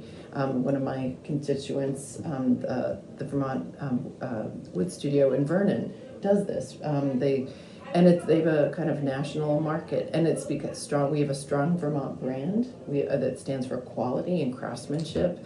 And really, what we need, you know, so this idea that when we did our rural economy bus tour in the fall, we heard about the success of the Working Lands program, which was a program that invested in agriculture. You know, it was in response to the need, you know, a shifting economy in our and needing to support our working landscape and to diversify it. And we also heard about the strong impact that the arts and recreation sectors have, and they're often interconnected. So with a colleague of mine, Representative Zott, we came up with a piece of legislation that we introduced last week for a Working Hands program, which is modeled on the Working Lands program, which is a way to tap in some small resources to help our businesses, our creative businesses and entrepreneurs to expand, grow jobs, create, you know, through technical assistance and some investments to expand. So I'm excited about the legislation. We had 18 legislators sign on, and it's going to be introduced into House Commerce and Economic Development, and the vice chair there has been supportive of the idea. So, you know, I think it gives us another tool in our toolbox, and it also addresses the question of how do we attract young people to our state? You know, I hear this all the time. You know, we're lucky that we live in the greater Brattleboro and Putney, you know, area, because what's attractive to young people, I hear this, it's like, you know, they might not be artists, but also there's a scene, there's a vibrancy, and that's what, our small rural communities can offer, whether it's in our downtowns or our studio tours or just this vibrancy. It's what, young people with, whether they're single or looking to start a family here, or have small kids, it's a really part of a lifestyle, and it's an equalizer. It brings people together in a way, in a really powerful way. So I could go again. I'm passionate about this, but I'm excited, and and I'm hoping that we can get this across the finish line. We have some good support with the Vermont Creative Network for this bill, and folks within the Agency of Commerce and Community Development. So I know that we'll work with colleagues to improve these ideas, but hoping that it can be an economy that works for all of us. So. It's a great start, and it's actually very creative in looking at how to boost the creative economy. So thanks for your work on that, and thanks for everything. And I want to editorialize a little bit here that Sarah's just been a great addition to our caucus here. She's been a very productive member who works hard, and it's great to have you on board. Well, it's great to be part of a really wonderful delegation that works together. It's a pleasure to work with you. We do work together well, and I think that was really illustrated recently when the challenges that the Brattleboro retreat are facing came to the surface, and this delegation really came together to support them. We recognize there's some challenges that they have to face on their part to change, but we didn't think the state understood how valuable the retreat was to the whole state and to our area. And in working together, I think we impressed upon the state the need to continue to support the retreat and its place in the providing mental health services and in the local economy. Absolutely, and so I think it became visible when the governor mentioned it in his State of the State address. Yeah. And now, however, the work is not over, because it doesn't, contrary to what the governor said, those dollars have not showed up in his recommended budget to support the retreat. So it's because that will show up in the capital bill, which comes through my committee, and also in the big bill. And so we will be needing to advocate and to continue advocate. And I feel confident that through the work of our delegation that we can do that. You bet, yeah. So thanks a lot. Thanks. It's great talking with you, Mike, as always. And early in the morning here as we get ready to start our day. Yeah, and I just want to say I appreciate, it's really an honor to be up here, under this golden dome, which you can see in this illustration behind us, but it's really an honor to be up here doing the people's work. So. Yeah, indeed it is, and to be able to try and do something to give back to our communities this way is a privilege that we certainly don't take for granted. And to that end, we want to make sure we're here, but we're ready to listen to what's going on for you. And sometimes things come up during the session. For instance, if somebody's having trouble with heating assistance or some other thing that's happening in town and you don't know where to go, email us, give us a call. The information, our contact information is on the legislative website. Yes, please be in touch. Yeah.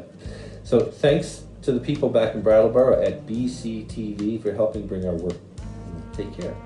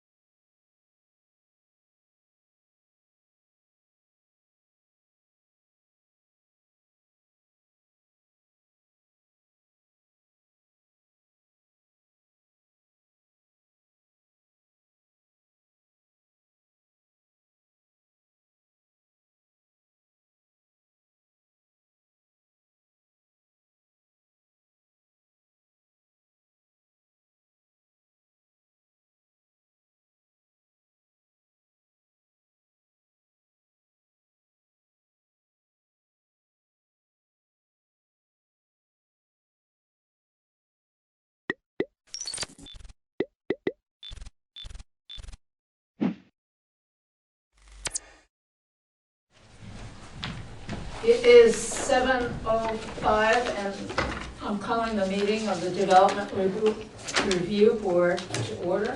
I'm Maya Hasagawa, I'm the vice chair, and I will do the opening remarks. We only have one person here, but anyway, you'll have to listen, because it's the procedure. Sure. It explains the procedure. At the DRB, we hear applications for land development in the town of Brattleboro and appeals of zoning administrator decisions. Procedurally, the Development Review Board operates on the record. Broadly, this means we take a clear record of testimony from the applicant and any interested parties, and then issue a written decision with our findings. Applicants and members of the public should be aware that as we are on the record, this is your opportunity to comment on and provide evidence relating to an application. In the event our decision is appealed to the environmental court, the court will not take or consider additional testimony at its hearing, but it will look at the evidence from our hearing, the regulations, and determine if the evidence supports the findings and decisions of this board. Only interested persons that participate in this proceeding may appeal a decision made by the board. So I strongly encourage all of you to speak up at this hearing. So you're going to present, so I know you're going to talk. As we are on the record, we are going to ask that you affirm that your testimony will be truthful. So would the applicants and anyone wishing to speak to an application please affirm the following? Okay. I hereby affirm that the evidence. Oh. Yep. He doesn't have Right hand up. There you go. Okay. I hereby affirm that the evidence I give in the cause under consideration shall be the whole truth and nothing but the truth under the pains and penalty of perjury. I do. Applicants require a majority vote of the full board to succeed. That's 4 votes out of 7, and I think we have 7 people, so. If we do not have a full board present to hear your application, then we will consider a request to continue your application to the next public meeting. After taking testimony, the board will close the public hearing and may vote on your application. The board will issue a written decision within 45 days of the close of the hearing. While we may vote on an application, it is the written decision that controls the timeline for an appeal. It should be noted that the town of Brattleboro is a party with an interest in land development applications. The town does not have a special status before this board. Documents provided to the board by the town planning department, town attorney, or other town departments will be considered in exactly the same way as information from the applicant and all other interested parties. Okay. I have a motion to approve the minutes of the December 18th meeting. So moved. Second. All in favor? Aye. Excuse me. Okay, everybody took the oath. Has the meeting been properly warned? Yes, it has. Does anybody have any conflicts of interest or ex parte communications? No. No. Yet. I just had a question about the agenda, the number 3 item on our agenda. Just confused about that. Review of cases public. Did you put this on the agenda, Brian? What's that? The number 3? Could you read it to me? Review of cases / public hearings to be reviewed under the Broward Land Use Regulations as warned on October 12th, 2015? Is that just a... Yeah, that's the standard. That's what you're doing. Oh, okay. Yeah, That's so the applications. And that just, the date refers to when those land use regulations went into effect. Exactly. Okay, it just caught me off guard with that date. Sure. Okay. Sorry about that, Madam Chair. I am going to appoint Ian to hear all applications. That Ian. That Ian. He's the alternate Ian. Ian too? Well, I don't know. Good Ian and bad Ian. Oh, good. We're on TV, guys. So it goes. People will find us very entertaining. Okay, are you Deborah? Yes, I am. Tamosh? Tramposh. Tramposh. Okay, will you take a seat up at that table there? And the nature of that microphone is so that the television can hear you. I wasn't ready for TV. Okay. Sorry. Don't worry about that. Okay. Okay, can you talk to us a little bit about your project and what you want to do and? Yeah. First of all, I'm losing my voice. I've got some lung thing, something moved into my lungs, I guess, and I work with children. You know how that goes, right? So germs are everywhere. So my voice is going, so hopefully it'll stick with me for a while here. Yeah, so I purchased a duplex on Western Avenue. Excuse me, in September I moved in, and I'm from Portland, Oregon. So I drove across. Part of the reason I wanted to, well, there's a lot of reasons I wanted to move here, but part of the reasons I wanted to buy this place, which is, it's really quite a good deal and a nice place, was because the attic is a perfect space to have a small practice. And I am a Pilates and yoga instructor.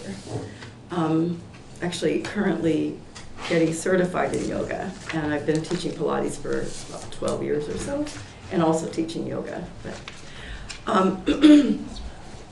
So it's a very sweet space. It's pretty small. You know, it's an attic. It's the 3rd floor.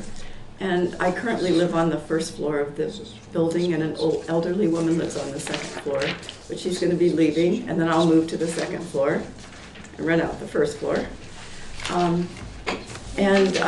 It's a very sweet space up there, and it's probably comfortable. I've started working on it, fixing it up. It's not a big deal. There's not much to do other than taking wallpaper, fixing the plaster. You know, it's not a major renovation. It's pretty simple. And I've already talked to the fire department, to the assistant fire chief, about what I would need to do for that part of it. It's already been done. Well, it's going to be done, but I've talked to him about it. And probably, maybe, at the most, would be 10 people up there, you know, at a time, because it's not very big. So it's a small, my idea is to have a small studio where I would be the only one teaching. So it's a pretty small situation. And maybe teach like anywhere from 1 to 3 classes a day, because I'm not, it's just me, so, and I'm in my 60s, so yeah, so that's my plan, that's my desire, and keeping it, you know, the parking is pretty easy on the street, you know, there's plenty of parking, and like I said, there wouldn't be, who knows how many people would come to a class, but the room can only accommodate to about 10. So really, for what I'm doing. Yeah, and I've got other ideas about maybe providing some kind of classes for maybe disadvantaged youth, or, you know, reaching out to high schools that have kids that could use, because I've worked with kids a lot, different ages. I work at the Montessori school right now with elementary and young kids. So maybe providing some kind of, in the future, some kind of classes that maybe, you know, there's a sort of a community pay it forward kind of thing, you know. So providing for, who knows, I don't know what the situation is. I haven't actually spoken to any schools yet. That sort of thing I'm looking at, maybe doing, yeah. Because I love working with kids of all ages, and maybe there'll be some teenagers that could, you know, be interested in yoga. So that's kind of my basic idea plan. Not until I wouldn't be doing it until at least the summer or the fall. So it wouldn't be right away. It's a few months off. Yeah. So are you planning to have any evening classes? Well, my understanding is the hours are 8 to 6. And I prefer not to teach in the evening, so I really don't have a problem with that. I like those hours. I would, however, I was hoping that once on occasion, if I wanted to do something in the evening, but it would be probably very rare, you know, to do something special there and have people over or something, some kind of a gathering on occasion. But for the most part, I don't like doing things in the evening, so I like to end by 6, so I'm good with that. Yeah. Is this the former Dr. Avila's building? It is, Okay. yes. That's right, I just Yeah. Googled it, so I was. Right, yeah, so Dr. Okay. Avila was an eye doctor, right? Yes. Yeah, so he was practicing there. So the signpost is all still there. Yeah. Yeah.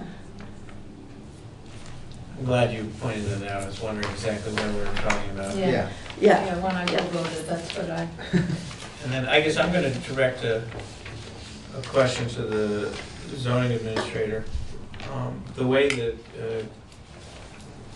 it just says, request for retroactive change to use from dwelling unit and office to 2 dwelling units and home business approval.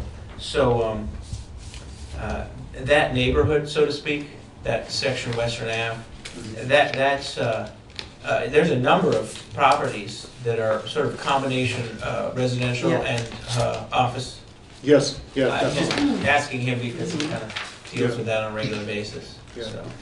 And so, to me, in one sense, my mind says changing, and you can tell me whether my thinking is correct, but changing from a dwelling unit and office to 2 dwelling units, I mean, to a certain sense, am I thinking that sort of a small yoga studio is sort of synonymous with an office, in a way, for that zoning area?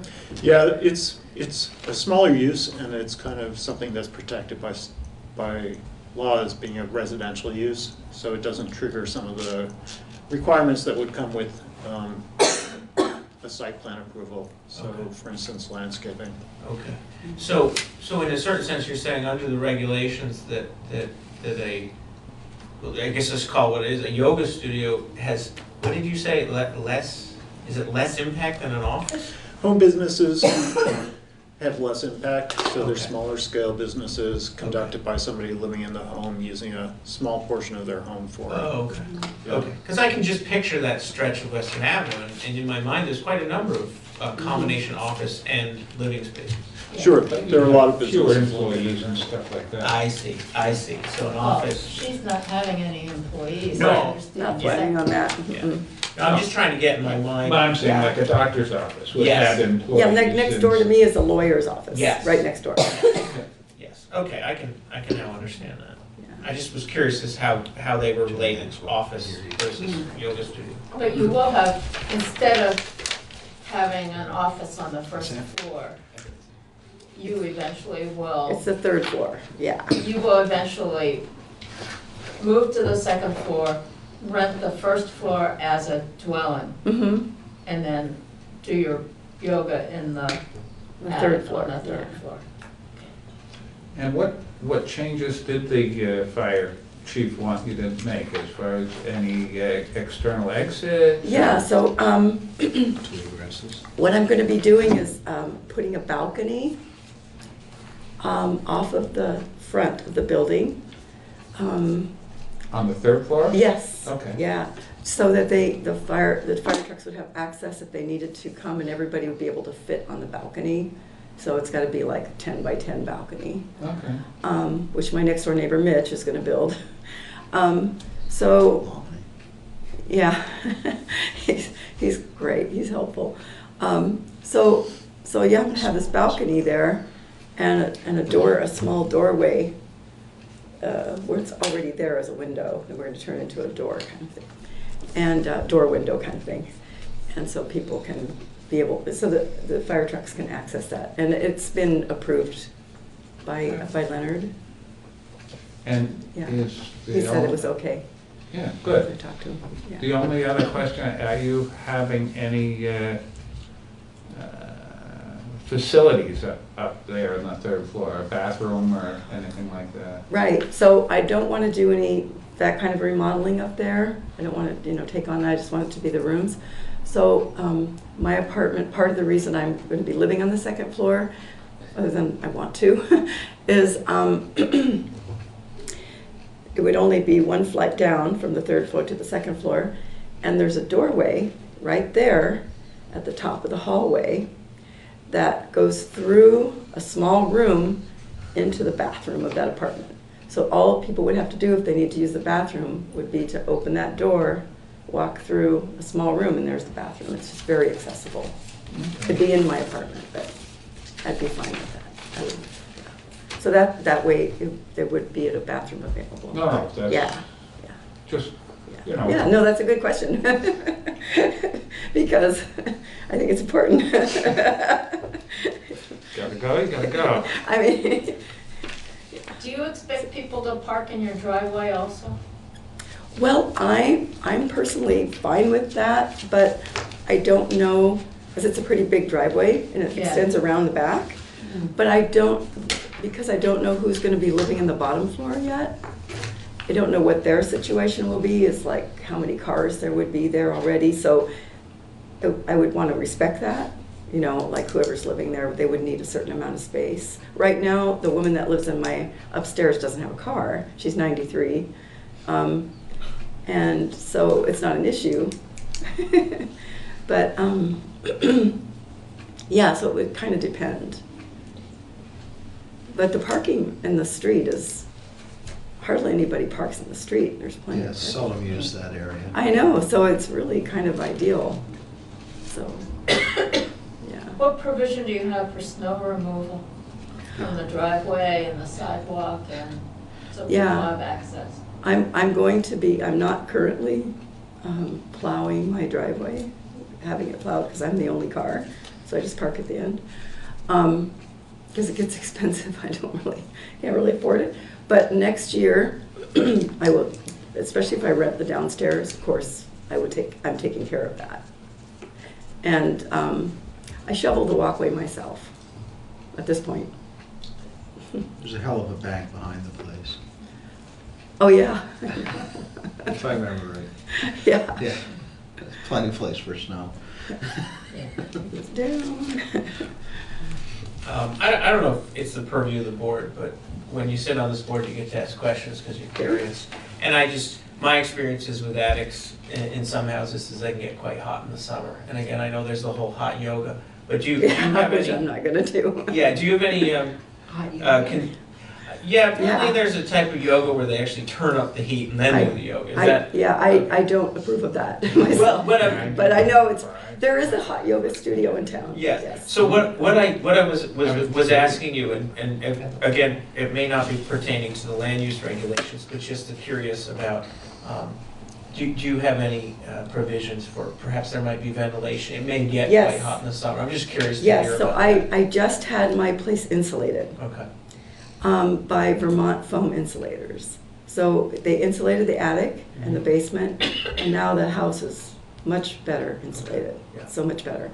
So I wanted to actually call the guy and make sure that it's going to be cooler, because it's really warm now.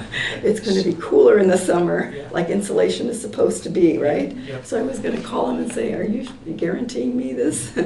But I am going to probably install one of those units that you put on the wall. Okay. That split. Yeah, it's a heat and an air conditioner heater. I was thinking about getting one of those. Yeah. And there's two big windows. Yeah. I'm under the understanding that some of the ventilation fans that people, for example, put in their bathrooms are very energy efficient. I've been told certain of those fans can run nearly all day, and it's the same as like running a light bulb. And so I would bring that up as a thought, that would be more of a passive way of pulling out warm air as opposed to an air conditioning unit. So I just bring that up because I'm curious. And I'm a fan of fans. So I prefer fans over air conditioner. Yeah. So I always go with that first, and then if needed, air conditioner. Yeah, I guess I just bring up the issue because I wonder if it would be an issue. I'm very much an environmentalist, I'll tell you up front. So I always think in terms of the environment first. So are the steps up to the third floor in the front or the back of the building? The front. The front. Mhm. So it's easy. Yeah. There's no elevator. But And I'm remembering perhaps because I believe my first glasses were prescribed by Dr. Ravella, but I'm understanding what the building is in a certain sense that the ground floor entrance goes right to a staircase. yeah. And then that staircase would continue on to this proposed yoga studio. Like as soon as you walk in the front door, Okay. there's a bouncer's apartment here, Yeah, 2 which doors. was formerly an And there's the office. stairway, goes straight up. Yeah. There's a second apartment, go Yeah. down the hall, next stairway goes up, so it Okay. just goes. Are you having any electrical work done up in the attic? I had a little bit done because I had to have a few outlets put in that were taken off of the electrical that was already installed. Because it's already got electrical up there, there's lighting. Mhm. So we just took it, it was easy to just branch off of that. So there's a few outlets, because I needed a few outlets. And other than that, that's it. So Brian, is that enough to trigger having to? It's not in the same part of the house, so I don't think there's any savings on doing, A charger. yeah, not at this point. And there's a smoke alarm up there already. And you will need a sign permit, a separate sign permit. Oh, okay. And I Okay. believe Brian can approve that Yep. administratively. Okay. We can put that in as a condition if everybody agrees that. Didn't the doctor already have a sign there? Yeah. Yeah, and the posts are still there. Yeah. Right, so it would, Hang on that post, Yeah. I assume, yeah. Yeah. Anybody have any other questions? Got it. I'm good, thank you. great. Anybody have any other questions? Okay. Can I have a motion to? I move we approve it. We approve the home business permit and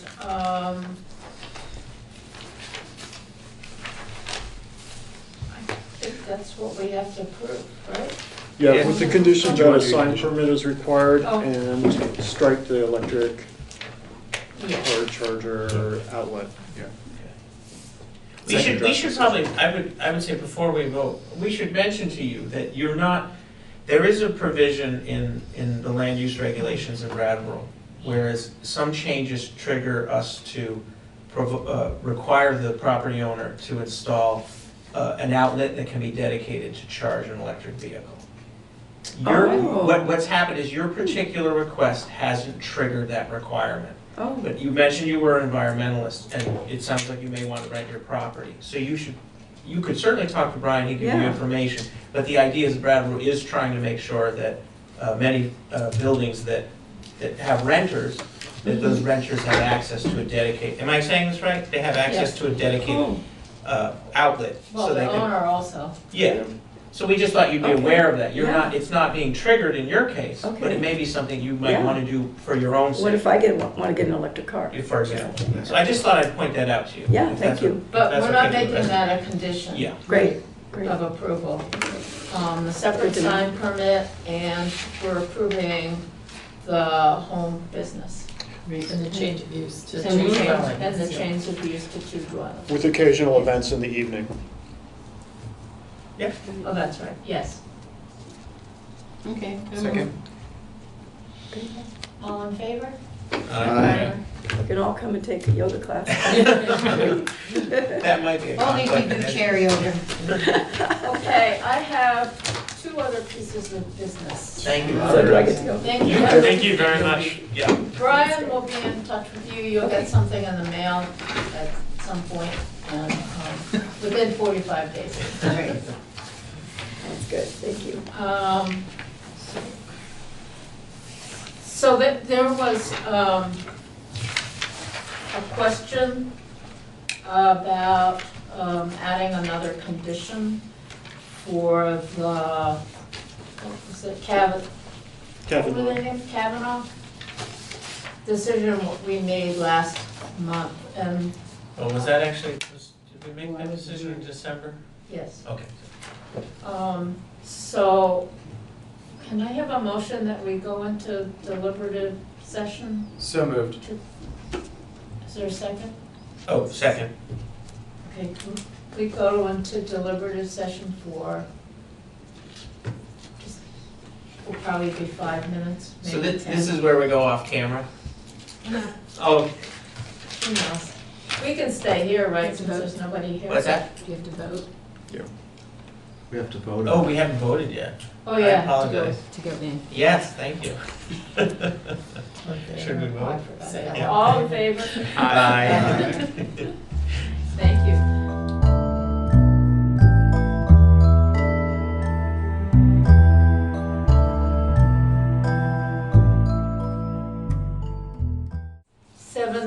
Can't see. 7:50. 7:50, and we're back from deliberative session. And there's one administrative item that I'd like to raise, which is there any objection to moving the March meeting from the 18th to the 25th? None. And the reason would be that James is gonna be out of town, we know, in March, and Brian is gonna be gone. Oh, where's your sidekick? You mean Andrew. Andrew? Andrew, yeah. Well, Doesn't he have a title? Does he have a proper He title? has personal autonomy. And he's a planning tech. Yes. And he's been in the paper more than anybody else in the planning department recently. yeah. Yeah, I'm fine with the 25th. So, does anybody have any objection? I make a motion that we make our March meeting be the 25th. Hey, second. All in favor? Aye. I make a motion that we adjourn this meeting. So. Second. All in favor? Aye. Even before we move.